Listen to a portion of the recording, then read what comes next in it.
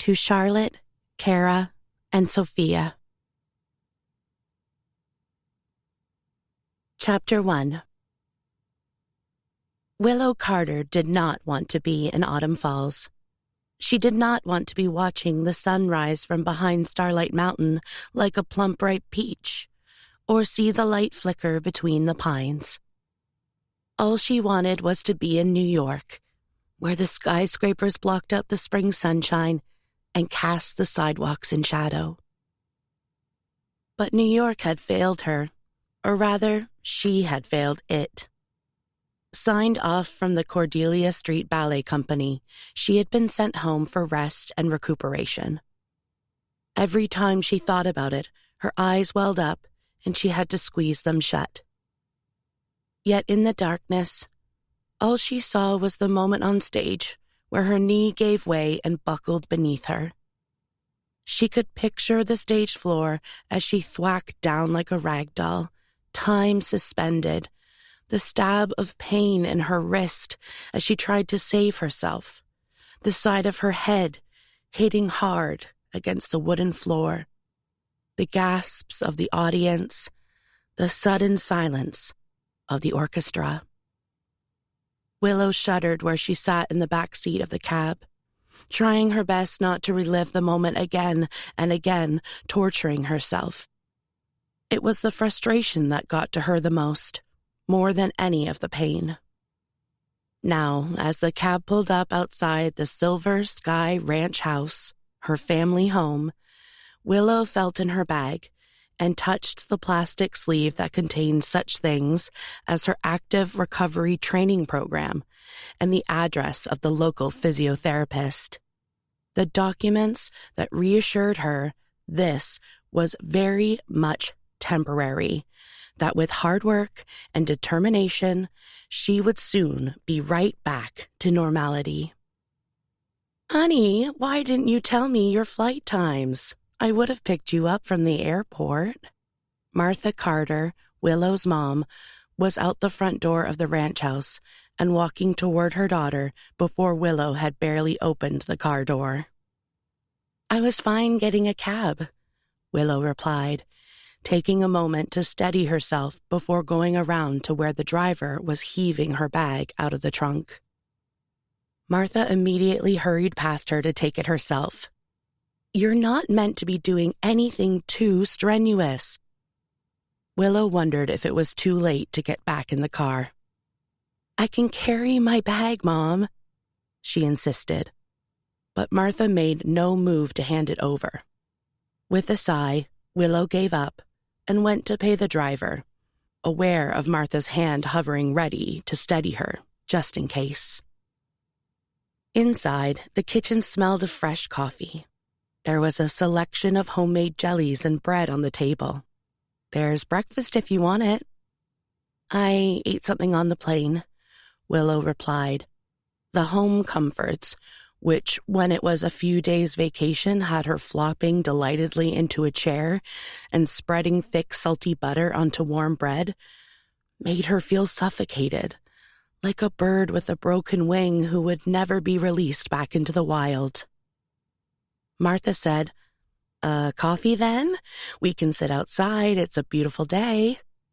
"I'm fine in here." Her tone was petulantly teenager, but she couldn't seem to help it. She would have liked to have gone up to her room and shut the door. Her mom pulled out a chair for her to sit down and reached out a hand to guide her. "I'm not an invalid, Mom," she snapped, unable to help herself, but hating the fact. Martha stepped away, palms raised. "Sorry." A voice from the doorway said, "Here she is, a little ray of sunshine."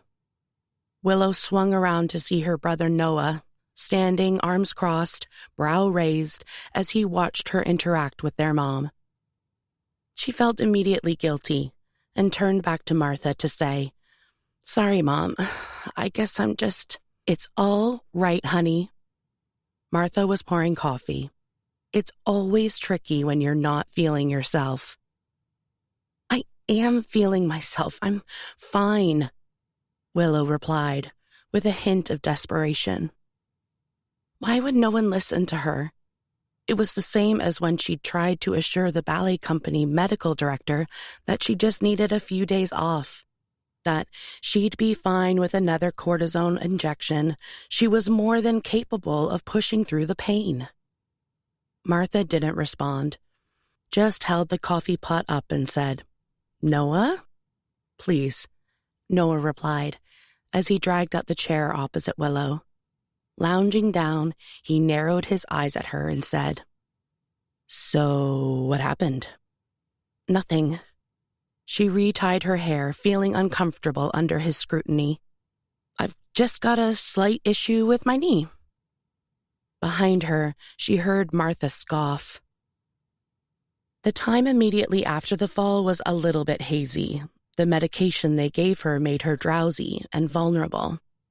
So when she'd heard the gentle concern in her mom's voice, she had vague memories of sobbing down the phone about how hard it had been trying to push through the pain for so long. Noah considered for a moment. "So you're gonna take some time to get better?" Willow shrugged. "Apparently so." The glance between Noah and her mom as Martha came over with the coffees prickled over Willow's skin. Martha had lots of questions. She wanted to know exactly what the doctors had said and the name of the physio who had been recommended. There was talk about how Willow should get her brother Brody's girlfriend, Maeve, who was a doctor in the ER, to come and take a look at her knee. Willow was getting hot. She felt Noah watching. "So what's been happening here?" she asked, to change the subject. Noah stretched, rolling his shoulders back. He wore a tatty old t-shirt and clearly hadn't shaved for a week or so. His hair was shaggy and long, tucked behind his ears. He looked kind of feral, which was when he was happiest. "Same old." Then he paused and said, "Actually, I bought a horse the other day. Reminds me a bit of you." Willow frowned. "Why?" "'Cause she's a massive pain in the ass." Noah grinned. Willow shot him a withering look. Martha tipped her head and said, "Behave, Noah."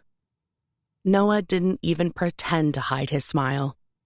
"She's out in the yard. She'll probably like you. Won't go near any of us." "Even you?" Willow raised a brow at her brother. "I thought you could tame anything." "Even me, Willow," he replied, refusing to rise to the bait. "She's got me stumped." Willow lifted her cup, blew on the steaming coffee. "Why'd you buy her?" "Because." Noah took a sip of his. He liked his coffee scalding. "She was the most beautiful horse I'd ever seen, and Ralph Stigwood was going to have her put down because no one can get within 3 feet of her." Willow put her cup down, immediately intrigued. She pushed her chair back and started to stand, trying her best to mask a wince of pain. "Let's see her." Noah stood up and put his hat back on. Taking his coffee, he walked casually over to the back door, holding it open for her to follow, no hand held out to help her up. It suddenly occurred to Willow that this was a ploy to get her outside, away from the questions and out of herself. It made her glance back at her mom to see her watching them fondly. As she walked past Noah, she said, "Did you do this on purpose?" "What, buy a nightmare horse because I figured my stubborn, single-minded sister would do something as stupid as dance through an injury?" "No, Willow, I did not have that foresight." She rolled her eyes like he was desperately being obtuse. "I mean, use the existence of the horse to get me to go outside." "Oh, that," he said. "Yeah, I might have done." He laughed, letting the screen door swing shut behind them. Willow made a show of sighing as they walked to the paddock, but she could feel her lips twitch with a suppressed smile.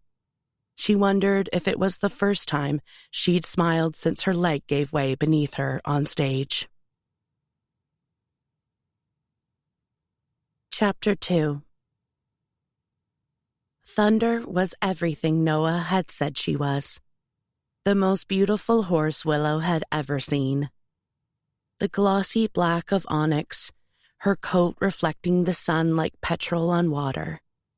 She had one white line down her face, as if someone had come along with a paintbrush and swept it from her eyes to her nostrils. The breeze swept her thick mane to one side as she stayed always a good few meters away, despite the offers of polo mints and apples, assessing them and clearly not impressed with what she saw. Willow lay in bed the following morning, the sunlight streaming in through drapes she had closed badly last night, staring at the familiar rosebud pattern of her childhood wallpaper, thinking about Thunder.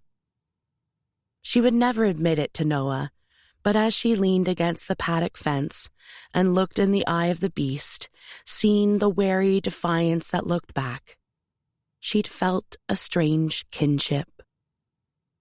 She'd tried to go back to sleep but couldn't. Her knee throbbed. She couldn't lie in bed any longer without her thoughts drifting to the season she was missing.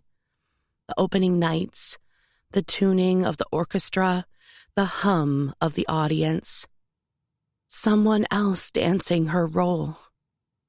She had to suppress the fear that rose up inside her at that thought.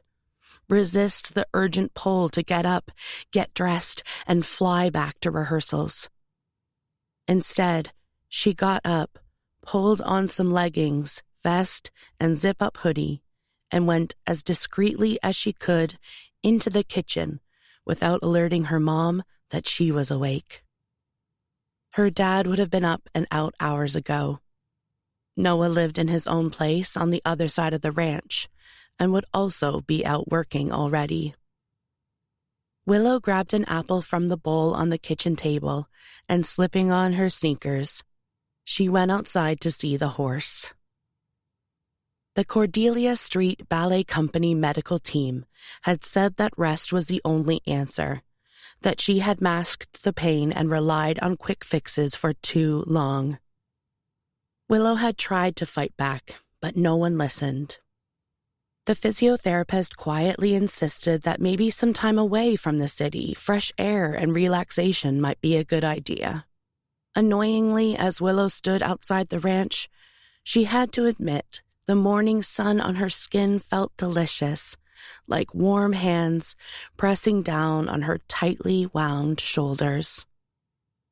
There was still a chill in the air that hadn't quite burned off, and mist hovered over the dewy grass as she walked carefully toward the paddock. Thunder was over at the far side, haughty and distant. "Hey, girl," Willow spoke softly to Thunder, slowly extending her hand with the apple. The horse didn't budge, just stared with a disdain that made Willow smile.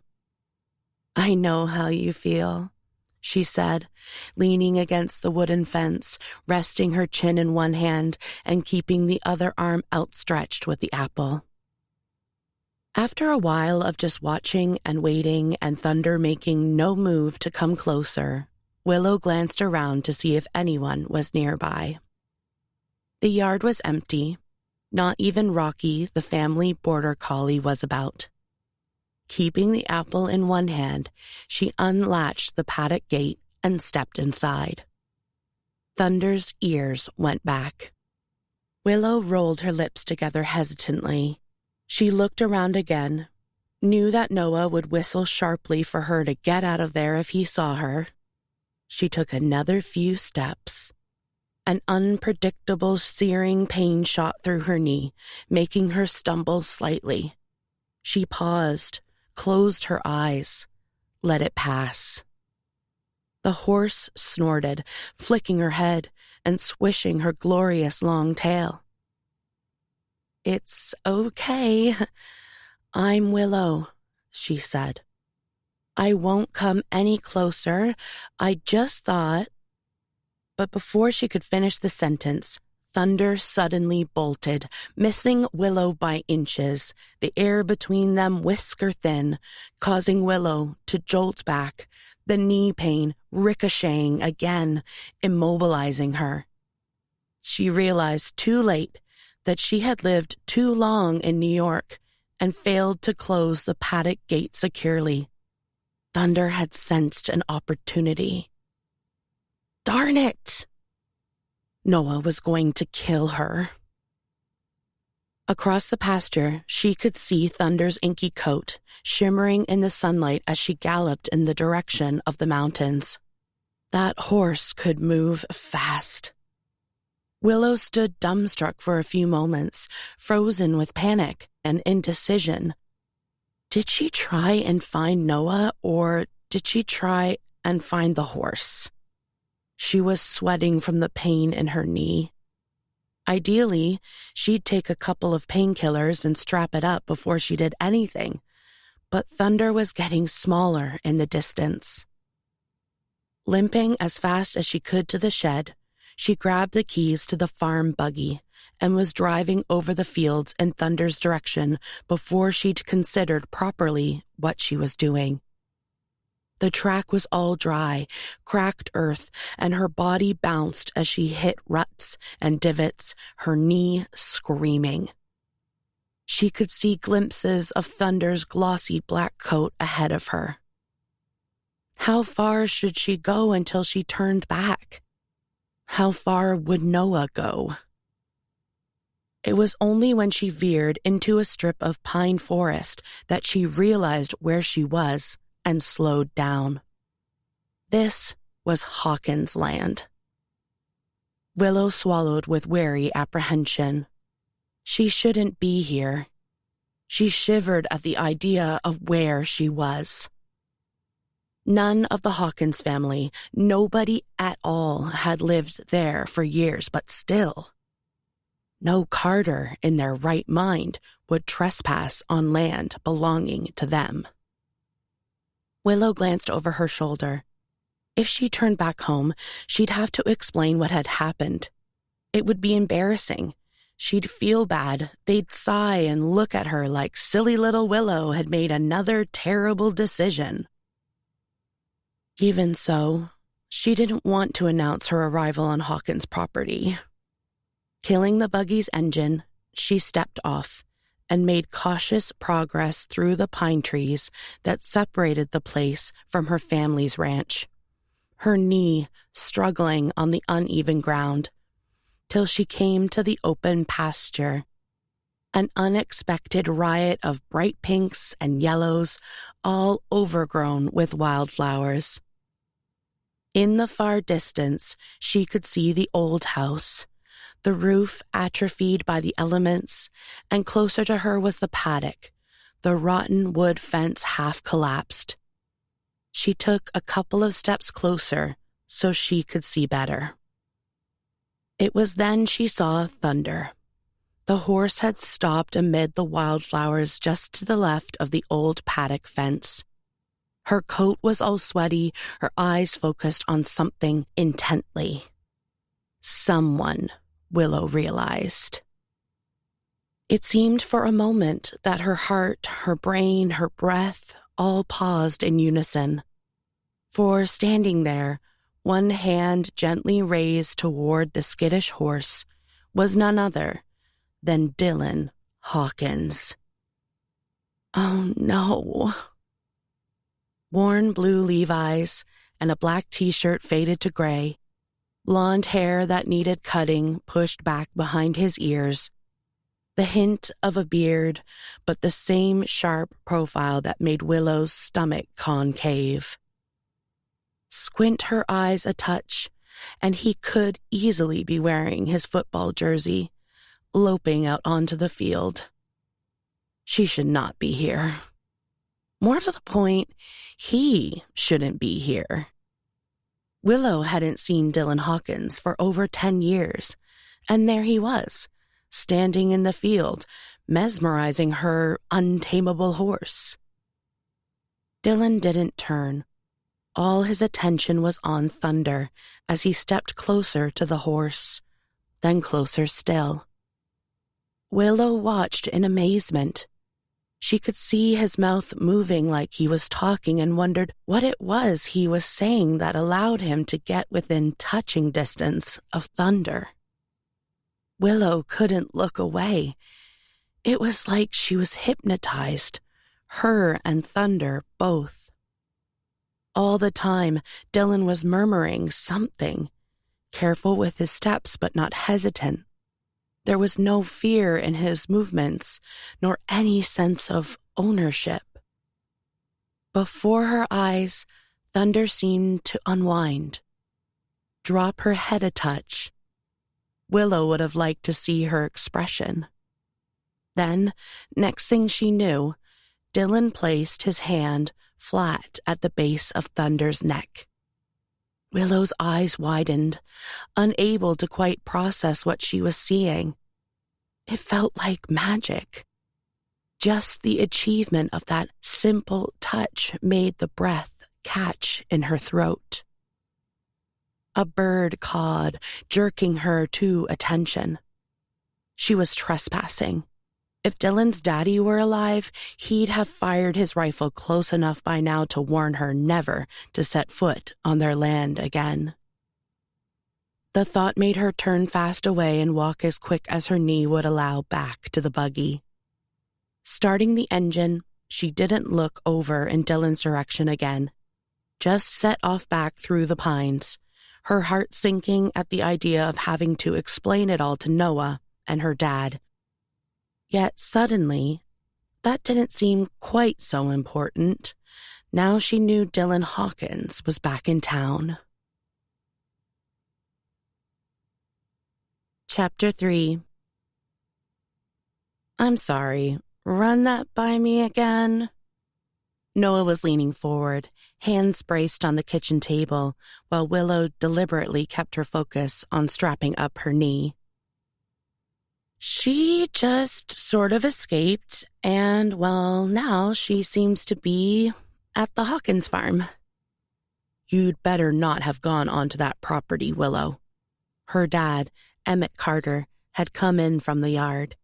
He looked tired, had aged since his heart attack the previous year, frustrated because he wasn't allowed to put in the long ranch days that he used to. I didn't, I promise. She wondered if her cheeks gave the lie away. I just saw from a distance. Noah pushed off the table and, closing his eyes, shook his head despairingly. Someone's going to have to go and get Thunder back. Emmett cursed as he heaved himself into the chair at the head of the table, the sharpness of his voice making Rocky, who was asleep underneath, look up.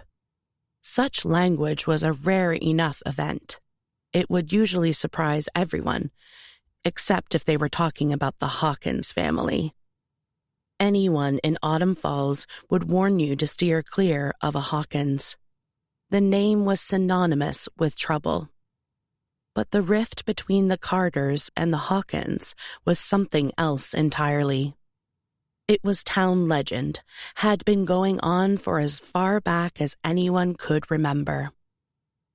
Willow looked at her dad sitting fuming in his chair and felt a pang of guilt at how visibly weaker he was these days. Noah ran the ranch now, pretty much, and Emmett hadn't taken kindly to having to take a back seat. Martha kept a close eye on him, tried not to let him get too head up about things, but now here Willow was, bringing more stress into their lives. Please don't wind yourself up about this, Emmett, Martha warned. Noah will get that horse back. They all knew that was extremely unlikely given Thunder's track record. Willow winced as she was forced to add, "Problem is, I think Dylan was there." She saw a flash of him in front of her eyes, his hand outstretched, touching Thunder's neck, succeeding where everyone else had failed, felt goosebumps shiver over her skin. Emmett jerked upright. "You're not serious?" She bit her lip, not wanting to confirm it. Noah narrowed his eyes. You sure it was him? Willow shrugged, as if not 100% certain. But she could recognize Dylan Hawkins a mile off. Just the idea of him back in town made her have to look away from the others, worried about any kind of telltale blush. Noah sighed and tipped his head back to stare up at the ceiling. Emmett thumped the table. Of all the stupid things, Willow! She flinched, suddenly weirdly fearful. The smells, the table, the anger taking her back to being a teenager, raising her eyes to meet her mom's across the kitchen. This time, however, Martha wasn't there to meet hers. Instead, she was busying herself getting her dad's box of pills and a glass of water, trying to get him to calm down. Noah picked up his hat and strode reluctantly to the door. I guess I'd better go try and get her back. As he opened the door, his girlfriend, Wren, was standing there, about to push it open herself. She laughed as she half stumbled forward. Hey, honey pie, she said, the kind of jokey endearment that Noah would only tolerate from her. And running her hand down his arm, she went up on tiptoes to kiss him on the cheek. Then she took in the mood of the room. What's wrong? Nothing, Noah replied, turning, brows raised in Willow's direction as he added, It's all just fine. Willow looked down shamefully at her empty plate, hearing her dad's damning sigh at the end of the table and Wren's perplexed, What's going on? But however guilty she felt about Noah having to go and get Thunder, or her dad's extra stress, her mind kept coming back to that image of Dylan standing in the wildflower meadow, her heart thrumming with traitorous excitement at the idea. Chapter 4.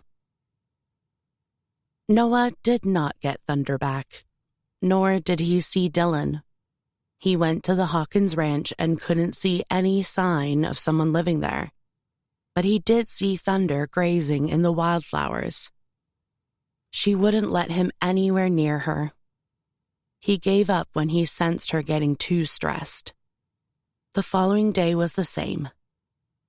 I'll work something out, he said, unconvincingly.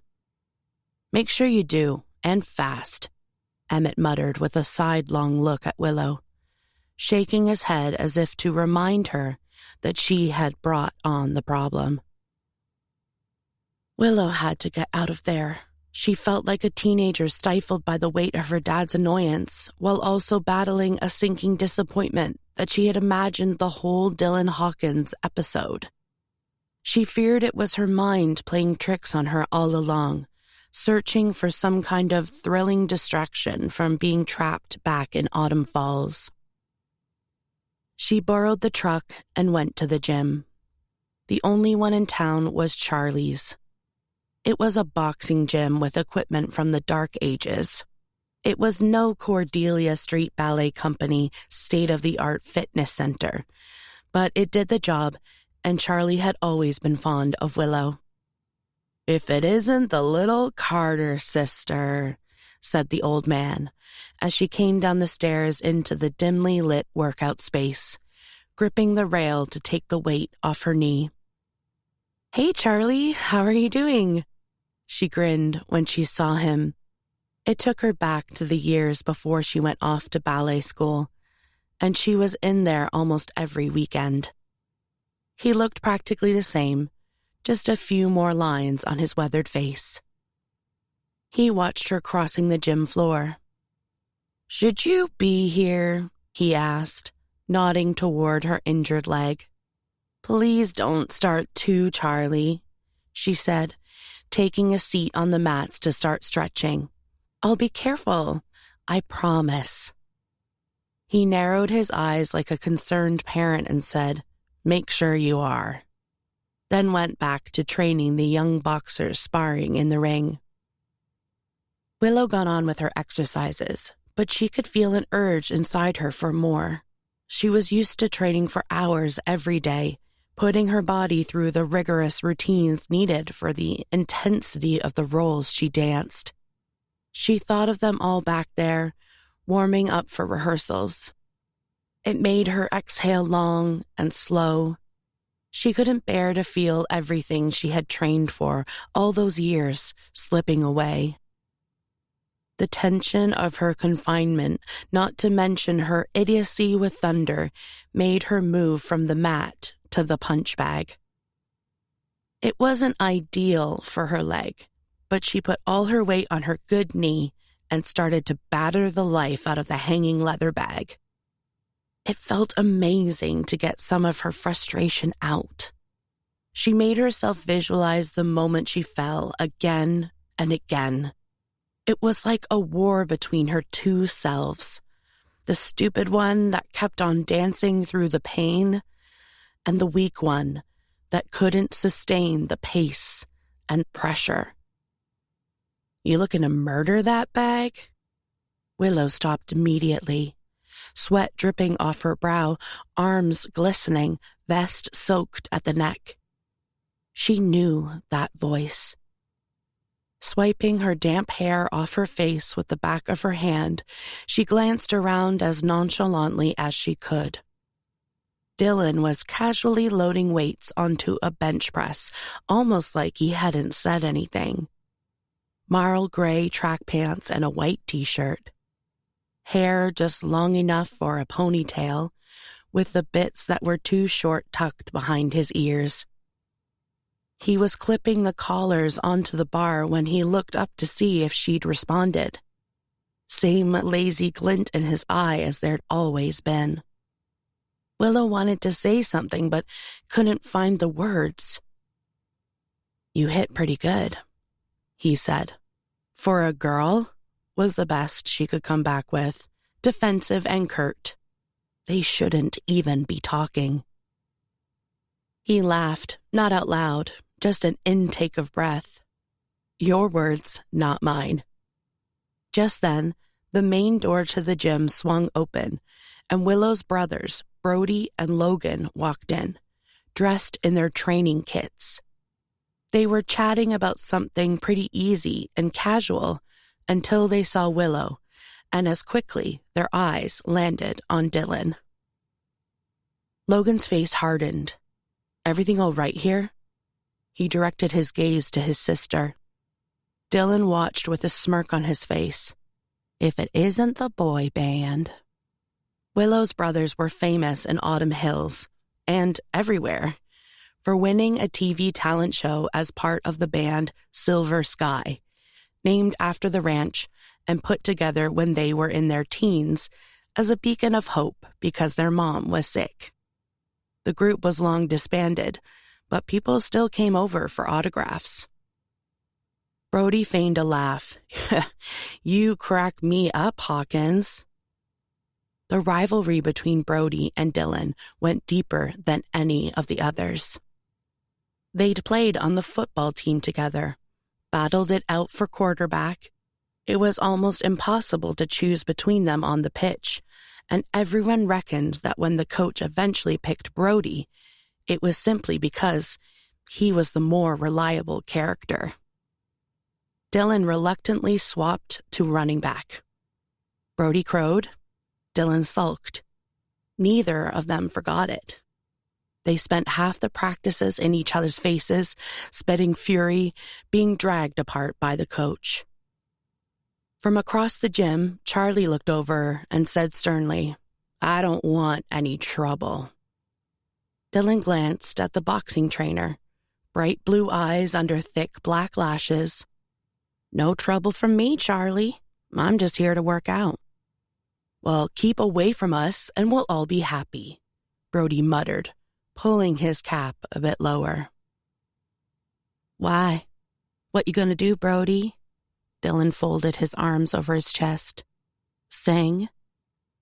A couple of the guys on the other weights machine sniggered. Brody's cheeks flushed with the same red as his t-shirt, and he took an irate step forward, but Logan said, "Leave it." Willow watched it all with her heart thumping in her chest. It was like someone had turned back the clock and forgotten to tell her.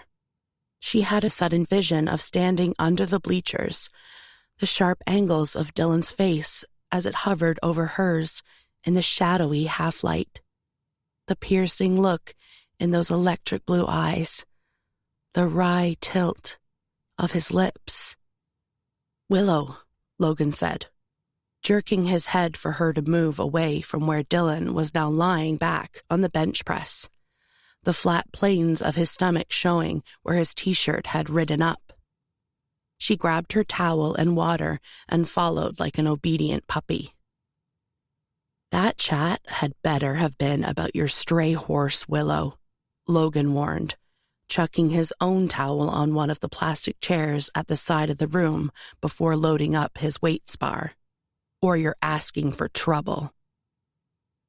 In the past, Logan had endured a near-constant battle of one-upmanship with Dylan's older brother, Tyler Hawkins. All the way through school, if one of them was someplace, the other tended to go elsewhere, unless they were in the mood for a fight. At Autumn Falls High, kids picked a side, Hawkins or Carter, and stuck with it. Everyone, except Willow. Standing in the gym, she shook her head, bristling inside at the overprotectiveness that went hand in hand with her brothers being around. It wasn't a chat, it was just... what was it? 30 seconds long and she was flustered and on edge. Thankfully, Noah strolled through the door, wearing cut-off track pants and an old blue Silver Sky Ranch t-shirt. He walked straight over to them without paying the blindest bit of notice to anyone else in the room. When he got there, Brody said eagerly, "Dylan Hawkins is over there."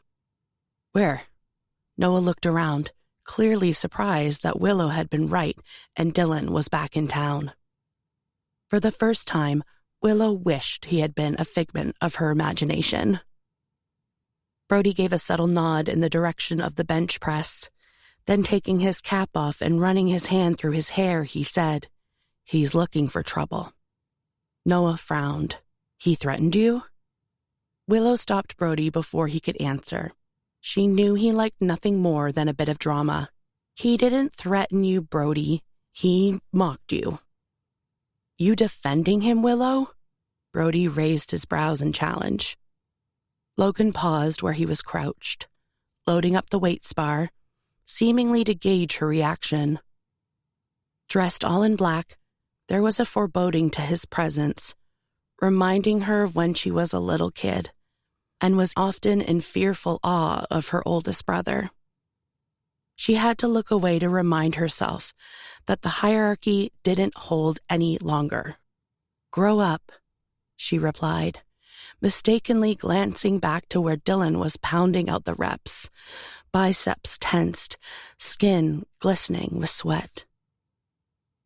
He seemed to sense her looking and racked his bar, eyes locked on hers as he sat up. It made her remember suddenly the times when football practice ended. When she was young, she'd wait in the bleachers for her brothers to give her a lift home, idolizing all the players as they jogged to the locker room, knowing exactly the two she wasn't allowed to look at, Dylan and Tyler Hawkins, but sneaking a look anyway. As she got older, she'd been in the school gym at the same time as them, working out on nights she wasn't driving to ballet. Somehow, however hard she tried not to notice him, Dylan would always catch her eye, doing it on purpose, she figured, to leave her blushing as she tried to focus on her exercises. Now, however, Dylan's attention moved to Noah, who had taken the break in his reps as an opportunity to walk over. Wiping his face of sweat, he looked up at Noah stood in front of him, hands in the pockets of his cut-off pants. "I heard you were back, Hawkins." "Did you now?" Dylan took a swig of water, took his time putting the bottle down on the floor, and giving his face another wipe with his towel, tucking his hair behind his ear. "This about your horse?" Noah frowned. "How'd you know she was ours?" Dylan glanced fleetingly in Willow's direction. Just a hunch. He'd seen her watching in the trees. She swallowed, felt her cheeks redden. Noah nodded, didn't look directly at Dylan, but off at the wall. I need to get her back, he said, matter-of-factly. Dylan lay down on the weights bench again. You can come any time you like, Noah. Willow watched as Noah paused, rolling his shoulders awkwardly. He started, stopped, ran his hand over his mouth. I didn't realize anyone was on the property, and I've actually tried a couple of times already, but Thunder... Willow tensed, watching as Dylan sat up again, clearly surprised by the fact Noah had been on his land. She turned and saw Charlie behind them, watching warily from the edge of the ring. Dylan looked down at the ripped leather of the weights bench, hands on his thighs. The air seemed to pulse with anticipation. Logan stood up, straight next to Willow, watched the interaction warily. Brody strained to get involved like a dog on the leash. Willow waited uneasily for what would come next, but Dylan just looked up at Noah and said simply, She can stay with me for as long as she likes. Willow felt her face soften in surprise. I'll make sure she's safe, Dylan went on, running his hand through his sweaty hair, pushing it back off his face. Then maybe, when she's ready, I'll bring her back. Noah seemed as caught off guard as the rest of them. That's very good of you, he replied. I appreciate it. Dylan tipped his head. His hair flopped back over one eye. It's not a problem, Noah. When Noah came back to where Willow and their brothers were watching, no one said anything. They got busy with their own weights, all of them pretending they hadn't been braced for the interaction to end badly. Yet there was an undeniable sense of relief in the air. Willow made the mistake of sneaking a furtive glance back in Dylan's direction, and to her dismay found him watching, waiting maybe, with that same wry smile on his face that she remembered so vividly. And when their eyes met, he winked, cocky and knowing. She couldn't look away fast enough. Chapter 5. A couple of days later, Willow cried at the Autumn Falls physiotherapist's office. I'm not crying because I'm upset, she said, taking a Kleenex proffered by the lovely lady. I'm just so frustrated. I know, the physio replied sympathetically. It takes time, Willow. I don't have time, Willow replied, swiping at her cheeks with a tissue. I need to get back. She was desperate. She didn't sleep. She lay in bed going over and over her steps. She did whatever exercises she could that wouldn't impact her knee till she was exhausted, but still, her mind wouldn't shut off. She berated herself for not stopping sooner, yet saw her life like a clock, her ballet years counting down before her eyes. She watched the WhatsApp groups of all her dance friends roll on without her, their lives so entwined with the ballet that outside of it, Willow had nothing to add. You don't need to do anything but get better. Except, more to the point, Willow wanted to get back. She felt like she was lost in a labyrinth. Too much history around every corner in Autumn Falls. Too many eyes on her, following her every move, her every conversation. And then there was Dylan, his very presence winching her back to her teenage self.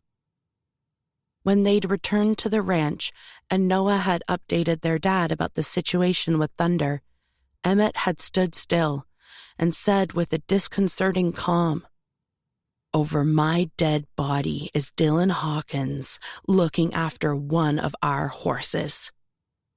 Noah put his hat on, tugged it down low, and said, "Well, you go get her then," before swaggering off to the barn, Rocky tight on his heels.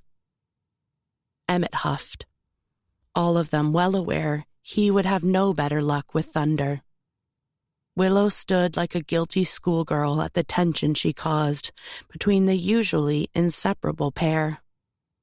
"I'm sorry," she said, but it came out more quiet than she'd intended, and she didn't know whether her dad had heard and still chose to stride away without a backward look, or whether the words simply hadn't been loud enough.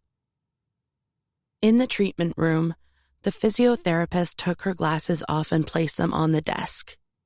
"You rush this, Willow. You won't ever go back. You understand that, don't you?" Willow didn't say anything, the words pounding in her head. "Relax. Have some fun." The physio smiled. "I know it's difficult, but stress will not help your recovery. It's as much up here."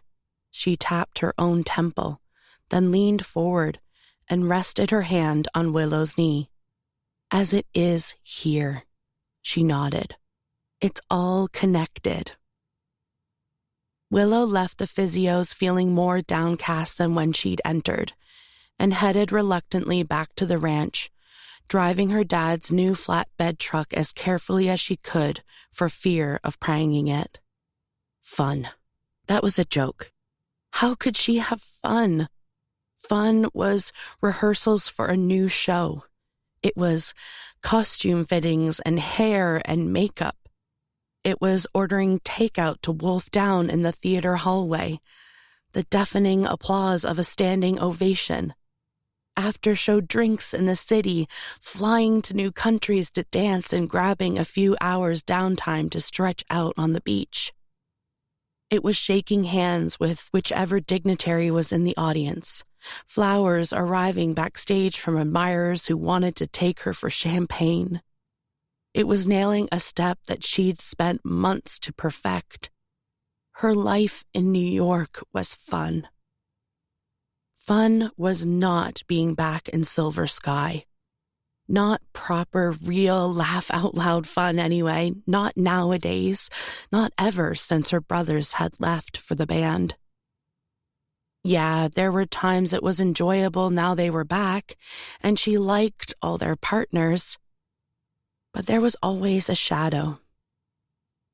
It had been awful when her brother Jack died a few years ago, and everyone was making a concerted effort to try harder, but it still didn't feel right.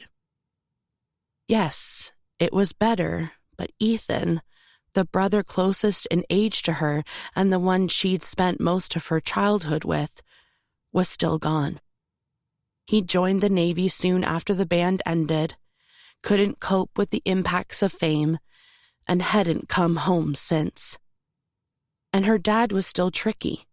While his heart attack had made him see life differently, better, his process of forgiving the boys for leaving in the first place had been a slow, arduous one. No, she wouldn't call it fun.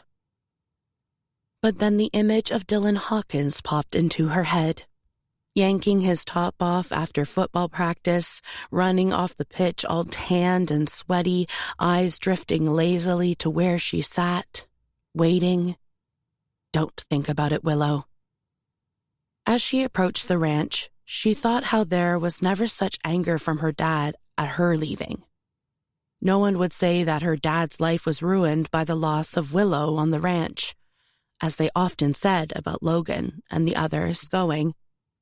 She often wondered if he'd even noticed that she'd left, whether it made an impact on his life at all. He'd never admit it, though, of course. It was thinking about this that made her carry on past the turning for the Silver Sky Ranch, past the big gates and the impressive driveway. She thought of all the times in the early days, after her brothers had left, when she'd have to tiptoe past Emmett sitting vacantly in the living room, or incur his wrath if there was too much rattling of pots and pans in the kitchen, or if she was talking too loudly on the phone. She drove on by properties she hadn't passed in years, her journeys home always taking her straight to the ranch or on a jaunt to Main Street.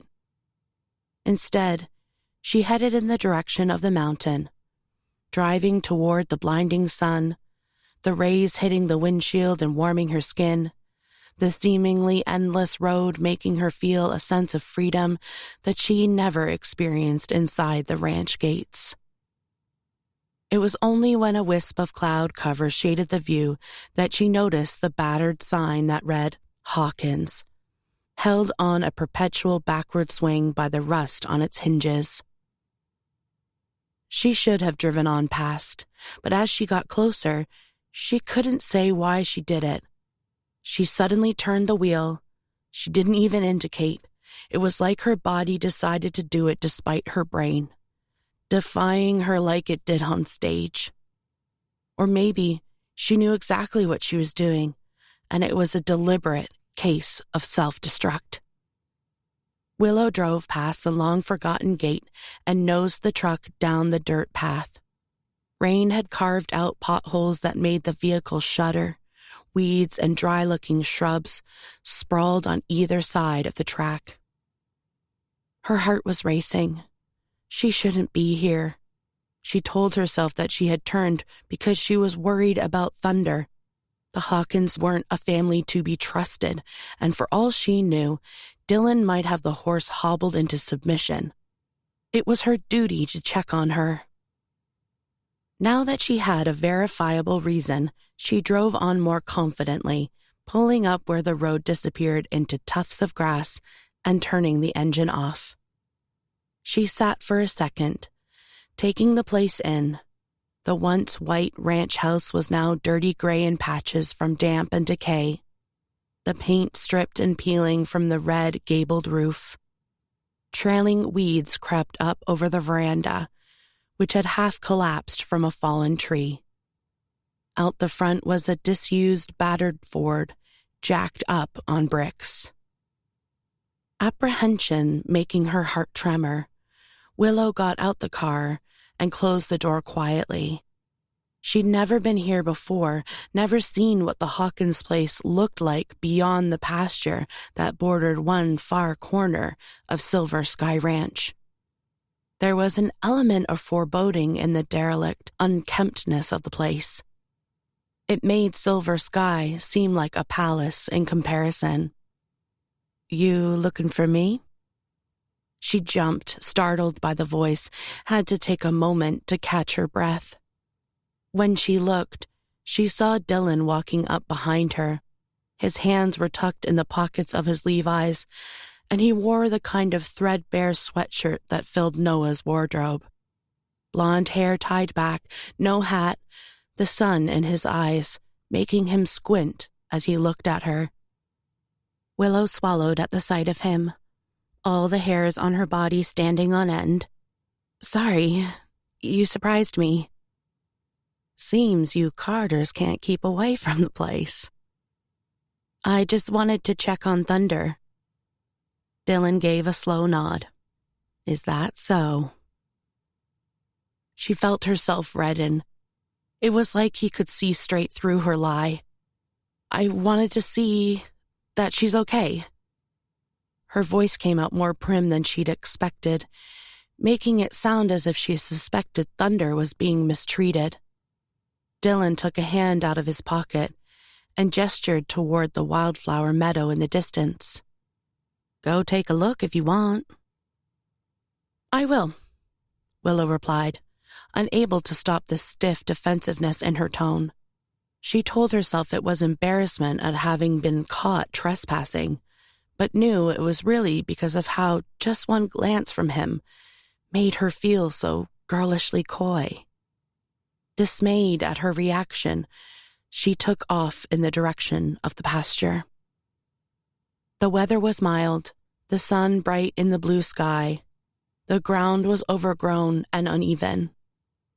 Willow's leg jarred with every step, but she refused to let it show, walking with a straight-backed, chin-raised defiance despite the pain.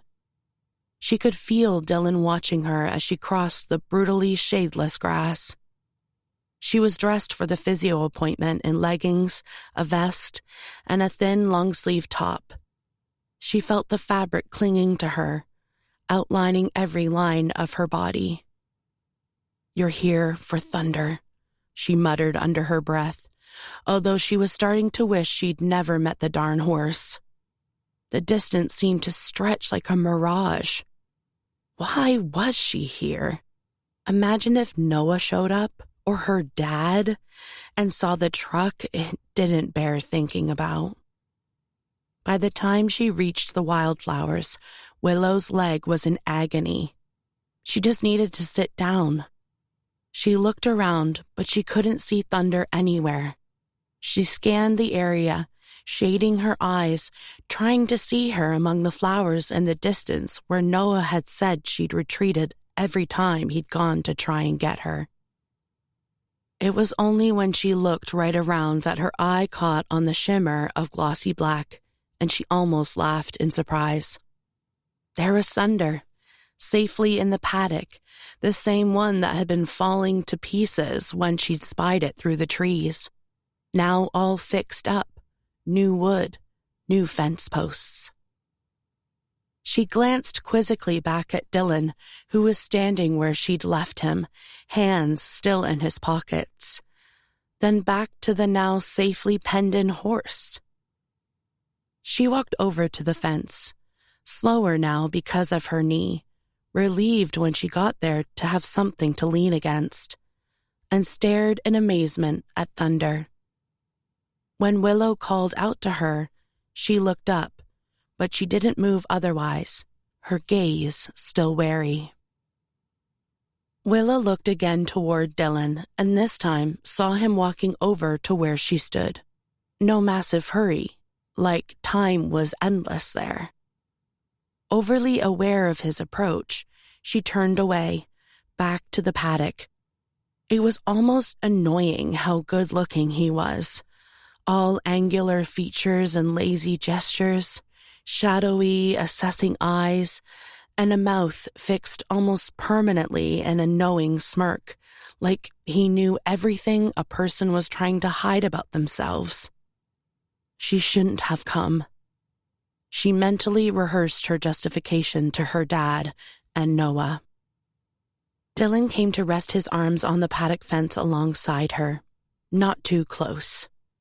He didn't say anything, gaze focused on the horse.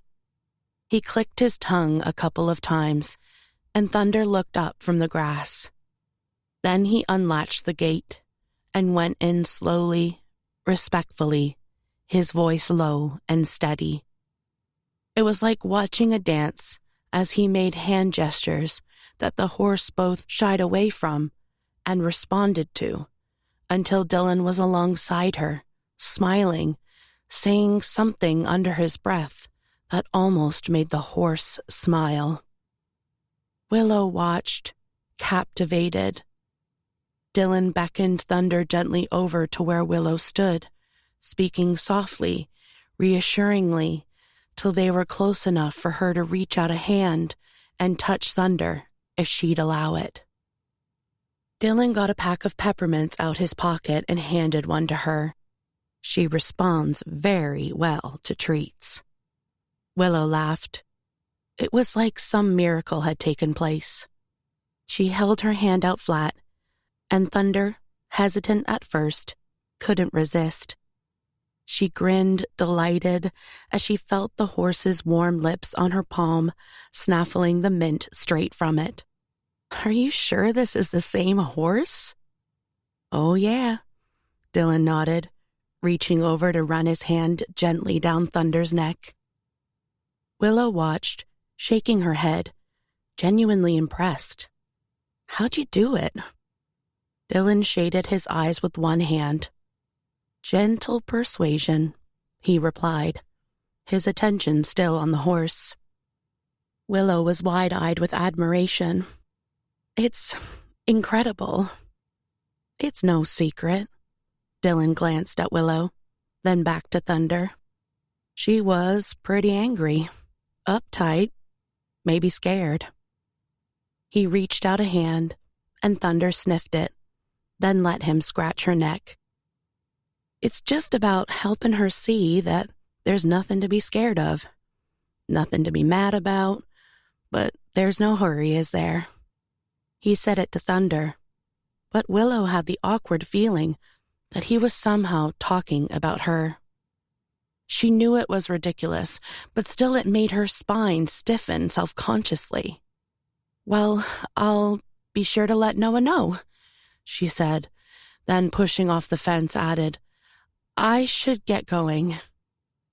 Dylan nodded, didn't seem fazed by the sudden change in her demeanor. "Okay."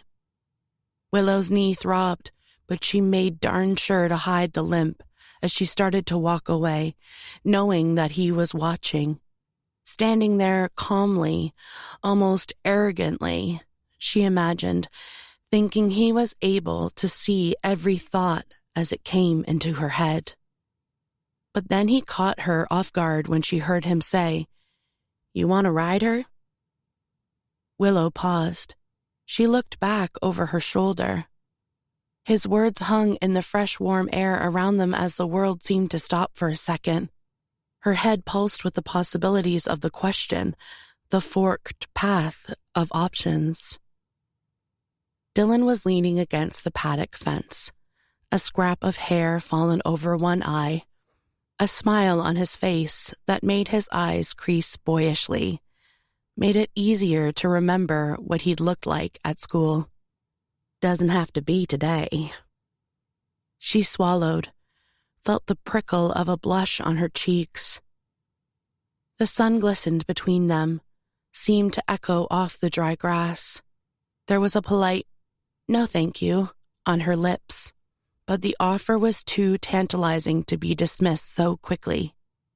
She had to look away from Dylan so as not to be distracted by the girl inside her who sat in the bleachers waiting for football practice to finish, just so she could see that look he was giving her right now, who lay in bed and listened to the sound of his and his brother's bikes as they carved up their fields.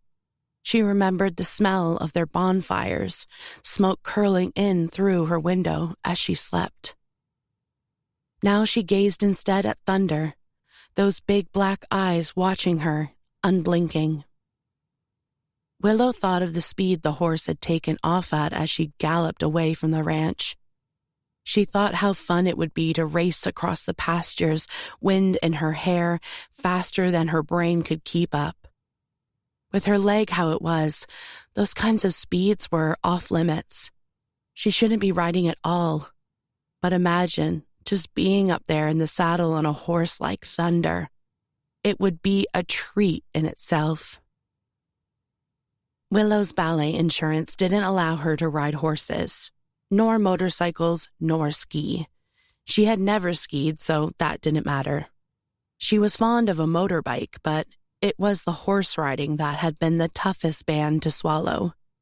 No morning gallops as the sun rose through the mist.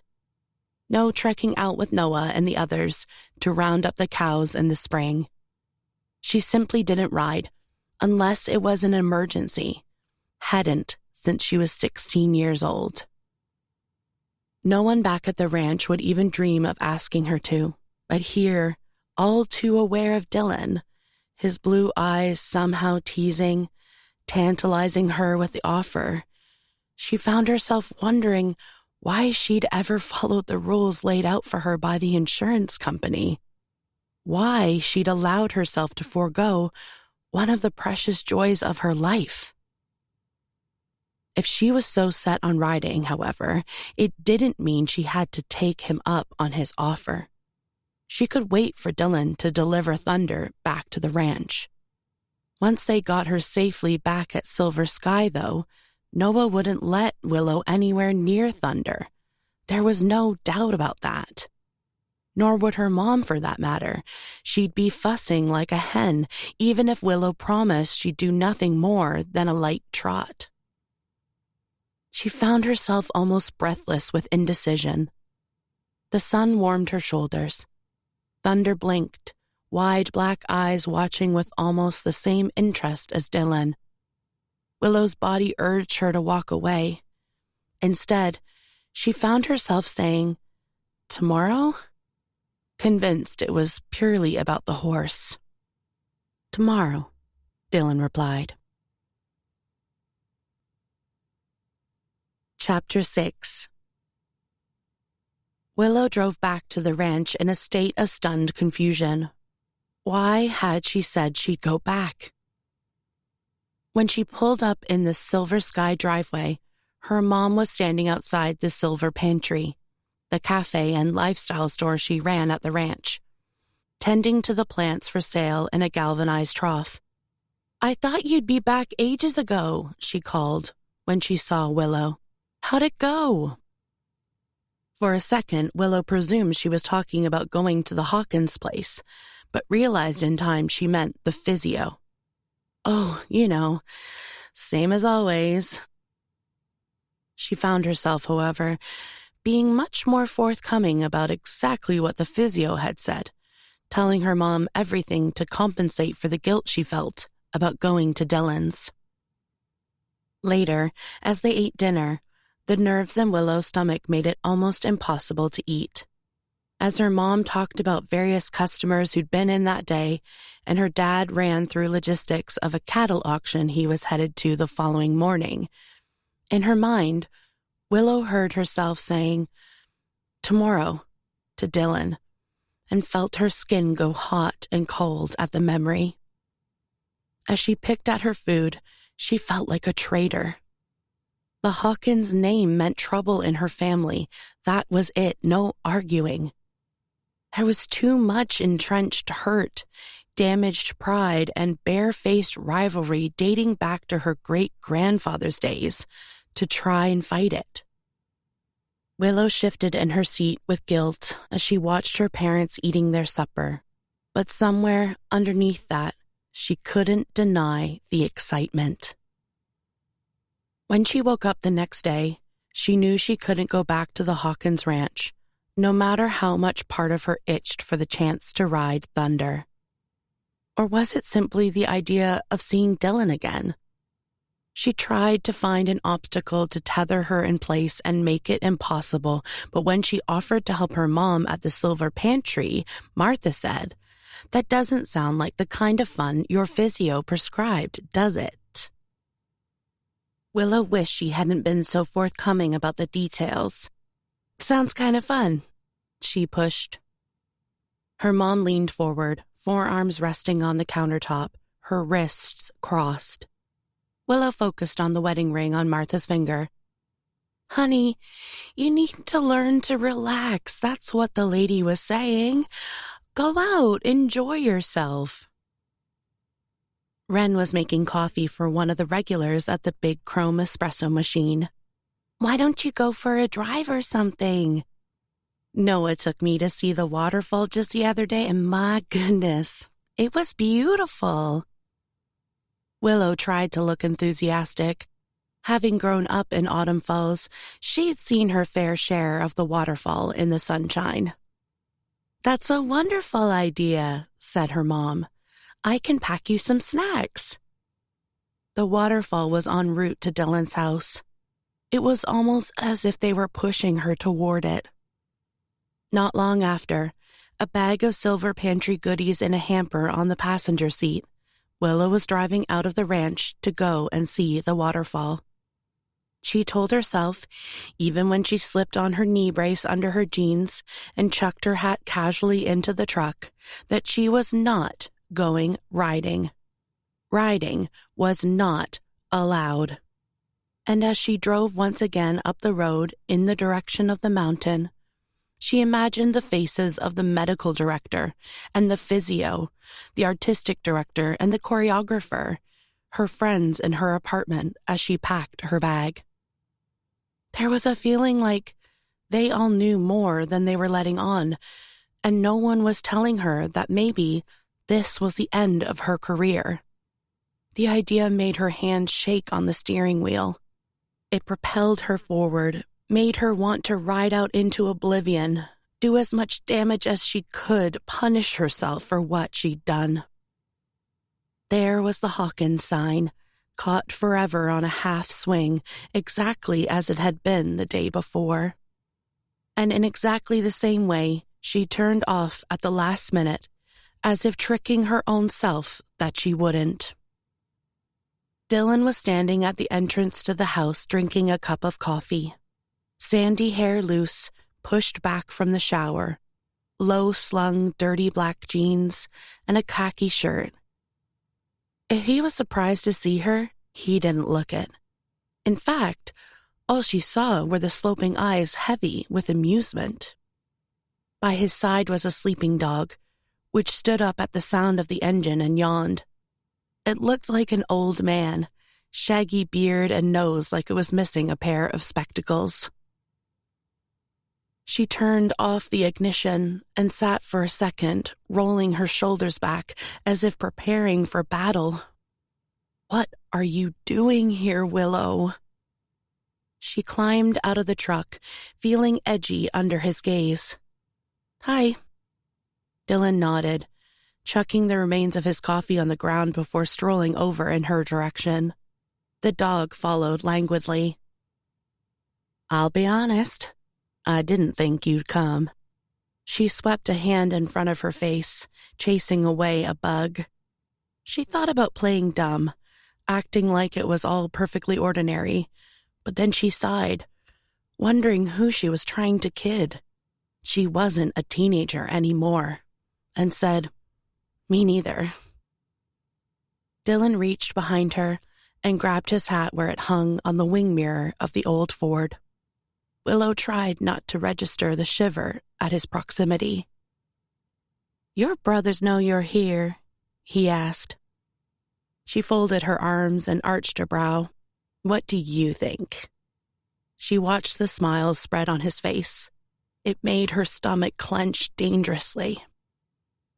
Dylan tipped his head, nodding in the direction of the paddock, and said, "Let's go." She was silently pleased that he didn't push it with any more questions, didn't act smug that she'd gone behind her brothers' backs, and followed behind him, relaxing a little bit, letting her crossed arms drop as she walked. The dog started to follow, then changed its mind, and went back to sleeping in the sunshine. "So, how've you been?" Dylan asked, as they walked, like they'd been friends for years. It caught her off guard. This was Dylan Hawkins. He didn't ask after her. He swaggered broodingly down school hallways or lounged unapproachably in the corner of the diner surrounded by his pack of friends. "I'm fine," she replied, smirking slightly to herself at the idea of them chatting, thinking of how in the past she'd barely been able to speak in front of him. He glanced over his shoulder. "Something funny?" he asked, when he saw her expression. "Nothing," she replied, pulling her own hat on. It was the same one she'd worn as a teenager. Wearing it reminded her of how naive and tongue-tied she'd been back then. Just that memory made her catch up with Dylan, so they were walking side by side. "So what are you doing back in town, Dylan?" He strolled with his hands in his pockets, casual and easy. "My dad passed a couple of months ago, left this place to me and my brother." Willow stopped smiling. "I'm sorry." "Don't be," he replied, eyes impassive. "I'm not." Willow wasn't sure what to say. She remembered Dylan's dad, Bob Hawkins, from the times she'd seen him in town, when her mother would look the other way as they walked past, or her brothers would hang their heads. But mostly, she knew him from the time he turned up at the ranch, how she'd watched him confront her dad from where she was hidden from view behind the screen door. Bob was an unsettling presence on their property, two tall, heavy-set, hard eyes. She remembered the moment she saw that Dylan was there too. The heart-sinking disappointment that came with the sight of him standing, legs apart, arms crossed, like a bodyguard behind his father. She had watched him as he refused to meet her eye, wondering if he'd fight her if his daddy told him to. "Is your brother coming back?" She tried to sound casual, slipping her own hands in her pockets, trying to mirror his ease. But she wasn't sure the town could cope with Tyler Hawkins rocking up as well. Dylan laughed at the suggestion. Not a chance. Tyler wouldn't step foot back in Autumn Falls. Willow nodded. Tyler had always been bad news. If there was trouble in Autumn Falls, there'd be Tyler. He'd got into a big fight with her brother Jack once. Tyler and his friends cornered him one night. Jack was always quick with the scathing one-liners and had put Tyler's back up. Logan stepped in, tried to talk Tyler down, and got a busted jaw because of it. All the old guys drinking at the Firestone had been the ones to break it up. "You don't have to worry," he said, like he could sense her relief. Then, "I see pretty much all the boy bands back." They'd reached the paddock. Dylan went to unlock the gate, asking dryly, "They gonna reunite? Make teenage hearts flutter again?" "Never." Willow scuffed the earth with her boot, trying to hide her disloyal smile, then added more somberly, "Ethan's still away and Jack." Dylan paused, resting his arm on the gate.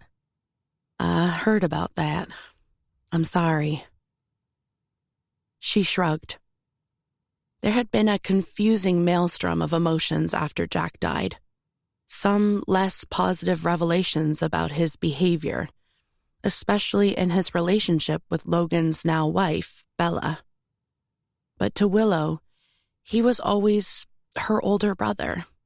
Charming, decadent, sly at times, but funny with it. Thinking about him was like a black hole of sadness in her mind that could go on infinitely if she let it.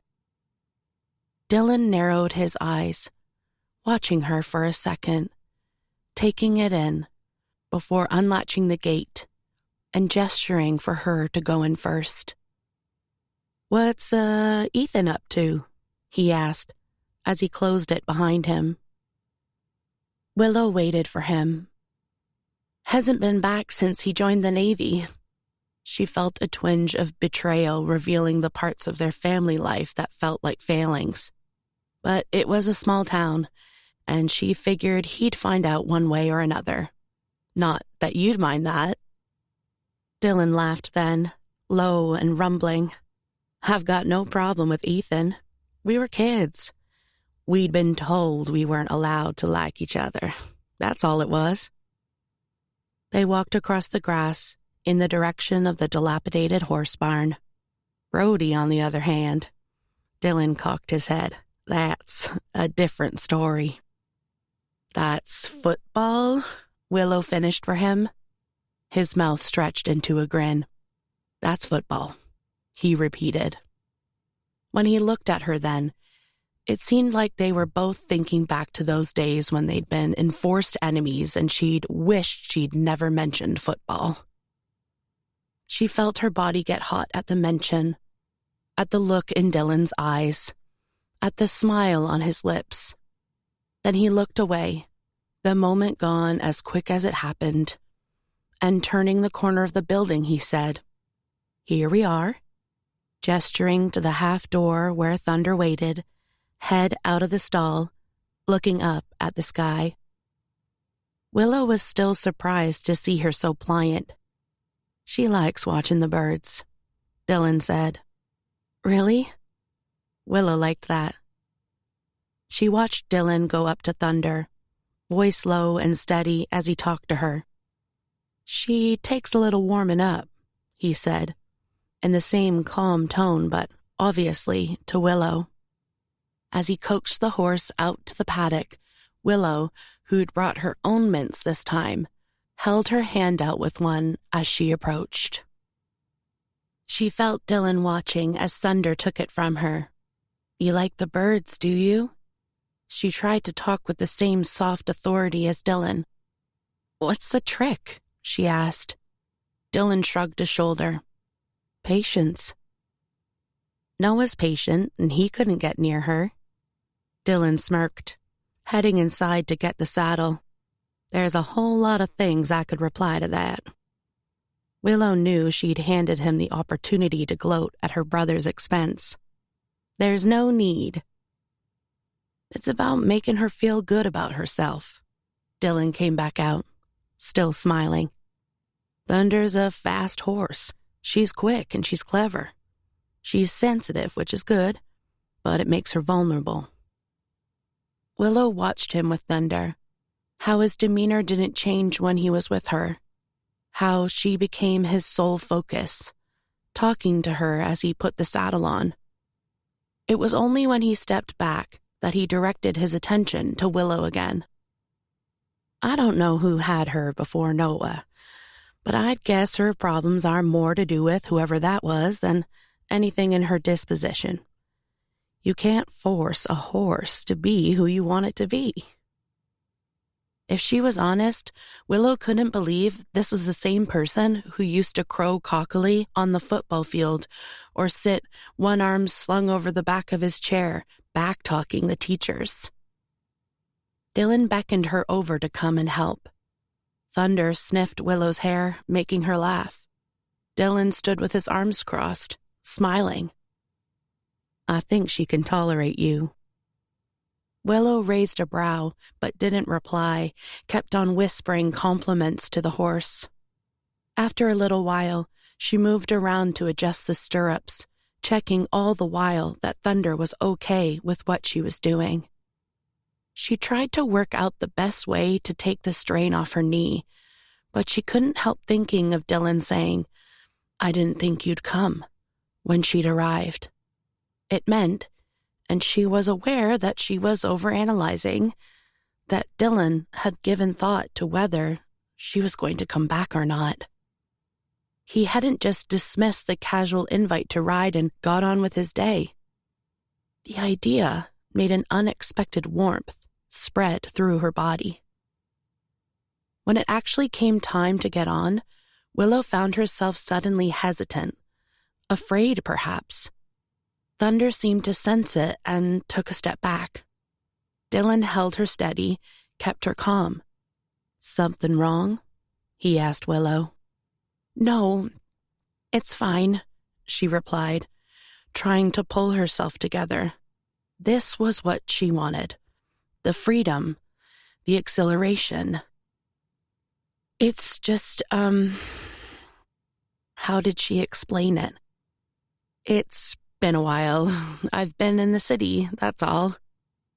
She knew in that moment that she should say she was injured, knew that she should step away and say that it wasn't a good idea. She wasn't the rider that Dylan thought she was any longer. But she couldn't do it. The words wouldn't come. There was a stubbornness in her that couldn't admit weakness in front of anyone, let alone Dylan Hawkins, of all people. She'd look stupid for allowing him to think she was capable, for going to the trouble of getting Thunder ready for her.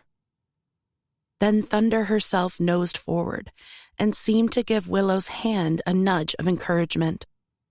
Her giant black eyes glass-like, so Willow could see her own reflection, see her hat and her shirt, her hair braided over her shoulder. She paused, looking for a moment at the horse, felt a lump in her throat at the encouragement. It almost made her laugh. "Okay, Thunder, I'm getting on." She shook off her nerves and with a hoist from Dylan, climbed into the saddle. Just being there was like a sigh of relief. She felt every muscle relax, like she was where she belonged. Dylan looked slightly perplexed. "Are you going to be okay on your own?" Willow found herself grinning, leaning forward, scratching Thunder's neck. I'll be absolutely fine." And with a click of her tongue, hands on the reins like she'd been riding as recently as yesterday, she headed out into the wildflowers. Chapter 7. A gentle trot through the flowers, Starlight Mountain in the distance, the sun glinting off the river, butterflies dancing in the air around them, would have been fine. Blissful even. But the further out she rode, her knee bearing up with the gentle pace, it wasn't enough for Willow. And when it wasn't enough for her, she could sense it wasn't enough for Thunder. She could feel the horse's rippling muscles, the pent-up energy trembling beneath the surface, almost crying out for her release, mirroring Willow's own frustrations, her own sense of being cut off from the world, trapped and penned in. Her muscles ached for the same freedom, the same release. Willow had seen Thunder's speed for herself. She remembered as a kid, galloping so fast it felt like flying. Too fast to think, too fast to remember how life had changed at the ranch. It was like outrunning her own mind. The memory of it was just too tempting. Thunder's excitement a bad influence. She should have known before she set off that she wasn't the type of person to settle for half measures. She knew it about herself. If the possibility was there to go faster, do better, try harder, then she took it, just like her brothers. They'd been goading each other for a lifetime.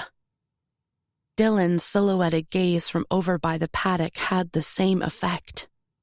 If Logan or Brody or Noah had been on that horse right then, they sure as heck wouldn't be trotting sedately. With a flick of her wrist, Willow urged Thunder on, unleashing all that quivering horsepower. Thunder didn't need to be told twice, and took off like a rocket across the meadow. For 20, maybe 30 seconds, it was everything Willow had hoped for and more. Wind in her face, sun glinting on the mountain, hat long gone, hooves pounding the dry earth as they whipped through the meadow grass. The exhilaration was indescribable. Her cheeks were wet from the sheer speed they were going, and yet Thunder got faster with almost every stride. The scenery was technicolor bright. The sound was her own laughter in her ears. The joy was the wide, sweeping nothingness ahead of them. And then, suddenly, her knee gave way. The pain made her lose concentration and double over, but Thunder kept going. Willow pitched sideways, losing all control. She cried out. In a split second, the ground was hurtling toward her before she could even think to save herself. The fall was a blur. She landed hard on her shoulder, the jolt ricocheting through her neck and up into her head on impact. She screamed, unable to stop herself, then lay frozen for a disorientating second in a shock of fear and pain. Next second, she was present again, leg throbbing, shoulder burning as she tried to move. It was like a rerun of her fall on stage. She lay back, staring up at the sky, wondering when she would ever learn. Then she heaved herself up and looked around for Thunder, saw her over toward the river, slowed to a trot. Behind her, Willow could hear the gallop of hooves, and as she tried to stand, Dylan was there, on a sleek silver-gray colt, jumping down almost before he'd slowed to stop, face taut with concern. "You okay?" She nodded, panting as she tried to get her breath back. "I'm fine. You need to get Thunder. I'm really sorry." She should never have been so stupid as to think she could ride her. The only thing Willow seemed to be good at in the moment was hindsight. Dylan didn't even glance over at Thunder. "I think she can take care of herself right now. What the heck happened?" Willow shook her head, furious with herself. "I don't know. I just lost control." He took the excuse for now, but she could see from his face that he didn't believe her. "Can you stand up?" He held out a hand to help her when she tried to push herself up to standing on her good leg. She didn't want to have to take it, but when she tried to put her other foot down, the pain made her wince and reach out to clutch his palm tight. His hand was rough and cool and his grip solid. He went to steady her with his other hand, but she shook her head, couldn't cope with any more closeness, already overly aware of his touch, and embarrassed that she needed his help. "I'm okay." His hand hovered next to her waist. It reminded Willow of her mom when she'd first arrived, everyone trying to keep her steady. But with Dylan, she found she was less averse to his concern. "I'm fine, honestly, it's just my knee." She was shaking now from adrenaline as the shock caught up with her. "I've injured it. That's why I'm back." She made a face like she knew how ridiculous it was that she'd even attempted to ride. Dylan looked at her for a second, one brow arched incredulously. "You're injured?" he repeated. She nodded her head, biting down on her lip, feeling like a fool. Dylan shook his head, clearly baffled, but he didn't say anything, just gave a sharp whistle for the gray colt to trot over. When the horse was alongside them, he helped Willow up, then climbed on behind, his arms either side of her as he took the reins. Willow hung her head, mortified at everything that had happened. Her body throbbed from the pain, but more than that, all she seemed to feel was Dylan riding so close behind her. She kept as upright as she could so their bodies didn't touch, but she could smell the warm outdoor scent of him, feel his breath on her neck. His nearness did the same to her body as it always had, lit her from the inside like a firework. To distract herself, she imagined her dad seeing her now, cocooned in Dylan Hawkins's arms, and almost relished the instant cooling stab of shame. He rode them right up to the house, jumping down from the saddle and looking up at her as he said, "I take it you need me to help you down?" She knew she couldn't land on her leg and hated herself for it. "Yes, please." It was a struggle to admit. As she went to dismount, Dylan reached up and held on to her waist, solid hands guiding her to the ground where she winced on impact. "You know," he said, as she limped her way up the veranda steps, using his arm as support. "I thought there was something wrong the other day, and I didn't say anything because you seemed so assured." She couldn't tell if he was annoyed or not as he reached to open the door. "I'm really sorry, Dylan," she replied. Inside the house was dark and cool, the curtains drawn over the windows, the rooms bare of furniture. He glanced around to look at her like he was surprised she would think to apologize to him. Then, as he dragged a wooden chair over with his foot and gestured for her to sit down, he said, "It was a pretty bad fall, Willow. You're lucky." She didn't feel lucky. She felt foolish and guilty and ashamed. Infuriatingly, she felt her eyes well with tears and swiped them away. "I'm not crying," she insisted. Dylan's mouth tipped up in a half smile. "I think there's an old first aid kit in the bathroom. Let me check." He went off down the hallway, clearly to give her a moment to herself. Willow wiped her eyes with the heel of her hand, then blew out a breath to calm herself down. She realized she should test her injuries and rolled her shoulder. It was sore, but it wasn't broken. The softness of the grass had cushioned the landing. there was a cut on the underside of her arm. From where she was sitting, she tried to bend and straighten her knee. It wasn't great, but luckily, she'd fallen on the opposite side of the injury. All the while, she was taking in the interior of the house. Most of the contents had been stripped out, leaving behind bare white walls with brighter squares where pictures once hung. From what she could see into the living room, there was an old couch and a large fireplace, but nothing else. Bare bulbs hung from the ceiling, and one corner of the kitchen had yellowed from leaking rainwater. On the table was a camping stove with a kettle on top. Willow drank it all in with curious fascination. Was Dylan going to stay? Do the place up? He appeared back in the kitchen carrying a first aid box. Then he went to the freezer and, searching in the different drawers, found a cold pack that he wrapped in some paper towel. Dragging over a second chair, he sat down opposite her and handed her the ice pack, which she tentatively held to her neck. "What's that cut on your arm like?" She would have taken the box and done it herself, but her hands were shaking too much. He took hold of her wrist, leaning forward and inspecting the damage. She tried to breathe, tried not to notice how close he was.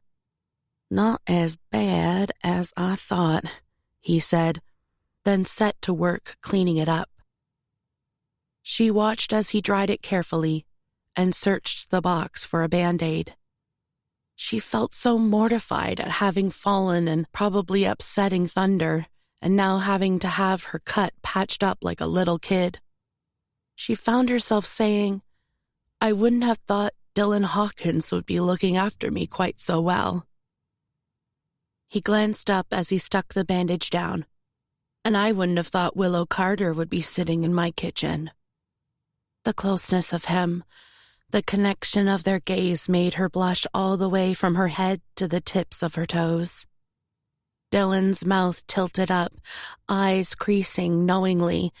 Then he let go of her arm and, scrunching up the wrapping from the Band-Aid, said, "Well, I'm glad you're alive because your dad would have killed me if anything had happened to you, not to mention your brothers." Willow felt herself redden again. "I really am sorry. I shouldn't have taken you up on your offer." "No kiddin'." He reclined back in the chair, folding his arms across his chest. He watched her for a moment, eyes scrutinizing as he said, "So, why did you?" She felt like thunder under the weight of Dylan's gaze, the sole focus of his attention. It made her swallow and say sheepishly, "Because the physio prescribed fun, and riding Thunder, well, it looked like real good fun." She tried to shirk her stupidity off with a laugh, but then sighed, thought about how frustrated she was with herself and everything that had happened, how she lay in her bed staring at the ceiling, feeling like the walls were pressing in.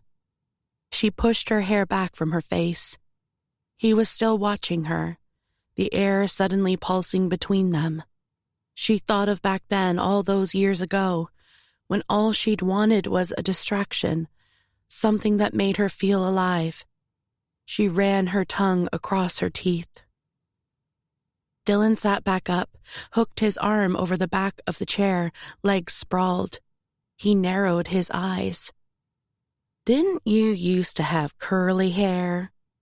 She laughed, because it wasn't what she was expecting him to say. "I did, but I don't like it, so I straightened it." He nodded, then said, "I liked it." Willow had to look away sharply to hide her blushing smile at what felt definitely like flirtation. "What are you doing tomorrow?" She looked back, saw the hint of a smile on his face too. "Nothing." He leaned forward, hands clasped, and looked up at her. "You want to have some fun?" Chapter 8. Willow woke up with a giddiness in her chest. It was a feeling unlike anything she'd felt in years. The anticipation of going on stage for her was always fraught with nerves, almost a fear at the emotion and endurance about to be drawn from her.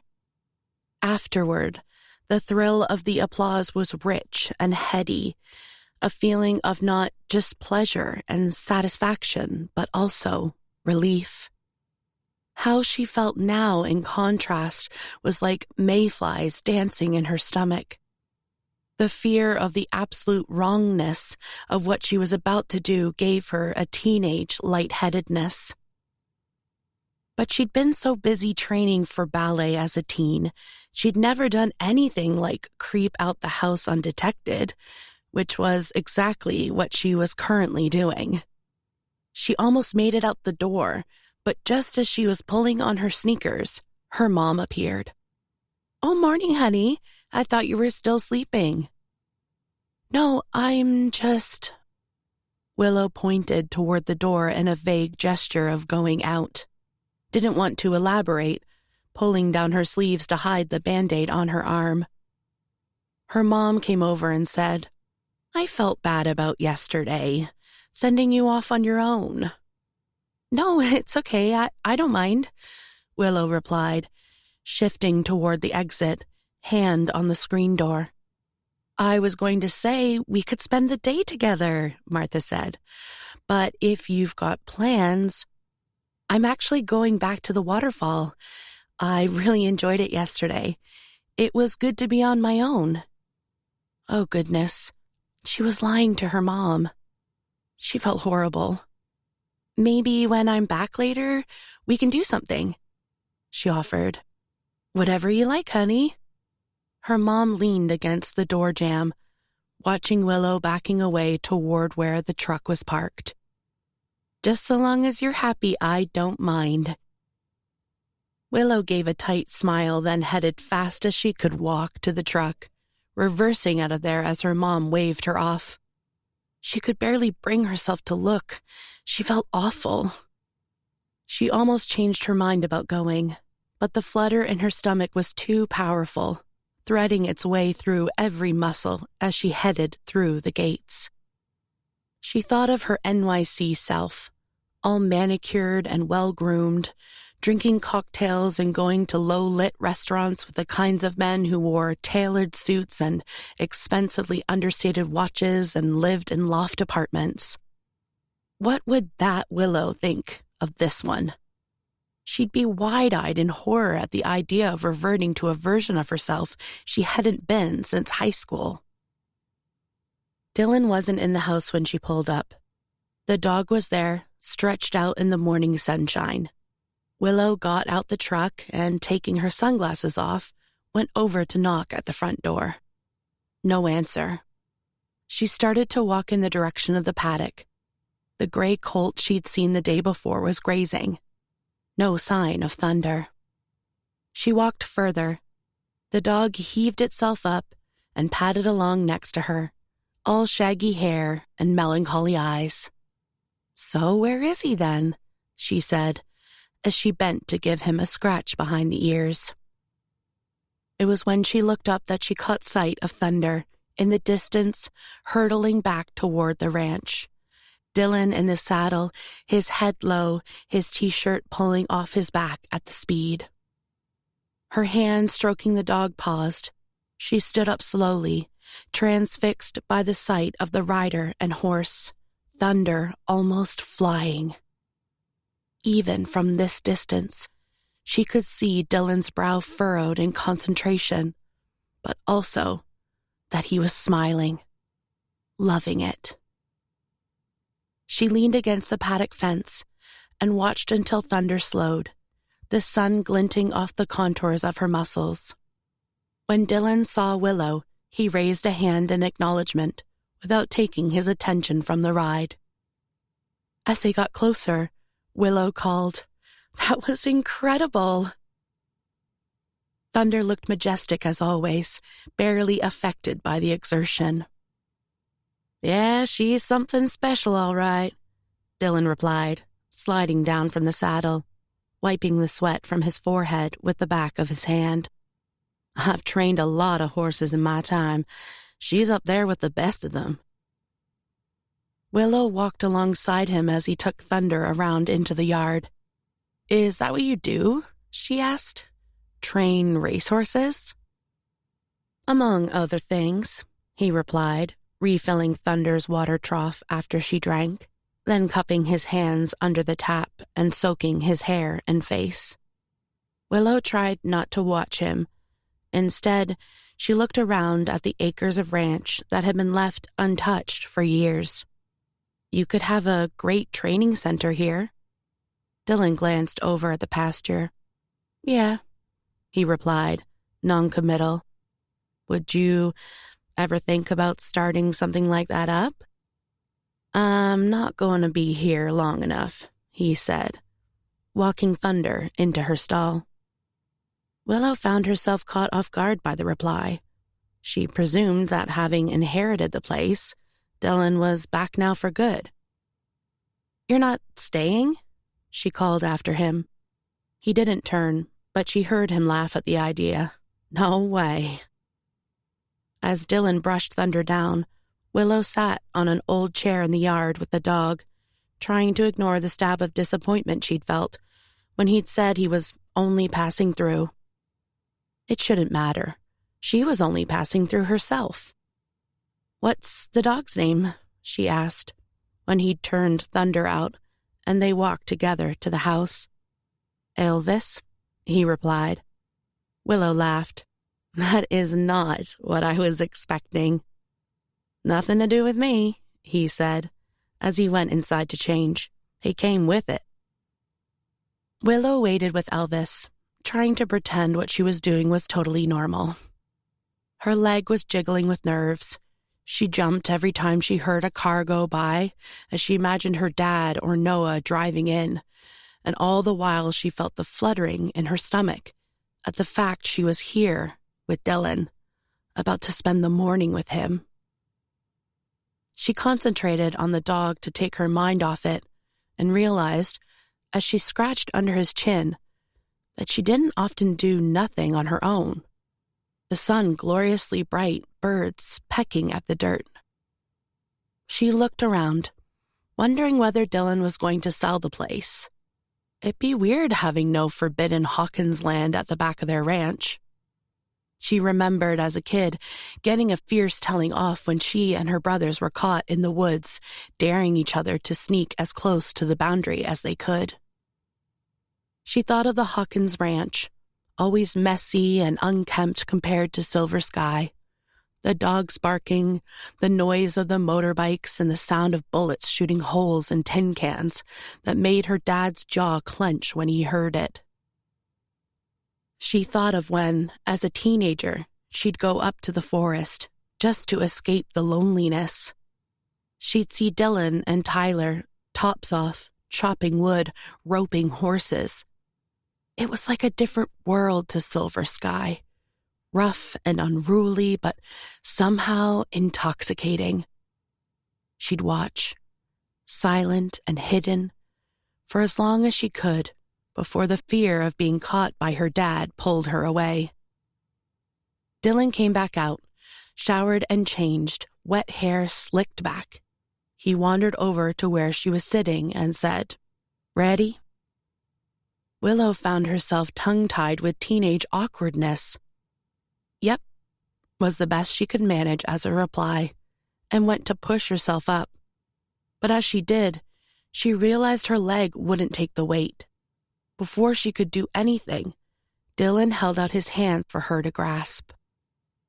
The moment their palms touched, she felt the shock of awareness at the contact and pulled away the moment she was safely on her feet.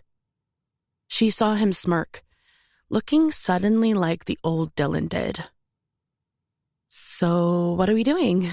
she asked, trying to gloss over it. He beckoned for her to follow him around the side of the house, out to the back where an old barn was just about still standing.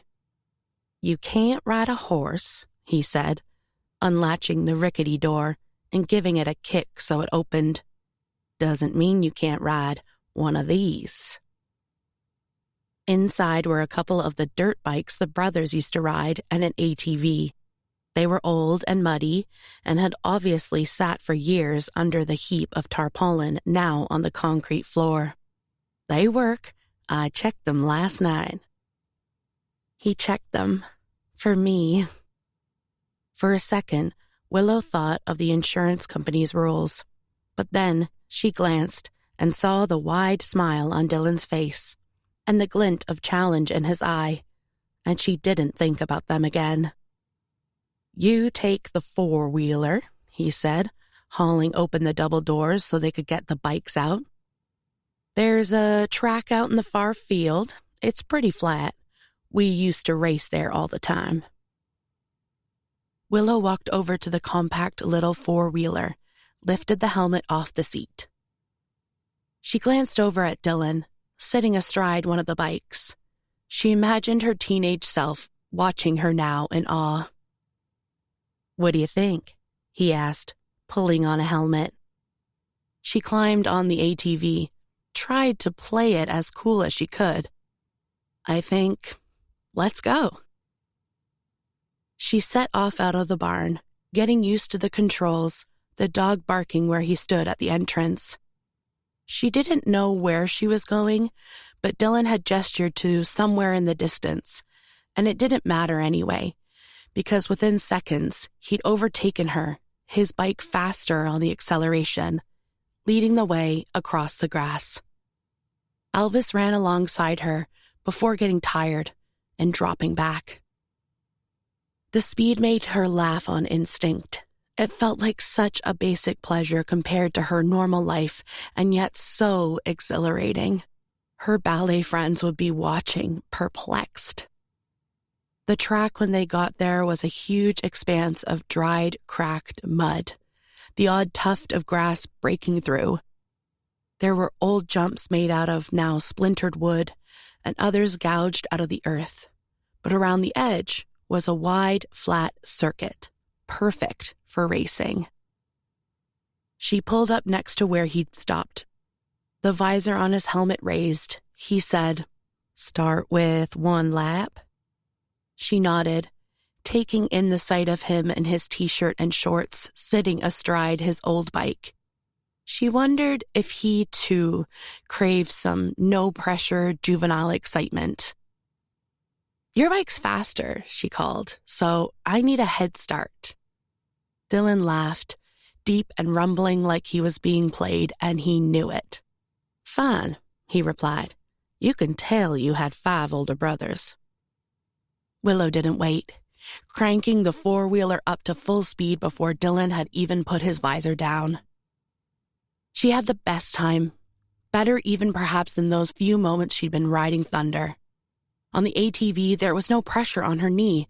It was all just pure exhilaration.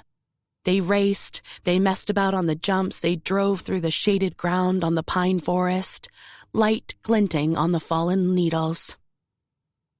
All the while, in the back of her mind was the bewilderment that she was here, hanging out with Dylan Hawkins. Elvis watched, barking when they lapped him, then ran alongside into the trees. But when he fell behind, Dylan told her to slow the four-wheeler, and the dog climbed into the second seat and sat up, looking over the handlebars like a passenger. They stopped when the forest opened out onto the river, the sky cloudless, the sun glinting down over the mountain and dancing off the water. Willow sat back in her seat with a sigh. Dylan had stopped next to her. He pulled his helmet off and after a moment, taking in the view, glanced at Elvis asleep next to her and said, "He seems to like you." She narrowed her eyes at the sleeping dog. "I get the feeling he likes anyone." Dylan tipped his head in acknowledgement. In Willow's mind, the look that followed between them was longer than it should have been. Or was she imagining it?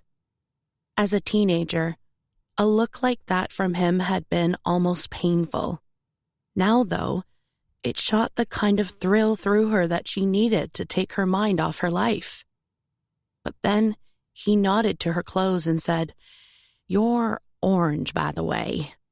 And she cringed inside at the idea she'd thought his look was flirtatious. Glancing down at herself, she saw that her sweatshirt, her leggings, her skin were all bright ochre from the dust kicked up by the bike. "Oh, wow." Dylan pointed toward the glinting river. "I might wash off in there." "Seriously?"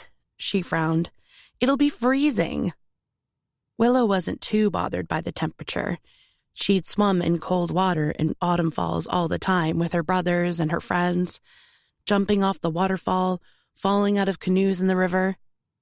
But swimming with Dylan suddenly seemed like a bad idea.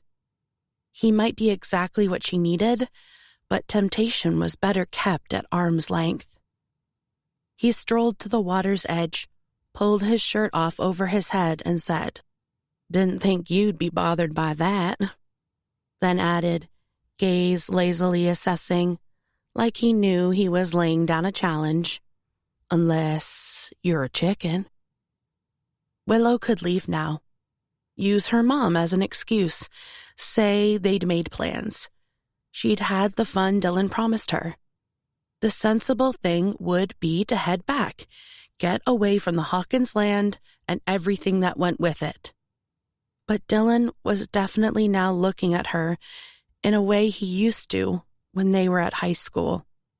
There was that familiar assumption in his expression that she was out of her depth, as if to turn back now would mean the joke was on her.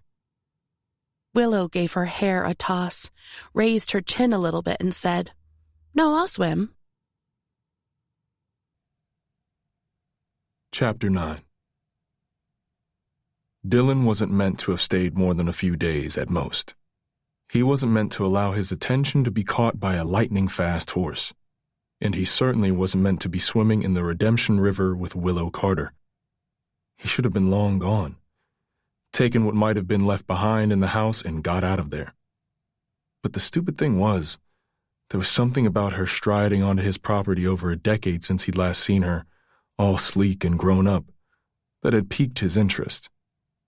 Even the darn dog liked her, and whatever he might have let Willow believe, Elvis didn't like anyone.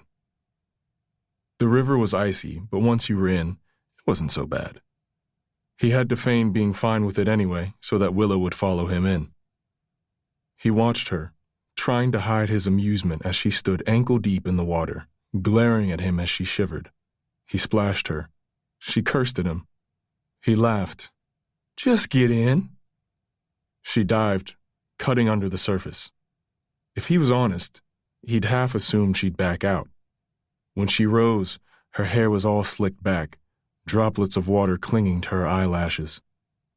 "Oh my goodness," she said over and over as she swam to warm herself up. Then finally she relaxed, lay on her back, and paddled with her hands. "Okay, I'm okay now." She looked around. "It's quite nice, actually." Dylan swam lazily. He could almost describe himself as warm now. "Hey, there's a rope swing." Willow pointed toward the old bit of rope hanging from a branch. "I wouldn't trust that if I was you." He looked uncertainly at the tatty bit of fraying rope that he remembered his brother tying up there one summer. "Why? Are you chicken?" she replied with no hesitation. There she was, all self-assured now. Wouldn't have challenged him like that in the past. He thought of her, all big doe eyes coming out of the changing rooms with her cute silver kit bag over her shoulder and her curls all neatly tied back. He thought of when he'd brush past her in the school hallway and feel the moment for the rest of the day. The time they'd found themselves sitting side by side during a speech by the principal.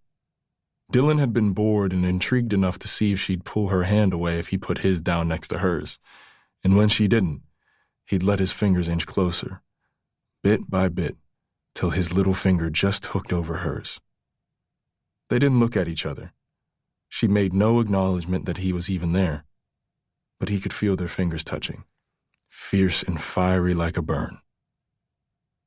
Dylan didn't deign to reply to her challenge, just swam to the bank, hauled himself out of the water, and headed for the rope. Willow watched, grinning, hint of a dimple in one cheek. She was swimming in her vest and shorts. He tried not to let his eyes linger on her too long. Every second he was with her, he knew he should call time. But there was something about her being off limits. Something about those memories that woke the parts of him long since buried. He tested the rope a couple of times. If this breaks and I die, it's your fault. He called over to where she was treading water. You don't have to do it to impress me, Dylan. He imagined if this Willow had been the one at high school, maybe she'd have been the one to drag him under the bleachers and press her lips to his, not vice versa. The sparks that flew between them might have ignited into something more than just a few clandestine moments. But he was a pretty different person back then, too. He looked at her incredulously. You just called me chicken. She laughed, all white teeth and wide smile, freckles scattered over her nose. Being with her felt dangerously natural. To stop thinking about her, he swung on the rope. The branch made an ominous creaking noise, but it held fast. When he landed in the cold water, it reminded him of being there with his brother. Time spent out here when he'd pretend it was just the two of them, that they lived wild and free, just for a little while.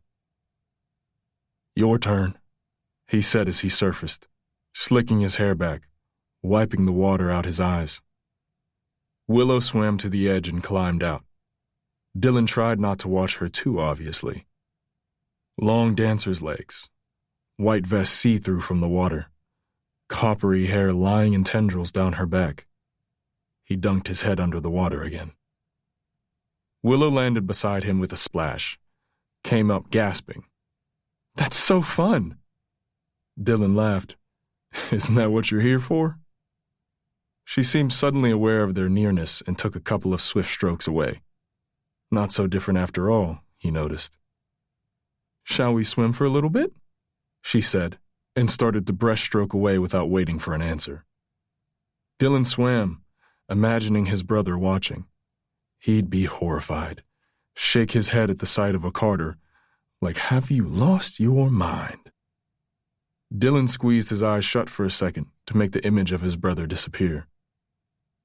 Willow was up ahead, gliding under the drooping, vibrant green leaves of a weeping willow, and gesturing with her hand first to the tree, then herself said, Willow, Willow. Willow's Willow, Dylan replied, annoyed because now he'd never look at that tree again without thinking of Willow. Not that he intended to come here again. As he swam through the curtain of leaves, he saw that Willow had climbed out and was sitting on the grassy bank. I need to give my leg a rest. Dylan stayed in the water, half floating in front of her. The sun shimmered through the leaves, the light the color of fresh limes. It felt otherworldly, enclosed, away from reality. He watched her sitting there, delicate against the rough, gnarled tree trunk. Your hair's gone curly. Willow immediately pushed her wet hair back from her face. It's so annoying. The curls sprang back around her forehead. The sunlight flickered over her face. He remembered tucking those curls behind her ear, holding her close to him, seeing similar lines of sunlight on her skin through the rows of the bleachers. She pulled her legs up and wrapped her hands round them, shivering now and seemingly conscious of being on view. So why aren't you staying? She asked. Dylan took a couple of strokes toward the bank, climbed out and sat down beside her, pushing his hair back and swiping the water off his face. Too much history, he said, meaning it to sound flippant, but as soon as it was out his mouth it sounded much less so. Maybe it was impossible to hide how much he hated that house. He felt Willow's gaze on him and didn't turn. To his relief, she didn't push it. Instead, she said, I know what you mean. Which baffled him, because he would say that Willow's life had been served up to her on a silver platter. She was Little Miss Perfect, with a bow in her curls and cute satin ballet shoes. Elvis appeared then, his bearded snout pushing through the curtain of leaves to see what was going on. Willow laughed at the sight of just his head surveying them. Then, as the rest of him followed through the curtain, she said, "So, who was it who named him Elvis?" Dylan reached out his hand to give him a stroke. "My mom," he replied. "Her and her husband bought him for their kid, but it turned out he didn't like kids." The dog didn't like it much in the lime-green darkness of the tree, and after sniffing about a bit, disappeared back outside. Dylan glanced at Willow, light still dancing over her face. "Elvis doesn't like anyone," he admitted. Willow gasped. "You said he did."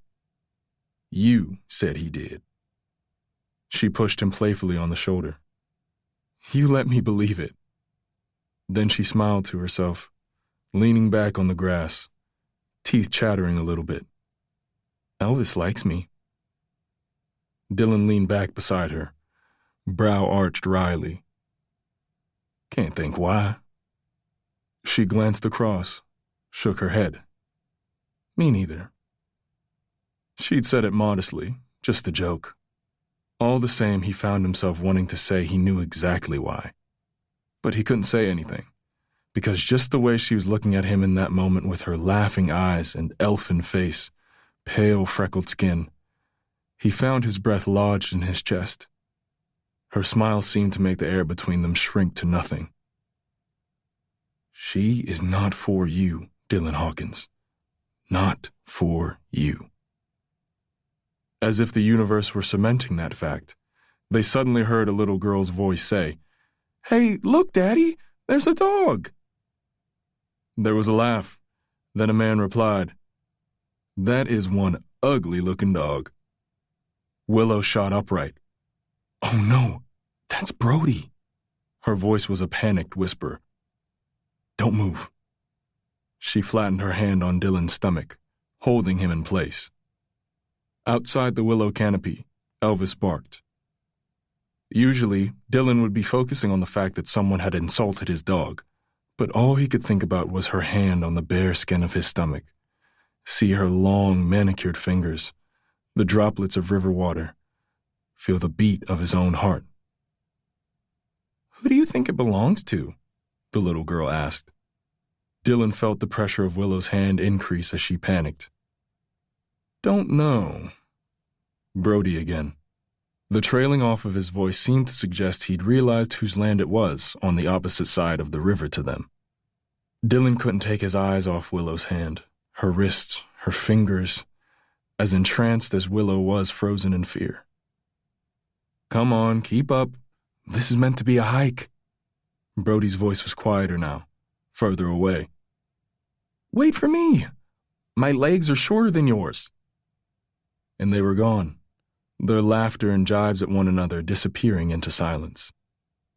Willow moved her hand away, shoulders slumping with a sigh.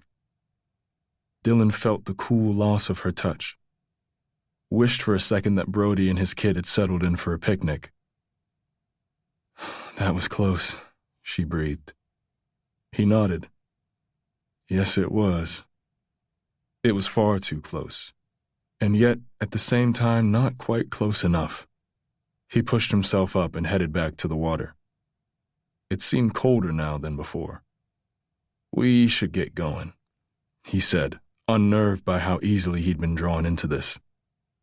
Willow seemed equally unsettled, slipping quietly back into the water. When they got back to the bikes, she seemed to have returned to polite mode. Yanking on her sweatshirt and squeezing her hair dry, she said, "When are you heading off?" He should have said tonight, got the heck out of there fast as he could. But instead, he said, "Sometime tomorrow, probably. Come and say goodbye if you want." Chapter 10. Willow had been invited to Brody's house along with her brothers and their respective partners for dinner. Brody had taken over the Starlight apple orchard when he'd settled back in Autumn Falls and had completely renovated the insides of the place. He'd kept the mid-century vibe, but everything had been updated. Even the rickety lean-to out the back had become a beautiful glass extension, resembling an orangery with trailing plants and terracotta tiled floor. It was there they had dinner, all seated round a long white table, where they could look out at the apple trees, festoon lights twinkling in the dusk. She was glad to be away from the ranch, her cheeks speckled as red as pomegranates, when her mum asked her about her day. All she could visualize was the feel of Dylan's washboard stomach under her hand, which, once she had placed it there, she couldn't remove for fear of drawing attention to it. How did he still make her feel like a gauche high schooler? She danced for the British king and queen at the Royal Opera House, sultans in the Middle East, the U.S. president, for goodness sake, and yet she could barely sit side by side on a riverbank with Dylan Hawkins without losing all sense of herself. It was good that he was leaving tomorrow, yet the thought of it suddenly made her time back in Autumn Falls seem awfully gray. Brody had ordered pizzas from Gino's, and there were only a few slices left. "Imagine if your mom saw us," said Maeve, Brody's girlfriend, as she folded up the finished pizza boxes. "She'd be horrified by the catering." "We're busy people," Brody replied, waving away her concern. Maeve still supposedly lived next door with her and Brody's daughter, Zoe, but as far as Willow could tell, they spent all their time at the orchard. Zoe was currently meant to be asleep upstairs, but they all knew she was reading by torchlight. Opposite her, Noah slung his arm on the back of Wren's chair, his fingers toying absent-mindedly with her cropped blonde hair. "I think Mom's got other things on her mind right now, with Dad fixating on the whole Hawkins thing." Willow's eyes flicked up at the mention of the Hawkins. She ran her fingertip around the top of her glass, feeling her cheeks get warm, and not trusting herself to speak. She should tell them Dylan was heading off, but that would mean she'd spoken to him. She wondered where he'd go, what he'd do next. Where did Dylan Hawkins live when he wasn't on the ranch next to theirs? "Can someone tell me what's so bad about the Hawkins family?" asked Wren, Noah's girlfriend, and the only person around the table who hadn't gone to Autumn Falls High. "There's bad people," Brody replied, without much thought. "Bad apples," he added, with a grin, as if the idea just came to him, and he liked how it tied in with his orchard. Wren rolled her eyes. "No one's all bad, Brody." Brody tipped his head in disagreement. "They don't like us, we don't like them. It's as simple as that," he said, grabbing a bit of pepperoni off Maeve's pizza slice. Maeve smacked his hand away from her food. "Dylan was in my math class at school. I remember him being really good at math, but he was always being sent to the principal." Willow pictured her palm on the warm, damp skin of Dylan's stomach. "Were you friends?" asked Wren, leaning forward eager for information. "No way," Maeve shook her head. "I was a goody-goody. He was far too cool for me." Wren laughed. Brody didn't like that answer, and snorting under his breath said, "All I remember is him thinking he was God's gift to football." Willow felt herself getting hotter. It wasn't a subject she wanted to discuss. She saw herself racing across the Hawkins land in the four-wheeler, swimming in her shorts and vest, barely able to tear her eyes away when Dylan pulled himself out the water topless for a go on the rope swing. All of it was so completely wrong. Yet she had felt strangely alive, something she hadn't felt since collapsing on stage. It made her sit forward, chin resting on her hand as she said, "Wasn't that you, Brody?" There was some laughter around the table. Brody threw her a withering look. "Luckily enough, I was God's gift to football." She rolled her eyes. "In your dreams." "There's no way all this can be just about football," Wren said, aghast. Logan sat forward then, shaking his head. "It goes way back, Wren. Our great-grandpa supposedly won a piece of land from the Hawkins in a game of cards. That whole section from their place up to the north field. They claimed he cheated. Logan shrugged. Everyone else around the table said it was one fair and square. Brody cut in then. So they stole half of our family's cattle, drove it out one night, sold it all off, and nearly broke Silver Sky Ranch because of it. He sat back and took a sip of wine, brow raised in Wren's direction, as if proving that they were indeed bad apples. Logan carried on as if Brody hadn't said anything. There's been a lot of accusations over the years.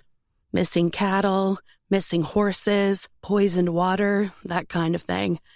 I hate to agree with Brody, but when it comes to the Hawkins family, they're bad blood. Everyone in town would tell you the same. Willow saw the lime green light flickering over Dylan's face, the water trickling down his cheek. Don't forget old man Hawkins stole Dad's fiancée, Brody added, smug that Logan had agreed with him. Wren almost choked on her wine. He stole Martha? Noah shook his head. No, it was before Mom.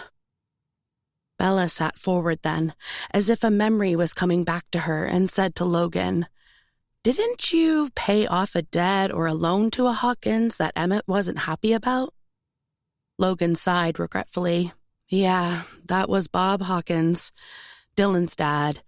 It was while we were in the band. The ranch was failing. Dad had a bad loan out with some shark. Bob saw his chance, bought it up, hiked up the interest till Silver Sky was teetering on nothing but debt." Noah lounged back in his seat. Bob Hawkins would have loved every minute of that. Can you imagine if Silver Sky was owned by him now? Willow didn't have to imagine that. She could picture the moments perfectly, watching secretly as her mom wiped away tears at the kitchen table, her dad sitting silent and immutable. Arguing with him was like fighting against a wall. She'd never heard her mom shout like she did then. Bob Hawkins was going to take the ranch, and they had no money to stop him. The only people with the money were her brothers, who Emmett had washed his hands of when they'd left. She remembered her dad thumping his fist down on the table and saying with fierce determination, "Don't you dare tell those boys, you hear me? I will find a way." Willow remembered the next day at school, when she had waited for Dylan after practice. You couldn't call what they had a relationship, more an understanding. They barely spoke to each other. But that day, she'd been so desperate that, before he could do anything, she'd put her hand on his chest, the fabric of his football shirt scrunching under her palm, and said, pleadingly, "You have to stop your dad from taking our ranch." Dylan had taken a step back in surprise. "Please." He'd looked down at the floor. "He doesn't listen to me." "Please, you've got to try," Willow begged, moving closer. "Please." Dylan had shaken his head again, said, "It won't make any difference. I'm sorry." Then he'd reached out a hand and pulled her toward him. They had stopped talking after that. At the table, Maeve was about to take a bite of pizza, but paused, looking confused. "Why wasn't Emmett happy that you paid off the debt?" "Because he's a stubborn fool who didn't want anything off us," Brody replied, topping up the glasses. "Hated the band, refused to take a cent of the profits." "I think he was struggling with things at the time," Logan offered, slightly more diplomatically. Willow scoffed without meaning to, and suddenly found all eyes were on her. "You okay, Willow?" Brody asked, brows raised like he could sense she had something to say. "Fine," she replied. She wondered why it was always her dad who got the sympathy, the attention, always him who was the one who struggled when the boys left. Never their mom. Never her. As if reading her mind, Wren sat forward and said, It must have been tough for you, Willow, I imagine. You were still living here at the time, yeah? Willow noticed the looks of varying surprise on her brothers' faces, like the idea had never really occurred to them. She imagined Dylan watching her now, his half-smile lazily mocking her. Perfect little Willow who always did what she was told. It was good he was leaving. No more knowing, lingering looks. It wasn't great, she replied, keeping her gaze on the flickering candles in the center of the table. She felt, rather than saw, the shift in the room, the brothers' discomfort. They'd never even thought about who they left behind. Wren leaned forward, elbows on the table. Never one to shy away from a topic, she said. Did you know about the loan? Willow felt her cheeks color again. She reached forward for her glass, remembering the sleepless nights, the fighting, the pleading. The doors slammed so hard that glasses rattled on the shelves. She remembered her mom shouting, "My goodness, Emmett, I hope we do lose the ranch, because I don't want to spend another minute here with you." She remembered sitting on the floor of her bedroom, her back against the door, listening to the last shreds of her family falling apart around her. "Who do you think told Logan?" she asked, before taking a welcome cool sip. It reminded her of jumping off that rope, the burst of icy water on burning hot skin. Rising to the surface, Dylan right there, hair slicked back, eyes smiling. Why did her thoughts have to come back to Dylan? Across the table, Noah looked momentarily shocked. Brody sat forward with surprise. "I didn't know that." Willow almost scoffed again. Who did they think told Logan?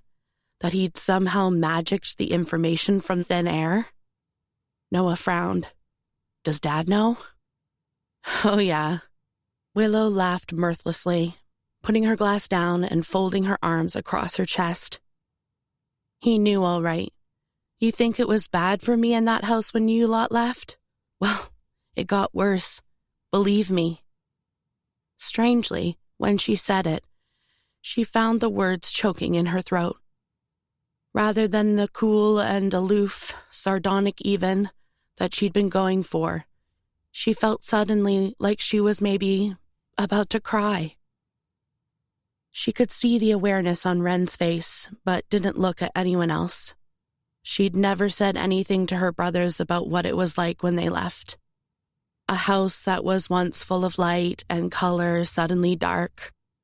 Her dad, once strict but kind, with a twinkly-eyed soft spot for Willow, suddenly sullen and vacant. Her mom, recovering from chemo, everything shadowy, never quite the same. To Willow, it was like if she could just find the switch, she could throw it all back into the light. But she never found the switch. Now, Willow wanted to suck the words back in. She pulled her hair out of the knot on top of her head.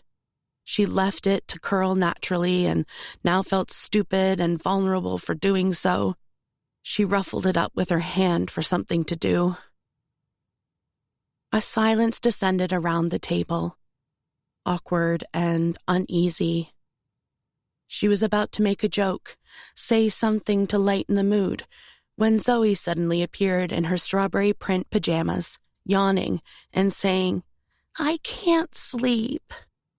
Maeve said, "Of course you can. You just need to stop reading and shut your eyes." Zoe looked guiltily, like she'd been found out. But then, when she spotted Willow, she seemed to hit upon a new distraction. She came running over, saying, "Auntie Willow, I've been watching the show on the TV, and I think I want to be a cheerleader. Do you think you can teach me?" Willow laughed at the exuberance. "I've never been a cheerleader, Zoe." "Yeah, but You know how to dance. Can you teach me? Just the basics. It would be hard to say no to Zoe, ever, because she was so darn cute, had the same dimples in her cheeks and twinkle in her eye as Brody. "Course I can," she replied, poking Zoe in the tummy and making her giggle, "but only if you go to bed." Zoe considered it, then said, "Can my friend Suki come too?" "If you go to bed." "And Mindy?" "Zoe," Maeve warned. "Yes." Willow rolled her eyes good-naturedly. "They can all come. Now bed." Zoe skipped off, grinning. The subject around the table changed, as if everyone was pleased with the chance to talk about something else. Brody, however, nudged her with his foot under the table and said in a low voice, "You all right?" She made a face like he was being weird. Of course. Chapter 11. Willow got up early, restless, and annoyingly disappointed. Dylan was leaving. She found it difficult doing nothing. Her body was itching to move, to rehearse, to get stronger. She missed New York. She missed her friends, the structure, the work. Being with her brothers and their partners the evening before, while nice, had left her with a claustrophobic feeling of isolation, like her real life, the one she'd built away from here, was out there somewhere, and she was grasping to catch hold of it. She envied Dylan taking off. She knew exactly what he meant about the heavy weight of history. There was a lightness to New York. She missed the mornings, especially taking her place at the bar in company class, everyone together. It didn't help that the exercises she had to do at the moment were awful. The pain made her want to cry as she sat alone in the living room. She heard the back door open and, craning her neck so she could see through into the kitchen, saw Logan arrive. He talked for a bit to her parents and then poked his head into the living room and said, "You want coffee, Willow?" She stood up and her leg almost gave way underneath her, aching from the exercises, but she managed to catch herself without gripping the back of the couch for aid, which was better than when she'd arrived at least. "Yeah, I'll come through. Thanks, Logan." He didn't go and get coffee. Instead, he watched her walk over to the door, waiting, she presumed, to see if she needed any help. "Mom says you're a tricky patient." Willow shook her head, immediately exasperated. A, I'm not a patient, and B, I'm not tricky, and C, Mom, why are you telling Logan I'm tricky? Martha, however, couldn't help laughing. "I never said that. Logan, you're getting me in trouble. All I might have said was that you were maybe struggling a little bit with being injured." Her mom's cheeks had darkened as she tried to dig herself out of a hole under Willow's glare. Logan seemed to assess her as he went to pour the coffee and said, "You were in a bit of a weird mood last night." Willow sighed in frustration. "I was not." The screen door banged, and Noah came in. Logan turned to him. "Willow was in a bit of a weird mood last night, right?" Noah took his hat off and ran his hands through his hair, already sweaty from work. "A little touchy." Willow's jaw dropped. "I wasn't. I was just being honest about..." She stopped when her dad walked into the room behind Noah, not wanting to bring up the sensitive subject of the past in front of him. Noah shrugged like he wasn't really bothered either way what she thought. He was sticking to his opinion. Emmett, who wasn't one for any kind of talk about emotions or feelings, ignored the whole chat and said to Noah, "Where have you been? I looked for you this morning." Noah walked over to pour himself a coffee before answering. He got a cup out of the cupboard and didn't look up as he said, "I've been over to the Hawkins place." Willow's mug paused momentarily, mid-sip, heart suddenly pounding. Had Dylan said something to Noah about her? The air stilled in the room, looks passing between them, all the back and forth about her mood forgotten. Emmett narrowed his eyes. "You get that horse back?" Willow felt as if guilt was radiating off her.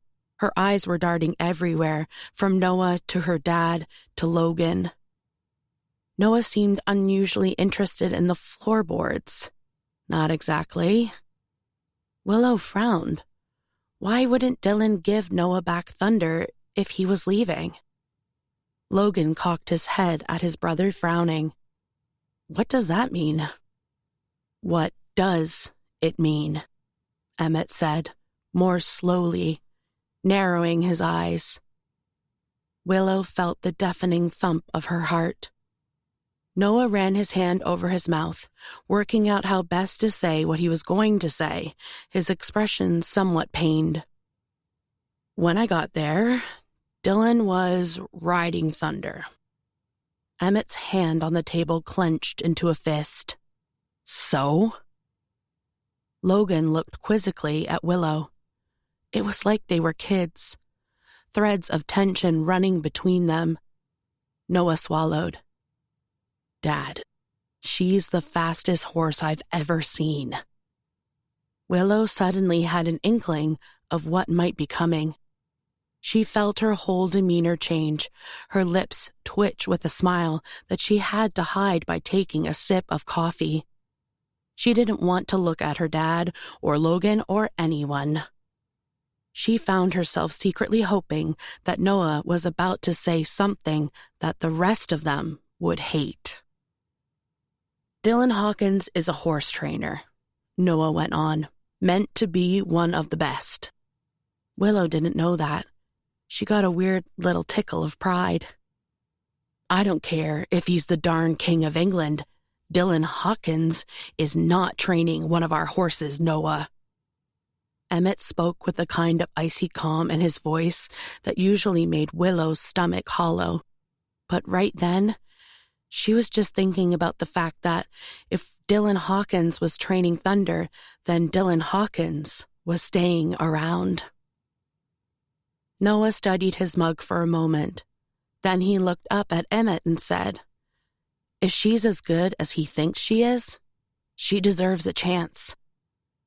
Emmett thumped the table so hard that Willow jumped. "Emmett!" scolded Martha. "Calm down." But Emmett just got up and stalked out the room. Willow watched, excitement mingling with fear, making her barely able to sit still. Noah pulled out a chair and sat down wearily. While the others exchanged wary glances, Willow was buzzing with the turn of events. Why had Dylan agreed to stay when Noah asked him? Was it just for the horse? Or was it maybe a tiny little bit because of her? No, she couldn't think like that. Either way, the dull grayness of her convalescence horizon had suddenly lit up like a rainbow. The others were talking. Her mom and Logan thought Noah was crazy, but Noah said that he didn't have the skill to train Thunder himself, and it was too good an opportunity to pass up. Logan sipped his coffee. "I hope you know what you're doing." "It's just business," Noah replied. Martha sighed. "Nothing's just business where the Hawkins are concerned." Willow stayed quiet. She waited till her brothers had left and her mom had gone over to the silver pantry before grabbing the keys to the truck and, on the pretense of going into town, drove straight over to the Hawkins ranch. As she turned in, her fingers on the steering wheel tingled with a strange excitement that she hadn't felt since she'd got her first starring role. Dylan was over in the paddock with Thunder. He stopped what he was doing when he heard the truck in the drive and waited by the fence for her to walk over. The air was white mist and warm sunshine. She could feel him watching her every step. "Nice hair," he said, as soon as she got close, straightening up, arms folded. She'd forgotten about the curls, realized it looked like she'd done it for him, which she had, kind of, but not really. She tied it up on top of her head, watched him smile arrogantly, and wished she'd left it loose. Under his gaze, she felt suddenly overeager, her excitement misplaced. "So, what can I do for you?" His hair was tied back under his hat, and he had the collar of his shirt turned up against the vague chill, though the sleeves were rolled up over the elbow. "Well, I was coming to say goodbye, but then I heard you weren't leaving," she replied, leaning against the fence, trying not to be too distracted by the sight of him. She beckoned Thunder over. "In fact, I heard you got yourself a job." His mouth stretched into a smile, the rays of sun making his eyes narrow. "I wouldn't call it a job, so to speak. More like a partnership." She raised a brow. "Is that what Noah calls it?" Thunder didn't seem interested in heading Willow's way. Dylan looked at her, long and lazy. "It's what I call it. That's all that matters to me." Then he whistled through his teeth, and the horse immediately sauntered over in his direction. Willow couldn't help rolling her eyes, which made Dylan smile. She found when she made him smile, a burst of warmth spread through her. "So, why'd you agree to this partnership?" He dug in his pocket for a mint and gave it to her to give to Thunder. "I'm still asking myself that very question." He paused, sucked in a breath. "I'm not sure I should have done." She held her hand out for the horse, who came and snaffled up the mint. They were building up a little rapport, Thunder now letting her stroke her nose while she nuzzled for more mints. "Couldn't resist the opportunity?" she asked, glancing briefly Dylan's way. There was a beat of silence that was painfully reminiscent of times they would find themselves near each other at school. "Something like that," he replied, eyes heavy and dark. She had to look away, down at the grass, feeling her cheeks warm bashfully. "Is that why you're here?" he asked. She ran her finger along the grain of the weather-beaten paddock wood. "Something like that," she replied. There was a pause, as if they were both coming up for air. Then Dylan caught her by surprise, by saying, matter-of-factly, "Good. You can start by grabbing yourself a shovel." She looked up with a frown. He started to walk back to the barn. "There's a lot of work to do," he called, without turning. Chapter 12. Dylan had known it was a bad idea the moment he agreed to Noah's proposal. He knew it now as he tried to focus on Thunder rather than watch Willow mucking out Thunder's stall, pushing the wheelbarrow, hunting down a broom, sweeping, washing it down, wearing leggings the color of tan skin and a tiny crop top, sweatshirt long since discarded from the heat of the work. So why had he said yes? Because when Noah had stood watching, mouth agape at what Thunder could do under Dylan's instruction, it was the first time one of those Carter men had looked at him with anything other than mistrust. He had felt like an equal. Not just felt like one, felt worthy of being one. It was easy to sneer at them, to mock them. It had been easy at high school to grab a fistful of Brody's football jersey and slam him up against the locker when he'd made some sly jibe as he'd walked past. But underneath, he'd always felt it. The Carters were the golden family in town. Everyone wanted a part of them. Their ranch was the most successful, the kids the prettiest, the funniest, the strongest. From Logan down to Ethan, they pretty much ruled the school growing up. It was a relief when they left. Dylan could finally breathe. But of course, they left behind Willow, which at the time felt like a teasing temptation. Those brothers had walked away and left the chicken coop open. First time he'd kissed Willow had mainly been because he could. It wasn't a hardship. She was beautiful. But he couldn't lie. There had been an element of taking what belonged to the Carters. Afterward, though, she was all he could think about. His eyes roamed the hallways for her, and hers seemed to do the same for him. They never talked about it, but they both knew they'd never go public. Their lives were too different. Who they were was too different. She was a princess, and he was what everyone called trouble. Her brothers would say he wasn't good enough to kiss her feet. Now, though, as he glanced across at her sliding the strap of her vest onto her shoulder and wiping the sweat off her neck, she was a different kind of tempting. Beautiful, strong, funny. He swallowed and looked away at Thunder. Being with Willow now wasn't about getting back at her brothers, but more because he'd realized in the short time they'd spent together, he liked having her around. She made being back in Autumn Falls more bearable. Fun, even. He knew, however, she was still far too good for him. She was all grace. Perfect teeth, skin, expensive clothes, delicate features. Which was fine, because he wasn't the kind of guy to stick around. But there had been something in Noah asking to work together that had made Dylan feel like an equal. And if he was seen as good enough for Noah, then maybe he was good enough for... He laughed to himself. Come on, Thunder. Let's get to work. Chapter 13. Willow was exhausted. She was sweating. She was filthy. Her muscles ached. She felt 100% alive. Since Dylan had told her to grab a shovel, she'd made a point of not looking at him. Serve him right. She had snuck a tiny glance, though, when he was off in the distance, thunder moving like lightning, and the speed and agility had taken her breath away. But then she'd got absorbed in all the other things that needed doing, time slipping away without her realizing.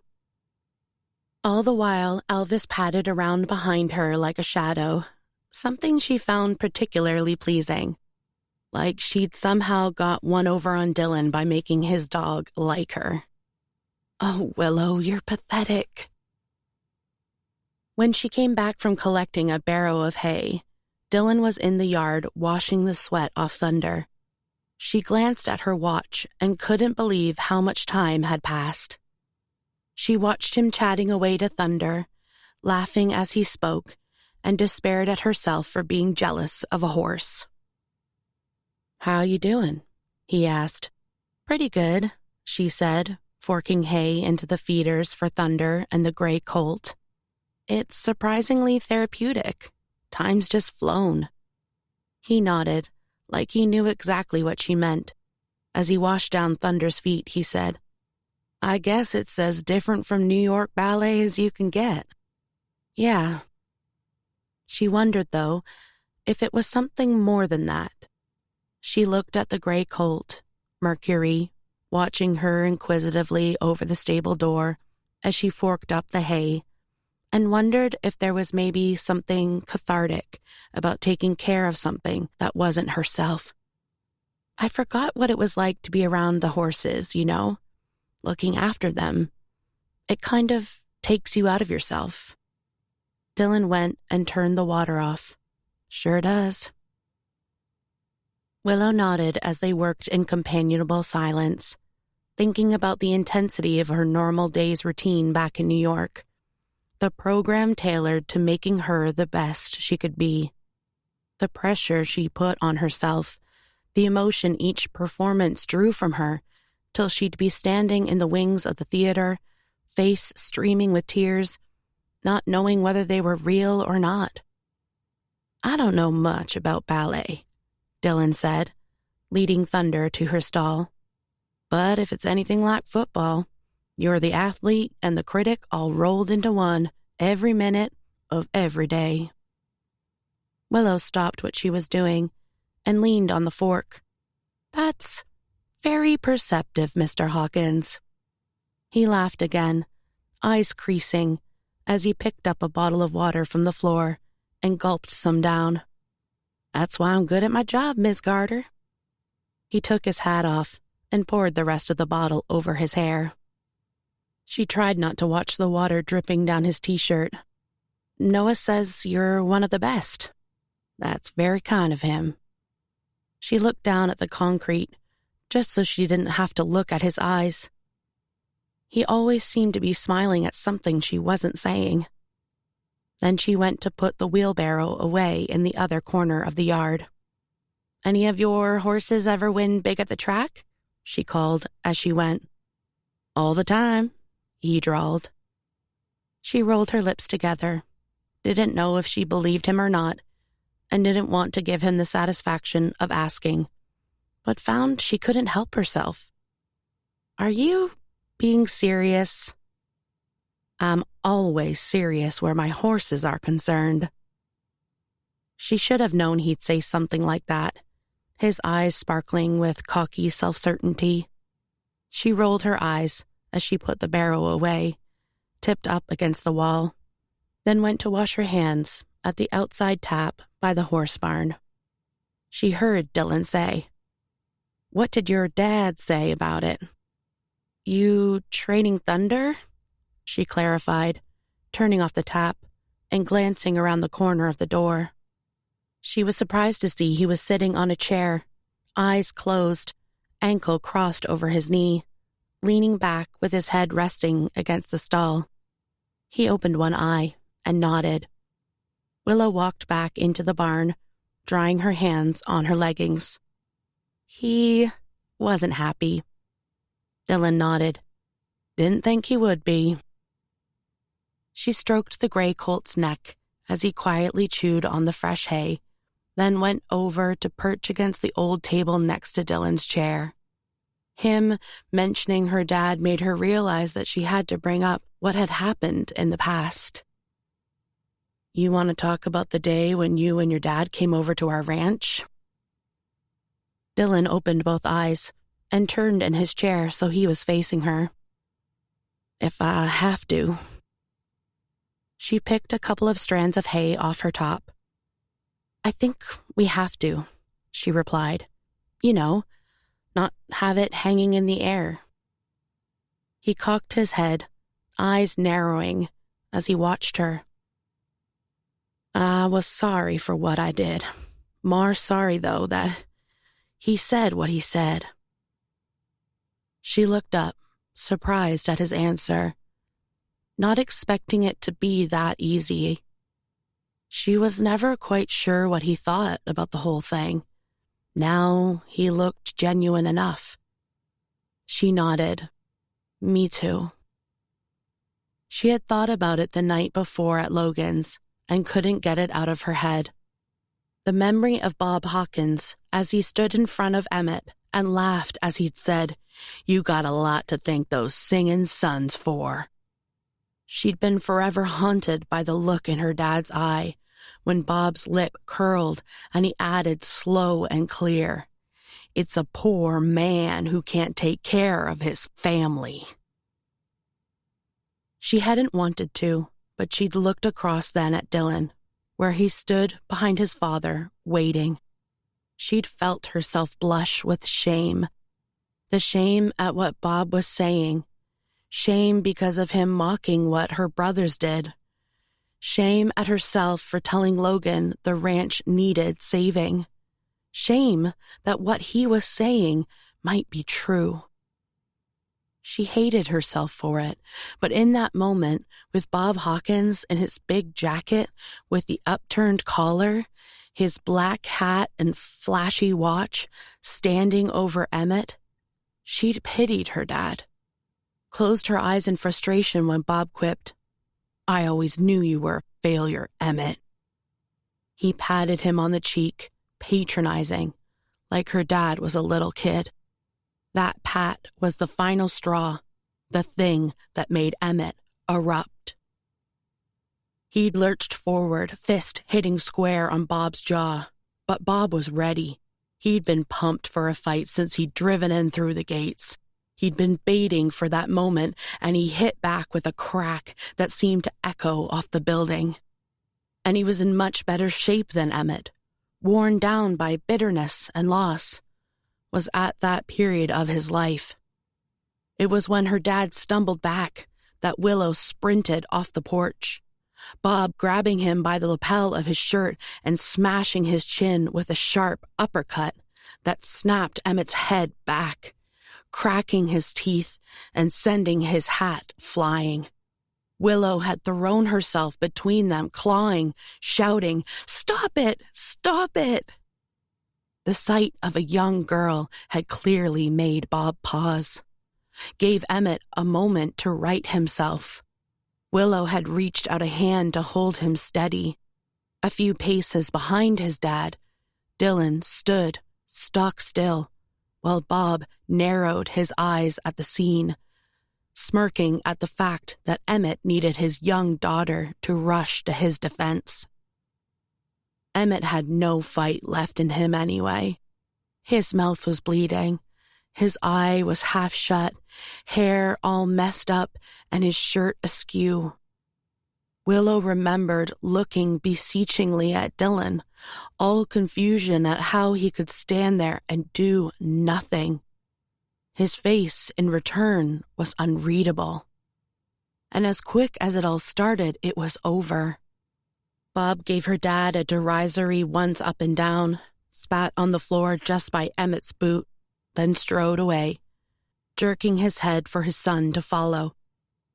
It was when they got to their car that Bob handed Dylan a bat, and he'd smashed the windshield of Emmett's truck. Emmett had stood there long after they were gone. Willow could sense the rage, the fire emanating from his body. She'd felt her own rage and fear coursing through her blood, her own confusion at what she'd seen, her disappointment. Sitting on the chair now in the horse barn, Dylan said, "We never talked about it." "We never talked about anything, Dylan," she said, brow arched wryly.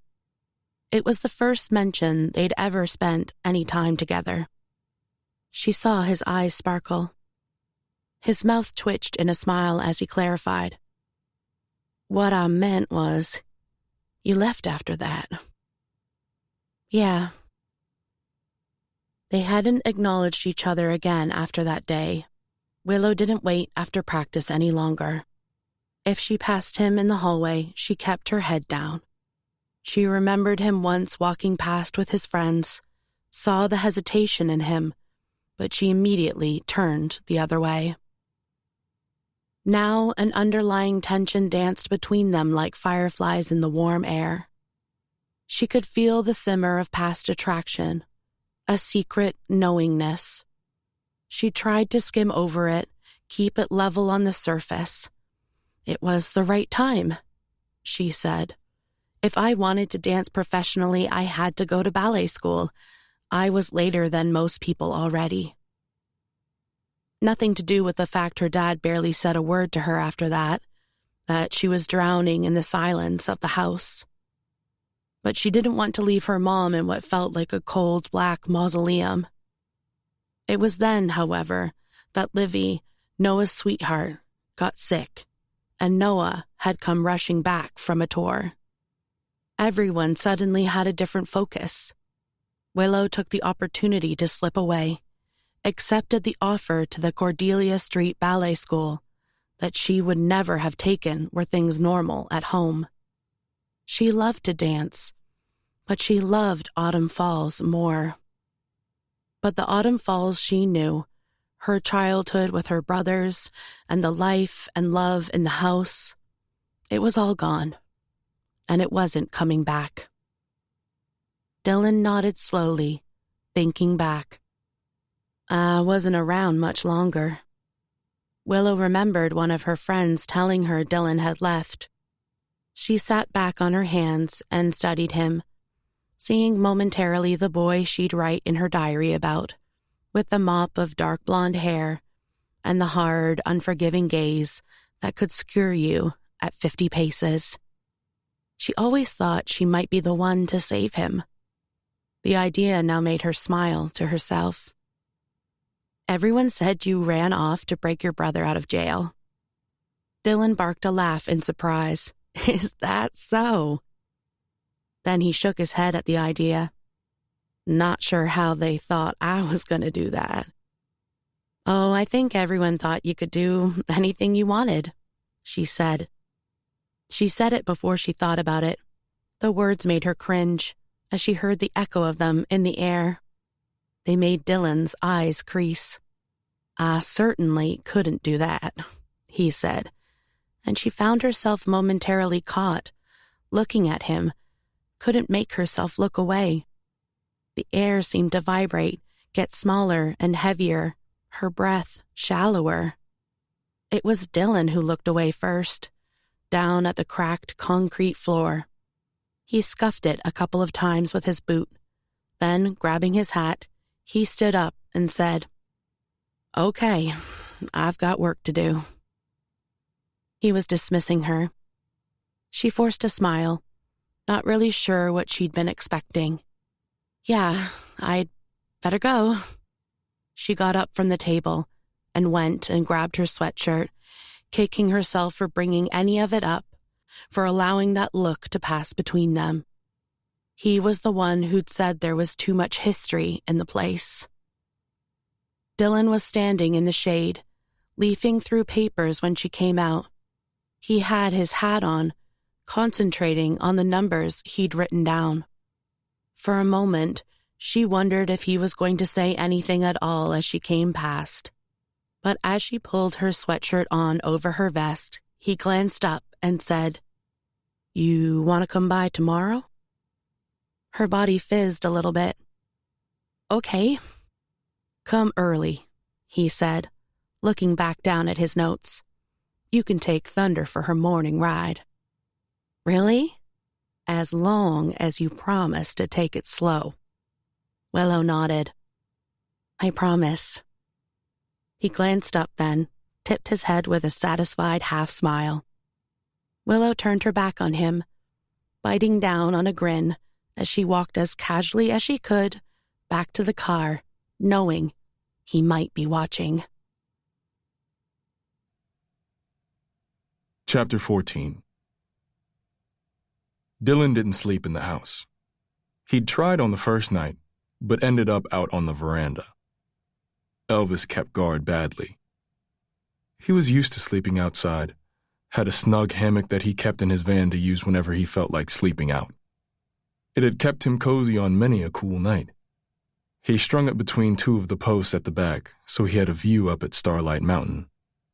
Laying there, watching as the sun went down, lighting up the craggy silhouette like a forest fire.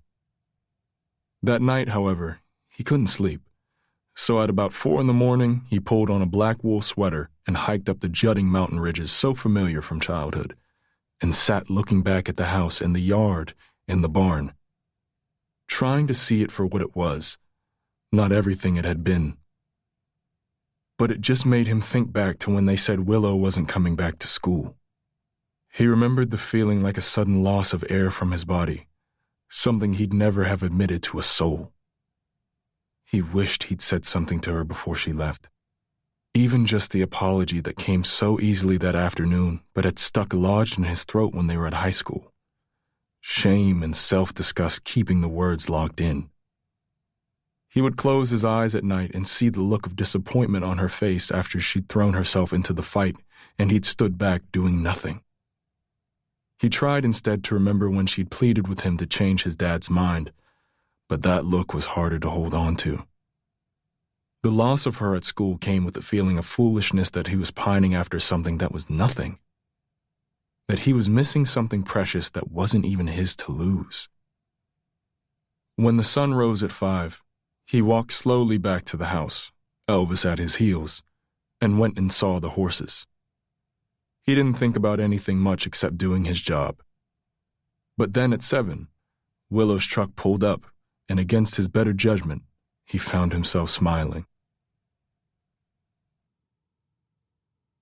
Chapter 15. The mist hovered like ghosts over the pasture. Clouds cut behind the black shadow of Starlight Mountain, bright white against brilliant morning blue. Willow hadn't seen anything so breathtaking for years. Up early and on horseback, she felt like she was part of the earth, part of the air.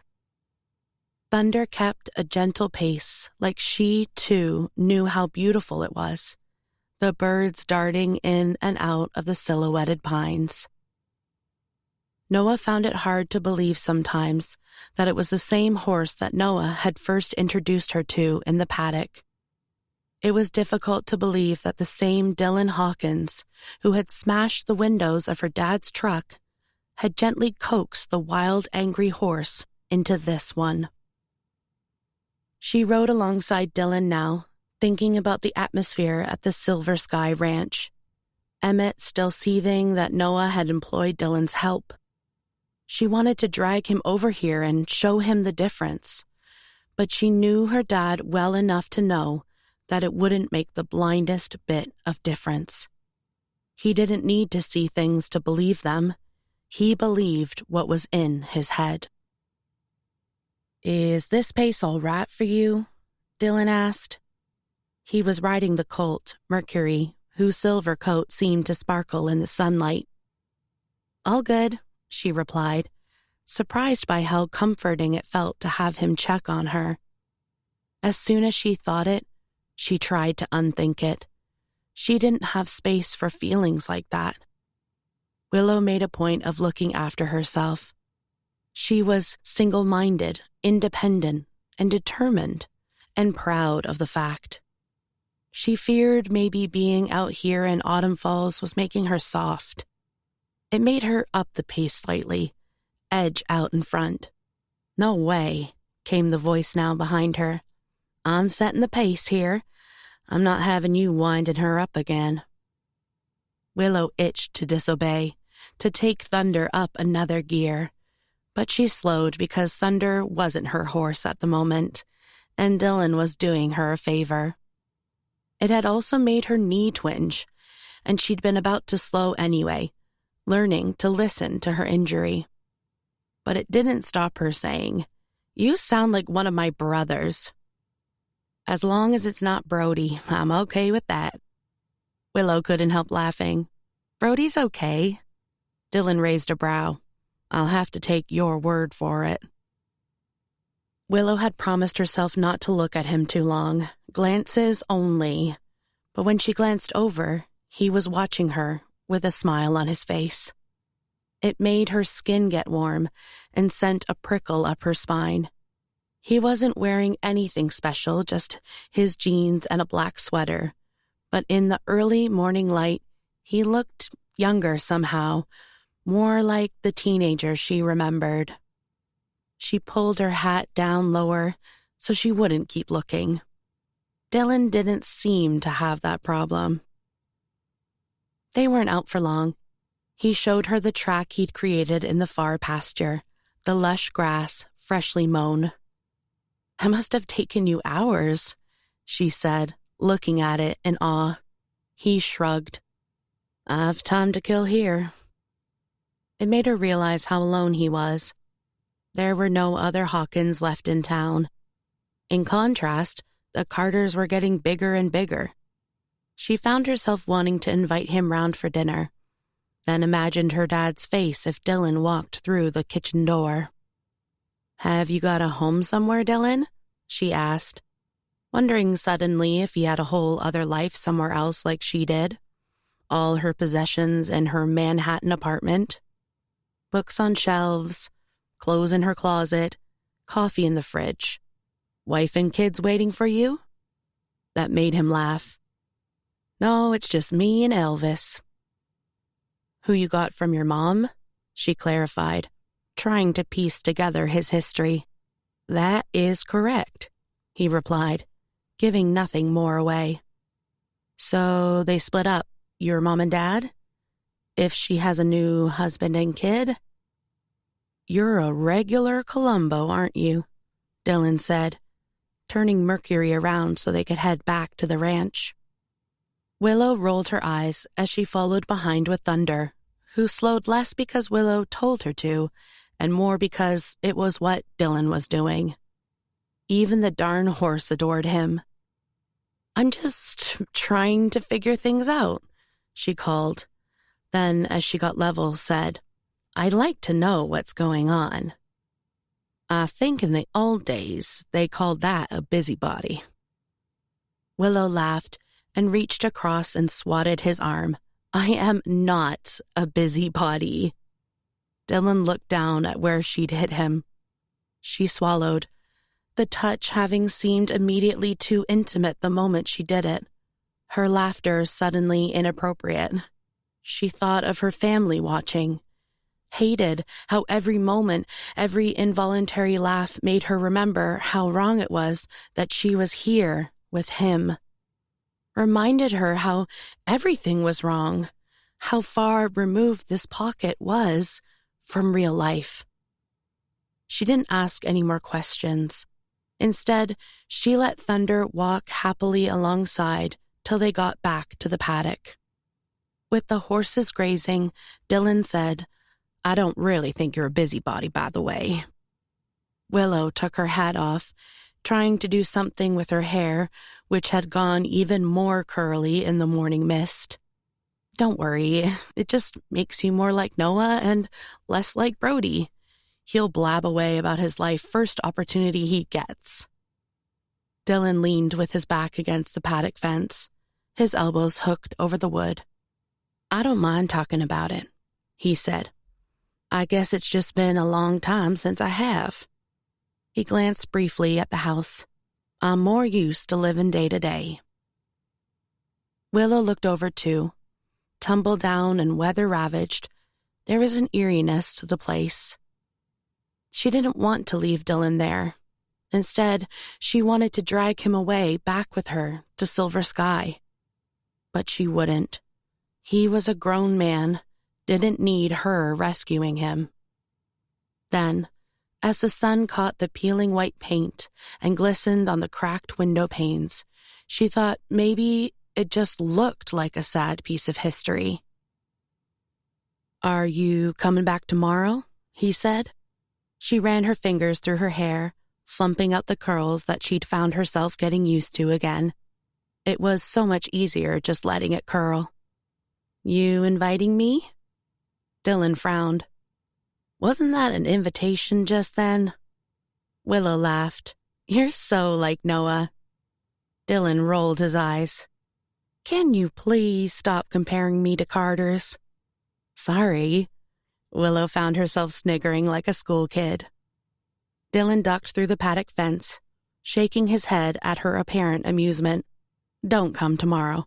I take back my invitation." Willow walked backward a few steps. "I didn't think it was an invitation in the first place." "Well, it definitely isn't now," he called, walking over to the horses. "See you tomorrow," she shouted, turning away, smiling. But the smile fell the second she looked up and saw her dad standing there with his arms crossed and his face set in fury. Willow stopped, frozen, her blood suddenly pounding in her head. Every possible lie ran through her mind as she stared at him, standing in his old plaid shirt, dark jeans, and boots. His eyes were in shadow, but she knew his expression well enough from the tight set of his mouth. She imagined what she must look like, hair wild and loose, laughing as she'd walked away from Dylan with a spring in her step. Emmett didn't move, just watched her. She found herself slowing, wanted to turn and walk the other way. She glanced over her shoulder and saw that Dylan had seen Emmett too.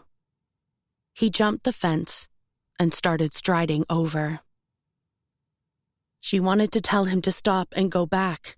It wasn't worth it. But she found herself too panicky, too befuddled by it all. Her bad knee wouldn't let her walk quick enough. She could feel the simmering anger in her dad's gaze the closer she got. His top lip looked so taut with anger it was almost twitching. "I don't even want to know what you're doing here," he said slowly as she approached. "But you don't come here again. Understand?" Willow swallowed. She felt like she was 15. Fear and disgrace meant that all she could do was nod. "And you sure as heck don't drive my truck on this land." Dylan came up then and said, "Can I help you, Mr. Carter?" Emmett scoffed. "Can you help me?" He looked at Dylan with such disgust that Willow found herself ashamed. "You can help me by getting the heck out of my sight." "Dad!" "Get in the truck, Willow." She glanced at Dylan with a sigh. "I'm sorry." Dylan shook his head like it was fine, it didn't matter. Her dad was already climbing into Noah's Jeep, which he'd obviously borrowed to come and get her. He put his hand on the horn to get Willow moving. She shot him a look, wanting him to just stop a second and listen, but he was visibly seething, and there was no talking to him when he looked like that. Willow was so embarrassed, so angry. She made a face of apology to Dylan, who was watching the whole time, silently impassive, then put her head down and marched, as best as she was able to march, with her bad knee, to the truck. As she started the engine, her head was pounding with all the things she wanted to shout, but she knew her dad wouldn't listen. He sat steely in the Jeep, waiting for her to leave the property first, clearly wanting to make sure that she was off Hawkins' land. Pettily, she put her foot on the gas and reversed his precious brand-new truck at speed out of the Hawkins drive. Didn't wait around, just bombed it back to the Silver Sky Ranch, hands shaking on the steering wheel. As she drove, she ran through every possible retort, every line of argument she could, ready to have it out with him the moment they got back. But when she turned into the ranch, she realized suddenly why he'd come to find her. Milling on the Silver Sky veranda were about 15 little 9-year-olds, all in various colorful shades of dancewear, ready for their lesson. Chapter 16. "She's here!" shouted Zoe's high voice. She was all kitted out in spangly leggings and an oversized Taylor Swift t-shirt. Martha came out the kitchen with a tray of juice boxes. "Where have you been?" she said, exasperatedly, as soon as she saw Willow. Willow slammed the door of the truck and went over to where they all stood. Her mom clearly didn't know where her dad had found her. "I brought all my friends, Auntie Willow. Look, this is Mindy." Zoe was pulling at Willow's hand to introduce her to her friends, which she listed one by one. It was only minutes later that Emmett pulled into the drive next to where Willow had parked. She couldn't help but turn and look, all her muscles rigid, her eyes warily defensive. But Emmett didn't so much as glance her way. Instead, he paused for a second or two at the wheel before putting his hat on and getting out. Zoe was still chattering away, but over her head, Martha said in a low voice, "We called and called you, Willow. Where were you?" All Willow's awareness was on her dad as he trudged toward the house, up the veranda steps. Her heart pounded with a nervous fear of what he was going to say, whether he'd shout or just accuse her, slow and steady. She had all her answers ready, how she had every right to be wherever she wanted to be, that he couldn't carry his grudge over onto the next generation, that Dylan had changed, how she was only there to help with Thunder, that she wasn't doing anything wrong. She was ready and braced, but her dad just pushed open the door and went inside. "Emmett?" said Martha, clearly expecting him to say something or join them. She turned to Willow. "Is everything all right?" Willow nodded absently. She felt suspended, as if she was being held on the start line, all the bubbling tension inside her ready to explode, but having nowhere to go.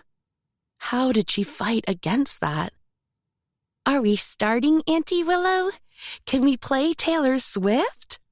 Zoe tugged on her hand. All the kids clapped and cheered at the idea. Rocky wagged his tail with excitement. He was in his element, the children all lavishing him with attention. Willow clearly looked bamboozled by the whole thing because Martha said, "Why don't you take them over to the studio?" Willow couldn't think of anything she wanted to do less. She wanted to run in after her dad, force him to talk to her. She wanted to drive back to Dylan's and apologize. She wanted to pack her bags and fly back to New York. She did not want to teach 14 grade school girls and one boy how to dance to Taylor Swift. "Auntie Willow?" Zoe's voice had a plaintive edge to it, clearly concerned that Willow might be about to disappoint her and all her friends. At the sight of her, Willow forced herself to hold Zoe's hand tighter and say brightly, "Yes, the studio, let's go." "Willow?" said her mom. "Do you need any help?" "I'm fine," she replied, slapping the kind of wide, practiced smile on her face that she wore on stage. She marched the kids like ducklings down the path by the side of the house that led past the silver pantry and wound through the neatly cut grass to a wooden cabin under the trees that had seen better days. The kids chattered on excitedly while Willow slipped into her stage persona. Professional and enthusiastic. It was the only way to get through it. The key to the studio was where it always was, on top of the door frame. The handle needed an extra push to open because no one had been there for some time. Willow's visits home were usually fleeting, and she did most of her training in the house so she could gossip with her mom, or at the dance studio in town because she much preferred it when there were other people around. The studio at Silver Sky held too many memories to want to spend too much time there alone. It wasn't a big space. It started life as a barn, one where her brothers would sometimes do their band practice. Willow would sit on the rafters and watch them with various girlfriends of the boys. Bella sometimes, a whole host of girls who Brody would bring to watch, Noah's lovely late girlfriend Livy. There would always be someone to talk to, someone's hair or makeup to do. The girls always indulged her, whatever whim took her fancy. When the boys weren't using it, they begrudgingly let Willow dance in there, as long as she didn't touch any of their stuff. Sometimes she'd dance when they were playing, but Ethan found her annoying and would make her leave. She'd watch through the window then, and maybe Brody or Noah would take pity on her and sneak her back in. Walking inside now with the kids, she heard them go, "Ew," at the spider webs and the musty smell. "It's okay," Willow called, walking over to throw open the windows. "It'll be fine in a second." She found a broom and gave the dusty floor a quick sweep, dispensed with the spiders. Some of the girls ran over to the bar and the wall of mirrors, taking their places and immediately trying out their pliés and poses, collapsing into giggles as they attempted pirouettes. Willow tried to sort out the music. She found her fingers fumbling her phone as she searched through her songs. She kept seeing Dylan's face when her dad had insulted him. All she could think was how gentle he was with Thunder. Yet, there was her dad curling his lip at him with distaste. "Willow, is this right? Willow, can we do the thing where they throw each other in the air?" Willow, Mindy pushed me. Willow, I dance every Saturday and I've won competitions. Willow, Willow, Willow. She had to pause, take her breath. Her head was pounding. She couldn't make a decision what music to play. The kids' voices kept rising. What would she teach them? What was her dad doing? What was he thinking? Was she annoyed with him or was she afraid? Afraid of having been caught or afraid of being a disappointment? So many questions were going around in her head that she wasn't quite sure if she could make it through the session. Then the door opened, and her mom was there, holding a tray with a plate of cookies and a big jug of milk. "I thought you could have these when you break," she said, tentative, so as not to interrupt, clearly aware that Willow might well shoo her away. She placed the tray on the table. "Can I have one now?" one of the girls asked. "No, you may not," said Martha, politely firm. Then she went to leave the room, taking a look around and frowning at the disrepair, her eyes landing on Willow as she got to the door. Willow swallowed. She knew she couldn't do this alone. "Mom," she said, forcing down her pride, "would you mind playing the piano?" Martha beamed.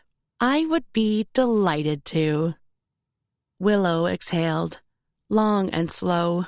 Her mom took her place at the old piano, pressing a key and wincing at the sound. "It'll have to do," she said. "What about Taylor Swift?" whined a little black-haired girl. "Basics first, then Taylor," Willow replied. She could feel her heart rate lessening as her mom adjusted the piano stool. She retied her hair high on her head, then looked properly at her students. What seemed like a million pairs of eyes stared back. Like ants, they were everywhere. Some had bows and glitter gel in their hair and wore full dance uniforms. Some wore track pants and t-shirts. It was like staring at a bunch of little willows. She saw the eagerness in their faces, the joy, the potential. It made her heart lurch. She wanted suddenly to be like them, to have no care in the world and be dancing just for the fun of it. Right. She clapped her hands together, trying not to think about what Dylan was doing right then, how ashamed she was of how he'd been treated. But perhaps more than that, she was annoyed that they had been caught. It was only ever meant to be a little fun. "Everyone ready?" "Yes, Willow," they chorused. "Then let's begin." Chapter 17. It felt like eternity before all the kids had gone home, their doting parents arriving to collect them, the lone boy, Albie, running back because he'd forgotten his glasses, the girls all babbling eagerly about what they did, how amazing it was, how they wanted to come back next week. Willow waved them away, saying of course they could come back, because it was easier than saying they couldn't. As soon as they'd all gone, her mom walked back up the path with her. "That was tremendous. Well done. You were a natural." Willow smiled politely. "Thanks." She knew what was coming. "That's certainly something you could think of doing if, well, you know." Martha gestured to Willow's leg. Willow tried to keep her voice even. "I don't want to teach ballet, Mom. I'm a dancer." "I know, honey, but if your body—" "My body's fine," she snapped, knowing that her mom already thought she was being touchy. But it was too much. She didn't want to hear those kinds of alternatives.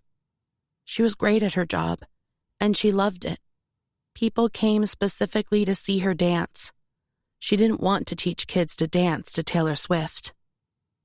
"Okay, it was just a suggestion." Her mom held up a hand in a gesture of peace and headed toward the silver pantry. "Don't forget, we've got dinner at the Firestone tonight for Logan and Bella." She had forgotten about the dinner. She needed to talk to her dad before then. Willow watched her mom disappear inside the shop, then walked around the house to the yard. She realized she'd hardly noticed the pain in her knee, as if the distraction of everything that was happening had taken her focus from it. But as she strode in search of her dad, she felt the ache start to return. With every step closer to the barn, she had to psych herself up ready to face him. Her dad was saddling his horse, Bandit. When he heard her approach, he barely looked up from what he was doing. Willow's blood rushed in her ears. She stopped in front of him, shoulders back, trying to keep a lid on her nerves. "We need to talk." He kept doing what he was doing. "No, we don't." Her hands clenched into fists of frustration. She wanted to ask him to look at her. She crossed her arms, almost hugging herself, watching him as he tightened the saddle. "We do," she said, trying to hold her nerve. He'd lost weight since the heart attack, and when he was angry, it made him appear more so. "You can't talk to me like that, Dad." "Don't you tell me what I can and can't do," he said, his voice tightly restrained as he moved around to Bandit's other side. "There's one place in this world that I don't want to find my daughter, and there you were. I would hope you had a little more respect for our family than that." "Of course I do. It sure didn't look like it." He finally stopped what he was doing and stared hard at her. She felt as old as one of those little girls. There was so much she wanted to say, to defend herself, to talk rationally about it with him. But instead, under the stern steadiness of his gaze, she found herself replying like a pleading, defensive 9-year-old. "I was only there to check on Thunder." It sounded like a lie the moment it came out of her mouth. Emmett didn't look away, just kept up that stare, silent and narrow-eyed, waiting for her to crumble. She tried everything she could to hold her ground, but felt the telltale reddening of her cheeks under his scrutiny. She had a flashback to the moments after Bob Hawkins had left the ranch. His words still infecting the air all around them, lodged there unforgettably. Pieces of shattered windshield littering the drive, sparkling in the sun like diamonds. Her dad mopping his bleeding mouth with his shirt sleeve, smoothing back his hair, then looking at her through puffy, bruised eyes and saying, "Did you tell Logan?" Out of utter fear, Willow had shaken her head and said, "No." But her voice had always been far too expressive to tell a lie, her emotions living right there on the surface. It was why she made such a good dancer. She wasn't the most technical, but she could make an audience well up before the end of the first scene. Her dad was looking at her in the same way right then. A shameful mix of disbelief and disappointment. She wanted to curl in on herself, but tried to hold her nerve, stand tall with her chin raised defiantly. Emmett hoisted himself up on his horse and said, "Leave Thunder to Noah, Willow." Then, with a click of his tongue, he rode away. Chapter 18. Dylan sat on the steps of the house looking out of the ranch, Elvis asleep at his feet, the sky above him darkening to violet. He'd been a whisker away from riding Thunder straight back to the Carter ranch and leaving her in the paddock. It was only when he went to saddle her up that he found he couldn't do it. There she was, head over the stall, watching the birds bathing in the dust, a calm about her that he wanted to protect. She showed too much promise, looked at him too expectantly to be given up on. He'd gone about his work, try not to think too much about Emmett Carter's face, the expression on it. Like Dylan was nothing better than muck from the barn. After all those years, and he could still make him feel like that. He thought about Willow, how she'd hung her head and obediently climbed into the truck. Emmett Carter despised him and everything that he represented. He couldn't jump that hurdle. Not in this town. He didn't want to be somewhere where history defined his character. So why was he still there? He glanced down at the sleeping dog. Why are we here, Elvis? We should be long gone. He let out a breath, looking down at the dry earth by the steps, kicking it with his bare heel. There was an untouched bottle of beer next to him. The air was cool, made him tuck his arms around himself. He glanced over at the barn, quiet and shadowed. He'd said goodbye to horses he loved before now. Since he'd left Autumn Falls, he'd never once stayed somewhere he didn't want to be, tied himself to no one. So why was he still sitting here? He thought of Willow riding out beside him into the mist. He thought of her with her hair on top of her head, sweating and dirty as she shoveled out the horse stalls. He thought of her with her hand on his chest under the willow tree as they hid from Brody and his daughter. Dylan stood up, irritated with himself. He paced the veranda, back and forth a couple of times, then stopped, arms braced against the railing, head hung, eyes closed. You can help me by getting the heck out of my sight. He smacked the wood with his fist. The whole structure shook like it might collapse. Elvis barked. Suddenly, the entire place lit up in the glare of headlights. Dylan straightened up, narrowing his eyes against the brightness, unable to see who it was. Fear rose in his chest that it was Emmett, back maybe with his sons ready to really teach him a lesson. He glanced around looking for something he might defend himself with, but there were only a couple of old chairs. He wouldn't fight anyone anyway. Instead, he steeled himself to try and reason with them. But when the headlights cut out, he saw it was a black Mercedes with rental plates. He frowned. That wasn't what Emmett drove. Then the door opened and out hopped Willow. Hair sleek and straight and plaited in a loose braid, all dressed up in a short floral dress and boots. Dylan could barely adjust to the change. He'd been all ready to try and talk his way out of a fight, and here was Willow Carter, slamming the car door and walking as quick as she could his way, her face shadowed by the dusk, her hair shining in the last remaining rays of sun. She glanced furtively behind her as she approached. Cautiously, he pushed off the veranda where he'd been watching, his body caught by an unexpected shiver of interest. She climbed the steps to meet him. I can't stay long. I'm not meant to be here. He wondered what she was going to say, that she was leaving for New York, or even forewarning him that her brothers were on their way over. She seemed awkward, nervous maybe. She said, I got a new car. It was so unexpected, it made him laugh. One that doesn't have a GPS app on my dad's phone. She smiled despairingly as she tilted her head and said, Dylan, I'm really sorry about my dad. He shook his head. Don't worry about it. The simple fact of her being there made it all seem suddenly much less important. I do worry about it, though, she said. He didn't even give you a chance to talk. She sighed exasperated, ran a hand over her smooth hair to tuck a few escaped tendrils away.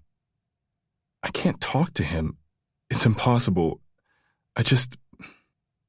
I'm sorry. He was half a head taller than her, always had been, and as he looked down at her as she spoke, he found his hands itch to reach forward and touch her hair, trace the line of her cheekbones. He put them in his pockets. He really should have left town. Maybe now she'd said that, he would. I'm meant to be on my way to the Firestone. I've literally only got a minute or two. I just didn't want to leave it overnight. You thinking that I agreed with him. that I thought how he acted was okay. She was looking about her, wound up tight like a spring. He wanted to tell her it was fine, that it didn't matter, that when it came to Emmett, he probably deserved it. Yet at the same time, he wanted her to keep talking, liked hearing her fighting his corner. You probably don't care, you hate us, but, well, I thought, just in case. She seemed to lose her track of thought, bit her lip and looked up at him frowning in confusion.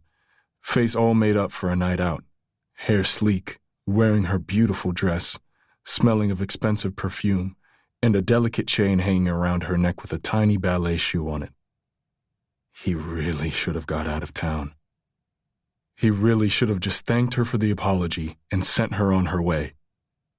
Because then Willow wouldn't have had the chance to reach up, place both hands on his face and, on tiptoes, kiss him with the spontaneity and quick abandon of someone doing something before their brain can stop them. Chapter 19. Willow had never been brave enough to kiss Dylan Hawkins. At school, it was always him that did the kissing, or that teasing brush of his lips that just left her hanging. It was him who walked past and pulled her under the stairs or into an empty classroom, met her eyes across the room at crowded parties but never came over. There was something enticingly liberating about standing opposite him in the evening light, raising her hands to either side of his jaw and pressing her lips to his. It was so unexpected. She hadn't driven around with the intention of kissing him, but now here she was doing exactly that. The same sparking fire bursting through her body, exactly as it had every time he'd leaned over her in a dark hallway, hands braced against the wall either side of her, and gazed down with a battle in his eyes about being with her at all. Now, the stubble on his face was rough against her palm. His hair fell forward, brushing against her fingers. One hand stayed in his pocket, like he wasn't going to totally give in to this. The other rested loosely on her waist, could have been there purely to steady himself from the shock. The kiss for Willow was like a release. It was as if everything she'd felt since she fell to the stage floor, when she'd been medically signed off, when her brothers had looked vacantly around the table and her dad had told her to leave Thunder to Noah, all that pent-up frustration in her soul was finally letting loose. Everything else felt ripped out of her control, but this was her. She wound her arms round his neck, bringing him closer, her fingers in his hair, the buttons on her dress pressed against the fabric of his t-shirt. She could spare barely minutes. She willed him to touch her, to show he wanted the same, to lose his reserve to give in. She could sense the clock ticking in her head. She had to go. Please. She was on the cusp of regretting the impulse, feeling the insidious creep of humiliation, about to wrench herself away, when finally he took his hand out his pocket and wrapped his arm tight around her waist. Lifting her off the ground, the fabric of her dress bunched under his hand as he hauled her closer to him. She smiled under his lips, couldn't help herself.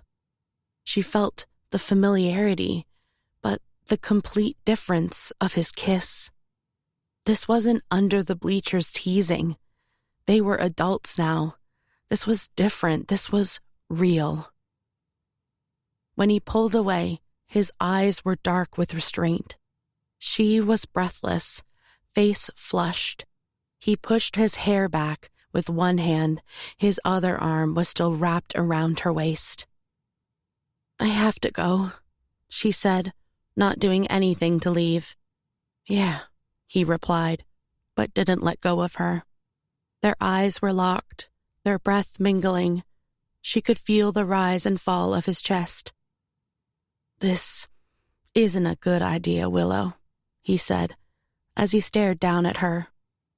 "No," she replied, her hands resting on his chest. That made him laugh. She felt it through his t-shirt. "I really have to go," she said, checking her watch. "Oh man, they're all going to be there." Dylan took a step back. "Yeah, you'd better go." She felt the loss of his hold. She swallowed. Wasn't sure what he was thinking when he looked at her like that.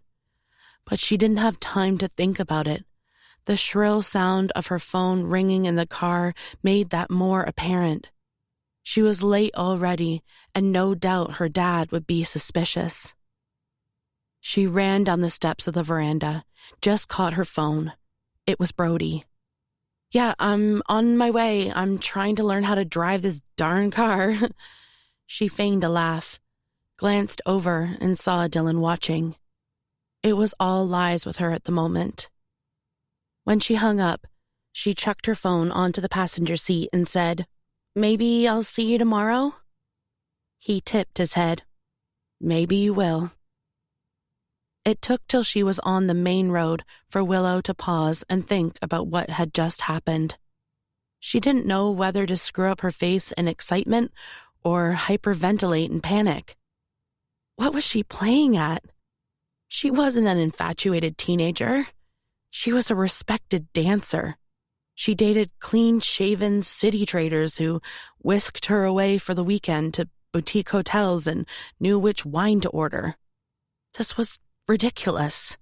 Dylan Hawkins was not her type. And yet, she kept replaying the moment his arm had snaked around her waist, pulling her close, giving in to what was happening. The roughness of his jaw, the hard power of his kiss, the headiness of the rundown house and the dirt and sweat still on his shirt. The clench of her heart was exquisite. But that fluttering secret thrill slipped quietly away the moment she walked into the Firestone and saw her family around the table waiting for her. "Where have you been?" asked her mom. Willow shook her head, trying to be blasé, as she pulled out a chair and sat down. "That car is a nightmare." Noah, sitting opposite, looked at her like she was crazy. "I don't understand why you've hired a car. What's wrong with the truck?" Willow glanced sidelong at her dad. He was watching her, jaw tight with mistrust. "I think it's better if we're all independent, you know?" She didn't wait for a reply, just picked up the menu and said brightly, "So, what's everyone having? It's been a while since I've been here." The subject immediately went into what everyone had chosen. Now they were all present, the waitress came over and read out the specials. All the while, the clandestine kiss flickered in the back of Willow's head, distracting her. She ordered the ribs on autopilot, because she always did, and she didn't have the capacity to think about anything else. As the meal went on, where Willow would usually be cutting in left and right with the conversation, tonight she found herself sitting back, watching. Her mom was chatting to Ren and Bella.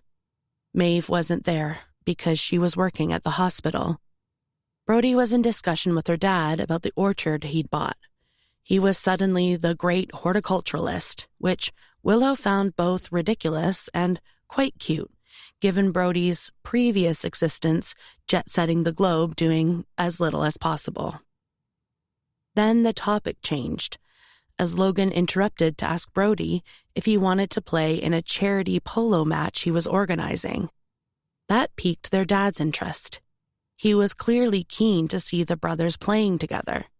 While Logan had been the star player, the others had trained with him and could hold their own. Emmett said, "What about you, Noah?" But it was Brody who replied, "No, Noah's more interested in the races now, unless Hawkins has run off with your horse." Willow's shoulders stiffened. She caught her dad's eye. Emmett immediately looked away, saying, as if the comment had never been made, "It would be good to see you all on the pitch again." To Willow's surprise, Noah seemed amenable to the idea, even though it wasn't really his thing, and they all started mulling over the logistics. It was so obvious that they were all obediently giving their dad what he wanted, making up for those years they'd been away, relieved to be back in the fold. She caught her mom watching them dotingly. Willow wanted to smack the table in frustration. She wanted to shout that it wasn't that easy. She wanted to make them all see the bleakness of the house without them in it, the emptiness, the complete lack of humor and laughter and music and noise. She wanted them to at least see that she'd stayed. She saw her parents through it all. She'd kept on smiling. She tried to stay the shining light. They wouldn't even have a ranch if it wasn't for her. But it didn't matter what she did. She would never be as visible as those boys. She didn't play polo or football. She didn't work the ranch. She wasn't even allowed to ride a horse. Her dad had never seen her dance, didn't like to travel, didn't like ballet. They connected because she was his little Willow. She wore pretty dresses and had cute curls, and she doted on him, had done since she was a little kid. Wren said something across the table. Willow nodded along, but shifted uncomfortably in her seat, not really listening, thinking of how much of her life relied on doing what she was told, trying to win approval, doing her best not to rock the boat, fluttering about like a little bird, trying to make everything better. And to what end? Her dad wouldn't even look at her tonight. When she'd tried to confront her brothers and get them to see what her life had been like, both Logan and Noah had shrugged it off as her being in a weird mood.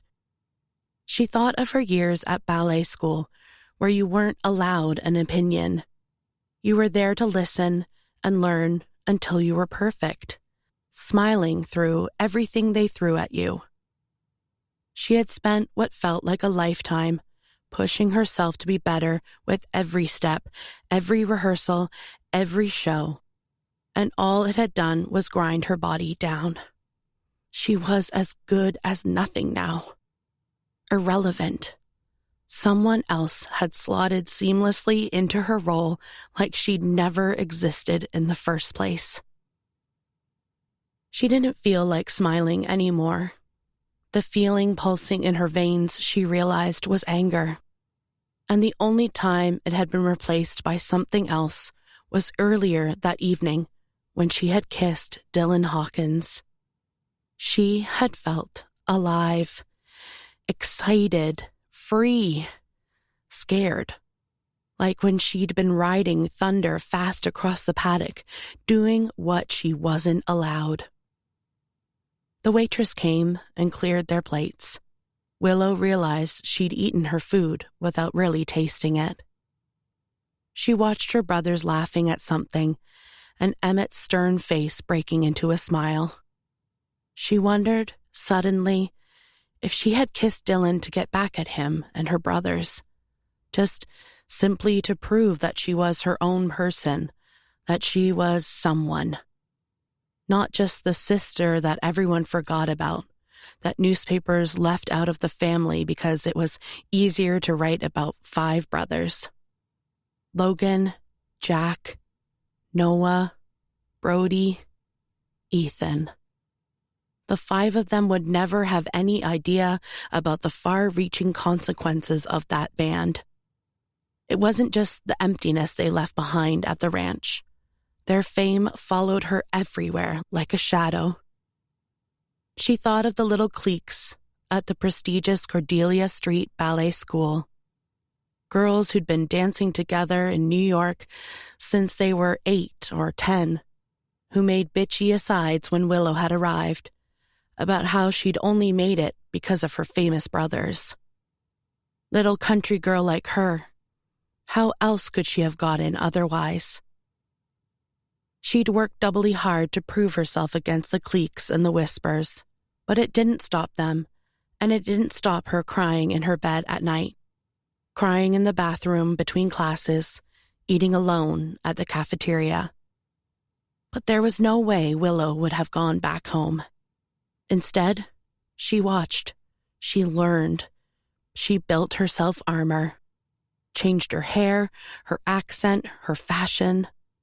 The school wanted perfect. She gave them better than perfect. She gave them her soul.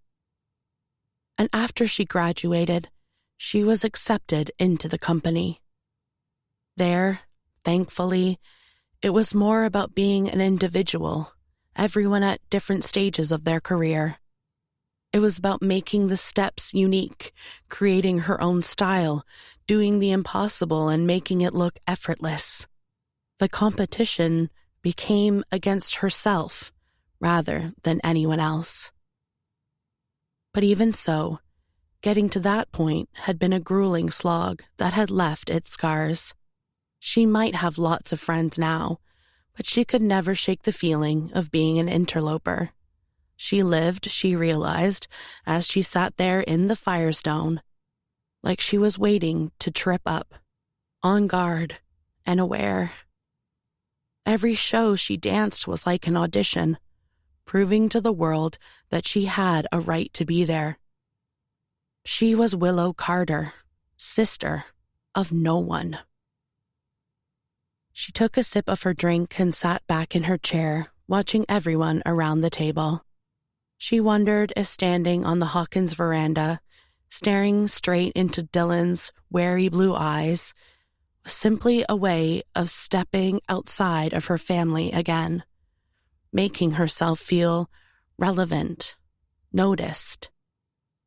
Or maybe she was just living out a teenage dream. There was no chance to dwell on it further, though, because at the end of the table, Logan cleared his throat and with his arm around Bella said, "We did actually invite you out for a reason." Everyone stopped talking at once. Willow realized immediately what was about to be said and felt all her animosity disappear and the smile widen on her face in an instant. She saw the same on Wren's face. Bella was coyly trying to hold in a grin. Brody didn't get it at all. What's happening? Logan said, "We're going to have a baby." As he said them, the words caught in his throat. Bella reached up and took hold of his hand. "I'm pregnant," she said. Noah's eyes creased, his face softening with delight.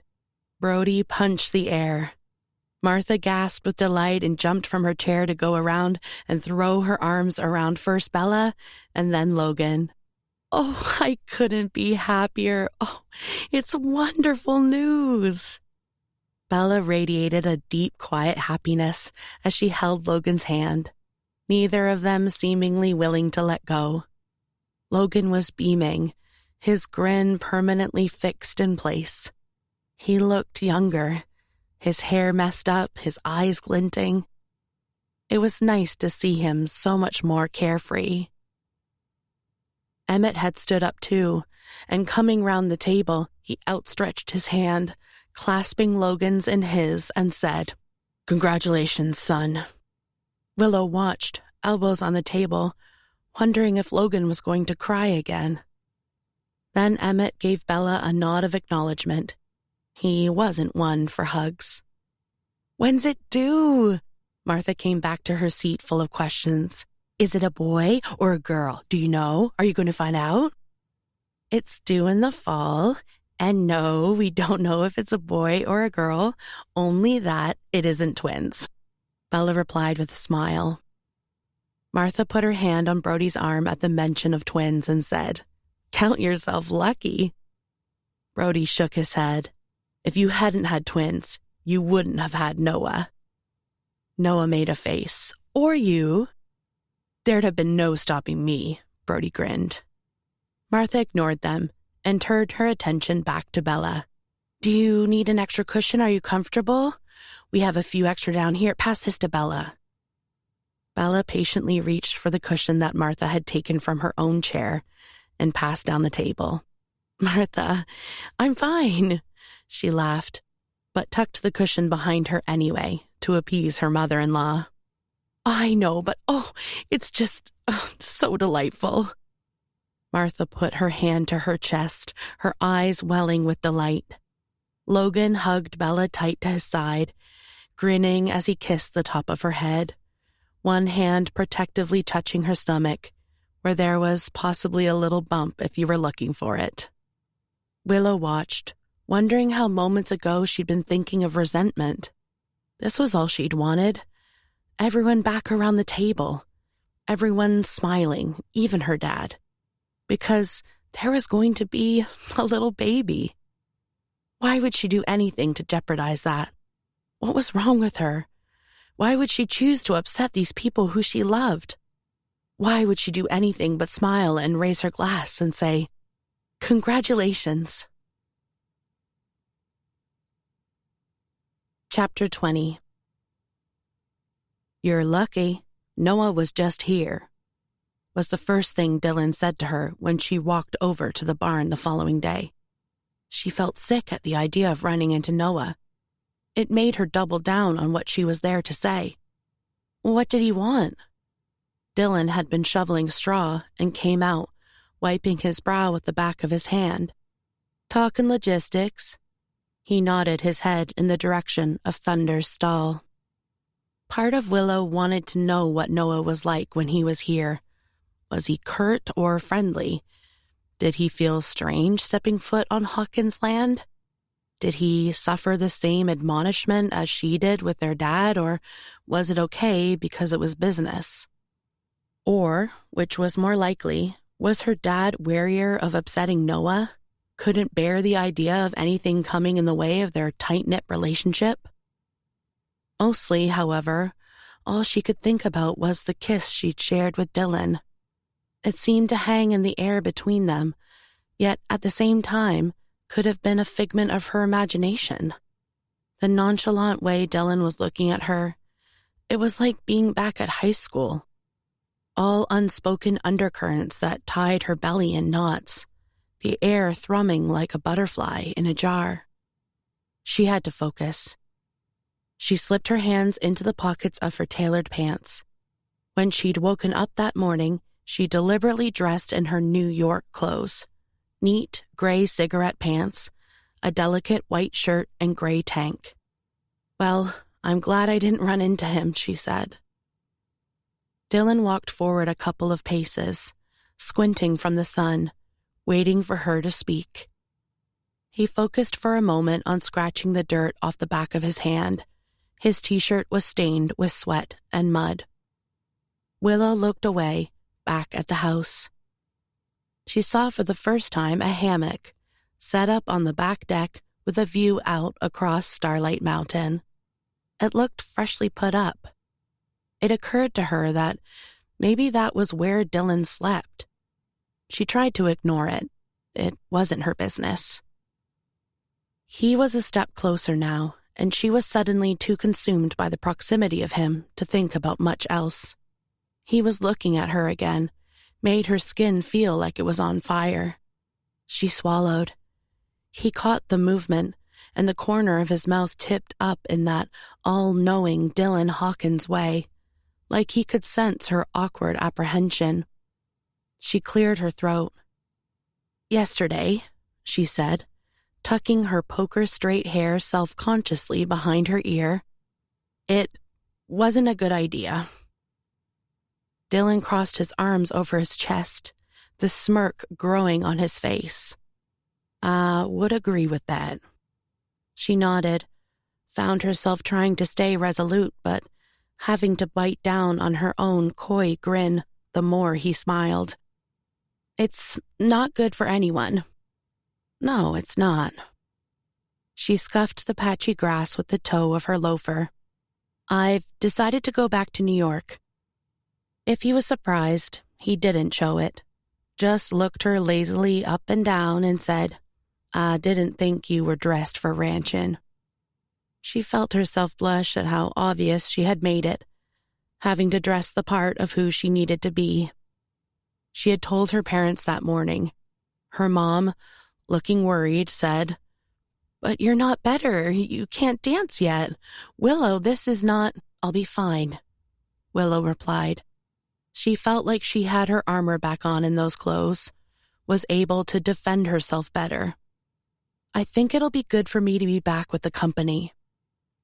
Her dad had poured himself some coffee as he said, "Help you keep your focus." She felt herself bristle at the statement and tried not to rise to it. "Oh, don't be silly, Emmett," Martha dismissed him. "You don't know what you're talking about. Willow doesn't need focus. She needs home cooking and her family and fresh air." "Willow, if you go back too soon, I'll be fine, Mom," she said, again more insistent this time. "She knows what she's doing," Emmett added. "Last thing she needs is you mollycoddling her." Stupidly, Willow wanted him to tell her to stay. Martha sighed with frustration. "When will you be back?" She looked at her dad. He didn't look at her, just went on, making his coffee, adding the cream. "I don't know," she replied, wanting to stamp her foot and shout, "Look at me." But she knew that stamping her foot, with her injury, hurt her way more than it would ever hurt him. "You'll be back to see the baby?" Martha said. "Of course," Willow smiled. The baby. That's what it felt like she was doing this for. The future, the new life, the good that came out of everything that had gone before. Now she stood in front of Dylan in her expensive, beautifully cut clothes and said, "I can't jeopardize my family." "Willow," he smiled now, more genuine, "you don't have to explain anything to me." She nodded, relieved, but just as she'd been with her dad that morning, sad that he hadn't fought her on it. "Thank you." He tipped his head in acknowledgement.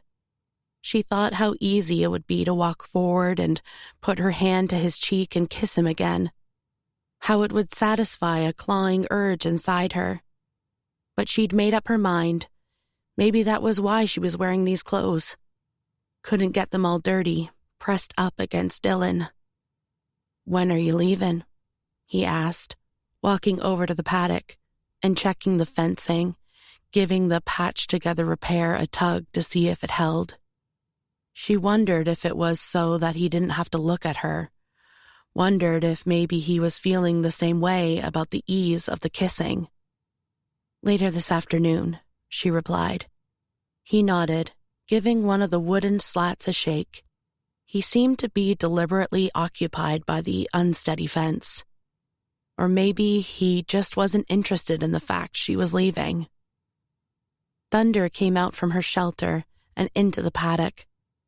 When he saw her, Dylan clicked his teeth and fished in his pocket for a polo, drew her over to where they stood.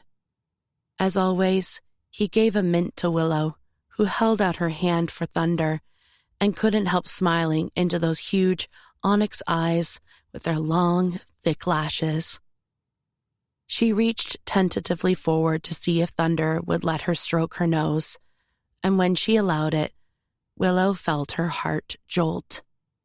"I'll miss you," she said softly. Again, she caught her reflection in the horse's eyes and wondered if actually she'd miss herself, the version of her that existed only here. Dylan was watching. "We're racing her at Wildwood." Willow gasped. "You are?" "Yeah." He laughed at her excitement. "Real low-key thing, just to see how she runs." "First Wildwood, next stop the Kentucky Derby," Willow grinned. Dylan raised a brow at the idea. "We can only hope." "Is Noah going with you?" She couldn't imagine the pair of them on a weekend break together in Wildwood. Dylan shook his head. "No, I'm going on my own." Willow turned her attention back to the horse. I'd have loved to see you race. She patted Thunder's nose again. I bet you'll be magnificent. Dylan leaned, arms crossed, on the paddock gate and watched the two of them together for a moment. While every fiber of her being willed it, Willow refused to turn and look at him, picturing instead her family all toasting the baby. She let her hand reach up and brush Thunder's mane out of her eyes. I won't see you, she said pointedly, but I want you to win, okay? You hear me? Thunder gave a little snort and then wandered off to the other side of the paddock. She didn't seem too keen on that, did she? Willow laughed, taking a step away from the paddock. Dylan turned so that he was leaning, with his arms hooked over the back of the fence. Tell you the truth, I don't know what she's going to be like at the track. She can still be pretty touchy when she wants to be. I know how she feels, Willow said, slipping her hands in her pockets again. I still get super nervous every time I go on stage. She started walking back in the direction of her car. You miss it?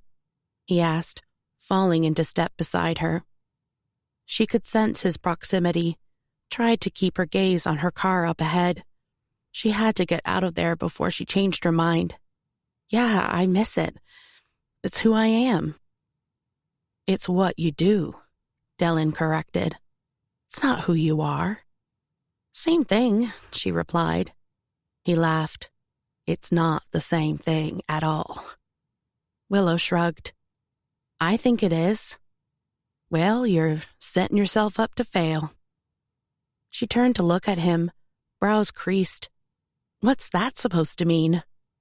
He glanced her way, all narrow-eyed self-assurance. You can't make something impermanent permanent. Dancing, it's like racing. There's only so long a horse can race at that level. If you make it everything you are, then who are you when it disappears? She could feel herself get annoyed with the calmness in his voice when he was talking so easily about the finality of her profession, a question that had kept her awake many a night. She'd always consoled herself that it affected a version of her far off in the future, someone who'd achieved everything she wanted and was happy to retire. She arched a brow. I'm not a horse, Dylan. That made him laugh out loud. He shook his head, still smiling. I know you're not a horse, Willow. I'm just saying, you're more than what you do. She swallowed, suddenly self-conscious under his gaze, sideswiped by how he'd somehow turned what she thought was a negative into a positive, a compliment. It was the first time, perhaps, that anyone had thought that of her, even herself, let alone said it out loud. She wondered how often she would roll the words around in her head when she was lying in her bed alone in New York. They reached her rental car. Well, she said, still flustered by his comments. She took her sunglasses off her head and slipped them on. It was interesting to see you again, Dylan. He inclined his head, remnants of a smile still on his lips. It was interesting to see you too, Willow. Look after Thunder, yeah? Yes, ma'am. She stood awkwardly for a second, then braving it, she put her hand on his shoulder and kissed his cheek. He smelled of horses and the outdoors, and also exactly what Dylan Hawkins always smelled like, heady with promise and excitement. When she stepped back, she saw him swallow, the only telltale sign that her leaving had any effect on him whatsoever. Goodbye, Dylan. He nodded, watched her get into the car, turn the ignition, start to reverse. Then he turned and walked casually back to the barn, Elvis getting up from the porch and loping over by his side. When she was almost out of sight, she saw him turn, just once, then carry on back the way he was going. Chapter 21. Everyone was surprised to see Willow back in New York. The girls she lived with were delighted to see her when they came home from rehearsals. She tried to listen attentively and make all the right noises as they ran through all the usual moans and smile brightly when they told stories about some of the usual suspects in the company who drove them bananas. They fell into normal life, went out for dinner, drinks, dancing, all getting ready together. It felt like she'd been away for months. She was so unused to the bright lights and the noise and the traffic. More often than she'd like to admit, she'd think about what Dylan was up to, imagined him lying in the hammock, watching the sunset behind the mountain. She saw the company physio who said, "You've made good progress, Willow. Well done." Willow wondered if she was hearing her right. "You really think so?" "You just need to keep on doing what you're doing." She made some notes on her file, then added, "Don't rush it, though. I'm surprised to see you back here. I don't want you to be tempted to do too much too soon." Willow shook her head. "I won't." "Make sure you don't." But she couldn't help herself. She went in every day to do her exercises and her training. She watched enviously as everyone filed into company class in the morning to do their pre-rehearsal warm-up routine together. She heard the piano and the gossip. She saw everyone disperse off into rehearsals, and she sat with them at lunch, though realized she didn't have much to contribute. One morning, Willow decided to brave company class. It was usually her favorite time of day. She loved the bustle of the room, the chatter, the live music with the piano. Everyone had their usual spot at the bar. Today, however, someone else had taken hers, not expecting Willow to be there, but they moved the moment they saw her. Willow tried to get the girl to stay, but she refused. All around her, everyone was asking Willow how she was, so pleased to see her back. There was some new people that she didn't recognize, but they clearly knew who she was, trying to get a good look. She didn't want to thrive off the recognition, but she did. This was her place. This was where she belonged. She was reminded of Zoe and all her little friends at the class she'd led. She felt a momentary pang of guilt for having canceled the following session. When the class began, Willow knew to take it easy. She knew exactly what she could and couldn't do. It started off really well. She was between two of her friends. The class leader was one of her favorites. The music enveloped her. She relished being back, could forget everything else. No thoughts of Dylan, nothing about her dad. But then she had to pause, let one of the combinations pass her by. Then another. She did moves she could do instead, but then she found herself getting in the way of the others, so she waited. And in that time, she started to step out of herself and see the class for what it was. Professionals getting ready for their day. She wasn't meant to be there. She didn't belong. She felt suddenly conspicuous, foolish for believing this would be a good idea. She thought of Zoe and all her friends treating her like some kind of celebrity, the new girls in the class whispering that Willow was in the room, yet how quickly she could be put back in her place. She wanted to leave, realized immediately what the physio had meant when she questioned her return. This wasn't the right setting for her to recuperate.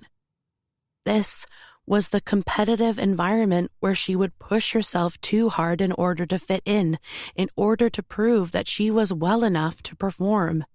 It was exactly what had led her to this very predicament in the first place. She could feel her cheeks getting hot. She wanted to leave, but she didn't want to draw attention to herself, so she waited it out. Tried her best to go along with everyone, laugh off her inabilities, but time went painfully slowly. In the end, she went and sat down on the bench, back against the wall, pretending that she was just there to drink in the atmosphere and enjoy the music. When her eyes welled with frustration at the sight of everyone else, fit, healthy, perfect, she rubbed her face with her hand, pretending to have an itch on her cheek. But just before the class ended, she had to duck out, head down, because the tears spilling onto her cheeks could no longer be hidden by feigning an itch. Chapter 22. The Wildwood Racetrack was a beautifully kept little place. It had a small grandstand, freshly painted green and red, and the white track railing gleamed as if polished. There was a flower bed in front of the scoreboard with Wildwood spelt out in red and white flowers. The Redemption River ran along the far side, and Starlight Mountain shadowed the horizon behind them. Dylan figured it was the perfect setting for Thunder to do her first race. Perfect conditions but no pressure, no expectation and no massive crowds. There were spectators, but nothing too daunting. A jockey friend of Dylan's, Owen, had agreed to ride Thunder in the race. He was notoriously good with the more temperamental horses, and he'd been out to the ranch during the week to spend a bit of time with her. He'd been impressed with her potential. "You could have yourself a winner here, Dylan," he'd told him. "And that's what I'm hoping." Dylan had acted as groom, leading Thunder out onto the track. She hadn't liked the traveling, hadn't liked the officials, and was just about tolerating the other horses. Dylan kept her calm, kept talking her up, showing her everything. While he could sense she was apprehensive, underneath that, he was certain was a quivering excitement. Owen was grinning in the saddle, loved nothing more than the chance of a good race, especially when riding the untested underdog. Much to his surprise, Dylan found he was a bundle of nerves. He didn't usually get quite so affected, but as soon as the gates flew open and the race started, he could barely look. He paced the side of the track listening to the tannoy. He'd never succumbed to nerves like this, but there was something about Thunder, something about making her a success, proving maybe to the Carters that he could do it, or maybe wanting to carry out Willow's wishes, wanting her to smile when she heard the news, that made him desperate for Thunder to do well. He had tried his best not to think about Willow, just got on with his work, but this race seemed like a culmination of what had gone before, a way to round it off in his mind, he supposed. He watched the horses on the far stretch, his arms spread wide, leaning on the white railing, holding his breath. There were a couple out front, then a pack in the middle. Thunder was at the back of the pack. A couple of stragglers behind them. "Come on, Thunder," he muttered under his breath. He knew she wouldn't start well. This was only her first race, but she had grit. It would be the last stretch where she'd come into her own, if she was going to at all. "Come on, Thunder." They were heading into the final turn. His stomach was tight, he could barely watch. She was edging out of the pack, but was still down of the front runners. "Come on, Thunder." Owen kicked it up a gear, knew exactly how to handle her. Now clear of the pack, she started gaining on third, black coat gleaming in the sunshine. She was a darn beautiful horse. As he watched her gaining, Dylan opened his mouth to shout, but instead someone in the grandstand hollered, "Come on, Thunder! You can do it! Take them now!"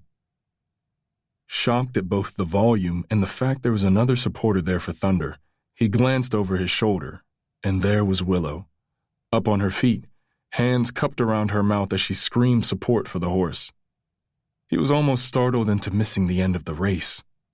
Tearing his eyes away from her, in her blue jeans and cropped white sweatshirt, he snapped his head back around to see Thunder already in second. "Come on," he breathed, as behind him Willow bellowed. It was weirdly comforting to have her there. He stood rigid, breath held, heart whirring like a jet engine, fists clenched. Thunder was closing in on the lead, but there was no way she had time to take the top spot. Suddenly, Willow hollered again, louder than Dylan would have thought possible. "Go on, Thunder!" It felt like the whole stadium paused to watch Thunder respond, find something inside herself that Dylan had never seen before in training. Like a streak of lightning, she shot over the finish line, neck and neck with the leading horse. So close, Dylan couldn't call it. Owen punched the air, Thunder galloping into a warm-up. Willow whooped and shouted from the stands, spectators laughing as she bellowed some more. "Well done, Thunder! We love you!" Dylan could barely breathe. He watched, heart pounding nervously for the result, hand over his mouth, time slowing as his eyes fixed on the Wildwood scoreboard. Conscious all the while of Willow behind in the stand. That she had come. That she had seen the race. Seen the result. Whether Thunder won or came second, it didn't matter. She'd ridden like a superstar. Then suddenly there it was. Thunder's name illuminated in bright yellow lights, right up there in first position. Yes! Dylan thumped the railing with his fist, triumphant. Next second, Willow was racing down the grandstand steps, clapping her hands. "You did it! She did it!" Whooping so loudly that it made everyone around smile indulgently. Dylan couldn't take it all in. Not only had Thunder won, but Willow was here. Same cute little face that he'd been trying so hard not to think about. Hair all piled on her head. Cordelia Street Ballet Company emblazoned in pink across her top. He didn't have to imagine what she'd look like when she heard the news, because he could see it for himself. The wide, white tooth smile that stretched almost ear to ear. There was no time to say anything, though, because Owen came around with Thunder, and then they were leading her back to the enclosure, getting her something to eat and drink, cooling her down. All of them high on the euphoria of it. Thunder nuzzled Dylan's collar. He gave her treats, kissed her cheek. "You did so good." Owen gave them a blow-by-blow account of the entire race. Dylan kept thinking, Willow's here. The rest of the afternoon went by in a blur. Dylan messaged Noah to let him know the result and felt a burst of pride that he'd never expected to feel at Noah's amazement. He didn't want to try and imagine what Emmett would say when Noah told him. Didn't want to care if the guy was begrudgingly impressed. And yet, he couldn't have cared more, especially with Willow standing there, sipping her champagne and clapping loudly at the prize giving. It was much later when Owen had left and Thunder was tucked up for the night that Dylan was alone with Willow. They were walking away from the stalls. The low, late afternoon sun cast everything with an apricot glow. Dylan said, "I thought you were in New York." He wasn't sure how he felt about her being there except for the immediate pleasure of seeing her face. It had been a whole lot less complicated with her not there. Willow had bought a wildwood cap to protect her face from the hot sun and had to tip her head up to look at him. "I was," she said. "It didn't go well." "No?" She tucked her hands into the pockets of her jeans. "No, I don't think I was ready." Dylan nodded in understanding. They were approaching the parking lot. He wasn't totally sure what he wanted to do next. Usually he'd go get something to eat, go to bed in his van, get up early and go. "You drive here?" "Straight from the airport. I got my same trusty rental." She gestured toward the black Mercedes. "Anyone know you're back?" "No." She shook her head. "Just you." The words hung in the air, seemed to wrap around them, drawing them closer in their isolation. They stood for a moment. She took her cap off, mussed up her hair with her hand. The curls were winning their battle to come back, despite her best efforts to keep them straight. She smiled a little bashfully. Looked like she did at high school. The memory of her there made him smile inside. Just thinking about her all haughty with her books and her ballet. The reminder of that freedom of youth. The buzz of Friday night football.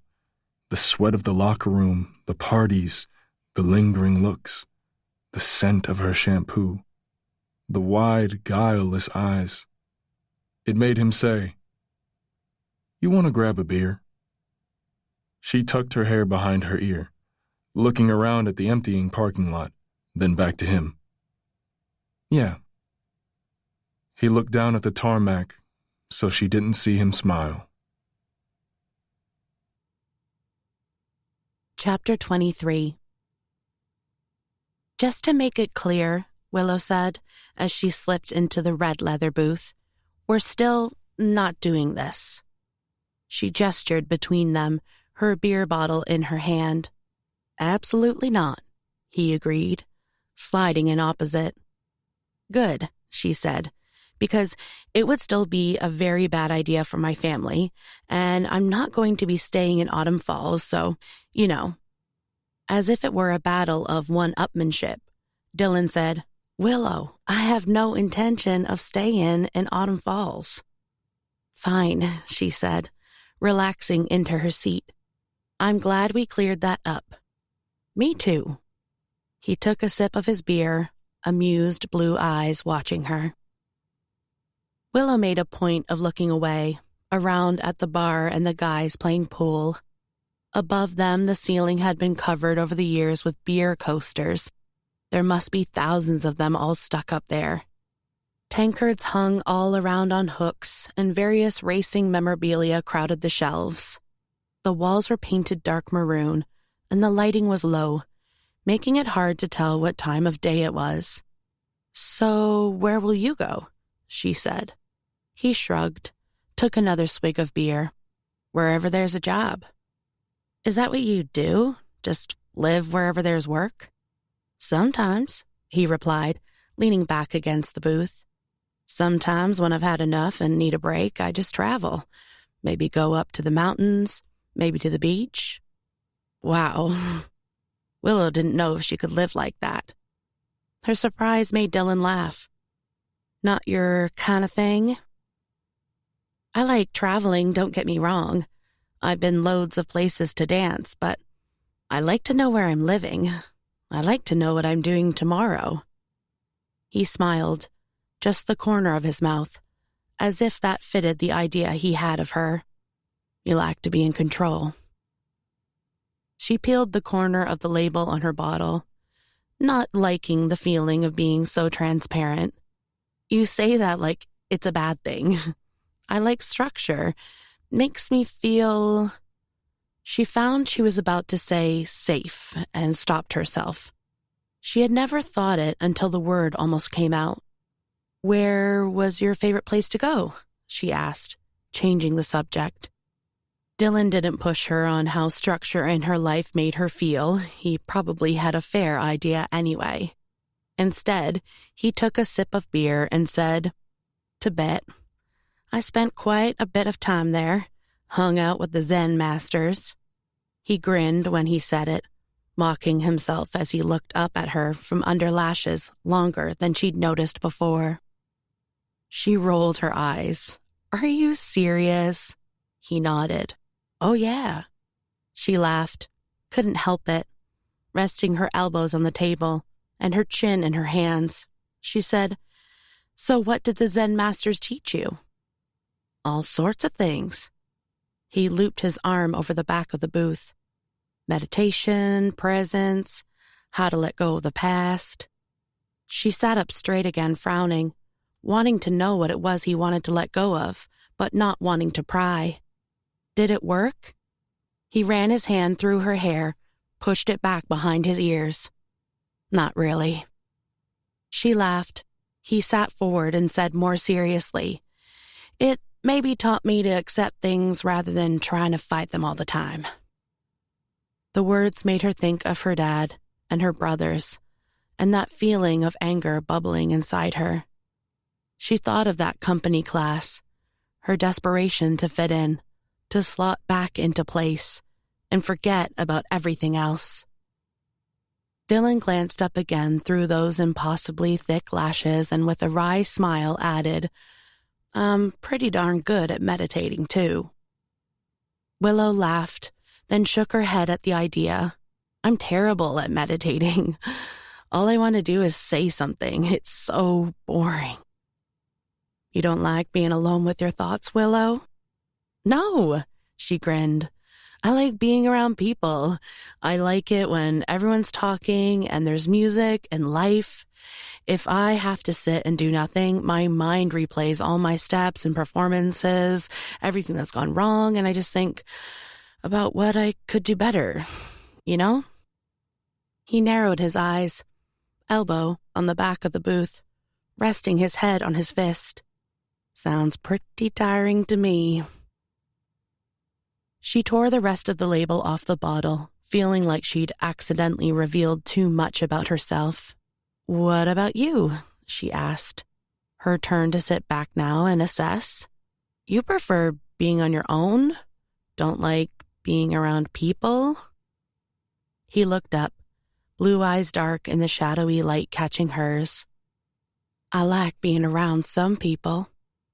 She looked down at her beer bottle, embarrassed, coy, felt a burst of excitement flutter through her. The music changed, and someone called out about the start of line dancing. A bunch of regulars who'd obviously been waiting for it to start now stood up from their seats and headed over to a different part of the bar. Dylan turned and watched them go. Then, glancing back, he smiled, kind of mischievous, and said, You want to dance? Willow felt her heart flutter again under that look of his. She watched a bunch of ladies heading toward where the music was. Well, I have got my boots on, she said, lifting one foot to show her favorite beat-up brown cowboy boots. Dylan swigged the last of his beer, stood up from the booth and said, Let's go then. The room was like any country bar. There was a band set up in one corner, a disco ball and colored strobe lighting. People were taking their places in the rows, a bit like in company class. It felt like they all had their usual positions. Dylan and Willow went and stood at the back. She said, I won't be able to do it all. Dylan gave the room a cursory glance. Most people were over 60, and one of the oldest women in the front row was dancing with a stick, and said, I don't think that'll be a problem. The music was loud, and they played some of Willow's favorites from when she was a kid, and there would be line dancing at the Redemption River Summer Fair. When she was really tiny, her dad would lift her up on his shoulders so she could see everything that was going on. Dylan was next to her, half concentrating on trying to follow, half smiling because he kept missing his steps. Willow found herself loving it, half doing what she was meant to, half sidestepping, half just laughing at Dylan. She took a seat when she needed a breather, then after a moment, Dylan came over and pulled her back up, fixing his arm around her waist to keep her steady. They danced close, him taking most of her weight, effortless, as if she was on stage. When the band took a break, he said, You had enough? Willow could have danced all night like that, but she knew she shouldn't, not just 'cause of her injury, but being held close tight by him was dangerous enough. Yeah. They went back to their booth. Dylan got more drinks. Willow pulled her sweatshirt off to cool down and sat waiting, could still feel what it was like to dance next to him, smell his skin, have his arm supporting her, his fingers pressed into her waist. She watched him waiting at the bar, studied his profile, the stillness in his features. She thought of the hammock that she'd seen on the back porch of the house. She imagined him in Tibet, searching out peace. None of that aligned with Dylan Hawkins, swaggering football star with a granite-hard stare and a self-assurance that had all the girls weak at the knees. Here you go, he said, putting a bottle down in front of her. She thanked him, watched as he took a gulp. When he put the drink down, he said, What? She said, What really happened to you? Chapter 24. Dylan sat back and considered the question. Willow's eyes stared unblinking at him, just like Thunder's, like she could see right into him. He turned away with a half smile. The line dance band started up again, and he could suggest they go back and dance, but it wouldn't be good for Willow's leg. Wouldn't be good for him, holding her close to him. Instead, he said, "What do you mean, what really happened to me?" She brushed over his flippancy and said, "I don't know. You're back, but you don't seem to sleep in the house. You're traveling the globe in search of answers to the past. You live in a van. You're not married. You're not married either." She raised her brows at his deflection. "You just don't seem like the same guy who smashed up my dad's truck with a baseball bat."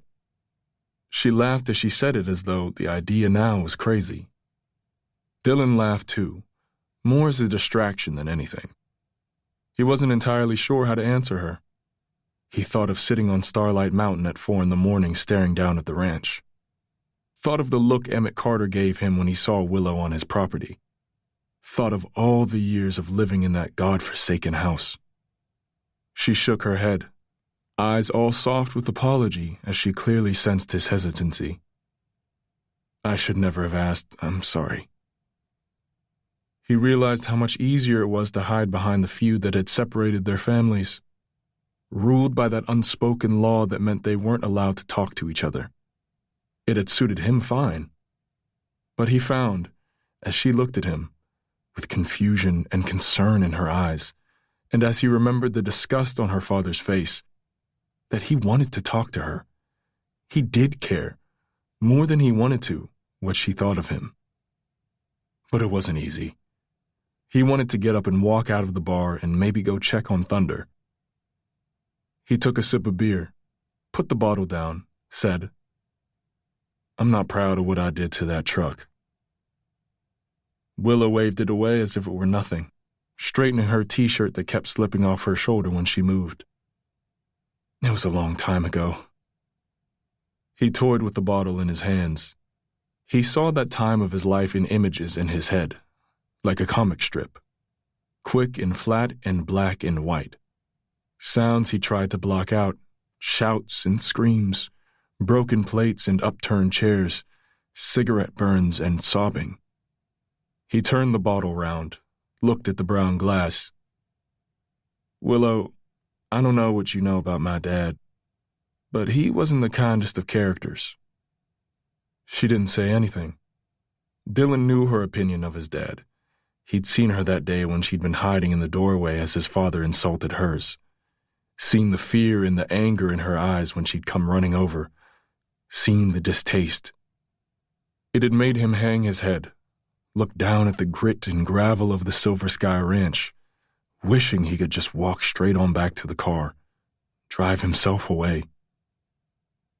When we were growing up, if he thought we were misbehaving, he would beat us something bad. Willow's eyes widened. Dylan shrugged. "We were pretty unruly boys. We probably deserved it some of the time." "Dylan, I don't think anyone ever deserves." Willow started to defend him, but he waved his hand. "Either way, it happened and it was hard. My brother, he took a lot of the brunt of it. And my mom."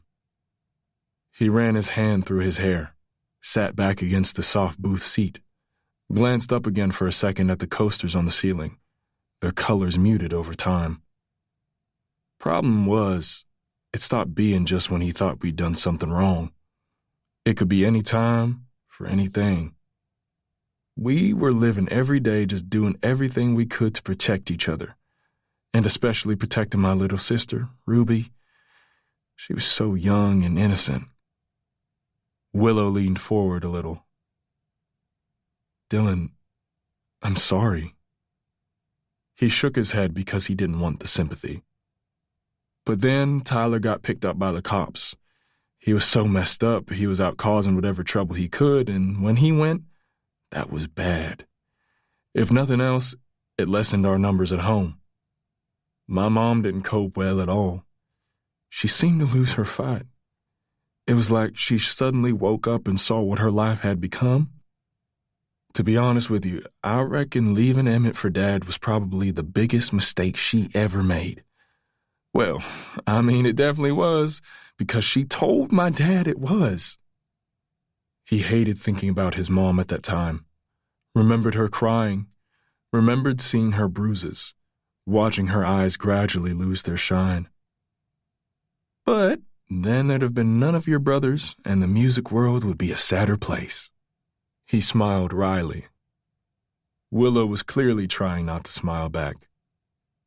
"Stop it," she warned. Dylan laughed, had a swig of beer, felt a bit easier now he'd started. He wondered who else he'd ever told about this. Maybe 1 or 2 people. That was it. Thing about my dad was he could be as nice as anything, could charm people into giving him whatever he wanted. But he had one heck of a temper, and if you crossed that, he blew out a breath. That was when things got terrifying. He glanced up to see Willow watching him with her big eyes and her dark lashes, mouth parted with concern.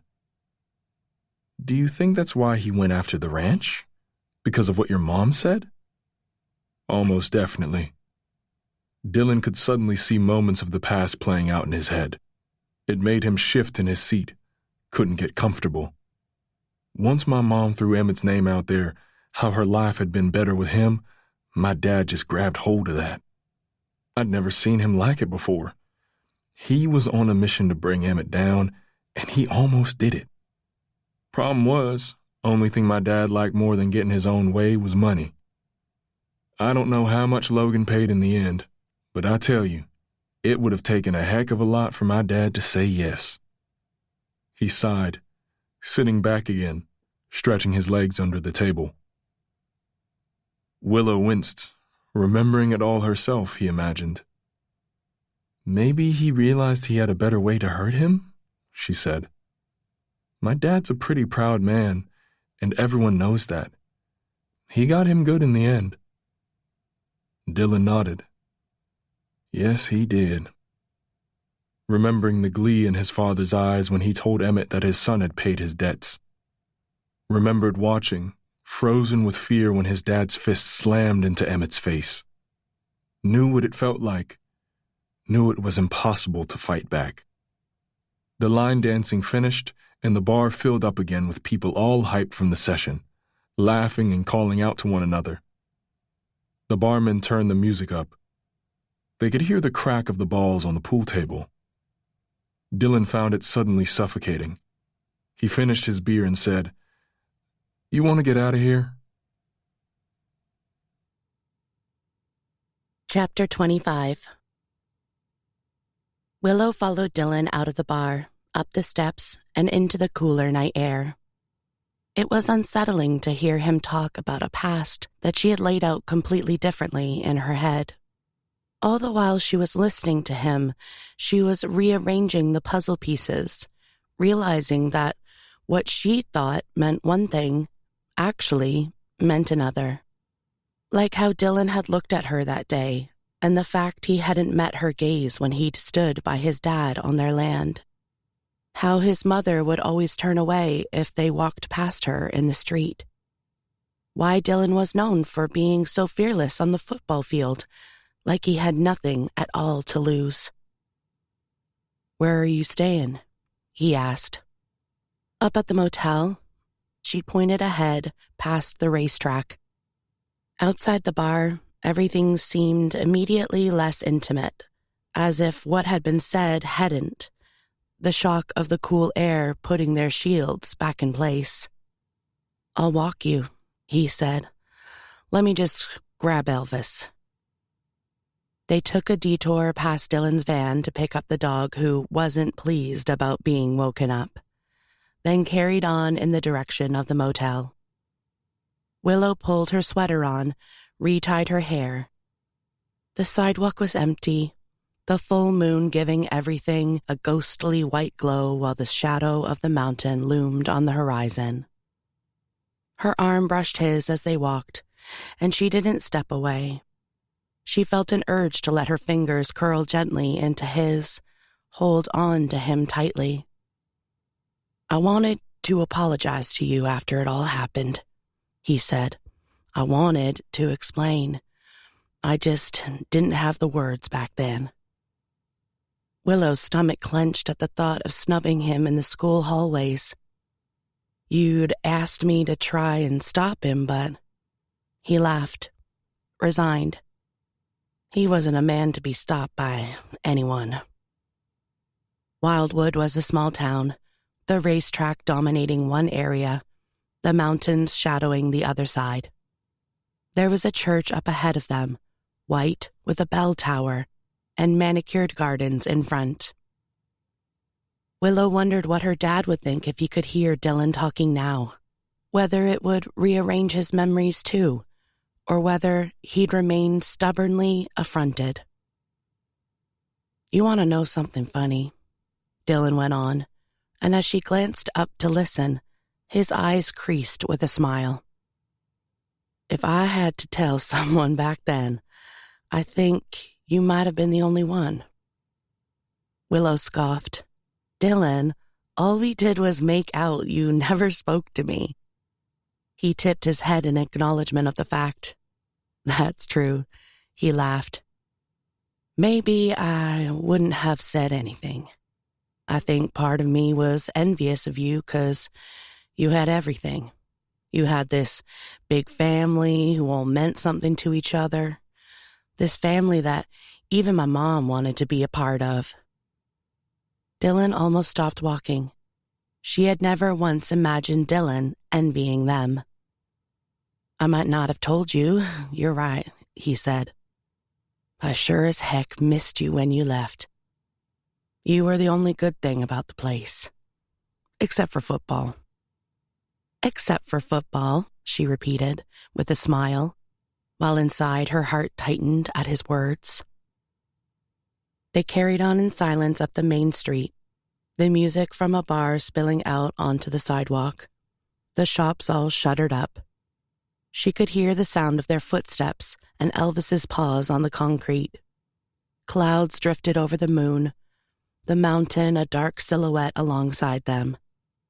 They went past flags fluttering in the streetlight, flowers and beds lining the path, until the landscape changed to grass and pines, and the road widened, and they reached the Wildwood Motel, the sign lit in red neon. Okay, well, she gestured up to the row of rooms. This is me. He nodded, hands in his pockets, the moonlight catching his sun-bleached hair, his eyes half smiling like always. But all she could see when she looked at him was how he used to be. Young and angry, the hard, sharp planes of his face, his eyes narrowed in warning. She remembered the look he gave her in the bar when she'd asked what happened to him, the sparkle of sadness in his eyes when he talked. Without thinking about it, she reached up, drew his head down to her, and pressed her lips urgently against his. It felt like an instinct, a need, to do just what she had to do in that moment. She wanted to taste him, to be part of him, to take some of what he'd said away and show him that life didn't have to be like that. She wanted him to be young again, and for her to have had the courage to talk to him properly. She wanted to apologize to him for her family and the way they treated him. But mostly, she just had to kiss him, because she couldn't not. Dylan got over the moment of surprise pretty quick. He thrust his hands into her hair, cradling the back of her head, while their lips met like firecrackers. Desperate and delirious, her palms pressing against his jaw, mouths crushed together, barely breathing. When they heard a car drive by, illuminating them in a flash of headlights, they split immediately apart, Dylan's hands dropping to his sides as he glanced around at the now empty road and the rows of motel rooms, and said with a wry smile, I think probably this isn't the way to behave in public. Willow sniggered, biting her lips, suddenly embarrassed. I think you might be right. He reached up and traced the line of her necklace, his eyes suddenly more serious as he looked into hers. Then, hooking the chain with his finger, he gave it a gentle tug in his direction. Leaning forward a fraction, he kissed her softly, slow, like there was no hurry in this world. It was a different kind of kiss, more like how she remembered being kissed by him. Arrogant and amused, with a teasingly slow-burning confidence that made her lean in almost drunkenly for more. But as soon as she did, he pulled back, and she looked up to see the smile dancing in his gaze. "Good night, Willow," he said, before her mind could catch up. Then he clicked his fingers for Elvis to follow and strolled back in the direction of his van. Chapter 26. Willow didn't see Dylan in the morning. He'd left with Thunder by the time she got up and went to the track to find them. Foolishly, she'd imagined them breakfasting together, nudging his foot playfully with hers under the table of the local diner. The entire drive back to Autumn Falls, she kept cringing at where she'd allowed her imagination to take her. When she arrived at Silver Sky Ranch, her return from New York was overshadowed by Thunder's win at the track. She had to act like it was the first she'd heard about it when Noah came striding across the yard as she drove in, Rocky trotting next to him, and the first thing he said was, "My horse crossed the line first." Willow wanted to say, "She's not your horse, she's my horse," feeling super protective of Thunder. But really, she was Dylan's horse, whatever any of them said. She imagined Dylan would say that she didn't belong to anyone. It didn't matter, 'cause Willow couldn't say any of it, just feigned surprise and smiled. "Did you go?" she asked, hating the fact she was lying. Noah shook his head, walked with her toward the house. "No, not this time. I'd like to see her race, though." Willow imagined Noah driving past as she was kissing Dylan in front of the motel. How could she have been so impulsive? Then why hadn't Dylan waited for her that morning? She wondered if he was kicking himself for telling her that snippet about his past. She wanted to ask Noah if he knew what life had been like for Dylan and Tyler, but then she'd have to admit to having been at the track. And the information seemed too precious to blurt out to her brother, even one as discreet as Noah. When they went inside the house, the kitchen was empty. "Where's Mom and Dad?" "Dad had an appointment at the doctor," Noah replied, going to the fridge to get a Coke. Willow frowned. "Why? What's wrong with him?" "Nothing, it's just a checkup. I think they check his medication, that kind of thing. He hates it."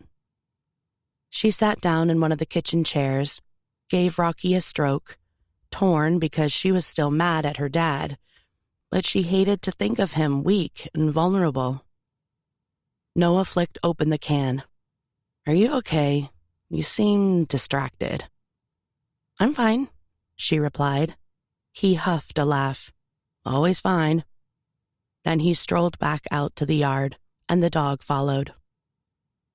Willow sat forward, her head in hands, hair falling forward hiding her face. She hated the lies. She was meant to be back in Autumn Falls relaxing, not living with her stomach in knots. She put her head on the table, reliving that moment back at the racetrack, the shared elation of Thunder crossing the line first, the darkened bar, the spontaneous line dancing, the dusky walk, the kiss outside the motel. Why didn't he wait for her? She went and put her bag away in her bedroom. For the first time as she walked in the room, she noticed how many of the items remained from her childhood. There was a selection of dance trophies on the shelf by the window. On the walls were framed prints of art she liked when she was 15 and had never considered whether it was still to her taste. There was a box of jewelry that she never wore, winning dance outfits vacuum-packed for posterity under the bed, old t-shirts in the dresser, books that she loved as a teenager. Even a wind chime a school friend had given her, hanging on the window latch. In the past, it had all given her a burst of nostalgia, whereas now, walking in, it seemed to reflect how little she had changed within the family, memories of a role she couldn't let go. She changed into her track pants and a vest and headed out to the studio. Felt perhaps if she spent more time in there alone, it would be easier to concentrate on the work she needed to get done. She hadn't been in the studio on her own for a long time. Despite the sun streaking in through the dusty windows, there was an eeriness to the place, a quiet like she was stepping into another life. It made her remember how, not so long ago, all she wanted to do all day long was practice. The hours that slipped away unnoticed as she lost herself in the music. Whatever was going on in her life, it all disappeared when she stepped into character, shedding the skin of herself. She chose some music on her phone, then turned it off because it was annoying, and took her place at the bar in front of the mirror. She started with a couple of exercises, but the more she tried to concentrate, the more she kept seeing Dylan's face. Saw their evening together in snapshots. Remembered what it was like to sit opposite him in the bar, listening to him talk about his life, words like gold dust that she had ached to hear in the past, back in a time when all her thoughts were consumed by Dylan Hawkins. When every time she tried to get closer, he'd slip through her fingers like sand. She paused at the bar, remembering how bereft and bewildered she'd felt standing at Thunder's empty stall that morning. How could he do this to her again? It was okay. She was different now. She would leave soon enough, resume her old life, and things would carry on as they always had done. But as she started her exercises again, staring straight at her own reflection, she wondered who she was looking at, who this person was with the long, loose curls, the perpetual flutter in her stomach, and the darting, distracted eyes. She was saved from her own thoughts by her mom popping her head around the studio door. "I saw your car. What are you doing back?" Willow was asking herself the same question. She tried her best to play down her return and said with a shrug, "I think I can get better here quicker." "I agree." Her mom came over to her and tucked her hair behind her ear. Willow tried not to think of when Dylan used to do the same in their teens. "Although, you look better to me than you did when you left. Your face looks more radiant." "Country air," Willow replied, cringing, uncertain if she'd ever lied so deliberately to her mom before. "How's Dad?" "Oh, he's all right." Martha looked around the studio, brushing dust off the window ledge. "He just hates getting old, you know that. Doesn't like resting, doesn't like doing nothing, like someone else I know." She raised her brows pointedly in Willow's direction. Willow raised her eyebrows back in defiance, but then smiled. "I'm done out here anyway," she said, and they walked out the studio together. At the house, she saw her dad sitting on the veranda before he saw her. He had his eyes closed, sun on his face. It was hard to see him look tired and older. He had always filled the screen in her life.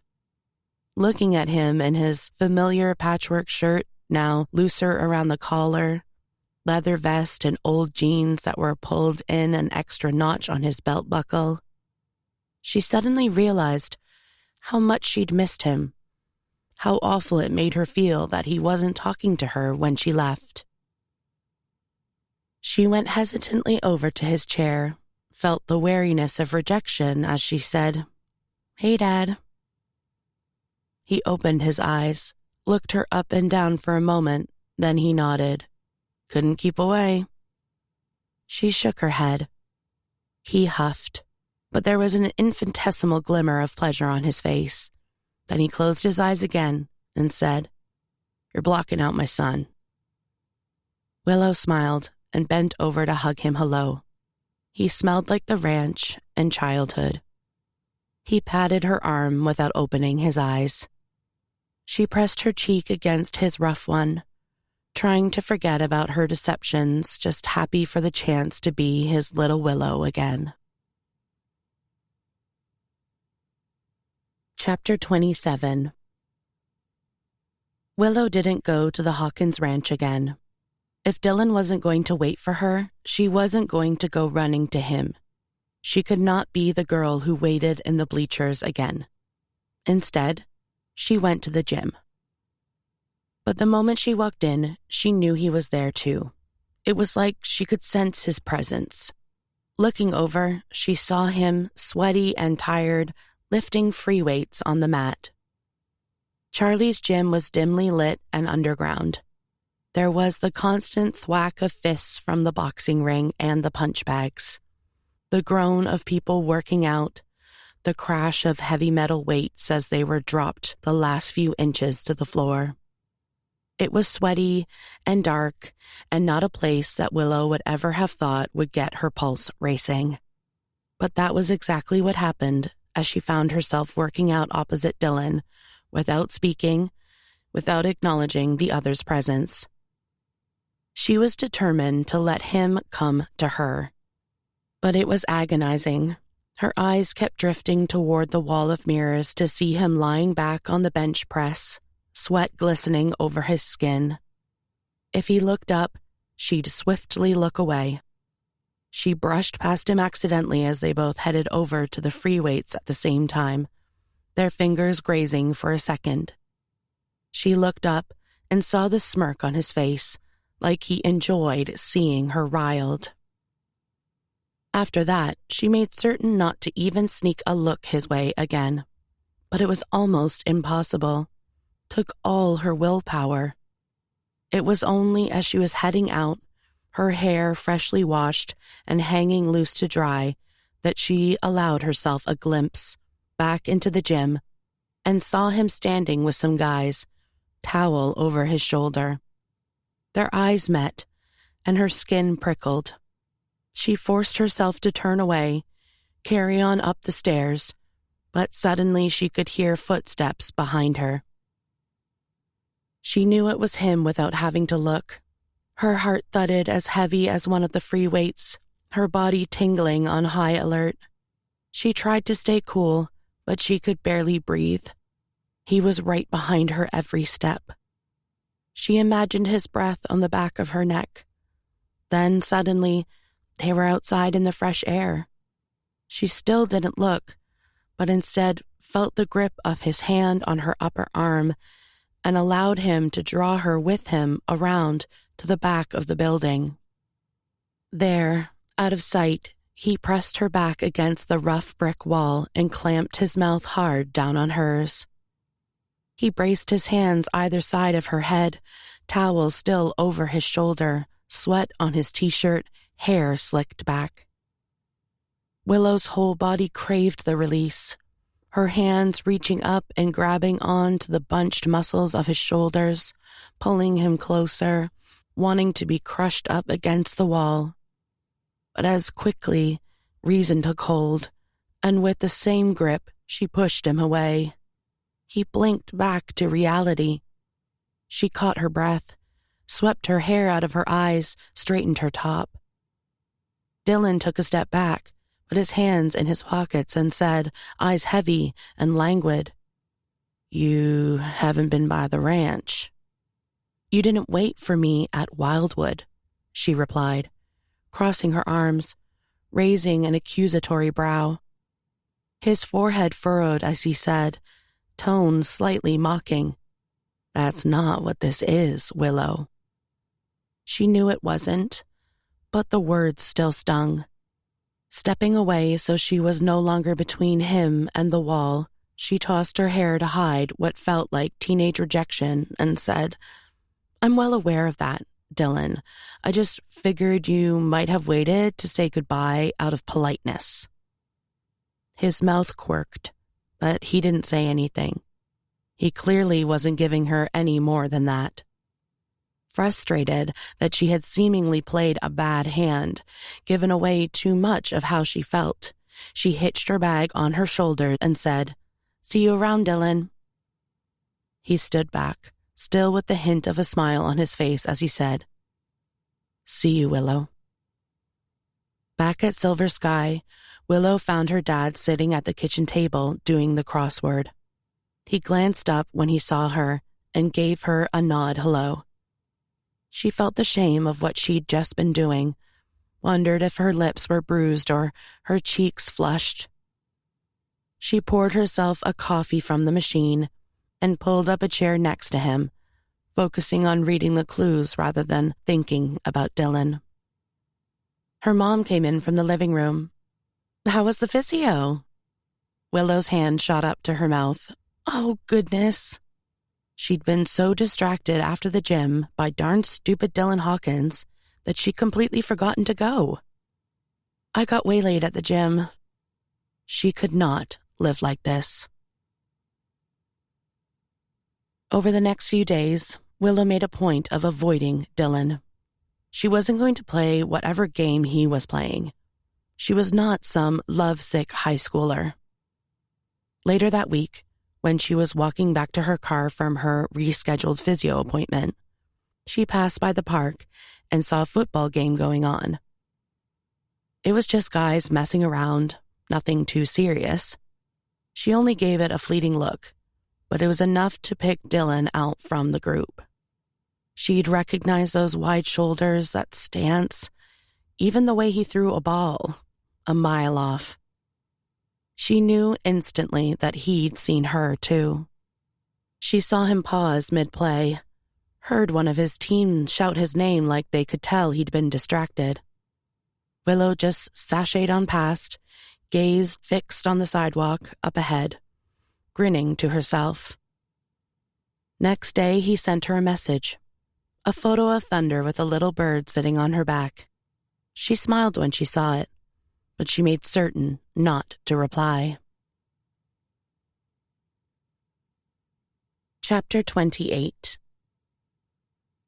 While she did a great job of ignoring Dylan, to her annoyance, Willow couldn't deny that everywhere she went, she had an eye out for him.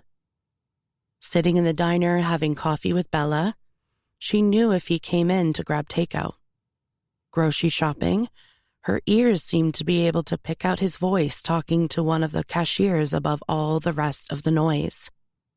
If she was walking along the street and his bike went past, he'd rev it extra loud, and she'd have to look away to hide a smile. It was all childish stuff, but it gave life a zing of excitement. It made her start to enjoy her weekly dance classes with Zoe's friends. The evenings before, she found herself listening to Taylor Swift songs, trying to choreograph routines for them to learn.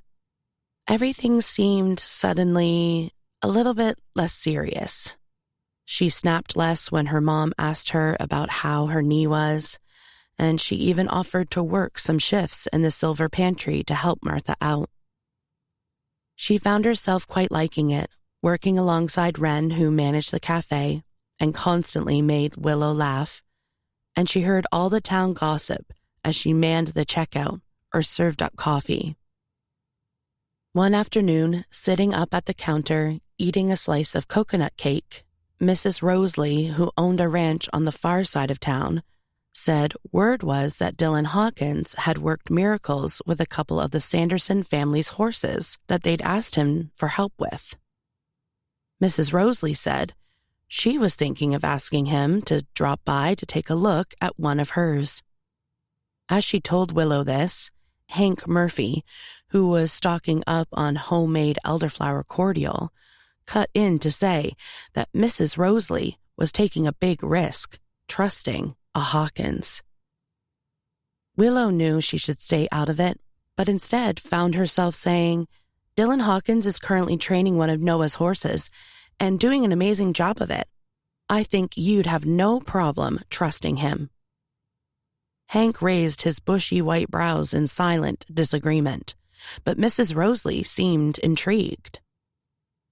After her shifts, Willow would go to the studio or the gym, but as the weather got warmer and her knee started to get noticeably better and she could walk more easily, she started doing more exercise outside. Each morning, as the sun rose over Starlight Mountain, burning away the swathe of milky white cloud and turning the sky a vibrant blue, she would go for a swim in the town's outdoor pool or cycle out to the mountains. Insects buzzed, sweat glistened on her skin. She would lie in her bedroom after her shower with the fan on to chase away the hot, heavy air.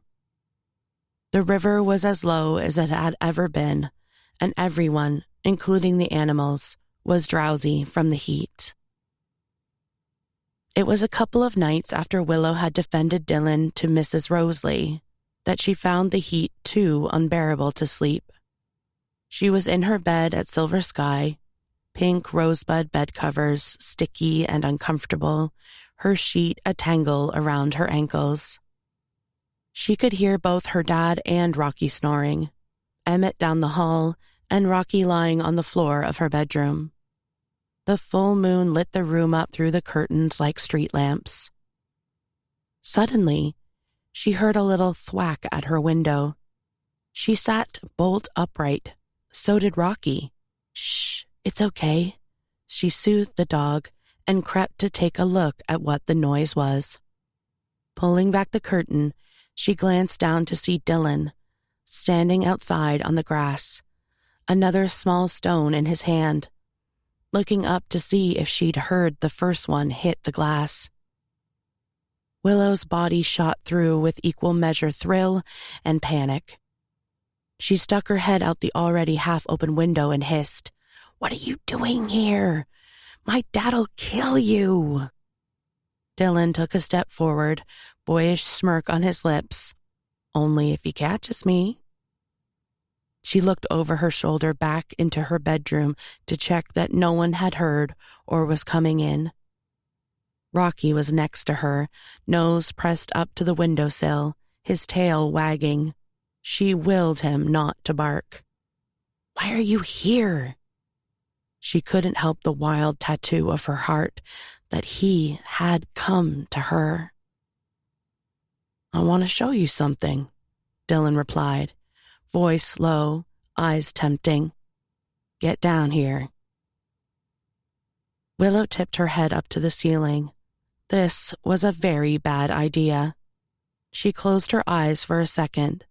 Rocky's tail bashed excitedly against her legs.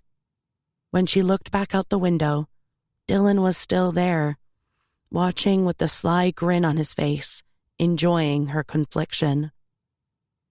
"I don't know why you're smiling. I'm not coming." Dylan rolled his eyes, hands in the pockets of his shorts. "Sure you are." She shook her head in defiance. "No, I'm not." "Okay, fine." He shrugged and started to walk away. "No," she replied, without even thinking. She saw him smile, his eyes twinkling with delight at her unintended insistence. She sighed. "Wait over there." She pointed to the trees. "I'll be 5 minutes." Willow pulled on some shorts and a loose blue t-shirt from the top of a pile of clean washing her mom had put in her room. Her heart was thumping as she tried to move around as quietly as she could. Rocky thought it was all a big game, and she wasn't sure how she was going to sneak out without him whining at the front door and alerting her parents.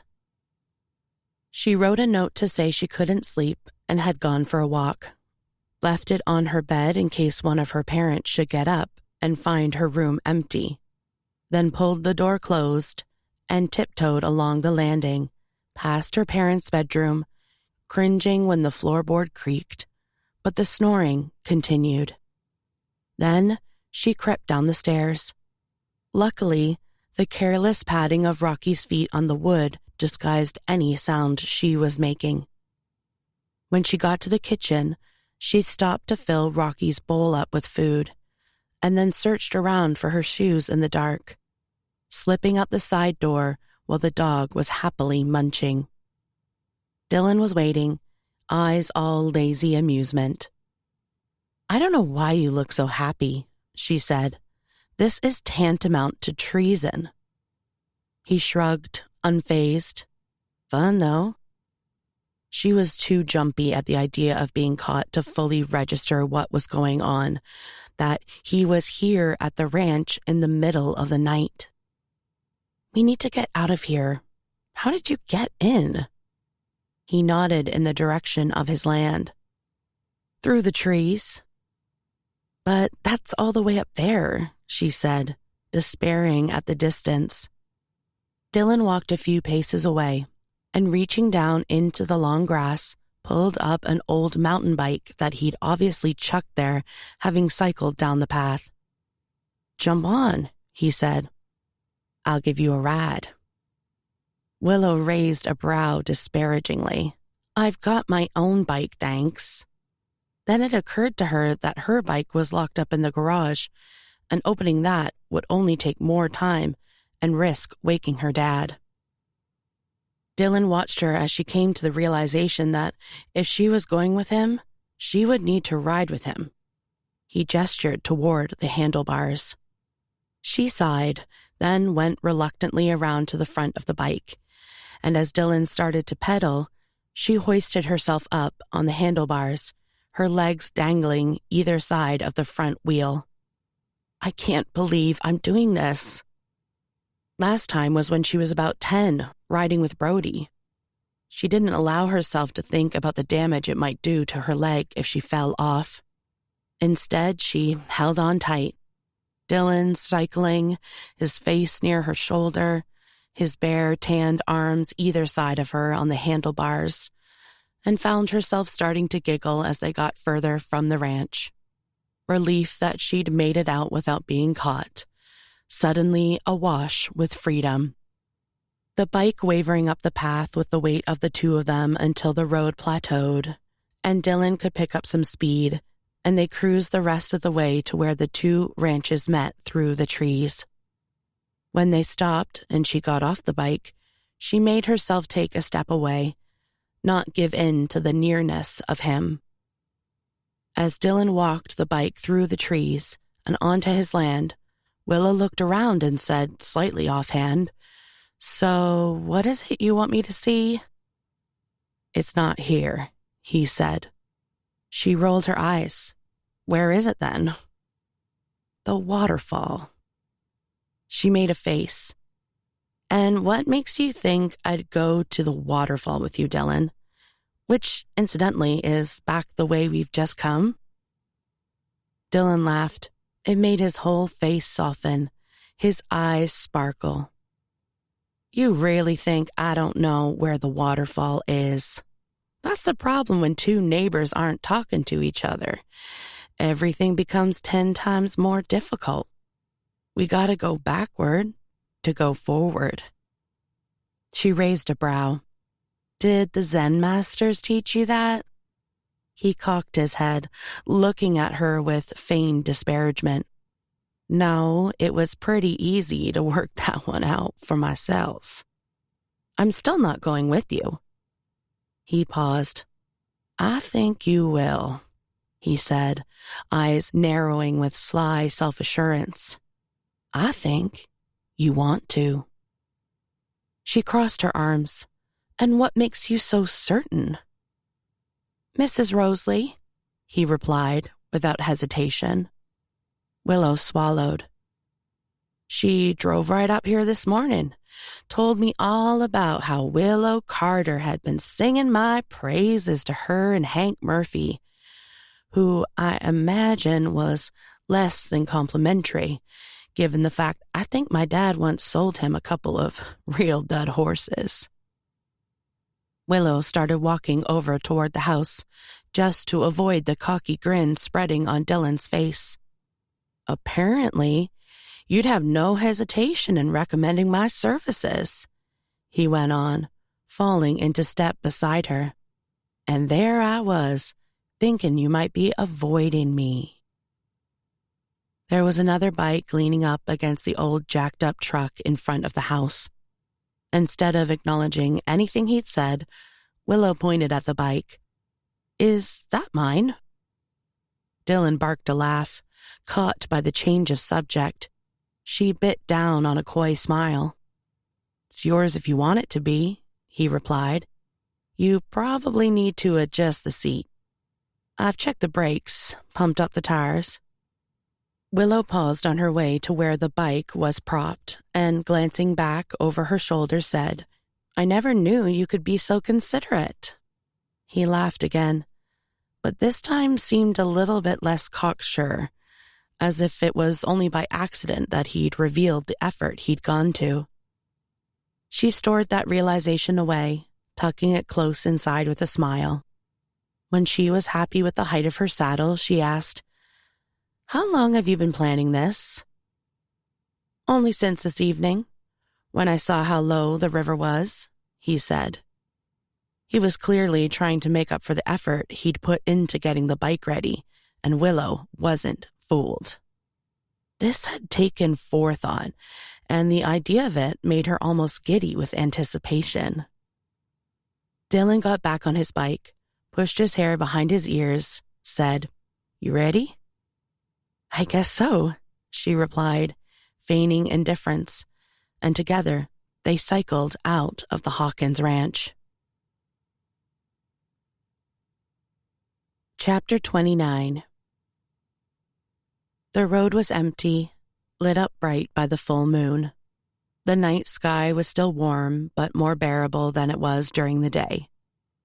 There was a long, flat stretch ahead of them to the pine forest, flanked by the craggy skyline of the mountains. Dylan sat up, cycled no hands, looking around.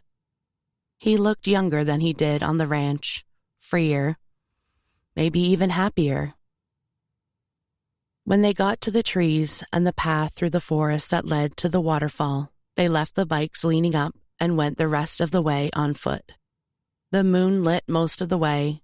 Only when the branches got too thick did they need to use a torch. As they walked, Willow noticed how much stronger her leg felt, realized there was no real question now of it giving way beneath her. "You all right with this? Your knee okay?" Dylan checked, as the path got steeper. Willow nodded, touched by the fact he'd asked, but still wary of putting too much emphasis on those moments of kindness. She heard the waterfall before she saw it, the ceaseless cascade filling the otherwise quiet forest the closer they got. When they reached the bottom of the waterfall, they stopped and looked up. The torrent of water sparkled, almost glowing in the moonlight as it plunged down into a pool of blackness. The water was lower than Willow had seen it for years. Dylan said, "You ever been in the cave?" She suddenly realized why they were there. "Of course," she replied. The cave was right at the back of the hollow underneath the waterfall, and accessible all the time, but it was much easier to get to it when the water level dropped, because you didn't have to swim down and hold your breath as you went under the ledge. Instead, there was an air gap, which meant you could swim through with your head above water. Even so, Willow looked at the inky black mouth to the waterfall, hesitant of swimming in the shimmering darkness. But Dylan was grinning, white teeth sparkling. He pulled his shirt off over his head, got his phone out of his shorts pocket, and chucked it on the bank. Then, gesturing toward the waterfall, said, "You want to go exploring?" There was no way Willow was going to say no. Their whole dynamic seemed to have turned into one big challenge, and she wasn't backing down first. "Okay."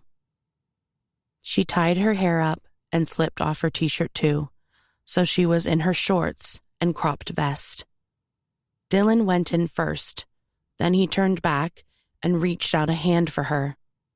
When she shook her head, he said, "Just take my hand. It's a rocky slope, and it's slippery." Reluctantly, she wrapped her fingers around his and immediately wished she hadn't. The contact shot through her. She tried to ignore it, focused instead on keeping her balance over the uneven rocks. Then, when it got too deep to stand, he let go of her hand, and stupidly, she missed his touch. They swam toward the frothing water, spray hitting their faces the closer they got, until they both ducked under the powerful torrent, the white water pummeling down, soaking their hair and battering their skin. Willow came out the other side breathless and laughing, swiping the hair from her eyes, hardly able to see a thing in the shadowy darkness. She couldn't quite believe what she was doing. Dylan was treading water beside her.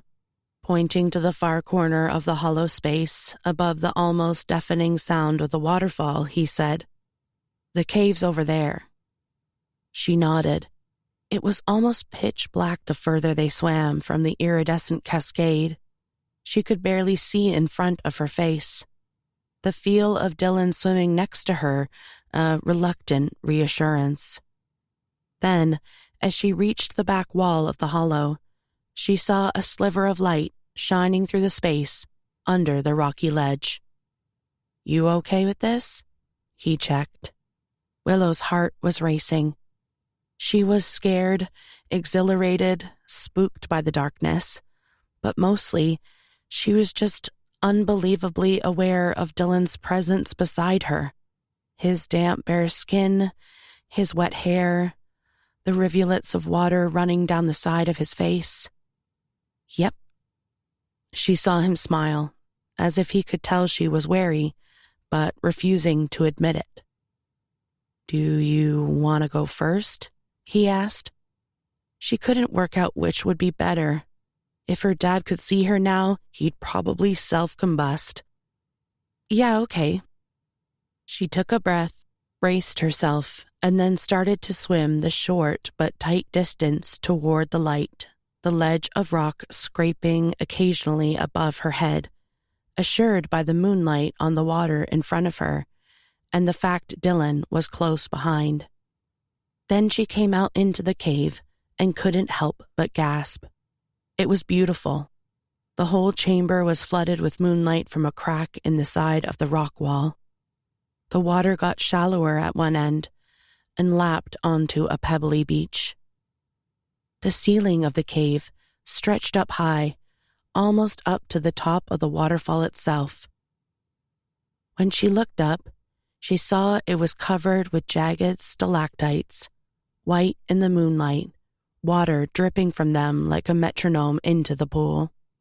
She swam over to the beach and climbed out. Her head tipped back, gazing up transfixed. "This is incredible."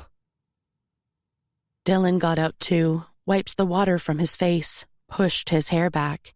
"You said you'd been here before." "I know," I lied. She looked at him, a little guiltily. "When I was younger, my brothers told me it was haunted. They didn't want me tagging along and slowing them down, so they said they'd seen ghosts in the water." Dylan snorted in disbelief at the idea. "And you believe them?" She shrugged, a bit embarrassed. "I tried not to. I used to follow them, but when it came to actually swimming into the cave, I was too scared. I waited on the bank." Dylan laughed, the sound echoing around the cave. "Tough being the youngest." Yes, it was.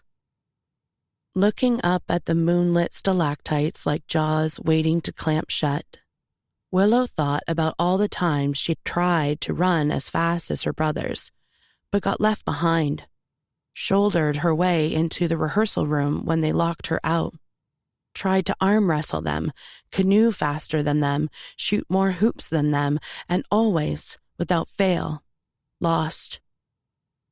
But then, At the same time, she had to remember the other things. When Logan would carry her on his shoulders if she was tired. When Jack would tickle her till she would plead with him to stop, then beg him to carry on. Noah, teaching her to ride faster than her dad ever would. Brody playing endless games with her, always letting her be the Scotty dog in Monopoly. Ethan looking out for her when she started school. I loved it, though, she countered. Dylan went and sat on the rocks. Loved? Love, she clarified too quickly, making it sound almost defensive. He smiled, seemed to read between the lines. She shook her head as she took a seat on one of the rocks nearby him, wondering what it was she was trying to prove. They're kinda a hard act to follow, she admitted. I bet. Dylan leaned forward and picked up a handful of pebbles, chucked them one by one into the water. I can't think of anything worse than having brothers as famous as they were. It wasn't so bad. She tried not to look at him, at the way his mouth just curved up slightly at the corners, the tiny bump on the bridge of his nose that she hoped was a football accident, the smattering of freckles just by his temple, his wet hair pushed back from his face. She tried not to acknowledge how close together they were, all alone, in such a beautiful, otherworldly space.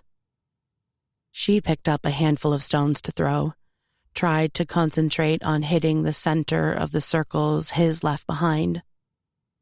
She made herself think of the first time the photographers had appeared outside the gates of Silver Sky Ranch. The flashing of cameras when her dad drove her to school, him shouting at them, threatening to plow them down with his truck.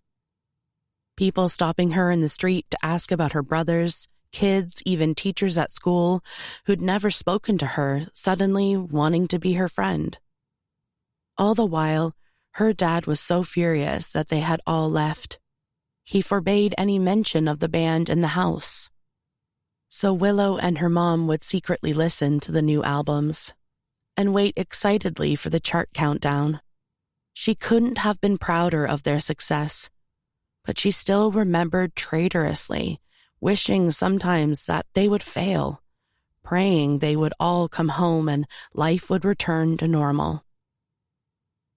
Sometimes she would go into the store just to see their faces grinning back at her from magazine covers. It did have its downsides, she admitted with a wry smile. Not least the music, he drawled. She bashed him on the leg and immediately regretted it. The heightened touch of bare skin on skin. The cave seemed to close in around them as he looked down for a moment at where she'd hit him. Then, as if trying to distract himself, he bent to get another handful of pebbles. This time, he poured half of them into her hand. "I Googled you," he said, surprising her. "You did?" She couldn't hide her smile. "You're pretty hot stuff yourself, aren't you?" She bit down on her grin, the idea of him sitting and looking her up sending a thrill through her. "I do okay." He rolled his head her way. "I think you do more than okay. I couldn't find anyone who wrote anything bad about you." "Oh, they write bad stuff about me," she replied, suddenly self-conscious under the praise. She told him how, when she had started getting the starring roles, she was prepared for what some of her colleagues might whisper behind her back. Her skin was thicker by that stage. But what she hadn't been prepared for was how she would be received by the press, even though with hindsight, it was obvious. The band had split up by then, but her brothers had each gone on to higher success. And if the reviews didn't feature sly mutterings of favoritism, critics would, without fail, write how the role of Odette or Juliet or Cinderella, was played by Willow Carter, sister of whichever Carter brother was the most famous at the time. Movie star Jack, infamous singer-songwriter Ethan, heartthrob Brody. They never let her just be Willow. "They're always going on about how I only got certain parts because of who my brothers were," she said. "That's not what I saw," Dylan replied with a downturn of his mouth. She shrugged, as if it hadn't been a hard-won battle. As if every time some reviewer threw in a mention of one of the Carter boys, she hadn't worked double time, doing whatever she could to make sure her performance was so flawlessly perfect no one could accuse her of getting a free ride. Nowadays, maybe I've proved myself enough for most people to accept that I got those roles on my own merit. He looked at her for a second, then sat up straight, chucking the last of the stones into the inky water. "Your brother's got any idea about all that?" She felt herself wince at the question, unable to lie under his scrutiny. She shook her head. "I don't think so." He nodded, as if that was the answer he expected. "Well, I was impressed," he said. She smiled, surprised at how much just that simple recognition meant. "Thank you." The moonlight danced on the dust in the air. The water dripped rhythmically from the stalactites into the pool. She looked down at where his hand now rested on the black rock, then up at his eyes again, a wolfish blue in the half-light. There was a beat of silence as he seemed to contemplate for just a moment, and then she watched as he leaned in toward her, her heart thudding double time. It took all her willpower to raise her hand to his chest and hold him at arm's length. "I'm not doing this again, Dylan. Us pretending nothing's going on, playing games, ignoring each other half the time. We're not in high school anymore." His mouth quirked as he sat back again, and she let her hand drop. "I don't know what you're talking about. I just brought you here to see the cave." "Did you now?" She tipped her head, looking at him with her brows raised, calling out the lie. He grinned innocently. She sighed. "Dylan, I don't want anything from you. I'm not staying here. Come the end of summer, I'm gone. But I'm not playing any more games." She looked at him, really looked, held his gaze till he wasn't smiling so easily anymore. "You don't have to worry that this is going to get serious, that I'm going to be following you around all doe-eyed and infatuated. I'm here for the fun, Dylan. Simple as that." There was a pause. She couldn't read the look on his face. The metronomic drip of water ticked along in the background. The cool air on her damp skin made her shiver. Then his mouth split into a smile as he said, "Is that what you were at school? Infatuated?" She tipped her head back with a groan. "No, I was not infatuated." He laughed, and it echoed around the cave.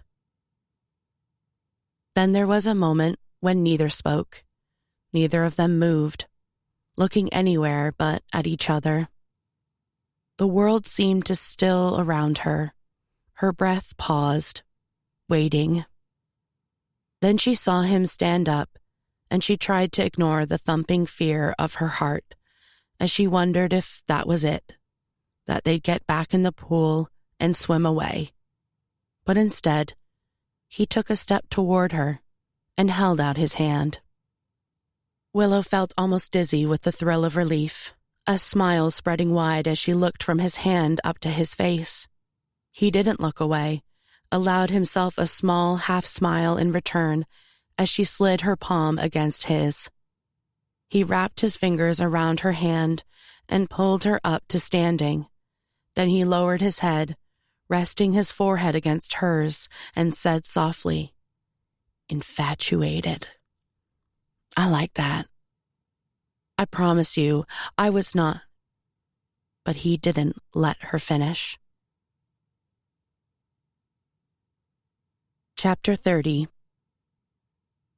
The weekend of Thunder's next race, Willow told everyone she was heading back to New York, but instead she drove to the Diamond Creek racecourse. The weather was still warm, hazy clouds skittered over the horizon, and the pale sun warmed tanned skin. While she had hated lying to her parents about where she was going, the further she got away from Autumn Falls, the more the knots of tension changed to flutters of excitement about spending the weekend with Dylan. Since going to the waterfall, there had been stolen kisses outside the gym, the occasional furtive drive by his ranch, but then he'd said, as if it was no big deal, "Next race is Diamond Creek. Why don't you come along?" Willow had shrugged a shoulder and replied, equally nonchalant, "Well, maybe I will." It was still a game, she realized, just a different type of game.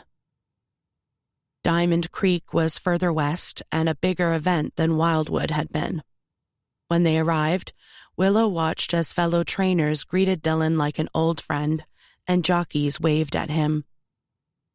At the stables, he seemed to be on first-name terms with half the grooms, who came over to chat, clapping him on the shoulder saying it was good to see him again, asking where he'd been.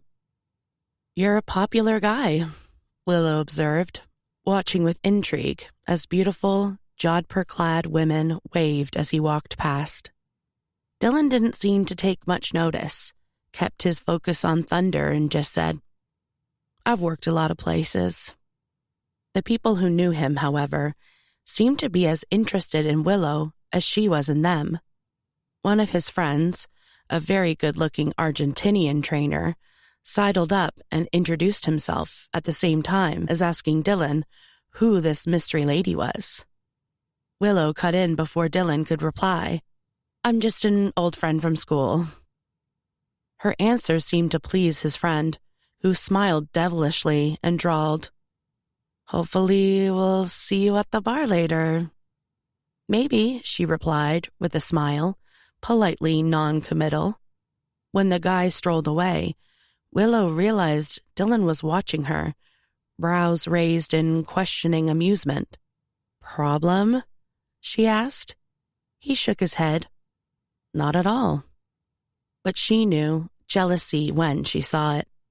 Childishly, it made her have to suppress a grin. She didn't want to get in the way before the race, so she went and sat in the shaded grandstand, nerves making her even more jittery than the weekend already was. When the gates opened, she watched Dylan, his gaze fixed on Thunder, his face tense. She saw the almost imperceptible clench of his fist in pleasure as she started to come up the inside.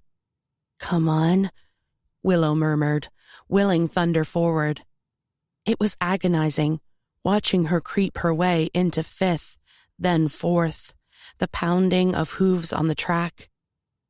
Willow was on her feet, heart in her mouth, leaning almost right over the grandstand barrier as Thunder finally nosed her way into third as she crossed the line. Owen stood up in the stirrups, hands aloft in glory. Dylan punched the air. Then, in the same second, he turned and sought Willow out in the stands, his lopsided grin making her heart skip a beat. This was work for Dylan, so Willow made herself wait for all the furor to die down before she headed over to the barn to see Thunder. It was nearing the end of the day. The weather had got cooler, the last race was running, and people were starting to drift away. When she approached the row of stalls, Thunder's ears pricked up in recognition, and as Willow reached her hand forward to stroke the side of her neck, Thunder grabbed the zip on her top between her teeth and pulled it affectionately up and down. Willow laughed, glad she had a vest on under her sweater. Behind her, she heard Dylan's voice say, "She likes you a lot." She glanced around to see him watching the two of them, hands in his pockets, shirt sleeves rolled up, hair tied back, expression unreadable. "You and the birds." Willow rested her head on Thunder's nose, breathed her in. "I like you too," she said. Then she raised her eyes to Dylan and added, "Not you, though. You don't have to worry." He grinned. She felt the satisfaction of making him laugh. "That's good to know." The corner of her mouth tugged in a smile. Dylan glanced down at the straw-covered path for a moment, the hair he'd tucked behind his ear falling forward. Then he looked up from under black lashes and said, "You want to get out of here?" She held his gaze. The air seemed to shrink around them. She saw the smile in his eyes when she nodded. They walked together back to where his van was parked, under the shade of the pines in the campground nearby. All the way, she could feel the awareness of him next to her, her arm occasionally brushing against his. The further they got away from the track and the people heading into town, the quieter and more peaceful it got. The trees towering above them, the last rays of the sun flickering through the leaves. Willow had never been inside his van before. She remembered that when her brother Noah had lived in a trailer on Silver Sky Ranch for a while, it was a sparse kind of place. But Dylan's van was different. It was all beautifully wood-paneled, with a small kitchen, drapes over the windows, and a bed that stretched from one side to the other. Elvis was asleep in the driver's seat and paid no attention when they came in. Willow wished she could be so relaxed.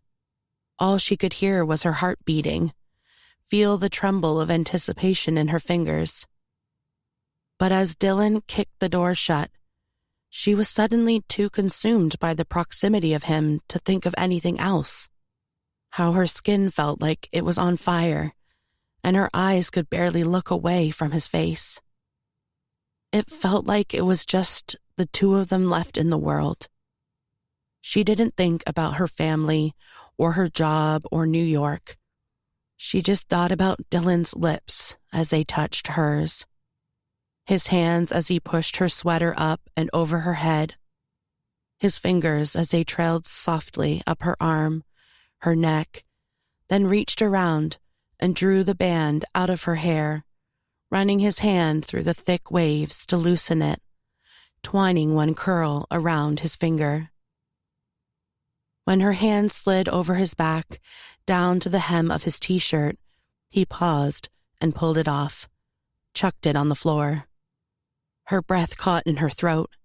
He pushed the curls away from her face, held them back while at the same time drawing her to him.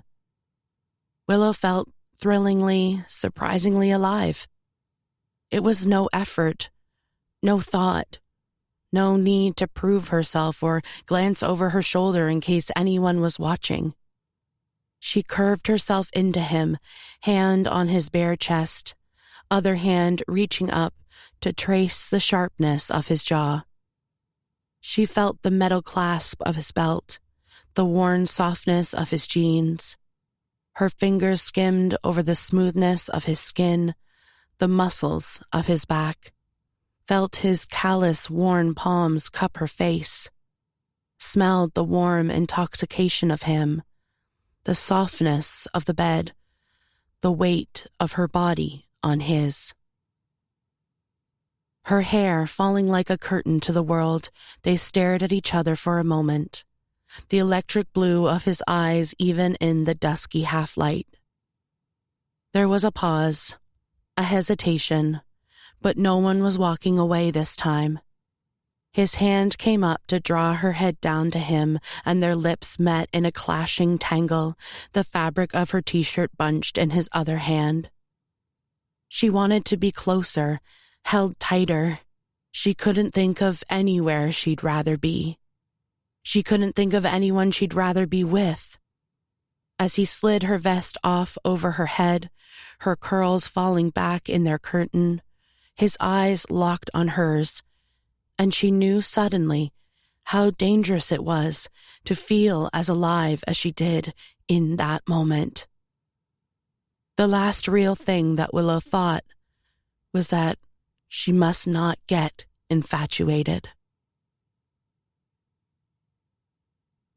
Chapter 31.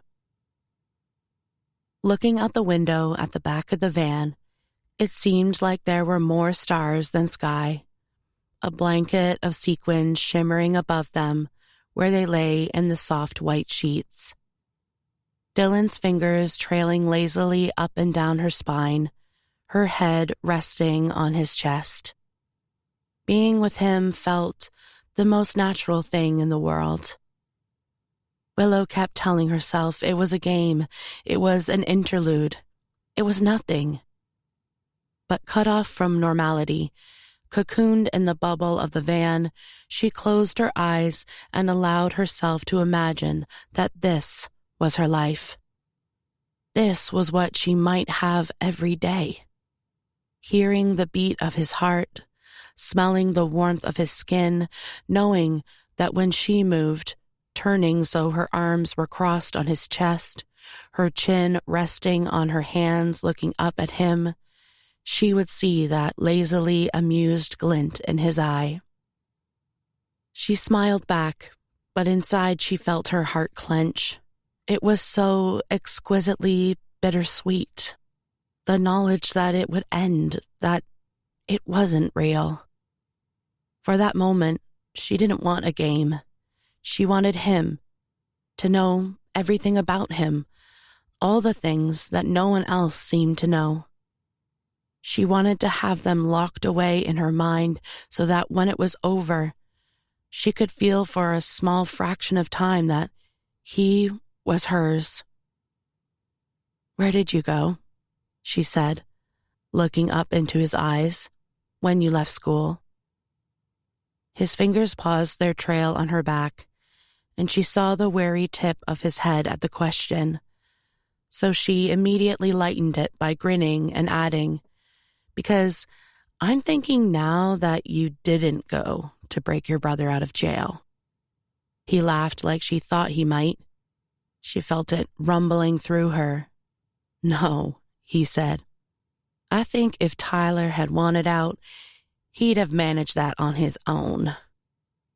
She waited, but he didn't make any move to say more, so she shifted up the bed and, plumping up the other pillow, lay so she was facing his profile. "Did you always want to work with horses?" He rolled his head around to look at her. "Are you just going to keep asking questions until I answer?" She nodded without hesitation. "Yes." He half laughed, rolled his eyes in defeat. "No, I did not always want to work with horses." He looked away from her, back out the window. "I wanted to go to college and play football." "But you didn't?" she asked, watching his features, the slight softening of sadness in his eyes. He shook his head. "No." Then he sighed, put his hands behind his head, resting back against the wooden wall of the van, and said, "When we came back from your ranch that day, everything changed." He glanced across at her, letting his hands fall again. "While we'd been at Silver Sky, my mom had packed up and left, taken Ruby with her." Willow felt her eyes widen in surprise. I think she'd been planning it for a while, knew that he'd be distracted, saw her opportunity. Willow sat up, tucking the sheet around her, said, confused, "But what about you?" He shrugged. "She left you with your dad?" "She had to. But..." Willow couldn't believe it. She tried to imagine what it would have been like if her mom had taken her with her and left behind the boys. "Honestly, Willow."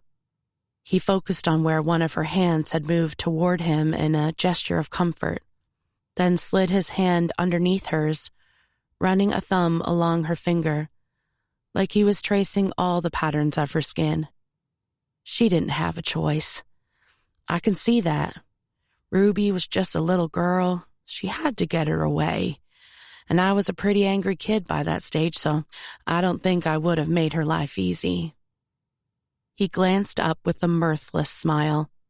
It was hard enough as it was. Willow nodded, because it wasn't for her to judge Dylan's mother. She had no idea what had gone on behind their closed doors. So then, it was just you and your dad? Dylan was still focused on her hand. She could feel his touch running through her, tried not to get distracted. "Yeah, it was just me and my dad," he said, resigned.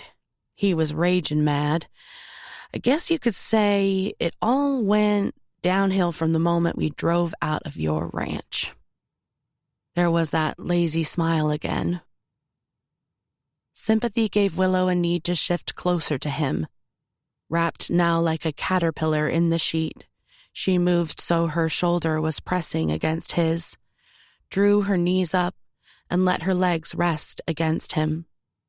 She watched his arm drift around her shoulders, felt his fingers toying distractedly with her hair. What happened? Mrs. Kennedy, the school guidance counselor, happened, he said dryly. Willow laughed, squeezing her eyes shut for a second at the idea of Mrs. Kennedy, who wore hand-knitted cardigans and huge owlish glasses and wanted to know everyone's business, getting involved. "Yeah, tell me about it." Dylan laughed too. "I got called into her office and she asked me all these questions, said someone had noticed, He gestured roughly to where there would have been bruises on his body. Said she was going to talk with my dad. Can you imagine?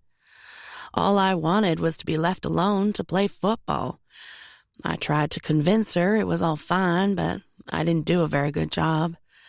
Suddenly they were all watching me. My dad got a call. Things got worse."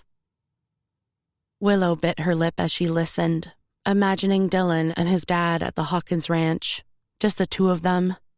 No wonder he slept on the porch. Anyway, I remember one day the coach, he'd obviously heard, he calls me into his office after practice and he says, "Football's not worth dying for, kid." And he handed me $200 and said, "Use it wisely." That was it. I walked out of school, got a bus, and never came back. Willow placed her hand on his chest, wanted to curl up inside him, go back in time, and drag him out of that house. Instead, she said, "Is that when you broke your brother out of jail?" She watched his eyes crease as he broke another smile, seemed relieved at the lack of sympathy. "That is exactly when I stormed the jail and broke him out." Then he shook his head. "Nah, Tyler served his time. I was 17. I had nowhere to go but find my mom." "You knew where she was?" "No, but it wasn't too hard to track her down. Her face, though, when she answered the door, that pretty much told me everything I needed to know. It was like my dad had turned up on her doorstep. My sister was there. I'd missed her a lot. She was a lovely little kid. Still nice now, but as a kid, she was a real peach. Probably how your brothers feel about you." This sent a jolt through Willow, made her feel momentarily bad for getting annoyed with them, appreciated for a second time their overprotectiveness. Something like that. Over in the front seat of the van, Elvis woke himself up with a start, looked up for a moment, then closed his eyes again. Dylan said, "Must have heard me talking about Ruby. I think she might have terrorized him as a puppy." Willow smiled. "Is that where you lived then, with your mom and sister?" Dylan stretched his arms above him, like talking about all that made him uncomfortable. "I could have done," he said. "She had a new guy, Henry. She is still with him now. He was nice enough, friendly. I could tell, though, that they lived with this underlying fear of my dad showing up. I think I reminded them of that or made it more precarious. Either way, part of me just wanted to turn around and go back. It was hard sitting around the table, eating dinner, answering Ruby's questions like nothing had happened. Henry was ex-military. House ran to order, you know. I think my mom liked that, knew what to expect. His fingers trailed distractedly up and down her arm as he spoke, aimlessly wandering over her skin. Didn't work for me, though. He grinned. I remember lying in bed and Ruby coming in and whispering, "Are you going to live here with us?" And I knew as soon as she asked it that I never would. I lasted a week and I was gone. "What'd you do?" "Got a job. Hauling boxes of you name it, we hauled it." She smiled, the trail of his hand sending shivers through her, making goosebumps on her skin, making her shift even closer. But then one day I was out delivering to this training barn, and there were all these beautiful horses. And this woman was out in the training ring with this white horse. And you could tell just from looking at it that it was kind of touchy, didn't like people. But she was talking to it, looking it in the eye like it was the most precious being she'd ever known. Dylan sat forward. Up until then, my experience with horses was having to watch my dad breaking them. Always made me sick to the stomach. I didn't want to have anything to do with it. It was like I was looking at the complete opposite of everything I'd ever known. It wasn't about pride or fear or violence. It was, he shrugged. It was peaceful. She was fair, kind. Those horses would do anything she wanted because they trusted her. I just remember watching her and thinking, I'm never leaving this place. He laughed and Willow smiled. She liked watching his eyes shine, his face relax. I went straight up to her and I said, I have to work here. I'll do anything you need doing. You don't even have to pay me. Just can you please teach me how to do that? And she looked me up and down, like really looked. Like she could see everything I'd ever done just by looking at me. And she said, everyone who works here gets paid. Willow could practically see the relief of the moment in Dylan's eyes. That was the best darn day of my life. Willow smiled. She moved so she was facing him, and in the instant their eyes met, she watched as he swallowed and looked away. Like he'd maybe said too much, revealed too much about himself. She imagined him living with his dad in that house, nowhere else to go. She thought of the football coach, a stern man like her own dad, who only spoke when necessary, handing Dylan that $200 and saving his life. She thought of how much care Dylan took of Thunder. She saw the hammock on the veranda. She wanted to hold his face in her hands and rest her forehead against his and then wrap her arms as tight as she could around him. She wanted to press her lips against the warm skin of his neck and nestle there for the night. But instead, she stayed where she was, forcing herself to hold back, taking what he'd told her, wrapping it up like a gift in her head, and storing it away as hers. He glanced back at her, let his fingers thread between hers. I think that's enough questions, he said. She nodded.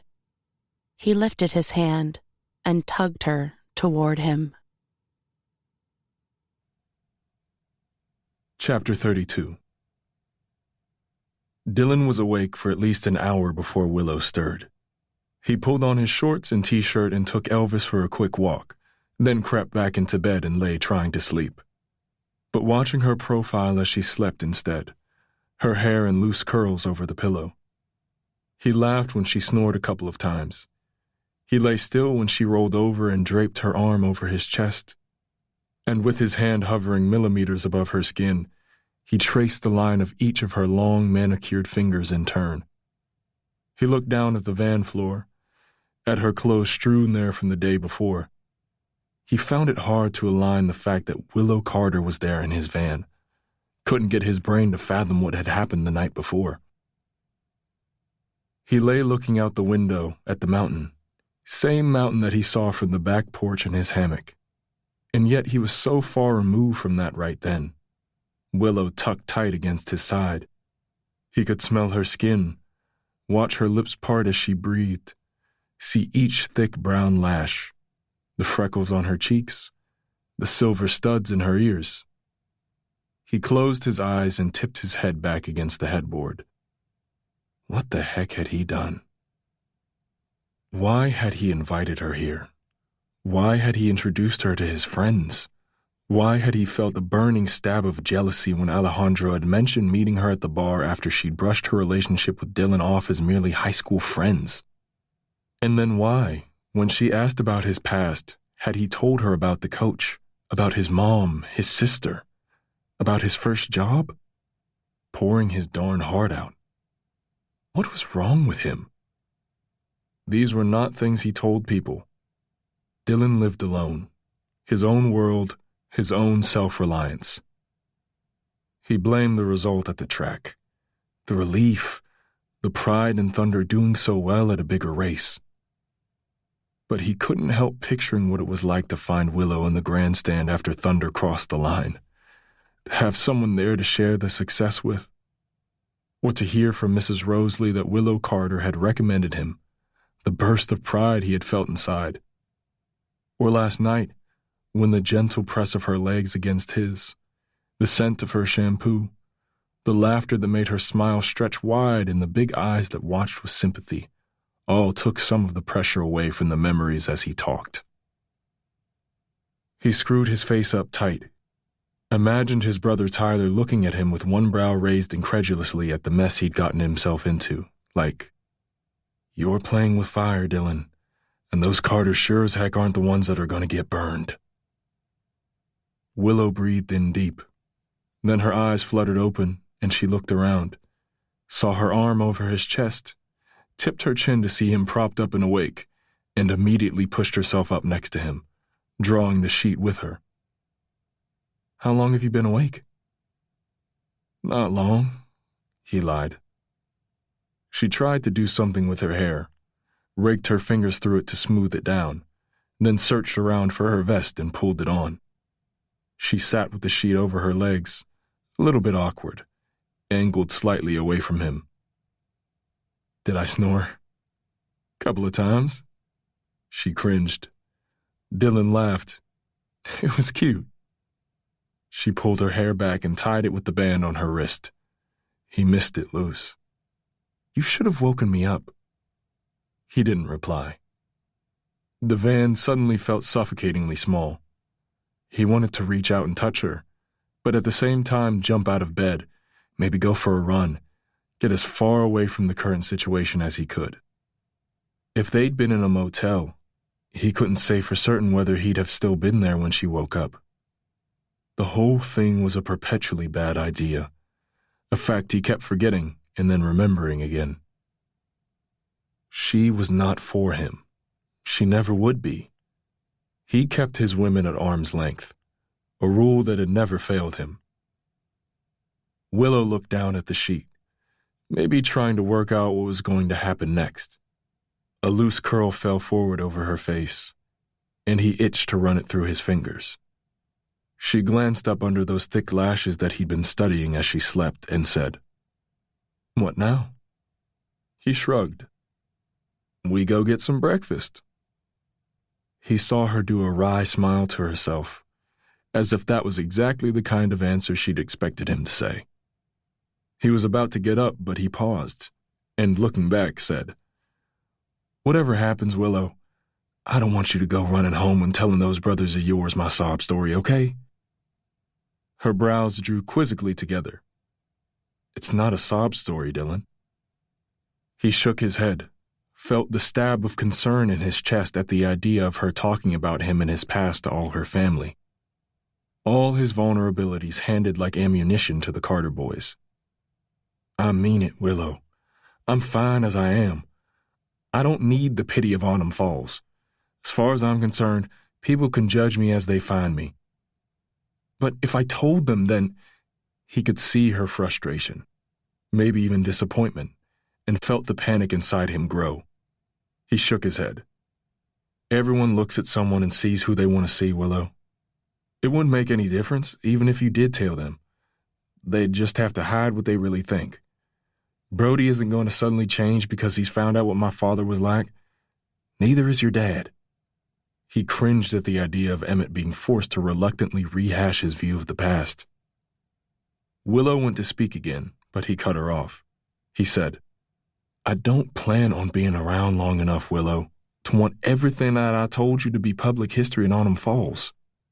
I don't want it for my mom or my sister. Ruby has a life untainted by that past. She was too young to know anything, really. The idea of what he'd told Willow spreading its tentacles into the lives of his family made him feel almost nauseous, made him kick himself for saying anything. They've got a new life, and they're content. I have no right to encroach on that happiness. At the mention of his family's happiness, he thankfully saw her acquiesce, even if reluctantly. She nodded. I get it, Dylan. He tried not to show his relief. Willow moved away to look out the window. It felt like maybe she was buying herself a little time, allowing the mood to resettle. She retied her hair as she studied the weather, the wisps of white cloud and the morning sunlight on the bare earth beneath the trees. Then she turned around, smiled back in place, and said, Let's go and get some breakfast. I'm starving. Dylan nodded, trying to ignore the sting of regret that the smile looked like one she'd perfected for the stage. Chapter 33. All the drive home, Willow tried not to daydream about the night before. About the stars twinkling through the window of the van as she lay tucked up under Dylan's arm, as his fingers tickled lazily over her back, as she felt the rumble of his laugh beneath her cheek. She had gone to sleep indulging herself in a fantasy of telling all her family what had happened to him in the past, them having to see the error of their ways and welcoming him in with open arms. His talk in the morning was like a bucket of cold water on that, but she knew it was a pipe dream anyway. Like he said, he wasn't going to be around long enough for it to make any difference anyway, and neither was she. The return to Silver Sky was the final nail on any wayward daydreams. Her mom was waiting for her when she got back, asking about the flight and how her knee was during training. She wanted to know all about any plans that had been made for the upcoming season and whether Willow was feeling okay about them, not too pressured by the company. All the concern made Willow feel sick with shame. She tried to keep her answers as vague and low as possible. Her mom poured her a coffee and said, Funny thing, but Uncle Joel was flying into New York this morning. I told him to keep an eye out for you at the airport. Willow tried to laugh, but her chest constricted with guilt.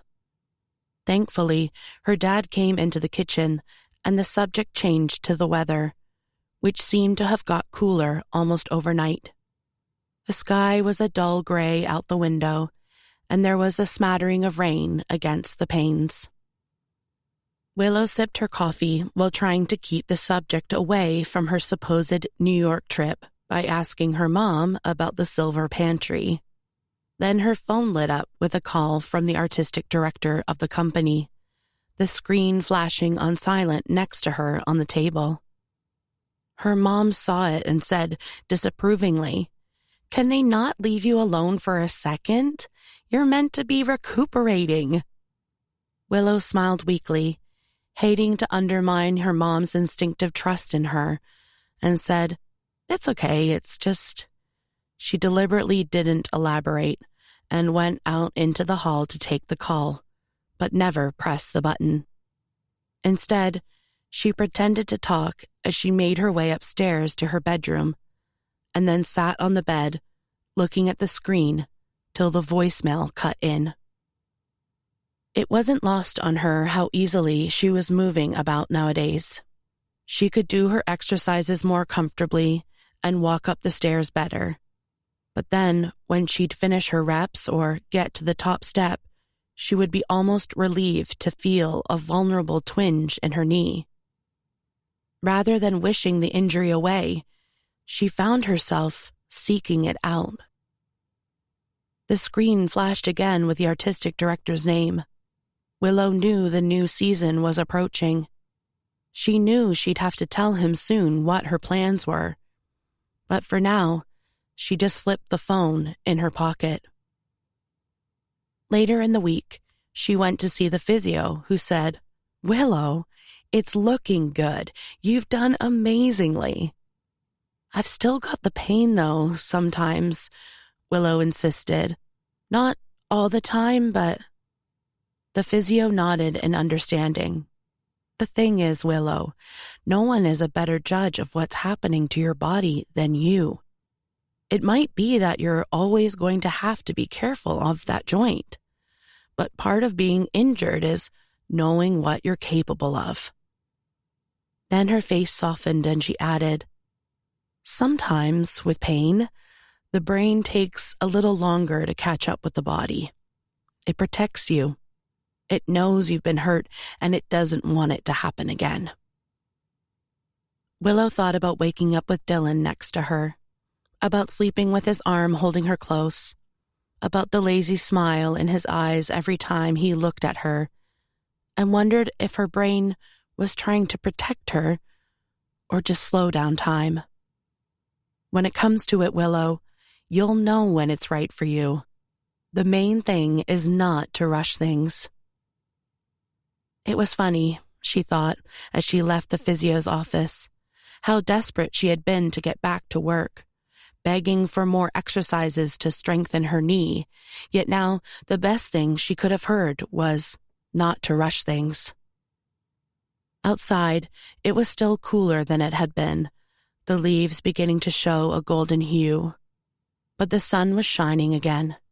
She started walking toward where she'd parked her car when someone shouted, "Willow, wait up!"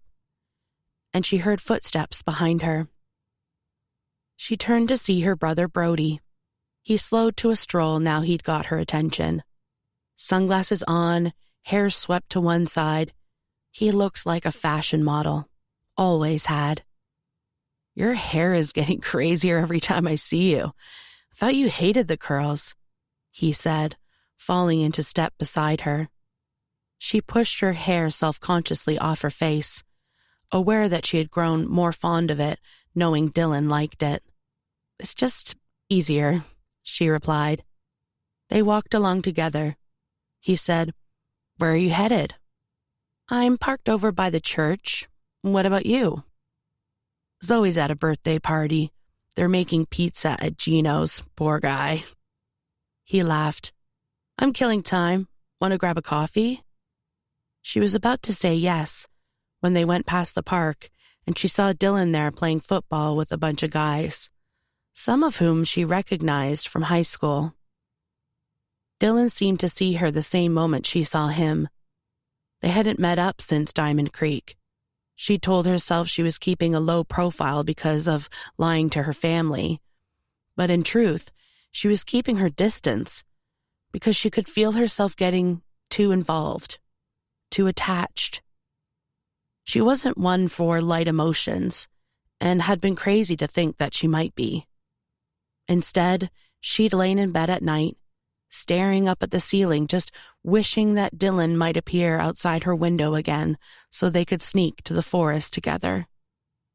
She found herself wanting to know everything about him, everything he felt, everything he hoped and wished for.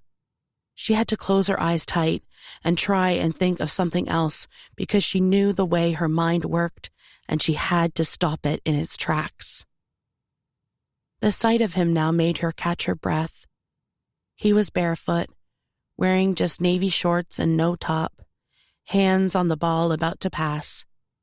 His hair had got blonder and longer over the summer and was pulled back. A couple of strands had come loose, hung over his eyes. She felt her whole body respond, her attention drifting away from Brody, who was talking, but she wasn't listening.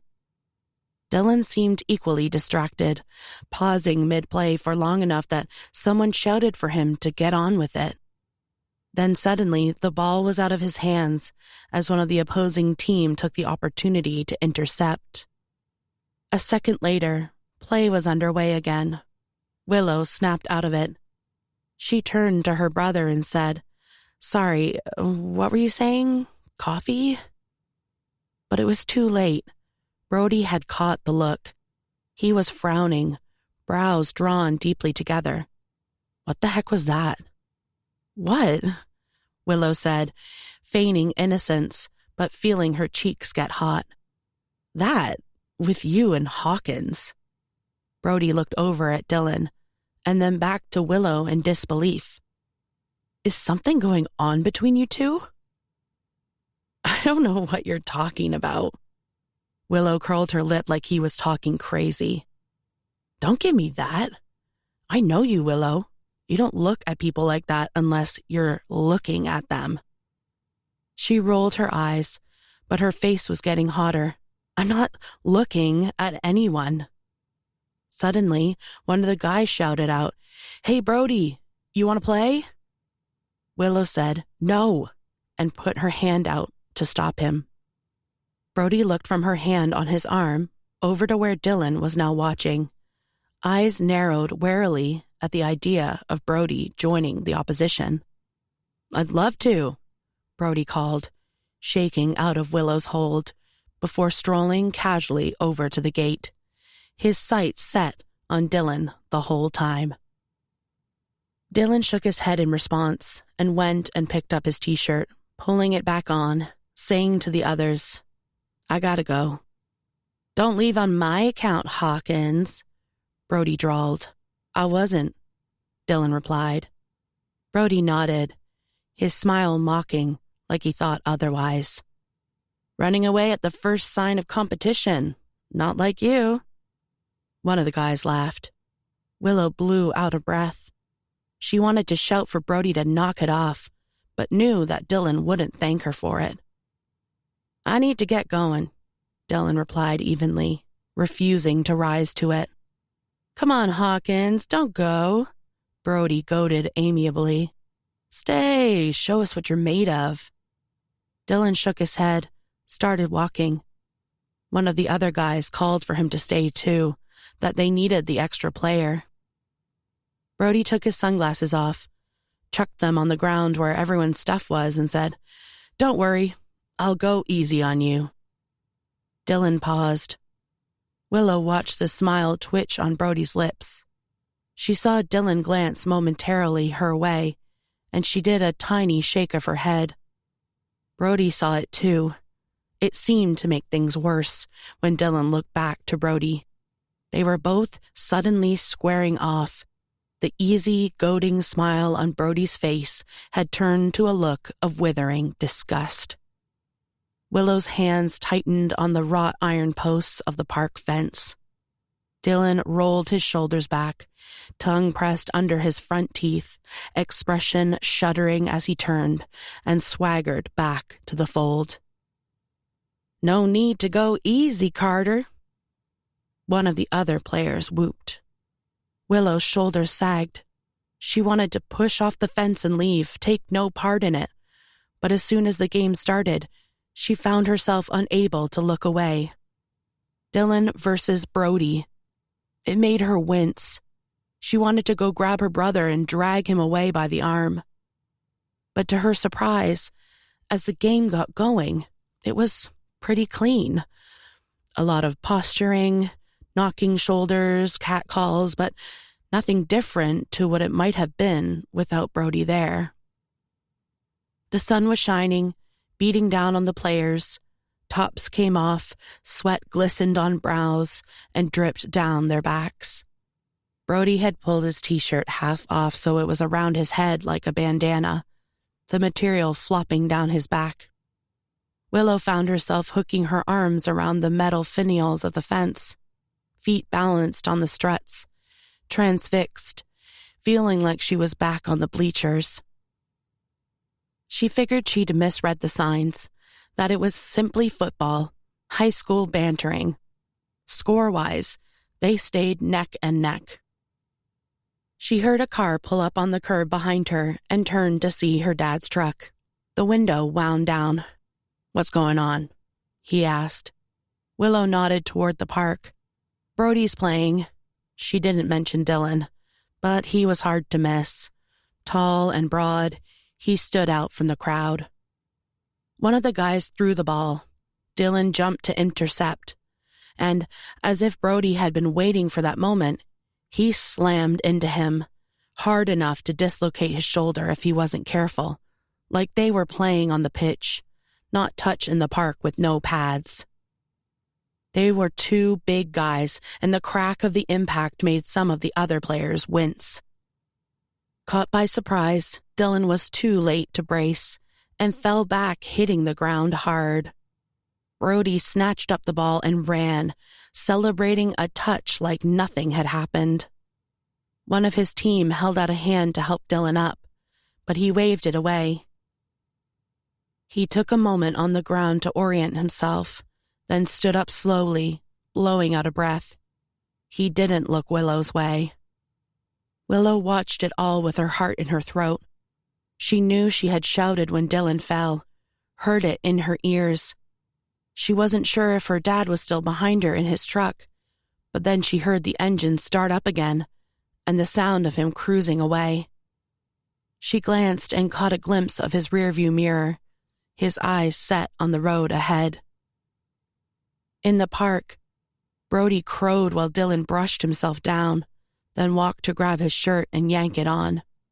He held up a hand to the guys on his team and said, "That's me done."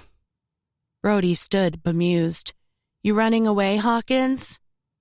Dylan paused, head hung for a moment. Then he turned, looked up, and said, "You haven't changed." Brody swaggered forward, yanking the t-shirt off his head and running his hands through his hair. "What's that supposed to mean?" "You still gotta play dirty to win." Brody scoffed. "I never played dirty, Hawkins. I deserved what I got. Maybe if you weren't such a deadbeat, you'd have had a chance." Dylan huffed a laugh. "I think fame's addled your memory, Brody." Brody visibly bristled at the mention of his fame. "Nothing's wrong with my memory." But Dylan picked up on Brody's reaction and drawled, "I'd stick to singing if I were you." "Yeah, well, if I were you, I'd keep my filthy hands off other people's sisters," Brody shot back with a sneer. It was Dylan's turn to flinch. Willow's too. She took a step back from the fence. A couple of the guys glanced over in her direction. Dylan stood for a second, seemingly deciding whether to retaliate or not, and clearly deciding against. He turned and started to walk away, across the park, away from Willow, away from them all. Before he'd gone even a few paces, Brody, pumped from the altercation, shouted, "You're trash, Hawkins, always have been." But Dylan didn't stop, and the words hung in the air, seeming more awkward and inappropriate the further away he got. Willow wasn't sure what to do, whether to run after Dylan or go and punch Brody in the chest. Brody was doing his best to laugh it off with the guys, quipping, "It's like being back at school," as they all pulled their shirts back on. Game over. Willow watched her brother incredulously as he smoothed his hair, slipped his shades back on, and sidled over, as if nothing had happened. "What the heck was that?" she shouted as he got near. What? Brody made a face like he didn't know what she was talking about. It was just football. You're pathetic. For someone who claims there's nothing going on, you're pretty quick to defend Hawkins. Brody replied with a condescending raise of his brow. I don't have to have something going on with someone to know when you're out of order. But Brody just shrugged as he swaggered through the gate. Willow's fists clenched in frustration. You can't judge someone you haven't spoken to since you were 16, Brody. Oh no? He replied with an amused curl of his lip. You watch me. You really are pathetic, she said again, but he just laughed. So she started to walk away, throwing back over her shoulder. The only reason you don't like him is because he was better at football than you, and you can't admit it. Brody feigned being punched in the stomach at her words. She kept walking, couldn't look at him anymore, was too annoyed. When she heard him jog to catch up with her. You better watch yourself, Willow, getting all head up over Dylan Hawkins. Leave me alone. She turned and pushed him on the arm. Brody raised a brow, clearly very much enjoying himself. You want to hit me, Willow? He spread his arms wide to give her an open target. Yeah, I do, as a matter of fact, she said, and pushed him again harder. He barely stumbled, then he grabbed her and got her in a headlock. Curls flying, she bashed him to release her. Let me go! Say you forgive me, he said. No! She pushed him again fruitlessly. He laughed and let her go. She immediately backed away, smoothing down her hair, straightening her top. You should be ashamed of yourself. He held his hands wide, smiling like she was overreacting. Come on, Willow, lighten up. No. She shook her head, annoyingly her voice catching as she said, It's not funny anymore, Brody. Chapter 34.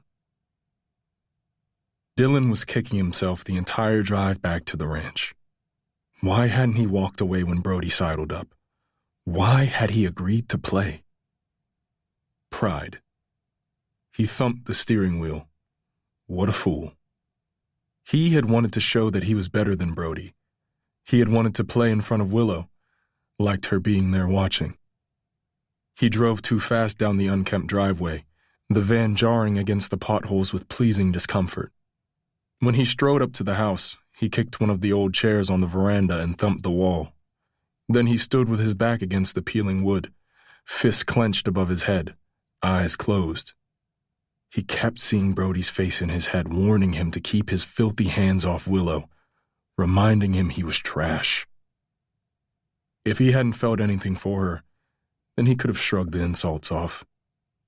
He didn't care what Brody Carter said in a football game. But it was the truth that stung. Willow and her dad in his shiny new truck on one side of the fence, Dylan on the other.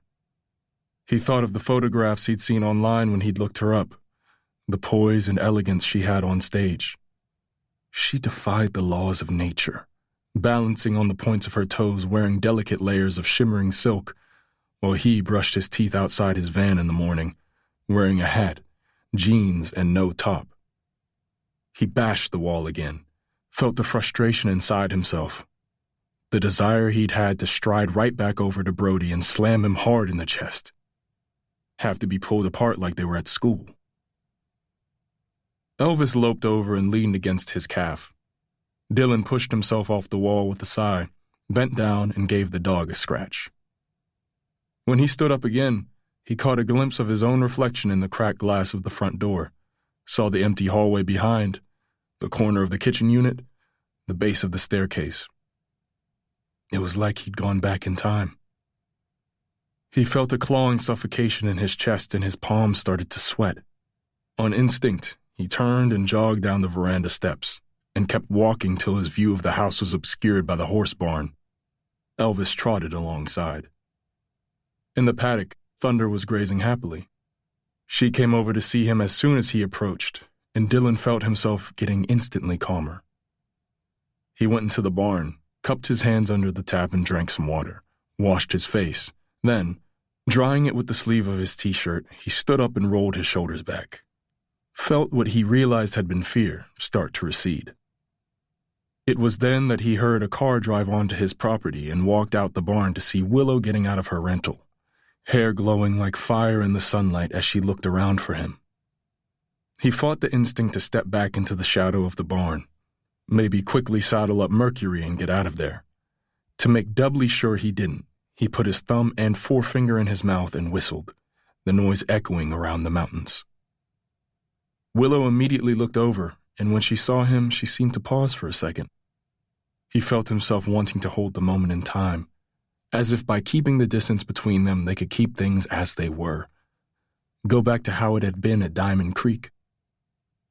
But then he watched her take a breath, sweep her hair up and tie it in a knot before walking over in his direction. "I warn you," she said when she got close enough to him. "That's the only time I'll be whistled at." He laughed and felt the tension ease. She stopped in front of him, head tilted to one side as she studied his face. "I'm sorry about Brody." He smiled and shook his head. "Don't worry about it." She nodded as if that was what she'd expected him to reply. Neither of them said anything. They felt suddenly like awkward strangers. Willow looked away at the view of the mountains and wild flowers. She was wearing her leggings and an oversized navy sweater. He thought about her clothes strewn over the floor of his van. Had to close his eyes for a second to focus. Thought of Brody hurling insults instead. "You want to walk?" Willow asked. Dylan nodded. They wandered together toward the wildflower meadow. The long grass singed from the summer, the petals drifting from flowers as they brushed past. They stopped where the land raised up and sat down side by side, facing back toward the paddock in the barn and the house behind it. Dylan sat with his forearms draped over his bent knees, Willow cross-legged, hands neatly in her lap. The air was cool, but the sun was bright in the cloudless sky, making the leaves on the trees glimmer gold and catching the dirty white paint of the house. "I hate this place," he said into the silence. She turned to look at him. "I know." He looked away down at the grass, plucked a handful of it, and let it fall. "This isn't going to work, Willow." It made his chest tighten to say it, to glance her way and see the jolt of disappointment on her face. "Don't listen to Brody, Dylan," she urged. "It's not just because of Brody," he replied. "It's all of it." He thought of the humiliation of Emmett watching the football from his truck, or knowing that people like Hank Murphy had told Mrs. Rosalie to take her business elsewhere when she'd mentioned using Dylan. "I can't be here. It was crazy to think I could. It's all still the same." "No, it's not," she tried to disagree. "Willow, you can't even tell your family that you came to Diamond Creek," he said with a laugh. But joke aside, he knew there was more truth behind it than he cared to admit, that the sneaking around only heightened their differences. She opened her mouth to defend herself, but then didn't say anything. Maybe realized that she couldn't. "Listen," he said, leaning forward, tucking his hair behind his ear. "I don't want you to tell them anything. Believe me, I don't need that in my life, but I'm just saying that this is too complicated for what it is." "It's just fun," she said, eyes beseeching. He shook his head with a smile, knew he was distancing himself, gently nudging her away. "Doesn't feel so fun anymore." He saw her eyes well up and had to look away, felt it in the pit of his stomach, wanted to take it all back, but knew that he couldn't. When he glanced back, she was composed again, chin raised a touch, no telltale sign of tears anymore. Made him smile and sighed at himself, that he wanted what he'd seen a second ago back. "You gonna leave?" she asked. I'll stay for the next race, then I'll... He hadn't cemented a plan in his mind until that moment, but even staying till the next race suddenly felt like forever. You know me, he said ruefully. Don't like to be any place too long. Willow smiled a little sadly, but it seemed to ease the feeling between them, like they both knew this was the right thing. She sat forward, wrapping her arms around her bent knees. You think you'll stop moving sometime? She asked. He laughed. No. That made her laugh. He felt it the same as when he thought she might be crying. Like her emotions were now his. The realization was enough to make him know that leaving was the only option. She pushed herself up to standing, brushing the dirt from the ground off her leggings. I should get going. Dylan stood up too.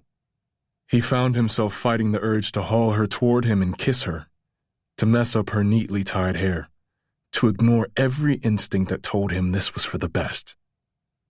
I'll walk you to your car. She nodded. Neither of them spoke as they walked back across the field, though Dylan stole a few glances at her profile, the slight upturn of her nose, the sharp lines of her cheekbones, the perfect arches of her brows. Tried to commit it all to memory. When they passed the paddock, Willow turned to look at Thunder but didn't go over. Even Elvis didn't join them when they reached her car, but sat up and watched from where he lay on the front porch. She opened her car door, stood with one hand on the frame. It was fun while it lasted, she said. He kept his hands in his pockets so he wouldn't do anything stupid. It was. She got in the car and started the engine, smiling softly up at him in a way that made his chest ache. Bye, Willow, he said as she hit reverse. See you around, Hawkins, she called. Then she was gone. Chapter 35. Willow drifted through the next couple of weeks. She tried to block Dylan out of her mind, told herself it was for the best, but it was like holding back the tide. He kept swamping her thoughts no matter how hard she tried not to think about him. She could sense his presence over the other side of the forest, had to stop herself wandering over to the clearing to catch a glimpse. Nearly veered off the road when she thought she saw him on the sidewalk. She looked for distractions wherever she could find them, finally answered a call from her artistic director and made all the right noises as he talked about next season's production and the start date for rehearsals. It gave her a reason to double down on her training, fill up every spare moment that she wasn't teaching Zoe and her friends or helping her mom at the Silver Pantry. The leaves were now a riot of auburn hues. Bella had a baby shower at the Firestone. All the talk at Silver Sky Ranch was about the upcoming charity polo game, but Willow wasn't interested in that. As the days counted down, her attention kept wandering to Noah every time she saw him on the phone. She knew who it was he left the room to talk to, because they were getting closer and closer to the last race Thunder would enter that season. When the day came, it coincided with a recital Zoe and her friends were putting on for the parents. Willow woke up to gray skies heavy with clouds. Noah had decided to go and watch Thunder, wanted to see how she ran at least once before the season ended. Still, no one talked about it in the house because of Emmett's disapproval. Willow would have loved to have gone too. She kept thinking of Diamond Creek, wishing things back to how they were then. That afternoon, all the little kids arrived for the recital in a ball of frenzied energy. They had matching outfits, red t-shirts and black leggings. The girls had gelled their ponytails back and sprayed their hair with glitter. Albie, the boy of the group, had combed his in a side parting and slicked his bangs to the side.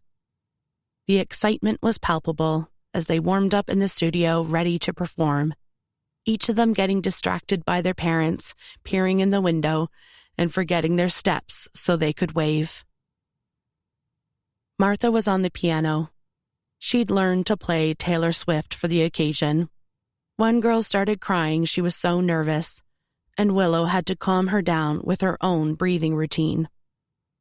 "It's all okay as soon as you're on stage, I promise," she said, to the girl with the tear-stained cheeks, remembering for a moment what pre-performance nerves were like.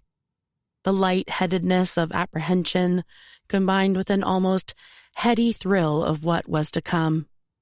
Hearing the audience take their seats and the orchestra warming up over the backstage tannoy, she felt a little flutter in her heart at the idea of being back on stage herself. She gave her mom the nod to open the door, and parents started to file inside.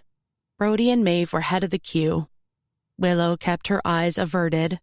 She hadn't spoken to him since the football game. All the kids were shivering with pent-up adrenaline in a little group at the back corner with Willow. Wren was the last inside and closed the door behind her. She'd locked up the silver pantry for 20 minutes to watch. Willow glanced around for her dad, but couldn't see him. Martha started to play, and Willow talked to her students in a low voice. "You look up, you smile, and if you forget anything, you just carry on, okay?" They nodded like wide-eyed ducklings. "Right, take your places." They trotted off. "And smile," she whispered after them as they all looked terrified. She suddenly felt her own nerves start to skyrocket, willing them to do well as she crept around to the front of the room to watch. She imagined Dylan at the track, feeling the same way about Thunder, especially with Noah there watching. But the kids didn't let her down. They did amazingly. As soon as the routine began, they were all smiles for their proud, doting parents, glossing over any hiccups and carrying on like professionals, loving it on stage, hair shimmering under the lights, thriving as they relaxed into the steps. All of them, all the way through, beaming with their radiant, effervescent grins. Willow watched them, wondering suddenly if dancing still gave her that joy. It had once, but did it still? She couldn't imagine training again at the lengths that she had. But she knew that once she was back in New York, she would slip into the routine, and it would feel natural again. It had been relaxing to have that break from herself, though, and the constant war inside her to try and be better that stretched on to infinity. She watched the kids and saw them trying so hard. Each time it went wrong, she itched to go on and do it herself, show them, help them. She felt the pull of the music, remembered then the joy of performing, the moment the nerves fell away and the world became the stage. When it was over, and they were all jumping up and down, hugging each other and bowing to the audience, she almost envied them, that thrill of having done it, having been there in the spotlight. Of course, she got her own applause, but it didn't feel earned. It was the kids who had done their best and shone. After all the bows and shouts of encore, Willow was immediately accosted by all her tiny dancers, each of them jostling for pole position, wanting to tell her their every feeling minute by minute. She listened and nodded and told them they were all superstars, and then they rushed off to say all the same things to their parents. People came over to congratulate Willow as she made her way outside. Wren had opened up the silver pantry again, and she and Martha were giving out cupcakes to all the little performers. Logan had driven up and strolled over to where Brody was standing. He was dressed for polo, a thick jacket over his kit because the temperature had dropped. It was then she realized Brody was dressed for practice as well, and Logan was obviously picking him up. She watched her dad come out of the house to see them, watched them point to the clouds, and obviously talk about the weather for the game. She thought how her dad had been in the house that whole time, but hadn't come to watch the recital. Parents were heading back to their cars with their kids, and on their way they came over to thank Willow for all her hard work and tell her how much they enjoyed the show. She smiled back and said it had been her pleasure, but all the while her attention kept going back to her dad and her brothers. Then Martha came out of the silver pantry and called for Emmett to give her a hand. He strolled over, leaving the boys where they were. Brody called Willow's name. She ignored him and made her way over to the house. Brody jogged over. "What's up with you?" She didn't reply, wasn't going to go through it all again. "This still about your boyfriend?" he teased. Willow stopped walking and snapped, "He's not my boyfriend." Brody raised a brow. "I should hope not." Logan strolled over. "What's going on?" he asked, intrigued by what was clearly less good-humored chat than the pair normally had. Brody shrugged. "Willow's flipping out about Hawkins." "I'm not flipping out," she shot back, hands on her hips. "I'm just fed up with you and the way you treat him. All of you." Logan raised his hands in defense. "Hey, I've barely even seen the guy." "Yeah, and if you did, you'd cross the street to avoid him." "Willow," Logan frowned. "Last time I spoke to a Hawkins, I was paying them a heck of a lot of money to save this place." Yeah. She waved her words away. "It's easy to send money, Logan." His brows rose at the comment. "Same as it's easy to judge someone on who they were at 16. She glowered at Brody, who just looked mockingly back. She sighed. "Imagine if you were all judged on who you were back then. Brody, you'd just be forever the idiot on stage. Logan, you never talked about anything but money. Noah hid away in a trailer, and who knows about Ethan? Aren't people allowed to move on and change?" She swept her hair away, which had fallen annoyingly over her eyes the more impassioned she got. She saw the vague amusement disappear from both her brothers' faces. "People change," she went on, exasperated. "They aren't always who you think they are. And you lot," she waved her hand up and down, encompassing them both. "Dad gave you a second chance. But you're all so full of it, you wouldn't ever do the same for someone else. You're parents now, or almost. You need to do better, be better. We're not children anymore." Brody's jaw tightened. Logan cleared his throat and said, "Willow, I'm not totally sure what's going on, but if this is somehow to do with us leaving to join the band, we've said we're sorry." She frowned at him in surprise. "No, you haven't." Logan was about to reply, but then Noah drove in. Willow could feel the blood pumping in her head, her brain trying to catch up with everything that had been said. She could see Logan mulling it all over. Noah got out the car, ambled over, clearly aware of the tension. "What's the problem here?" Brody narrowed his eyes and said, "Willow wants us all to apologize for leaving with the band." Noah frowned, bemused. "Seriously?"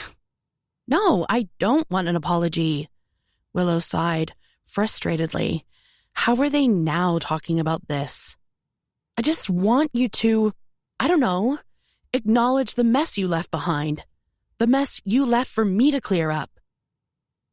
There was an awkward pause. Logan seemed momentarily caught off guard. Brody had put his hands in his pockets and was suddenly fascinated by the dry earth at their feet. Noah raised his brows as if he'd unwittingly walked into a war zone. "Forget about it." Willow shook her head, tired suddenly by it all. She turned to Noah and said, "How did Thunder do?" She came last. Willow frowned. Last? Brody scoffed. Maybe your boyfriend's not so perfect after all. Chapter 36. The following day was the charity polo match. Willow had missed a couple of calls from Logan, deliberately ignoring them because she wasn't in the mood to have to explain herself, didn't want to hear his take on things. She imagined him with Noah and Brody in the Firestone after practice the night before, talking about her, Brody filling them in about Dylan. It made her cringe, the idea of them discussing her, rolling their eyes at her outburst. She was in two minds about whether or not she was going to go to the polo later. She sat at the kitchen table, trying to fill in the answers to the crossword clues her dad hadn't known, while wondering if Dylan was leaving today and what he thought about Thunder doing so badly at the race. She itched to get in the car and drive over to find out. Her mom was standing at the stove, making cordial for the silver pantry. Big pans of apples and cherries simmered, filling the kitchen with the sweet scent of sugar and fall. Through the window, the low sun gilded the horizon. The screen door to the kitchen bashed open. Willow looked up to see her dad stride in, collar of his shirt turned up, hat shading his eyes. She put down the pencil she was holding, aware from his stance that his mood wasn't good. He took his hat off, hung it on the peg, smoothed his hand through his graying hair. "You all right, Emmett?" Martha asked, from where she was stirring the vat of bubbling cherries, red checkered apron tied around her waist. He ignored her, walked straight up to the table, put both hands on the back of a chair, and looking directly at Willow said, "Did you go to Diamond Creek when you told us you were going to New York?" She felt the blood drain from her face, sat frozen staring back at him for a second. Every inch of her being willed her to deny it as she shrank back from his accusatory glare. But then her mind flashed with an image of her standing in front of Logan and Brody the day before, reminding them that they weren't children anymore. That included her. Keeping her gaze fixed on her dad's, she swallowed and said, "Yes, I did." He bashed the back of the chair, making her jump. Her mom turned the stove off and came over to the table. "What's going on?" Emmett pointed Willow's way and said, "She's been lying through her teeth to us ever since she's been back." "What do you mean?" Willow felt shame speckle up her neck to her cheeks. "Rudy Myers has just come up to me saying how surprised he was to see my daughter with Dylan Hawkins at the Diamond Creek racetrack." Martha frowned. "What? When was this?" She turned her attention to Willow. "What's he talking about?" But her dad didn't give her a chance to reply. "I don't care what you do in your spare time, Willow. You've got your own life," he said, crossing his arms over his chest. "I'm not happy about the fact you've got something going on with Dylan Hawkins. You've been shooting your mouth off about how great he is to half the town. But I'm not having you lying to me, us, while you're here under my roof, taking us for fools." Willow didn't know what to say, shocked into momentary silence that her dad knew what had been going on with Dylan. She started, ready with all sorts of answers to defend herself. Then she looked at him, all angry eyes and clenched jaw, and felt suddenly tired by the subterfuge and everything unspoken. She felt her shoulders slump as she said instead, "I didn't want to lie, Dad." She stood up from her chair. "But I couldn't tell you the truth because you'd have been so mad." "Well, I'm mad now, believe me," he said, turning away, shaking his head with disappointment. She knew she should leave it. wait until he'd calmed down a bit, but she was fed up with waiting, with none of them saying what they really felt. "You can't accuse me of something and then walk away," she said. "It's not fair." "Not fair?" he replied, incredulously. "I'll tell you what's not fair, Willow. Your mom sitting in bed at night, fretting about you being in New York, pushing yourself too hard, worrying that you aren't taking care of yourself, all the while you're gallivanting around racetracks with Dylan Hawkins of all people. I'm ashamed. I'll tell you that." Willow swallowed. "You're ashamed of me?" she repeated more quietly. Her mom stepped in. "He doesn't mean ashamed, Willow." But Emmett didn't counter. Willow couldn't believe it. After everything she'd ever done, after how hard she'd tried all her life, and he could throw that at her so casually. She felt the injustice of it prickle through her whole body. "Yes," she said, as calmly as she could. "I shouldn't have lied about going to Diamond Creek, but I only did it because I couldn't tell the truth." She looked her dad square in the eye. "You know what Dylan Hawkins lived through over there in that house? Right under our noses?" She paused, let his eyes narrow in misunderstanding. "Well, if you did, you'd be ashamed," she carried on. "We should all be ashamed. We let him down, and Tyler, and his mom." Emmett's gaze flicked momentarily to Martha, who was listening, brows drawn. Willow stood up straighter, realized she was almost taller than her dad nowadays. "And yeah, I like Dylan. He's a good guy. Nicer than Brody was in that football game. Better than Noah at training horses, so yeah, I'll recommend him. If we want to talk about shame, I'm ashamed of how I've let this carry on. Why did I keep it secret?" She stared at her dad, at the lines on his face, and the familiar, hooded, unreadable expression in his eyes. "So as not to disappoint you. It's always not to disappoint you.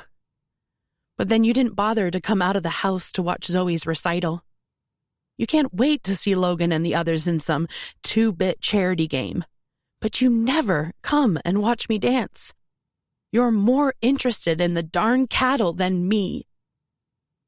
She pushed away from the table and went over to the door, could feel the hitch of emotion in her throat, and didn't want to wait around for more arguing. But she paused just long enough to add, "Maybe, sometimes, I'm ashamed of you too." Chapter 37. From out in the paddock, Dylan could hear the crowd at the Silver H Polo Club. He knew all the Carter boys were playing from gossip he'd heard in town. Everyone was excited. It had been a long time since they'd been in a match together. It wasn't something Dylan could get excited about. Imagining Brody prancing about the place on his flashy horse, preening in his kit, loving the attention. But then the idea of it reminded him of football games, the roar of the crowd when they ran onto the pitch, the blinding lights, the humming tension, the camaraderie of the team. They were the only real times of his youth that he had loved. Sometimes he wondered what would have happened if he'd told Mrs. Kennedy what was happening in his home. Would she have got him out? Would he have been able to carry on playing football? Would he have gone to college? Everyone said he was good enough to get a scholarship. He finished up in the barn and went back outside thinking how it could have been different. But when he glanced over at the house, it reminded him that he'd been a kid back then, too afraid to voice the truth. His dad wouldn't have let Mrs. Kennedy win without a fight, and Dylan had been too young, too inexperienced to take his father on as an adversary.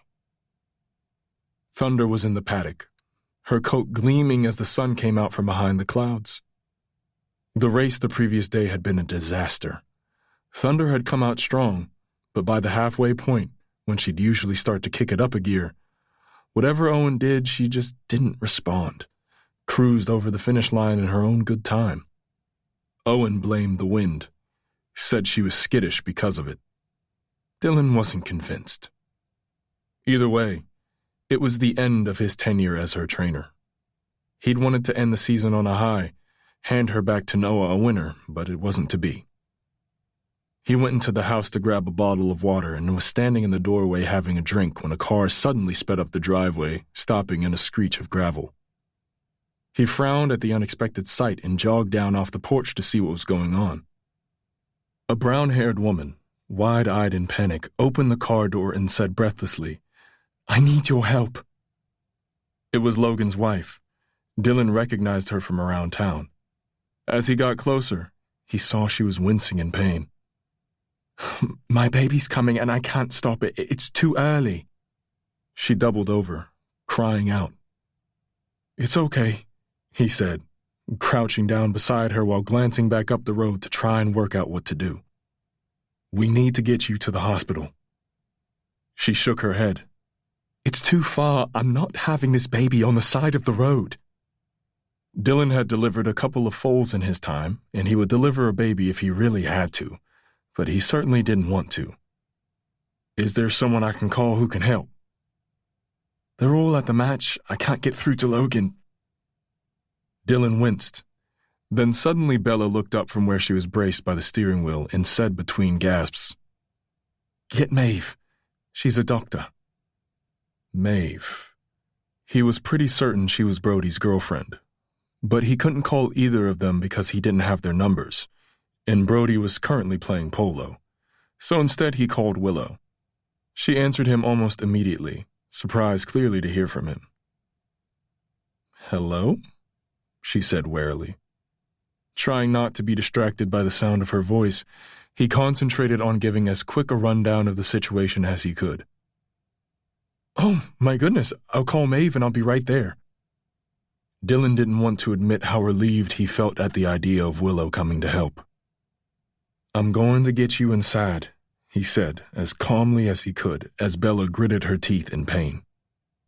He reached to help her out of the car, but she looked up at him, eyes wide with clear terror, and said, "It's too early." She looked momentarily like his mom, eyes damp, face contorted in fear. His whole body tensed. He felt like a kid, helpless. He wanted to back away, get the heck out of there. Didn't matter who was in that car, what was happening. Dylan felt the darkness creeping down over his eyes. But then through it, he heard Bella cry out, and it snapped him back into the moment. He wasn't a kid, and he wasn't helpless. He tightened his grip on her, and as gently as he could, he helped her out of the car, taking her weight when she stumbled, holding her steady when the pain kicked in. It was a slow walk up to the house, but the whole way he found himself talking to her, telling how it was going to be okay, that Willow was coming and Maeve. "We'll take care of you. Don't worry." When he said it, she nodded, lips wobbling. "Thank you." Willow arrived when they were just getting into the house. He heard the skid of tires and the running of footsteps behind him, and had never been more relieved to see that gleaming red hair and little upturned nose. "It's okay, Bella."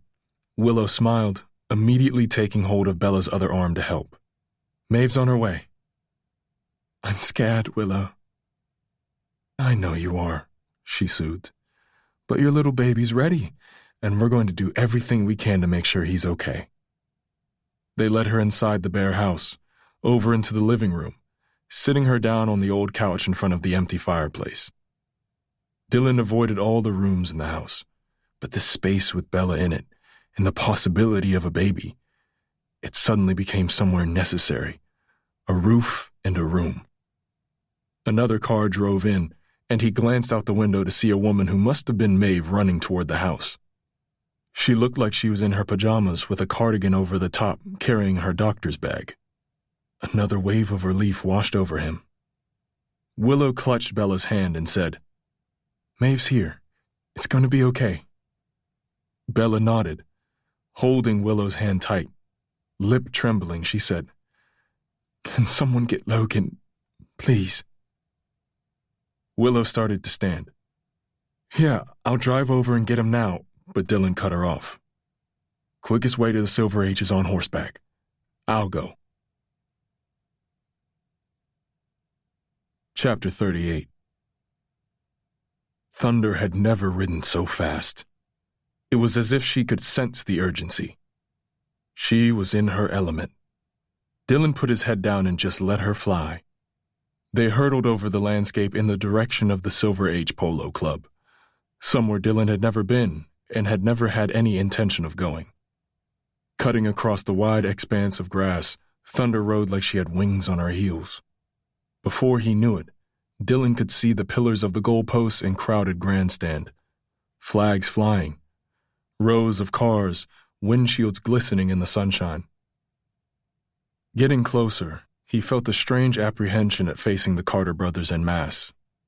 He thought about his run-in with Brody at the football and the way it had left him feeling vulnerable, like a layer of his skin had disappeared.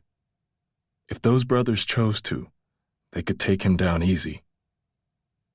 The match was in full swing. Dylan could see the ponies charging down the pitch, hear the crack of the stick on the ball. It was impossible to discern the different players until he got closer, and even then, he didn't know what color Logan's team was wearing. The only way was to charge Thunder right up to the goal line.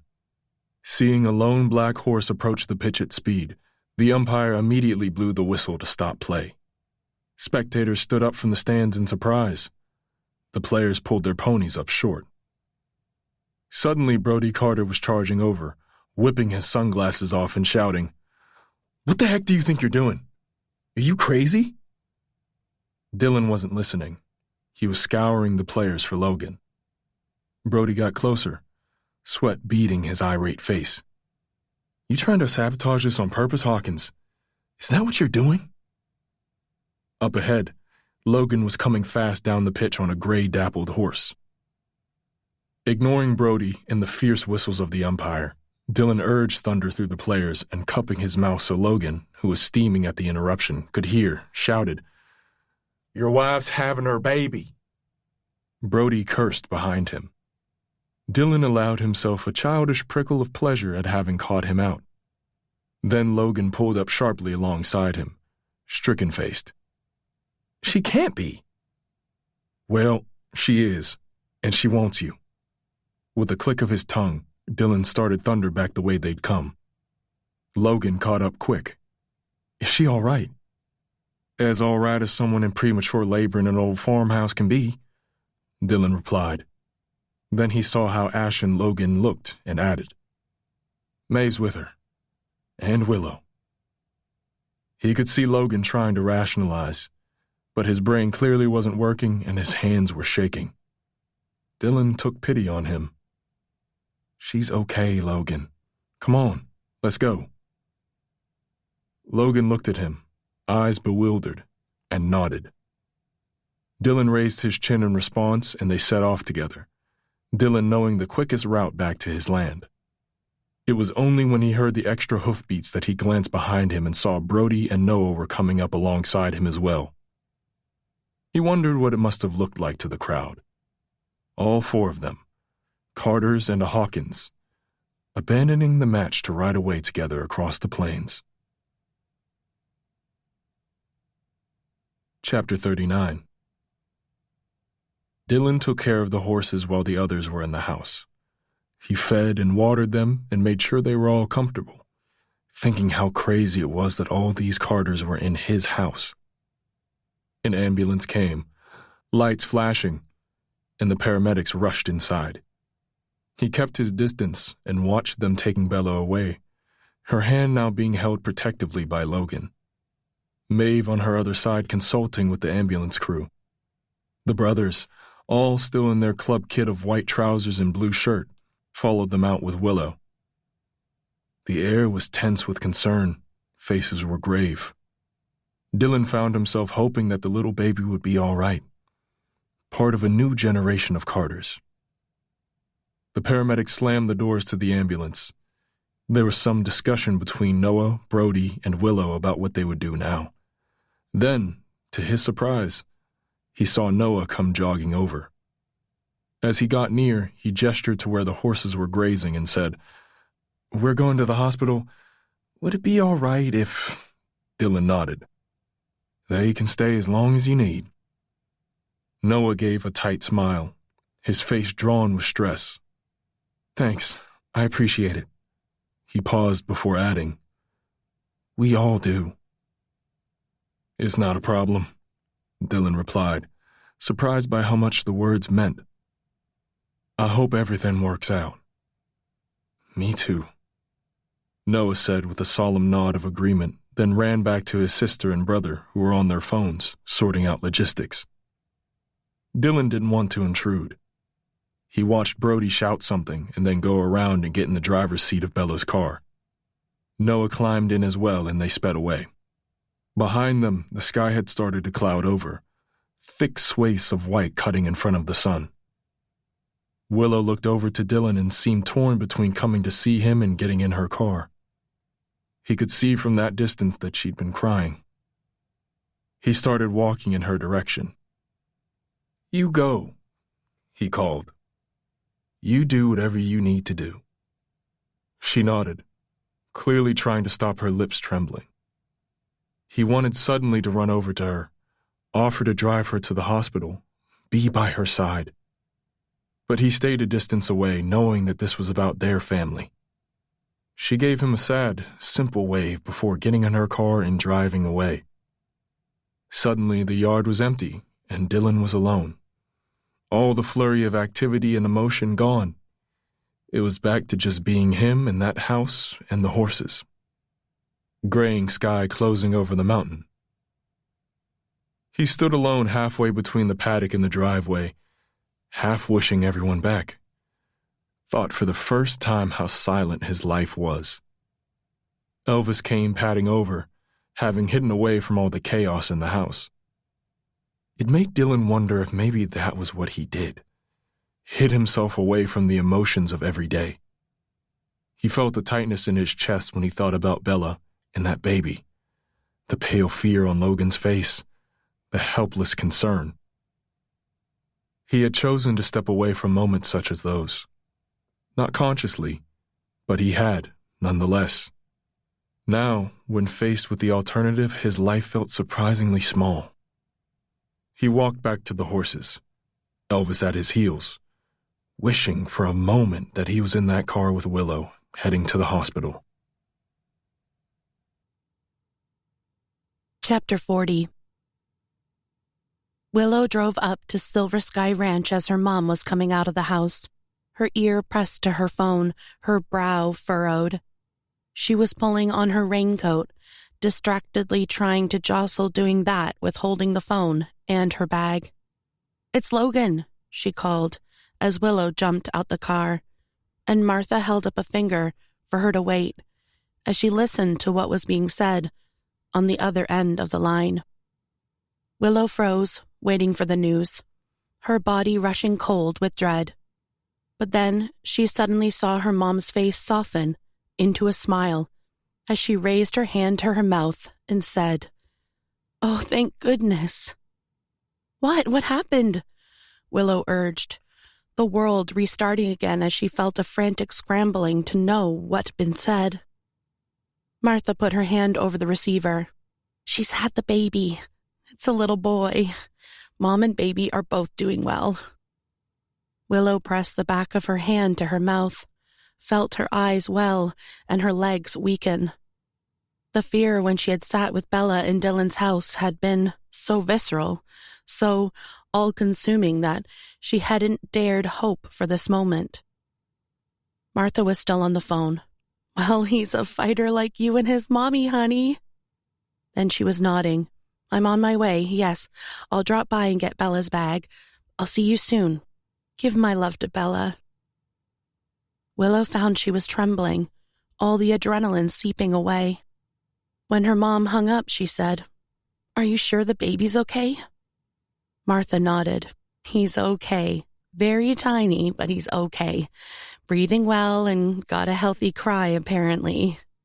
She laughed and wiped her eyes. My goodness, she exhaled with relief. That was scary. Willow nodded, the event still catching up with her. Martha came over and hugged her tight. Well done, honey. Willow breathed in the comfort of her mom's sweater and said muffled, I didn't do anything, really. Her mom pulled back and held her by the shoulders. I think you did. And I hear Dylan did too. Willow nodded under her mom's assessing gaze and felt the awkwardness of their earlier argument creep back. But Martha didn't say anything about it, just hitched her bag on her shoulder and said, I'm going to the hospital to meet my new grandson. I'll drive you, Willow replied, turning toward her car. No, Martha reached out a hand to stop her. You need to stay here and find your father. Willow frowned. What do you mean, find him? Martha started walking toward the truck. I haven't seen him for hours. He wasn't at the polo. Why wasn't he at the polo? Willow scrunched up her face in confusion. It was the charity match. I know. Martha shook her head, as if as surprised as Willow. I called him and he said he had work to do, and there's no signal out there, so he doesn't know anything about the baby. Maybe he had some thinking to do. Willow wasn't convinced. Whatever the reason, he needs to take his blood pressure meds, Martha went on, bleeping open the truck. He won't remember, so you need to find him. Willow narrowed her eyes at the idea of her dad's medication. Are you worried about him? Martha laughed almost despairingly as she opened the truck door and put her bag on the seat. Willow, I'm always worried. It's a reflex once you have children. Willow thought back to her dad, saying how her mom had sat up in bed fretting about her. I'm sorry I lied, she said. And I'm sorry I've made you worry. Her mom came back over. Honey, I'm always going to worry about you. That's my job. But yes, it would be helpful if you were a little bit more open with us. Willow thought of her mom's unsubtle compliments about how good she was at teaching Zoe and her friends. Yeah, but then you're just going to tell me to stop doing what I'm doing. And what is that exactly? Martha countered. Killing yourself on that darn stage? Working so hard you collapse? Willow, I don't know why you're pushing yourself so hard it breaks you, or who you're doing it for, but I don't dare ask for fear of you snapping my head off. Willow toyed with her hands, aware that she had shamefully been about to snap back a defensive retort. Martha placed her hands on Willow's upper arms and gave her a squeeze. Watching you, it's like you're in a constant battle with yourself, and I worry that you'll never let yourself win. I win, Willow said on reflex, without even thinking about it. Just as long as you do, Willow, Martha smiled, eyes creasing with fondness. That's all I care about. Then she gave her a kiss on the cheek and said, Find your dad, tell him about the baby, remind him to take his pills. And remember, this listening business, the whole think before you react mentality, it's all new to him, so give him a chance. With a wink, her mom got into the truck and drove out the ranch. Chapter 41. First thing Willow did after her mom left was message Dylan to let him know about the baby. She could still hear his voice on the phone telling her what had happened, remembered the look of relief on his face when she'd arrived. She wondered how he must have felt having all those Carters in his house. He sure kept his distance. She put her phone back in her pocket and went in search of her dad. He wasn't in the barn, but neither was his horse Bandit. So she saddled up Star, a chestnut mare, and drove out to try and find him. The sky darkened like it was going to rain. The wind rustled the golden leaves, and the clouds rolled low over the mountain. Willow threw on an old waxed riding jacket that hung on a peg in the barn and was far too big for her. She rode out to the north pasture, but couldn't see any sign of her dad. She did a loop of the property, pausing at the point where the forest led to the Hawkins ranch, thinking back to the first moment when she'd let Thunder escape and caught a glimpse of Dylan on his land. She felt like a different person now, even down to her outfit and her hair. She imagined the look she'd get if she walked into Cordelia Street Ballet, dressed in her shabby, oversized jacket, with her hair all whipped up from the wind. She hadn't felt this earthy wildness since she was a very young child, roaming free on the land. She turned away, urging Star forward, and they made their way back to the house. It was funny how quickly she was at one with being back in the saddle, her body knowing instinctively what to do, her hands curling with an easy lightness around the reins, her senses alert to the horse's needs. It was the same as dancing. It was inbuilt in her, the movements repeated so often that they were woven into the fabric of her being. Up ahead, she could see the studio and the silver pantry, closed because her mom had gone to the hospital. It started to rain very lightly, droplets spitting against her coat. It was only because of the darkening sky that she saw the low light in the window of the studio. As she approached, she looked around for Bandit and saw him tethered among the pines. She led Star over and left the two horses together. Then she went around to the studio door, feeling a sudden onset of nerves at the idea of seeing her dad. She thought of the Hawkins house after Dylan had left to get Logan and Maeve went into terrifyingly serious doctor mode. Willow had kept her fingers wrapped around Bella's, forcing herself to stay unruffled and supportive, not show 1 ounce of fear. And later, she had tried to do the same for Logan when he burst in a panic. Willow had smiled at him, trying to convey a sense of serenity so that he, too, would take hold of Bella's hand and keep her from spiraling into the dark fear that had been on her face when she'd first arrived. Willow had seen the moment that Logan understood, when his pace went from frantic to steady, and his face relaxed, and he lifted Bella's fingers to his lips and told her that whatever happened, they would be all right, that it was out of their hands now. Willow had stood on the porch with her brothers and seen Dylan in the distance taking care of the horses, and she had wanted to thank him for everything he had done for them.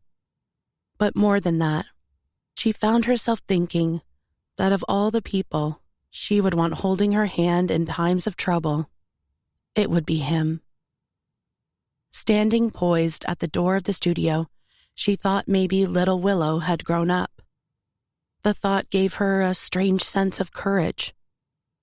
And rather than bracing ready to fight and defend, she found herself settling into that same level-headed calm.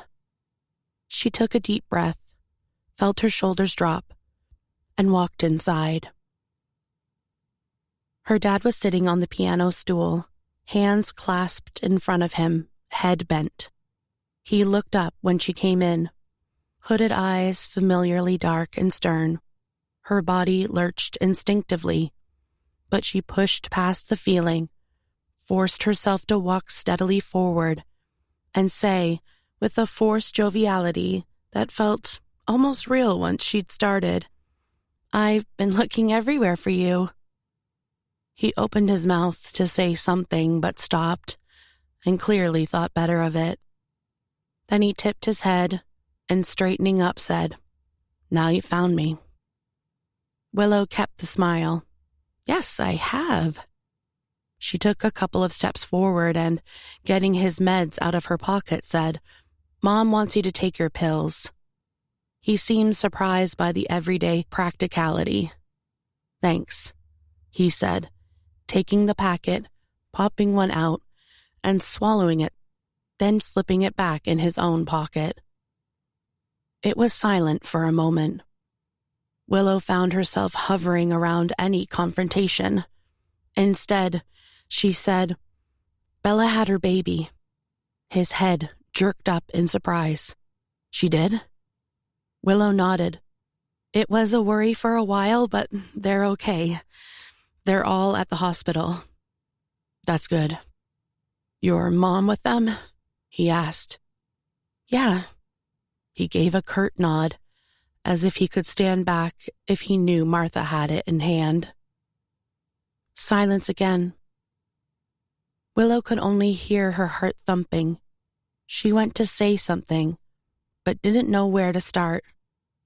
Then Emmett stood up, brushed down his shirt, and walked over to the window where the spitting rain tapped for attention.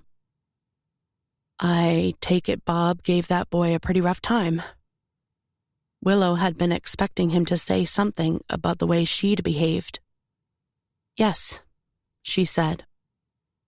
Emmett sighed deeply. Then, turning from the view of the rain back to where she was standing, he said, "Sometimes I wonder what would have happened if I'd lost the ranch to Hawkins." He paused, rubbed his mouth with his hand. "I wonder where we'd be, what we'd be doing." It didn't bear thinking about for Willow. She couldn't imagine not having Silver Sky to come back to. "I know it's stupid, but when your brothers left, I felt that the ranch, the history, our history, it had all let me down." He looked up at the wall on the far side of the room. "Part of me wanted to leave. I know your mother at the time was thinking I deserved to lose it." He paused as he thought back. And then suddenly it wasn't even a question anymore. Logan paid my debt and Silver Sky was mine again. He sat down on one of the chairs at the side of the room, hands braced on his thighs. Willow recalled that time so clearly. The doors slamming, the arguments, her mom shouting, her dad stubbornly silent. It was as if a blackness came over the house and seemed to stretch on forever. Only thing Willow could do to escape was dance. I think what bothered me most was the feeling of relief. Emmett looked across at her, his graying brows drawing together in deep lines between his eyes, his mouth turned down in disapproval. The ranch was mine. It wasn't me of all generations that would have to say that I lost it. And I knew then that all my blustering was an act. He sat back against the wall, folding his arms over his chest. I was scared. He glanced up and smiled wryly as he added, "And I don't like to feel scared." Willow found herself smiling conspiratorially back, knowing full well that was the truth. That fear, that needing to be rescued, that made me more ashamed than any insult Bob Hawkins could throw about the place. When Willow looked at him now, he seemed suddenly sad and tired. She went and took a seat next to him. He turned so he was facing her. No father wants to be rescued by his children. Call me old-fashioned, Willow, but it's not the order of things. Didn't want my little girl to see me scared and failing. Call it pride. But I didn't want you to have to tell Logan. I didn't want you to have to conspire against me, save me. He shook his head, looking down at the floor again, as if he couldn't bring himself to meet her eyes. I only told Logan out of love, Willow said softly. She'd been waiting so many years for this. When Bob came and said all that stuff, I didn't think of it as you failing. I was just scared, too. She laughed at the futility of them both hiding the same thing. What I thought I had done to help you ended up causing you pain, and I didn't want that. It was hard to put it into words, these feelings that had been wrapped up tight for so long inside her. I just wanted my dad back, the one you'd been before the boys left, the one who built this place, the one who laughed, the one who loved us. You were strict and you made us work hard, but I think we knew it was because you cared about this place, this life. And when that went, you went too. All I was trying to do by telling Logan about the debt was to try and somehow bring you back. But it felt like I made it worse. Emmett closed his eyes and shook his head. I'm sorry, Willow. But Willow found that she didn't want him to apologize. She wanted him to listen.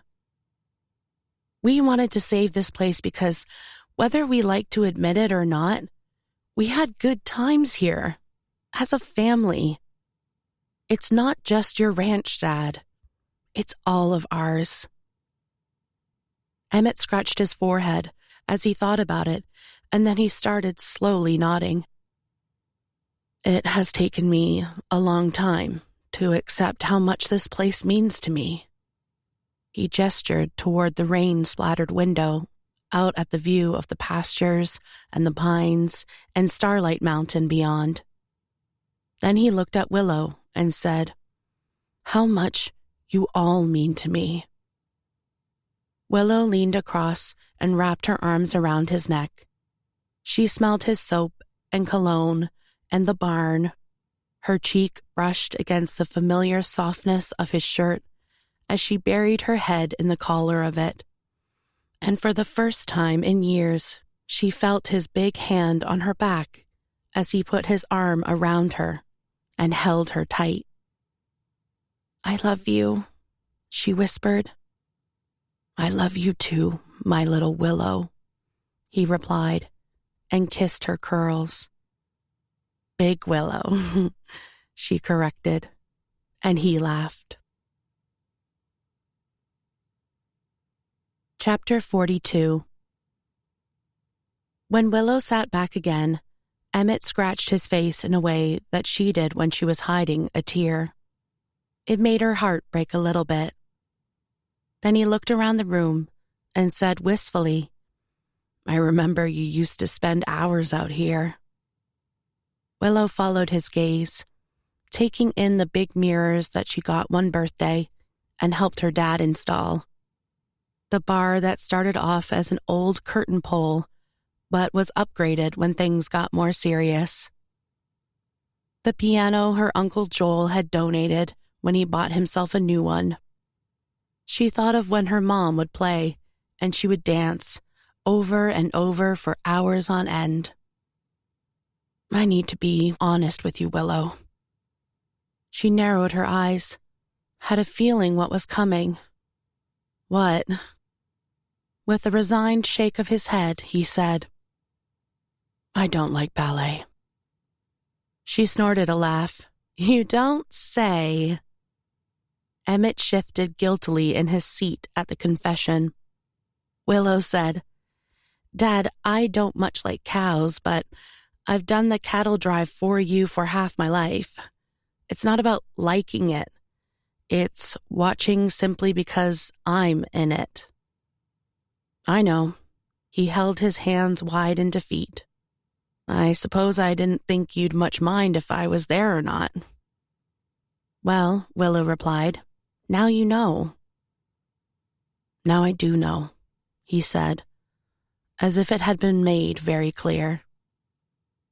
And you felt like that every time your mother came to New York to see you perform? She shrugged because now they were on better terms. She didn't want him to feel bad.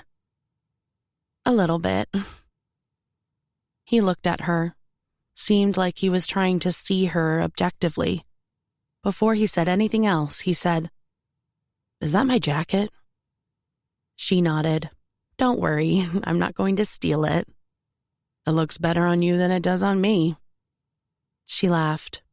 He smiled, and his whole face softened.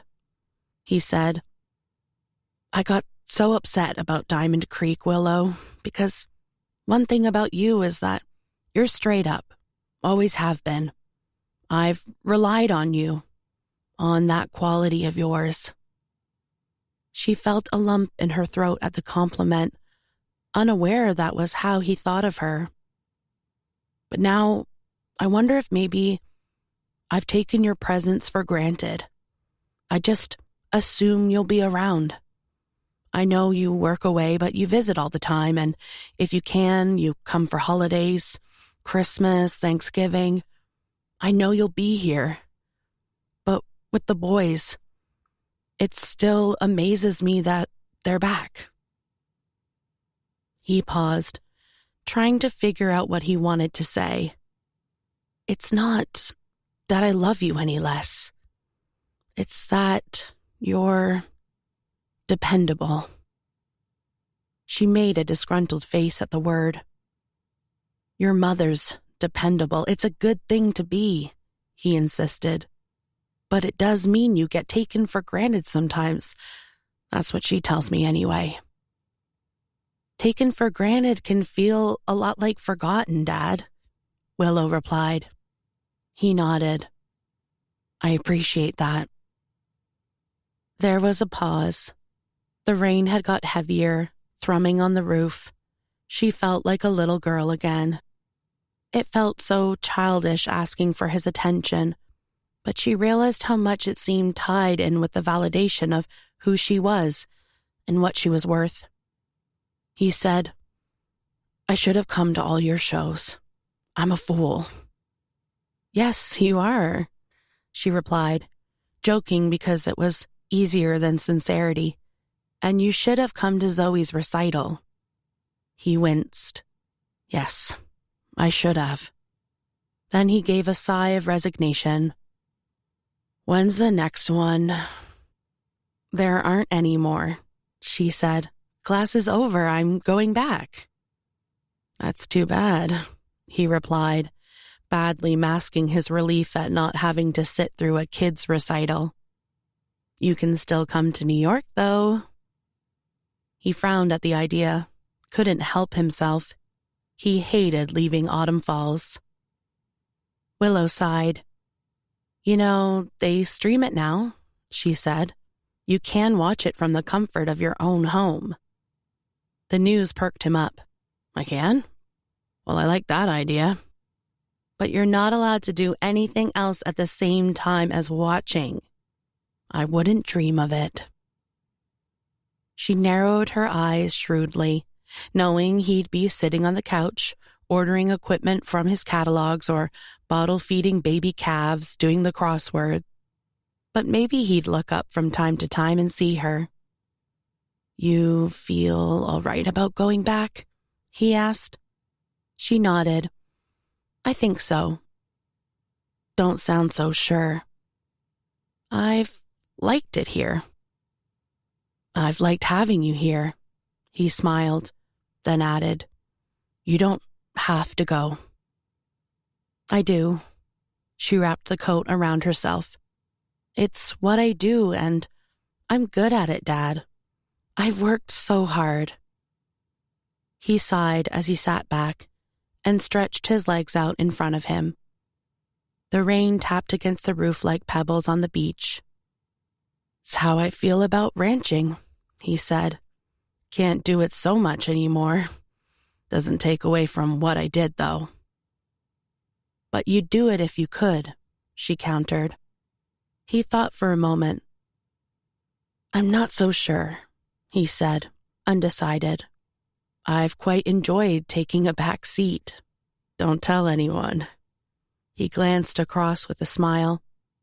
When she smiled back to show she'd keep his secret, he said, It's just a new chapter, Willow. Mainly, I just love having you all back. Can't believe it sometimes. She turned so she had her back against the wall and rested her head on his shoulder. Their reflection in the mirror opposite was bittersweet. It seemed to capture how quickly time marched on. I'll miss you being here, he said, reaching over and patting her arm. Yeah? Of course, he said. Who'll finish my crossword for me? She smiled. I'm sure you'll find someone. You got a lot of people to choose from nowadays, she added, giving him a playful nudge on the shoulder. He laughed. Maybe even too many. That's what I love about you, Dad. Never happy. Chapter 43. It was a strange sight to see Noah and Brody Carter stroll onto Dylan's land. A tall, imposing pair, they were both still dressed in their team kits.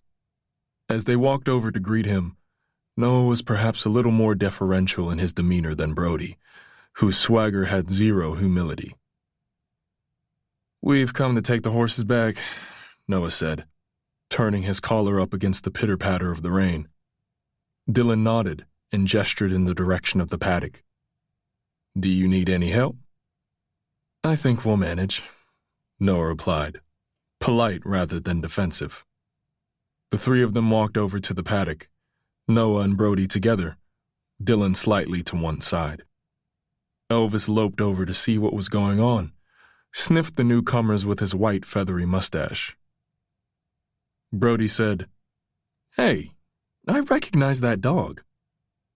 Ugly-looking thing, Dylan replied dryly, his brow raised. Brody frowned as it clearly dawned on him those were his words. Then he shrugged it off with a dimpled grin and said, You've got to respect an ugly dog. He reached down to ruffle Elvis behind the ears. Elvis, being the traitor that he was, seemed to be quite taken with Brody. Obviously, he had no problem with the Carters. Dylan rolled his eyes and looked away, refusing to succumb to the infamous Brody Carter charm. But he heard him say, Hey, listen, Hawkins. Dylan glanced back. So did Noah, clearly intrigued. I'm sorry about the other day. At the football. Brody shrugged sheepishly. It was out of order. I don't know what came over me. Dylan had to hold in a smile. He never thought he'd see the day that Brody Carter apologized to him. Don't worry about it.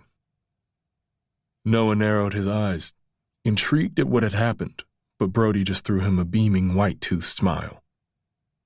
They reached the paddock where the horses were happily grazing the rain-soaked grass. As Dylan led the brothers into the barn, Noah said, Logan wanted me to say thank you for the care you took of Bella. It was no trouble at all, Dylan replied as he went over to get the saddles.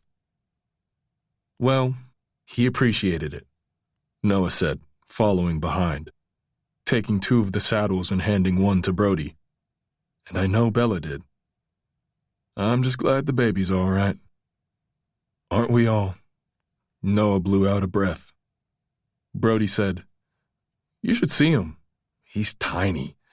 Looks like a little pink frog. Dylan snorted. Noah rolled his eyes. He does not look like a frog. Brody followed them into the paddock. Oh, come on. Yes, he does. Dylan said, He got a name? You know, I think yours was thrown into the mix at one point, Brody said, smiling as he greeted his horse with the kind of exuberance that one might expect from Brody. But they've gone with Leo, he added. Reckon he's going to go from a frog to a lion. Noah smiled as he got on with the job of getting the horses ready. Dylan saddled up Logan's pony, presumed one of them would lead it back. But when they were all done, Noah looked in the direction they were headed, then back to Dylan and said, "You want to ride with us? I can give you a lift back from the Silver H in the Jeep." The rain had stopped. It was still cloudy and cool, but otherwise a nice enough evening. Dylan hesitated, caught by surprise at the invitation. "We can reminisce about how much better I was than you at football," Brody said, deadpan. Dylan was about to shoot back a cutting retort, but then thought maybe he could save the cutting retorts for the ride, and said instead, "Sure, why not?"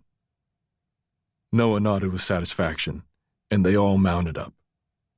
Brody glanced over at Dylan on Logan's horse and said, "Reckon you can keep up?" Dylan scoffed in disbelief.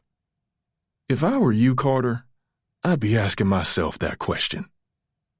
They set off, jostling for position across the wildflowers, until they hit the open pasture where they settled into a comfortable rhythm, exchanging stories of high school days they hadn't remembered in years, feeding into each other's memories, denying other bits, laughing, objecting, all the way to the Silver H. Chapter 44. Willow was waiting for Dylan when he got back to the ranch. She was leaning against the paddock fence, her hair pulled messily back, wearing her jeans and a pale gray sweater. Elvis was sitting at her feet, and Thunder had her head over the fence, letting Willow scratch her neck. Instinct told him it was a sight he could get used to. As he approached, she turned and leaned against the wooden railing, watching him. "Where have you been?" "Your brothers came and got the polo ponies. We rode them back to the Silver H." "Together?" she asked, straightening up in disbelief. "Yeah." He laughed as he came up alongside her. Brody even apologized. "Wow." She shook her head in surprise. "Maybe I'll be nice to him again." Dylan smiled. They talked a bit about what had happened, the craziness of the day, all very polite and friendly. She showed him a photo of little Leo that Logan had sent through. But then when she put her phone away, she looked up and their eyes met, and he had to resist the urge to reach and touch her face, run his thumb down her cheek and trace all the little freckles on her nose. He turned away and beckoned Thunder over as a distraction. "So, what can I do for you?" Willow turned, too, resting her forearms on the paddock fence. "I'm going back," she said. "I came to say goodbye." Dylan felt the words right in his chest, almost exactly where Thunder was currently trying to eat the button on his shirt. He nodded, glanced at her. "End of an era." She smiled. It lit up her eyes. "I'll be gone in the next couple of days, too." He got a mint out of his pocket so that he didn't get distracted looking at her and gave it to Willow. She put it in her palm and held it out for Thunder, who gobbled up the mint without hesitation and made her laugh. "What happened at the race?" she asked, stroking the horse's nose. "Why'd she lose?" "Owen thinks it was the weather." "What do you think?" He shook his head, winced in indecision. "I don't know. She seemed okay at the start, and then it was as if she'd had enough." Thunder was nuzzling Willow for more treats. "She looks pretty happy now," she said. "Maybe she just likes hanging out here with you looking at the birds." She glanced over at him as she said it, and it felt like a whole other possible life flashed between them. Dylan had to turn away, look straight ahead. "Maybe." There was a pause. He could hear Thunder's breathing and the sound of the birds, the noise of an engine in the distance. "You ever think you should stay here, settle down, make a go of it?" He smiled at the question, glancing back at her. "Never." She held his gaze, suddenly more serious. "You got a right to stop moving, Dylan. You know that, don't you? To settle down, to be happy?" He looked away down at the grass beneath his feet, kicked the fence post to check it was sturdy, found himself struggling to formulate a reply. Willow carried on. When you were talking about thunder, you said it was the owners that were the problem, not the horses. I think it's the same for you. You shouldn't have to keep paying for your dad's mistakes. He rolled his head to look at her. Now I'm the horse. She laughed out loud, all white teeth and wide smile, curls bouncing. I'm just saying, maybe it's time for you to stop running and just look at the birds. He shook his head like the analogy was ridiculous. Think about it, she said, and when he forced himself to nod reluctantly, she smiled and took a step toward him. He had to stop himself closing the gap between them. It's been fun, she said, looking up at him with her big, wide eyes. It has, he agreed. A lot of fun. I feel like my high school self would have been pleased it happened. He laughed, reaching forward and catching one of her curls, unable to help himself. Mine too. Her mouth split into a smile again, and, looping her arms around his neck, she hugged him tight. I'll miss you, she said, her lips warm against his skin. He pressed his palm flat between her shoulder blades like it might bring her closer to him, trying to seal the moment in his mind, have it there forever whenever he thought about her. The softness of her skin, the sweet strawberry scent of her shampoo, the bunched material of her sweater under his hand. All of it so uniquely, unmistakably her that he knew he didn't have to try too hard in order not to forget. Chapter 45. The following day, Willow was packed and ready to leave. She'd been awake half the night. Her phone kept lighting up with messages from her friends, excited that she was coming back. She kept looking over the rehearsal schedule, feeling the butterflies in her stomach that she always felt at the start of a new season, all the promise to come. Then at the same time, as she lay staring at her wallpaper and all her childhood possessions, she realized it was the first time that, while she was excited to get back to New York, she wasn't excited to leave. She came down the stairs with her bag. No one was around. She dumped it by the door and checked her watch. She had a couple of hours still. She went and stood by the living room window, looking out. The sky was white behind the smoky gray mountain. The red roof of the barn glistened from the rain. Leaves lay golden on emerald green grass. It was like gazing out at a postcard. Suddenly, a ball smashed against the wall and she jumped. Then she heard the voices, the laughter, and the accusations of foul play. She went out onto the veranda to look and saw Logan, Noah, and Brody over by the old basketball hoop. She thought about going to join them, but she was dressed for the city in tailored woolen trousers and a loose white shirt. It was not basketball attire. But more than that, she hadn't really talked to them properly since she'd shouted at them at the recital. She felt self-conscious around them, like it was still somehow her against them. She was about to step back inside when Brody saw her and shouted, "Hey, Willow, get over here." She hovered in indecision, but then saw they had all stopped playing and were standing, waiting. Logan with the ball under his arm, wearing jeans and t-shirt, tired eyes smiling. Noah raking his sweaty hair back, shirt sleeves rolled right up. Brody in his shorts and a bright turquoise sweater, hands wide like, what was she waiting for? She stepped off the veranda, still with some awkward hesitation, and walked toward them, shielding her eyes from the sun peeking out from behind the blanket of cloud. "Wanna play?" Brody asked, head tilted, half smile on his face as he looked at her. She narrowed her eyes. "Not if you're just going to taunt me with the ball like usual." Brody had to hold in a smile. "Me?" he asked, incredulous. "I wouldn't do that. Would you, Noah?" Noah shook his head, face deadpan serious. Definitely not. Brody glanced behind them. Logan? Never. Willow rolled her eyes. Logan's face broke into a smile, lines around his eyes like he hadn't slept at all. He'd clearly come straight from the hospital that morning. He took a step forward and said, "We're sorry, Willow." Noah nodded in agreement. Then Brody fell dramatically to his knees, hands clasped together and begging, "Please forgive us." Willow tipped her head back and groaned, "You're so annoying." Brody laughed, jumping back up to standing and swiping the dust off his knees. "So, do you forgive us?"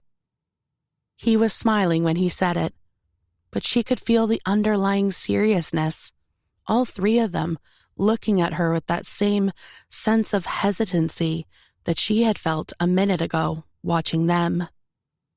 She tried to think back to the years that they had been gone, but she could barely picture it now. Other images had taken precedence.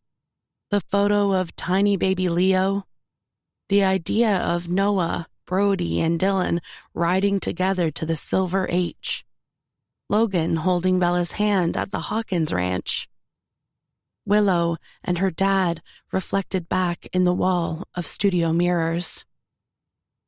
Everything else seemed settled now into history. It was hard to remember what she might forgive them for, but she appreciated them saying it anyway. "Of course I do." Brody grinned wide. "I knew you couldn't stay mad." Noah nodded his head, clearly relieved to have the matter dealt with. Logan winked at her, and she found herself smiling bashfully down at the ground. "Okay, 2 against 2. Brody turned to Logan. "You and Noah versus me and Willow." Brody never picked her. "Yeah?" He glanced to check she'd play. Willow tried not to smile but couldn't help it. "If I have to." Logan chucked her the ball. "You have to." Later that afternoon, Willow walked into her first rehearsal. Back in her leotard, tights, favorite shorts, and a wraparound top, she felt almost suited up for battle, her fingers tingling with nerves. Then she walked into the room and was met with excited faces, tight hugs, and buzzing chatter. They were adult versions of Zoe and her friends, all of them in variations of the same clothes, their hair pulled tightly back. Willow had kept her curls, but she wasn't sure for how long, because when the artistic director saw her, he gestured to her hair and said, "This is an interesting development."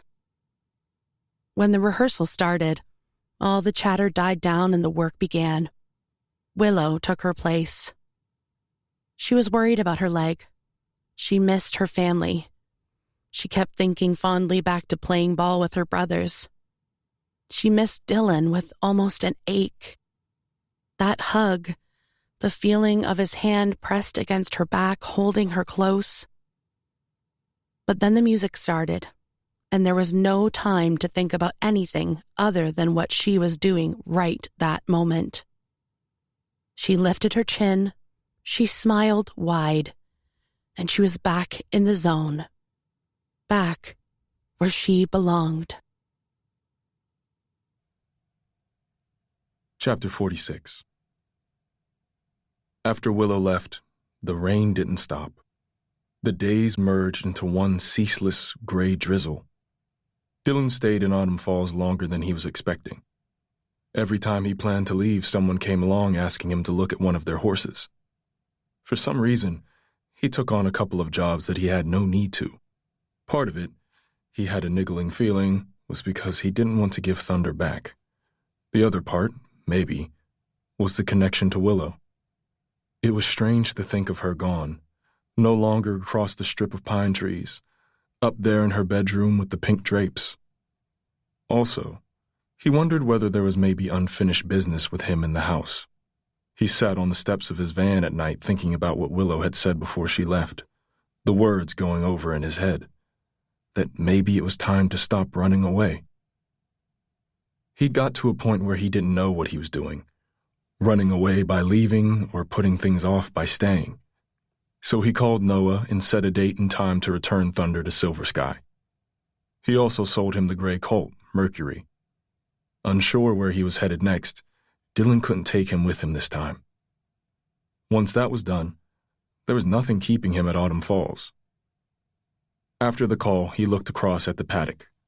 Thunder was out there nose up to the rain. She loved it. Mercury was less fond of the weather, even in a rain sheet. Dylan looked away, trying to ignore the pang of regret. He was ignoring a lot of feelings lately. When he turned, however, he caught sight of his reflection in the cracked glass of the front door and was surprised for a second by the fact there was a man staring back, not a teenage boy. He tipped his head back and looked up at the windows of the first floor, felt a shiver of what might be up there. Then he looked back at himself, tall and broad in the reflection, yet hiding from the inside of a house. Without giving himself time to think and change his mind, he went up the front steps and yanked open the front door. There were the hallway and the kitchen and bathroom, the living room where Bella had sat. He knew all of that. It was further down the hall and up the stairs that he'd avoided, being right there in the heart of the house. He made himself head toward the staircase, past the living room and the mark on the wallpaper where his dad had hurled a hot iron. The further he climbed up the stairs, the more he felt the walls closing in on him, heard the shouts and the crying. Had to pause for a second with his hand on the banister. He carried on up to the landing, the yellow patterned wallpaper reminding him what hell looked like. He saw his parents' bedroom, Tyler's, Ruby's, all her little dolls still lined up on the top of the dresser. He wanted to step back but forced himself to stay, to face it all, to keep looking. Heart thumping like a jackhammer, he pushed open the door of his own bedroom. First thing he saw were his football trophies, and the sight made him close his eyes with a gut punch of nostalgia. And there was his jersey, thrown on the back of the chair where he'd left it. He walked forward without thinking and picked it up, held it tight in his hands, rested his face against it.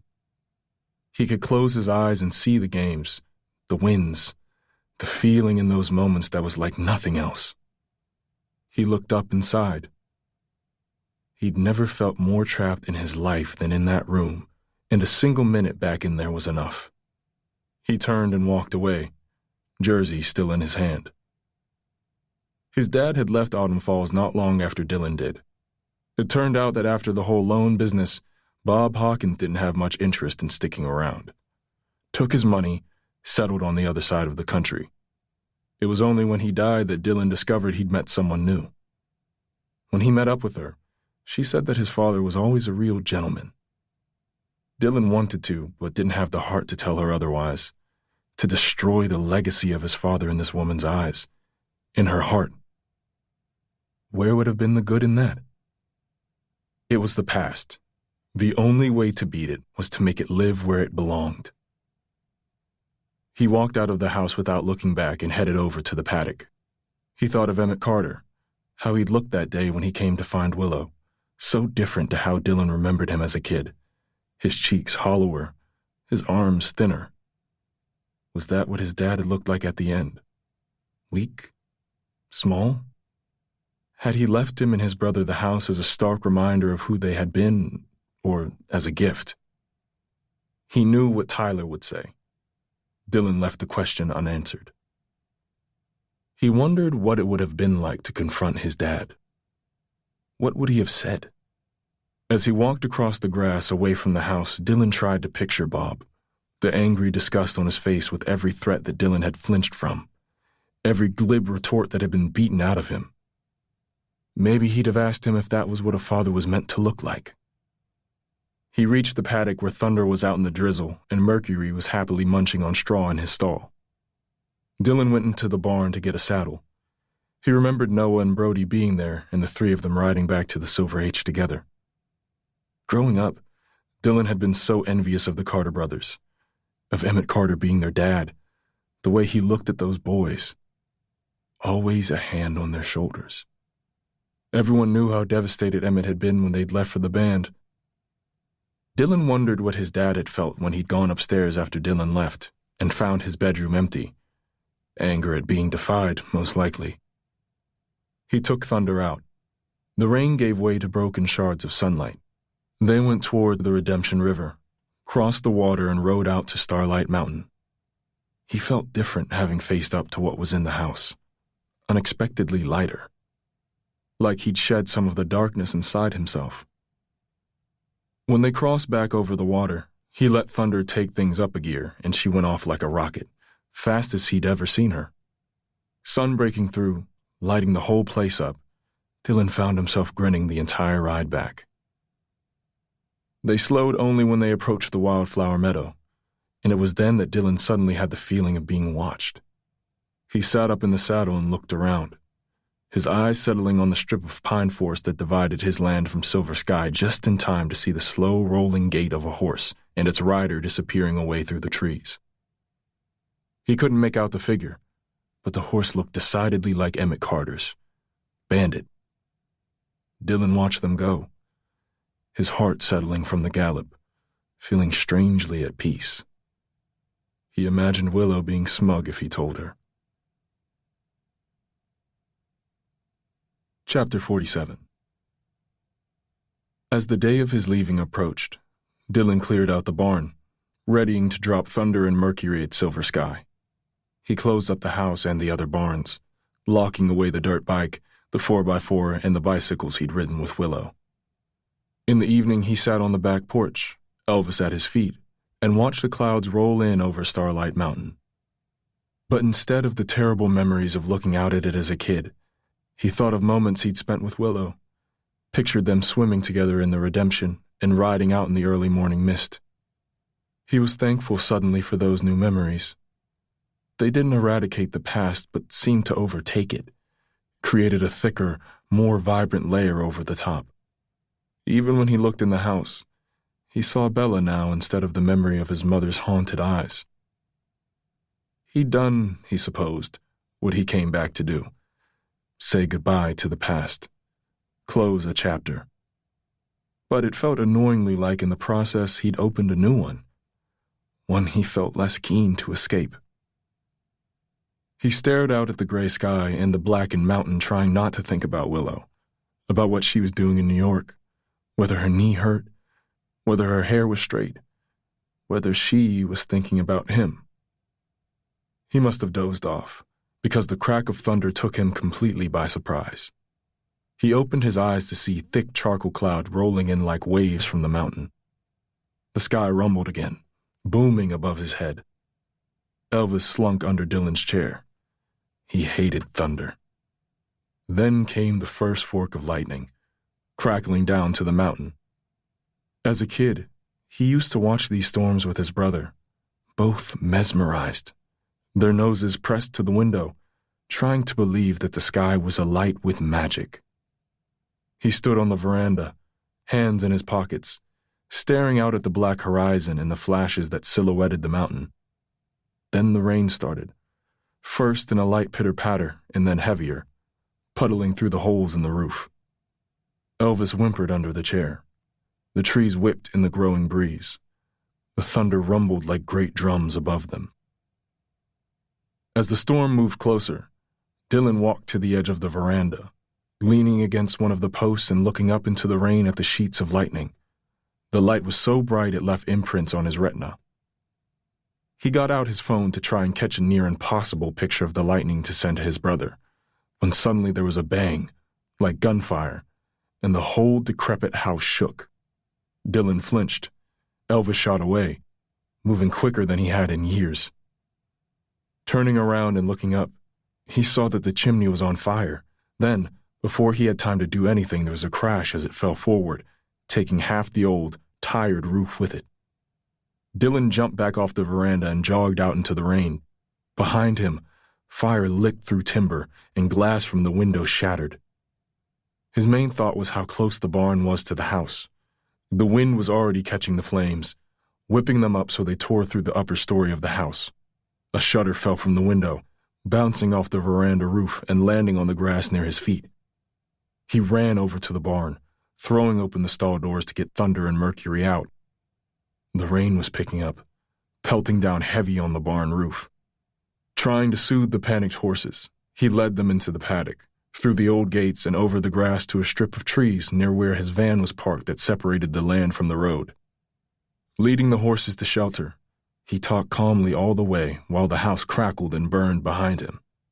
When he was certain they were as safe as they could be, Dylan called 911, then stood in the driveway, arms crossed over his chest, watching the destruction unfold. Flames licked high from the bones of the roof, vivid amber against the purple sky. More shutters fell. Ones from his old bedroom clattered to the ground. The wind blew toward the mountain, taking the smoke and the heat with it. The fire caught the old tree that had fallen into the house years before, like matches igniting the branches and spreading the flames out across the veranda roof. The rain got heavier. Dylan watched as the veranda posts fell, hitting the grass like toppled statues while the already damaged roof creaked and shuddered as it tore slowly from the walls. All that history collapsing in front of his eyes. The cool rain soaked his hair, trickling down his back as he watched the house burn. The fire leaped and hissed, sending clouds of black smoke up into the already darkened sky. When he heard the sounds of tires crunching on the drive, he glanced across and saw Emmett Carter's shiny new truck pull up.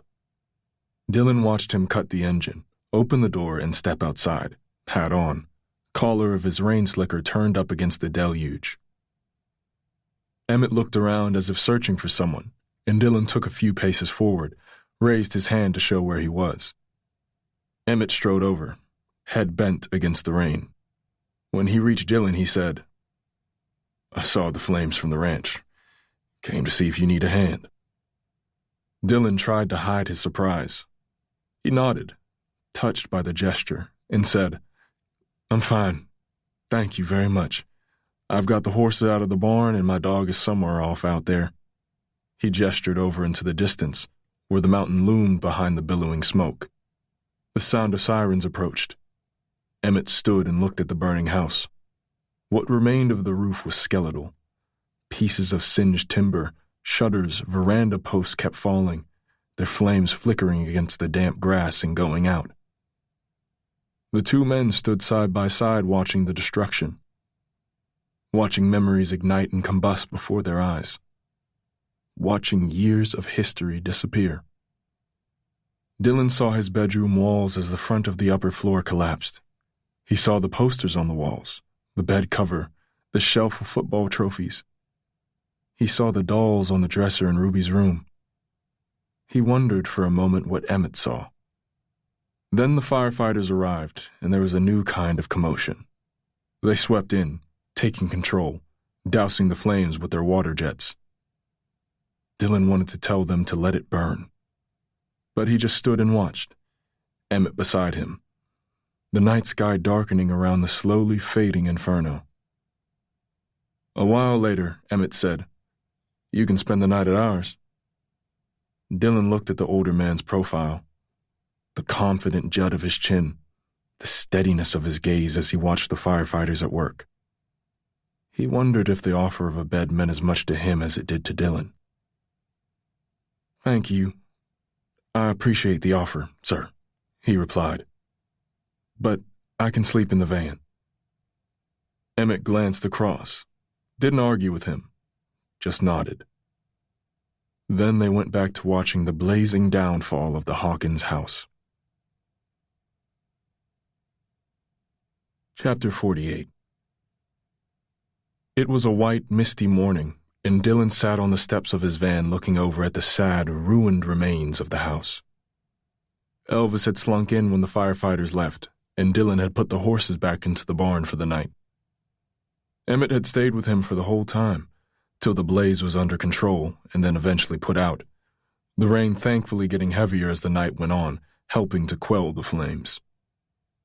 Emmett offered a room at Silver Sky once more before he left, and once more Dylan thanked him but turned him down. When he woke up, he was glad he had. There was a power in seeing that fire-ravaged house that he couldn't put into words. Just knew that he needed to live through it, to see the destruction in the morning light, the hold it had over him gone up with those flames. The only thing he would have changed was to have Willow there with him. He could close his eyes and imagine the comfort of having his arm around her, turning and smelling the sweet scent of her shampoo and feel the warmth of her body against his. It wasn't that he couldn't be alone in that moment. It was that had she been there, it would have been a comfort he barely allowed himself to acknowledge had ever been missing. Later that morning, he rode Thunder and led Mercury through the pines and back onto Carter Land, taking the same route she'd bolted months earlier. Noah was waiting for him by the horse barn, its glossy new roof bright from the rain. It was an impressive, almost envy-inducing structure. As he approached, Noah tipped his hat back a fraction and said, "I heard about your place. I'm sorry." Jumping down off Thunder, Dylan said, "Don't be. I had no love for that house." Then he handed Noah the reins of both horses and felt the pang that other people might have felt when watching their house burn down. He did what he could to ignore the sense of reluctance he had about handing Thunder back over and leaving Mercury behind. There were a lot of horses he'd parted company with in his time, but these ones felt particularly special, seemed to represent a time in his life he wasn't so keen to forget. If he wasn't careful, he'd well up. He told himself he was just tired. "Hello, girl."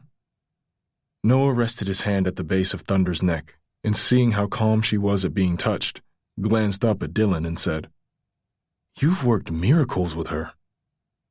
Dylan smiled, standing on Thunder's other side, running his hand down her mane. "She's a fine horse." Noah agreed. They talked logistics for a moment, future racing possibilities. Dylan said, "She's got it in her to be a star." Thunder blinked her thick lashes. He could feel her looking at him, felt the trust there in those huge black eyes. Noah tipped his head and said, "I think I can hear a butt coming on."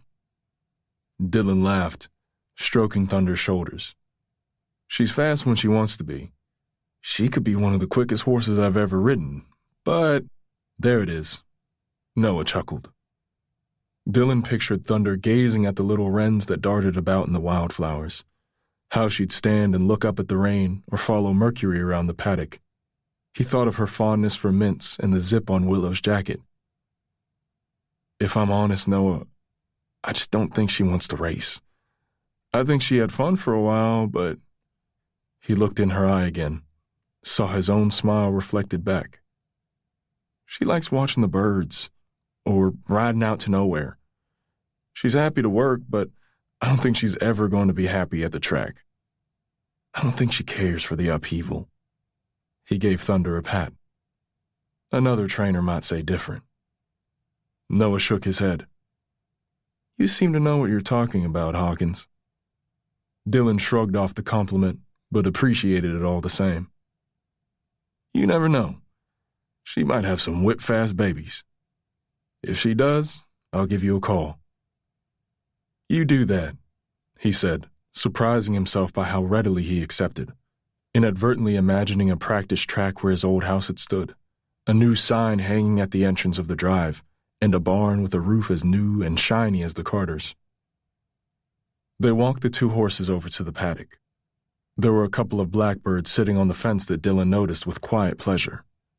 Thunder would like that. When the horses were safely settled, Noah said, "You spoken to Willow much?" Dylan shook his head. They hadn't talked at all. He felt it was better that way, easier to move on. "You?" Noah made a face like he didn't have casual phone chats with his sister. "No, but I do know Wednesday's opening night because Brody's going to New York to watch. I've been roped in to show my dad how to watch the live stream." Dylan snorted a laugh, trying to gloss over what talking about Willow did to his insides. The sun was just beginning to break through the blanket of clouds, glistening off puddles of water left by the rain. Noah looked over toward where the horses were grazing, shielding his eyes from the sun. "I've got a spare ticket, if you know anyone who might be interested." Dylan stifled a smile at the attempt at subtlety. "I'll bear that in mind." Noah tipped his head in acknowledgement, then, pointing toward where his Jeep was parked, said, "You want to ride home?" "No, thank you. I'll walk." It was odd to hear it called home.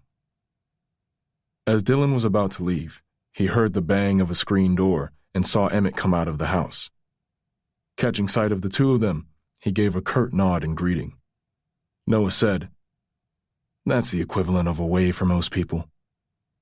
Dylan laughed and raised a hand at Emmett in reply. Then he set off back across the damp grass home. Chapter 49. Willow wanted to call Dylan the moment she heard about the fire. She imagined him standing watching the flames, wondered what he must have been thinking to see it all disappear. She wondered if now the house was gone, he might be more inclined to stay. But she didn't call him because it was opening night, and it would be a distraction she didn't need. She had successfully filled her time since being back so as not to think about what she'd left behind. And so far, it had worked. She felt fitter and stronger than she had been. Her knee ached if she worked too hard, but she learned to rest now, rather than push on through regardless. She was more careful, took less risks with her body, and spent more time thinking about the other performers, helping them out if they were struggling. It was as if by stepping back, her field of vision had widened. Curtain Up had always been the worst part of any show for Willow. Whether it was opening night or a couple of months into the run, still her stomach would churn with unadulterated fear, and her palms would sweat in panic. Waiting to go on was a kind of torture. She'd try and visualize the whole performance, watch it through in her head to try and lessen her nerves, but it rarely worked. The only thing that could quash the nail-biting adrenaline was taking to the stage. But seemingly overnight, those torturous pre-performance nerves had abated. On the preview night, she had stood waiting for her cue with dry palms and a calmly beating heart. She'd even cracked a joke or two. The change could have been because she was in a less important role than usual.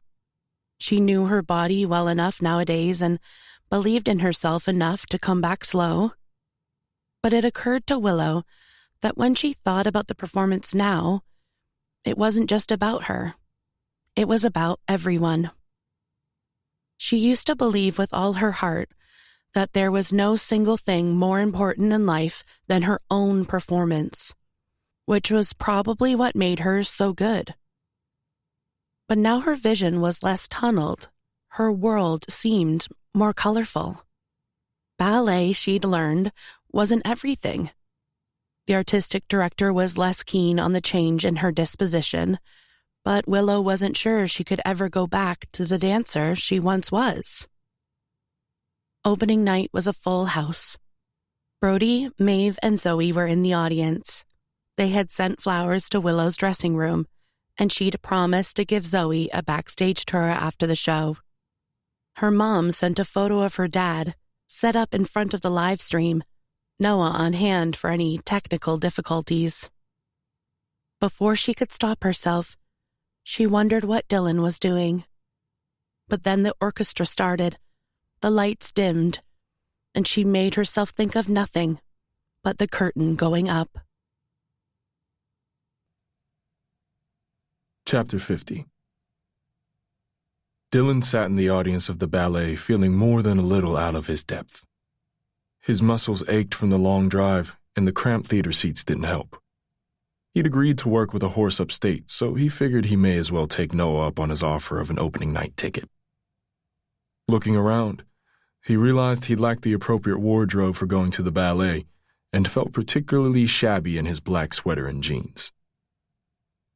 When he caught sight of Brody and his family a couple of rows in front, he slunk down in his seat so as not to be seen. But then thankfully the orchestra started and the lights dimmed.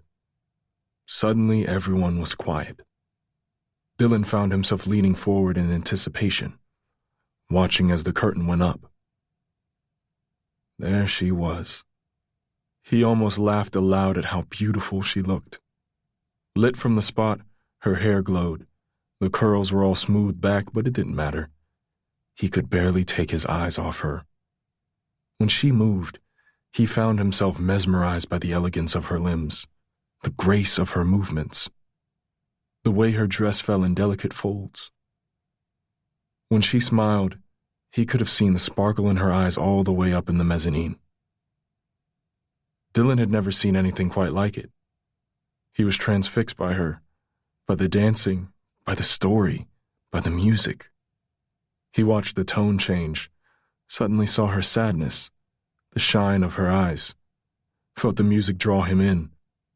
Every crescendo of the orchestra seemed to lure from him a barrage of memories. With every graceful step Willow made across the stage right up on her tiptoes, he felt himself give way to emotions he had never before allowed.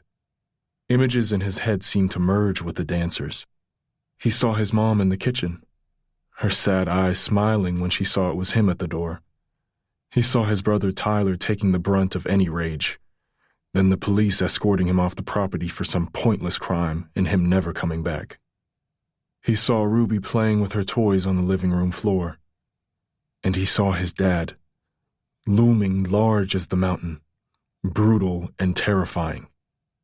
He saw every line on Bob Hawkins' face, the dimple in his chin, the spittle from his mouth, the power of his hand when it hit hard as a cricket bat. He saw the worried pity on Mrs. Kennedy's face, Coach giving him the money to leave and quite possibly saving his life. The music changed again, and the story lightened. Willow's smile dazzled as bright as the lights. Dylan settled back in his seat, resting his chin in his hand. He thought of his mom the last time he'd visited. She was a teacher now, dressed up all smart, shoulders back, no longer hunched over in fear. And his sister was heading off to college, all pouting lips and confident swagger. He saw Tyler, same arrogant older brother as always. But when Dylan had said he was coming back to Autumn Falls, he'd seen the look of caution in Tyler's eyes. He hadn't needed the brotherly warning to be careful, but he'd appreciated it. By the time the show ended, Dylan was wrung out. Embarrassingly, he found himself having to dab at his eyes. The dancers came back on. Everyone applauded. Dylan clapped for the whole cast, but mainly he was just looking at Willow. He watched her taking her bow, looking beautiful in her final outfit, bodice latticed in gold, tiny sparkling tiara in her hair, and he thought that she had made the right choice going back. She looked like she was where she belonged. The thought made him realize why he had come. He had hoped, he understood now, that he would watch her and think that she had made a mistake, that she was better off in Autumn Falls, maybe even better off with him. He knew then that he had taken the job upstate purely so he could see Willow. He never took jobs in New York State. It was not the place for him. He knew that secretly he had been imagining the wreckage of his old house, and seeing instead just a piece of land that he might do with what he liked. When he took his seat in the theater, he hadn't been thinking about watching ballet. He had been thinking about afterward, going to her dressing room or waiting for her on the sidewalk outside the stage door and asking her if maybe she might want to go back with him. He'd secretly harbored a vision of the future that didn't make him recoil, a vision with Willow in it. But as the crowd got to their feet in a standing ovation, he knew he wouldn't say anything. Because while he longed to tell her exactly why he was there, he knew from the radiant smile on her face that he couldn't. because though he wanted her to choose him, he couldn't ask her to leave this. Even if he lived in New York, it would be too much of a compromise. She'd feel bad because she was performing every night. He could see how it played out. They'd barely be together. He'd be itching to get out of the city. He was already itching to get out of the city. She'd be swept up in her dancing. That was her life, not him. She belonged on that stage. He could see it now. And he didn't want to do or say anything to get in her way. So when the curtain closed for the final time, Dylan made his way out of the theater, slipping through the crowd till he was outside the front, breathing the cool night air. He could have turned around and watched it all again. He could watch it every night of his life if she was in it. People were spilling out of the doors onto the sidewalk, traffic clogging the road. They were all chattering about the performance, heading off to different parts of the city. Dylan let himself get lost in the crowd, walking to nowhere, kicking himself for how naive he'd been to think he could swoop in and win Willow back. It made him huff a resigned laugh. It was a nice dream, he supposed. At least it had taught him that he wouldn't be averse to settling on his family's land. Maybe one day he might even tempt his brother back. Maybe get his mom to visit, or his sister. Maybe he needed this to realize that. Chapter 51. Willow, you were amazing! Zoe burst into her dressing room, looking like a miniature ballerina herself, in spangly leggings and matching top. Look at your mirror. It's got lights around the edge, she gasped, and went to stare at herself all lit up. Willow laughed. Maybe I'll get you one for your birthday. Zoe sighed wistfully. Brody waltzed in, open-necked shirt, midnight blue suit, all the other dancers stealing glances at him as they sidled past the open door. He feigned oblivion at the attention and came and gave Willow a hug. You were incredible, as always. Maeve followed, looking around with the same dreaminess as Zoe. Oh, I love this place, she said, taking it all in. I've never been to the ballet before. Willow found herself getting unexpectedly emotional at seeing them there. When her brother had hugged her, she had wanted to cling on and not let go. Instead, she pulled Zoe onto her lap and wrapped her arms around her waist, enjoying the comforting weight of her. You were fantastic, Willow. I adored it, Maeve gushed, then added with doctorly concern, How are you feeling? How's your leg? Willow was exhausted from the performance, and her knee throbbed, but she didn't want to give them any excuse to leave, so she smiled widely and said, I'm fine. All good. Maeve didn't look totally convinced, but smiled anyway and said, Well, don't do too much. Brody said, I'm starving, and went over to her dressing table and pinched one of the chocolates from a box she'd been sent. Are you coming for dinner with us? Zoe tugged his sleeve. We said we'd call Grandpa. Oh, shoot. Brody popped another chocolate in his mouth, then fumbled to get his phone out his pocket. Well remembered, Zoe. Willow watched the screen come to life as Emmett picked up on the first ring. Suddenly there was cheering and clapping, and she saw that everyone was there. Her mom and dad, Noah, Ren, and as Emmett moved the camera, there were Logan and Bella, tiny Leo all wrapped up in Bella's arms. Even Rocky came over and nosed the camera to see what was going on. Willow wasn't sure she could speak. Well done, honey, her mom called, a little too loud into the speaker, as if her voice had to reach Willow miles away. We loved it! Ren whooped in the background and clapped her hands above her head. You were great, Willow! Willow swallowed over the lump in her throat and said, Thanks, guys. Then she looked at her dad in the center of the screen and said, What did you think, Dad?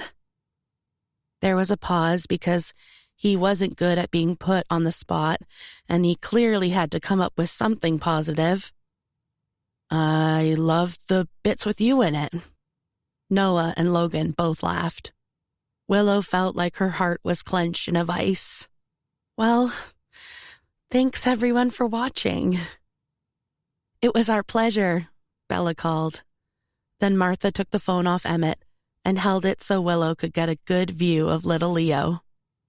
There he was, all tucked up like a caterpillar in a cocoon, his perfect little nose, his tiny rosebud mouth, and his thick black lashes, just like Logan's.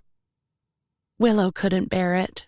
She hugged Zoe tighter and felt her lean back against her, resting her head against her shoulder. "How's Thunder?" she asked, just to change the subject. "She's good," Noah replied, "and we've got Mercury as well now. He's a darn fine horse." If Noah had Mercury, Willow knew that meant Dylan had gone without having to ask. The thought made her stomach hollow, like she wanted to bend forward in on herself. She pressed her cheek against Zoe's hair, willing the sudden feeling of emptiness away. Brody leaned toward the screen. "We're going now because I'm hungry." "You're always hungry, Brody," Noah called back. "That's because I'm a growing boy," Brody replied, which made Maeve roll her eyes and say, "No, you're not. You're an old man." That made Zoe laugh. Willow could feel it against her chest. Martha cut in from the phone. "Well, say goodbye. You go and get something to eat." Willow heard Noah say, "Mom, you don't have to shout." "I'm not shouting." Getting impatient, Brody called, "Bye." Everyone waved, then he hung up, and they were gone. Suddenly the room felt much smaller. Brody clapped his hands. "Okay, let's go. You want to get changed and meet us there, Willow?" Maeve frowned. "Brody, we can wait." He slumped pitifully. "I might die if I don't eat." Zoe sniggered and jumped off Willow's lap to hold her dad's hand, ready to go. "It's fine, you go. I'll catch you up." Willow shooed them away. And suddenly, she was alone. She had spent hours alone in that dressing room, but right then, it felt different. Lonely. She felt the loss of Zoe's weight from her lap, the starkness of the bright mirror lights, the severity of the bars on the windows, and the mess of the clothes strewn haphazardly over the back of a chair. She pictured her family all huddled together on Brody's phone screen, the little baby in Bella's arms, and realized suddenly that when she saw them together, knowing that Brody would be heading back there soon enough, she was jealous. Jealous of the fact her brothers had come home, that they were settled, living the lives they had been meant to live. If she thought about the show, she couldn't deny she loved being on stage, back in the spotlight. But she had been waiting so long for her family to return, and now they were, it seemed suddenly crazy that she wasn't there too. Of all the dreams she'd ever had in life, that had been the one that overshadowed them all. She turned in her chair so she was looking at herself in the mirror, face illuminated by the lights that Zoe loved so much.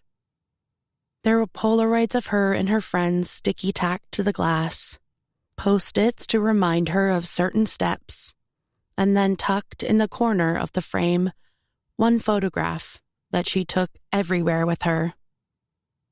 It was of all her family together, standing on the veranda of Silver Sky, taken the summer before the boys left. Her mom and dad in the center, Logan and Jack on either side, then the twins on either side of them, then finally, Ethan and Willow. A little family pyramid, their old Labrador Duke lounging at their feet. She reached forward and plucked it out of the mirror's frame and leaned back in her chair, looking at it. In the past, it had been fine when she flew in for the weekend and left again because it was just Noah at home with her parents, and he barely spoke to her, or anyone back then. But now it felt like Silver Sky was alive again, and her injury had given her a taste of what it might be like to live there. Be part of everything. Walk down the street with Brody when he wasn't being a pain. Have celebration dinners with her family in the Firestone. Chat with Wren at the Silver Pantry. Be ribbed by Noah. Have Logan wink at her while playing ball. She closed her eyes and leaned forward on the vanity, her forehead on her wrists. She thought about hugging her dad in the studio. They had been given a second chance with him. The heart attack had so nearly killed him, and she didn't want to throw that away. And there was Zoe and the little baby to see grow up. She sat up again and stared into her own eyes. What about Dylan? Where did he come into this? Was part of the joy of being back simply because he was there? She imagined standing in the pines, looking through the empty ranch. Would she still feel what she was feeling about being home? She picked up the photograph again, looked at all their individual expressions, remembered them waving from the phone screen, heard Noah telling her mom off for shouting, and she smiled to herself.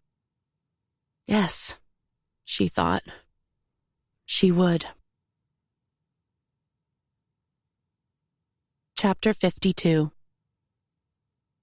The christening for baby Leo was the first week of the new year. Willow hadn't been back at Thanksgiving or Christmas because of the show, and it felt like an age had passed since she'd last driven in through the gates of Silver Sky. It was early morning. Her flight had been at the crack of dawn. There was snow on the ground all around her, a gleaming carpet of white stretching out to the mountain, the pines drooping heavy with frost. She got out the car and walked up to the house. There was no one about. Inside, she put her bag down in the kitchen and went to make herself a cup of coffee when she looked out the window and saw Thunder out in the paddock, nose raised to the falling snow. Willow immediately forgot about the coffee and, pulling her coat and sneakers back on, went straight outside. "Hey, girl," she said, going over to where Thunder stood, snowflakes dappling her winter coat. "How are you?" Thunder's ears pricked up at the sound of Willow's voice, and she trotted over. Willow wished she had a mint in her pocket. "I don't have anything, I'm sorry." She gave her a stroke, and then Thunder caught the zip of her coat between her teeth and pulled it up and down. Willow laughed. "You remember me." She looked around to see if Noah was about or her dad, but couldn't see anyone.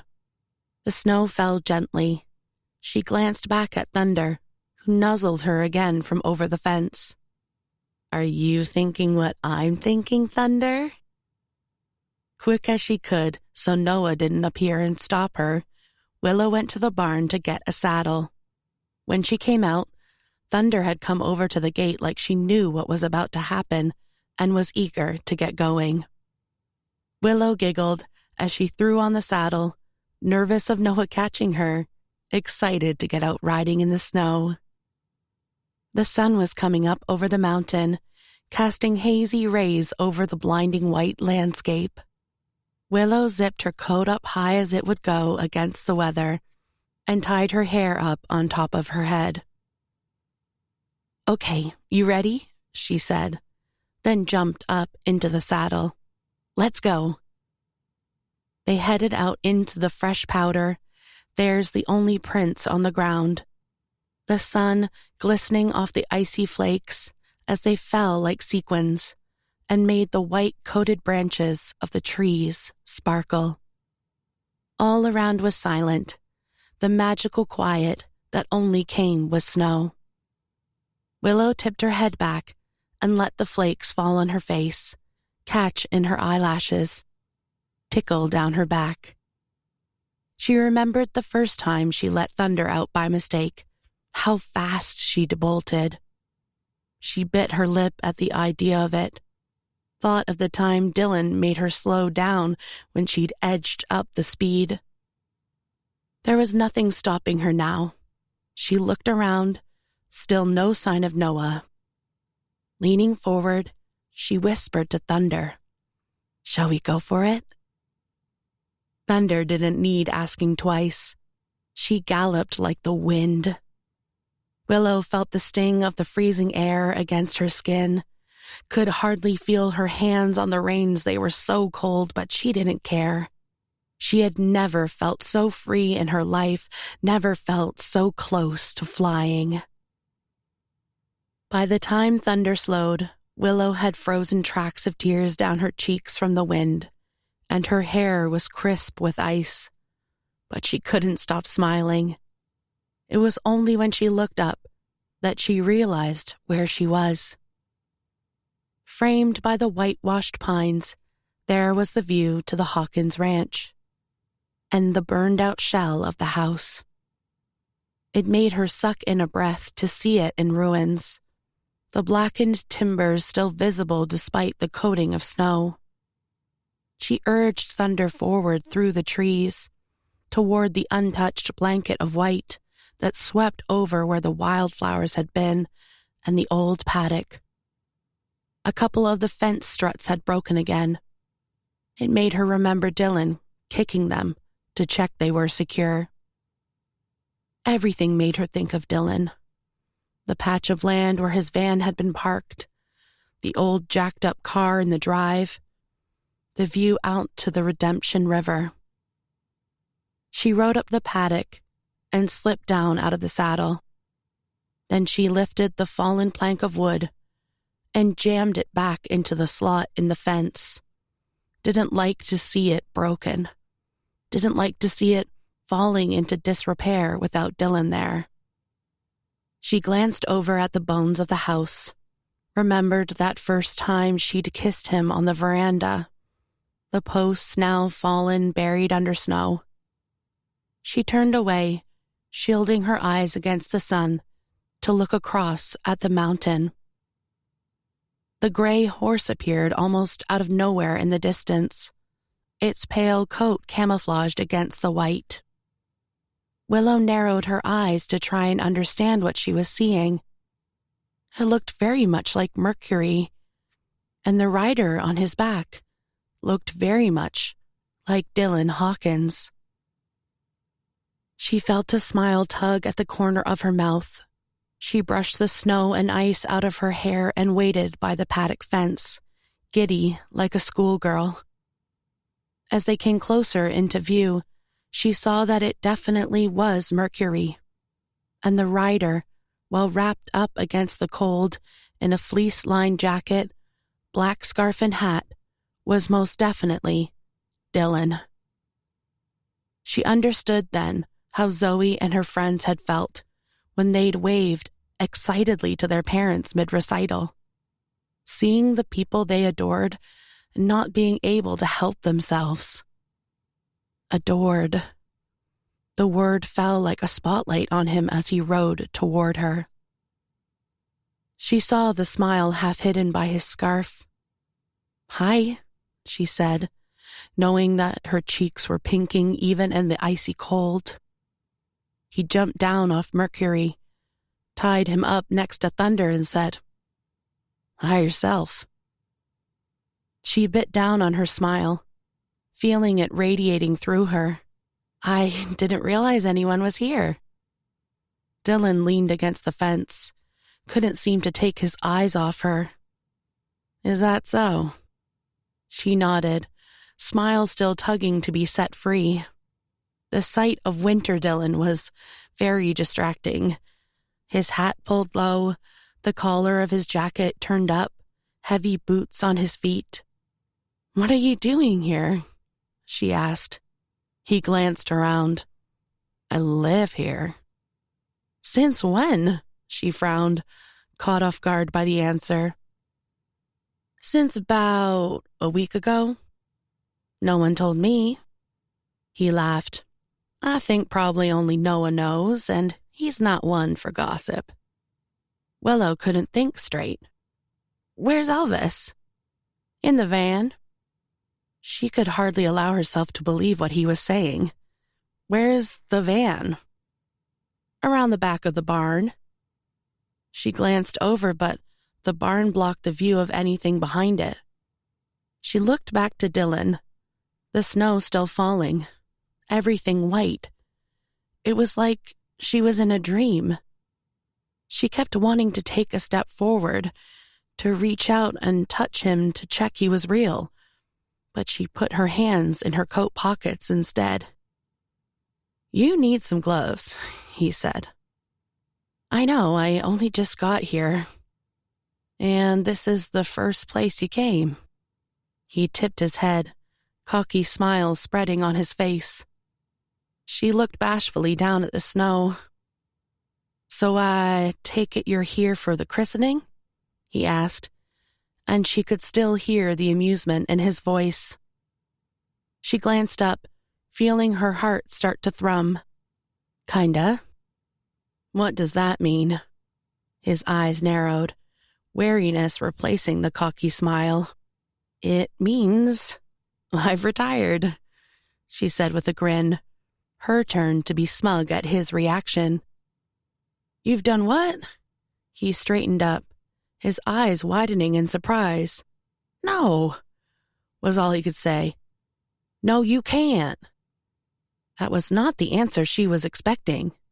Yes, I can, she said, bemused, because I have. Her retirement week had been perfect, her dressing room filled with balloons and flowers. She had cried at the end of her last performance, but it was a sadness for the end of a chapter, for the friends she wouldn't see as much, for her last applause. But the excitement in the pit of her stomach was greater than anything else. There was a party and speeches, and then that was it. She was free. But why? Dylan looked so horrified that she panicked she'd made a mistake telling him. Because I was done, she said. I loved it and everything about it, but the thought of doing something else suddenly seemed more exciting than carrying on. He shook his head, bewildered. But I saw you, and you were incredible. She frowned, taken aback. When? Then it dawned on her. Did you come and watch me dance? Dylan paused like he hadn't meant to say what he said. He took his hat off and ran his hand through his hair. Yes, he admitted. And you didn't come and see me after? She couldn't believe it. He winced. I didn't want to get in your way. She angled her head in confusion, studying him as he looked sheepishly back. You came to New York to see me? He nodded, his hair falling forward over his eye. She felt her excitement creep back to the surface. Did you like it? His mouth tipped up in a smile. I loved it. She beamed. Really? Really. She couldn't help herself any longer and took a step forward, so they were now only inches apart. She could see the patterns of the snowflakes where they'd landed on his scarf. But that's it? He asked. You're not doing it anymore? He didn't seem able to believe it. She shook her head, looking up at him, meeting the wary blue gaze. No. She saw him swallow. So, what are you planning to do now? I don't know, she said, reaching forward and letting her fingers trail down the fabric of his jacket. What are you going to do now? He seemed captivated by her hand, where it had come to rest on his chest. Don't know, he said, distracted. But I've got all this land. The kind of land you might have a training ring on, she suggested, stepping closer still, gathering the snow off the top of his pocket, running it through her fingers. Maybe, he replied, or a ballet school. She looked wryly up at him. You were good at teaching those kids. You sound like my mom. She gave his chest a little shove, but instead of stepping back, he reached out and caught her, gathering her close. She felt her heart leap, breathed him in, encircled there in his arms. You're really doing this? He double-checked. She took hold of the lapels of his jacket and, giving them a tug, drew his head down toward hers. With or without you, Hawkins? His smile widened as she pressed her mouth to his. I'll take with. She snaked her arms around his neck, lifting up on her toes, crushing herself against him as his hold tightened, enveloping her warm against the snow. I was hoping you'd say that. Bonus chapter. The snow fell quietly, and the sun glistened in rainbows through the stained glass window as baby Leo bawled his way through his christening. While Bella and Logan cringed with embarrassment, Pastor Jacob just laughed and said, Nothing wrong with a good pair of lungs. Willow stood at the side of the font, next to her brothers Noah and Brody. The pair of them were in their suits, Brody slick and sharp in navy pinstripe, Noah slightly more disheveled, never able to wear a tie, but he had at least conceded to a jacket. Willow kept her focus on baby Leo, wincing at the high-pitched cries, but every now and then she'd sneak a look at Dylan, standing in the second-row pew, hands in the pockets of his newly acquired suit, and a smirk on his face at the ear-splitting noise. Each time, she had to look away to stop from giggling. Each time, a warmth rose in her body just from the simple excitement of looking at him and thinking, he's mine. By the time they got back to Silver Sky Ranch, little Leo had exhausted himself and was happily fast asleep, cradled in Logan's arms. Inside the house, champagne was on ice. A feast of silver pantry cakes and sandwiches was spread over the table, and pots of coffee warmed guests, fresh in from the snow. Dylan stood slightly to the side of the big picture window that looked out onto Starlight Mountain, clearly not yet comfortable in the Carter house. Willow popped a miniature chocolate tart in her mouth and went to join him, letting her arm thread under the back of his suit jacket and feeling his hand rest on her waist. This is so weird, he said, looking around at where all of Willow's family was chatting and laughing. Willow bit down on a smile as she tilted her head to look up at him. You're going to have to get used to it. He turned to meet her gaze, corner of his mouth tipping up. I know. She grinned, resting her forehead on his shoulder to hide it, because sometimes the feeling was so much that it was embarrassing. Dylan just kissed the top of her head and laughed. It was perfect. It couldn't have been more so. Standing next to Dylan Hawkins, snow falling gently out the window, her family together in the ranch house, the kitchen once again filled with voices, her brothers scraping chairs and opening the fridge, shouting in disagreement, cracking up at dry asides, ignoring their mom when she tried to shoo them all into the living room because everyone preferred it in the kitchen, around the table, together. Willow tightened her hold on Dylan and felt him draw her in closer. This was it. This was all she'd ever wanted. The knock on the front door took everyone by surprise. Most people they knew usually just appeared at the screen door in the kitchen. Willow was closest, so she went to answer it, a smile still on her face.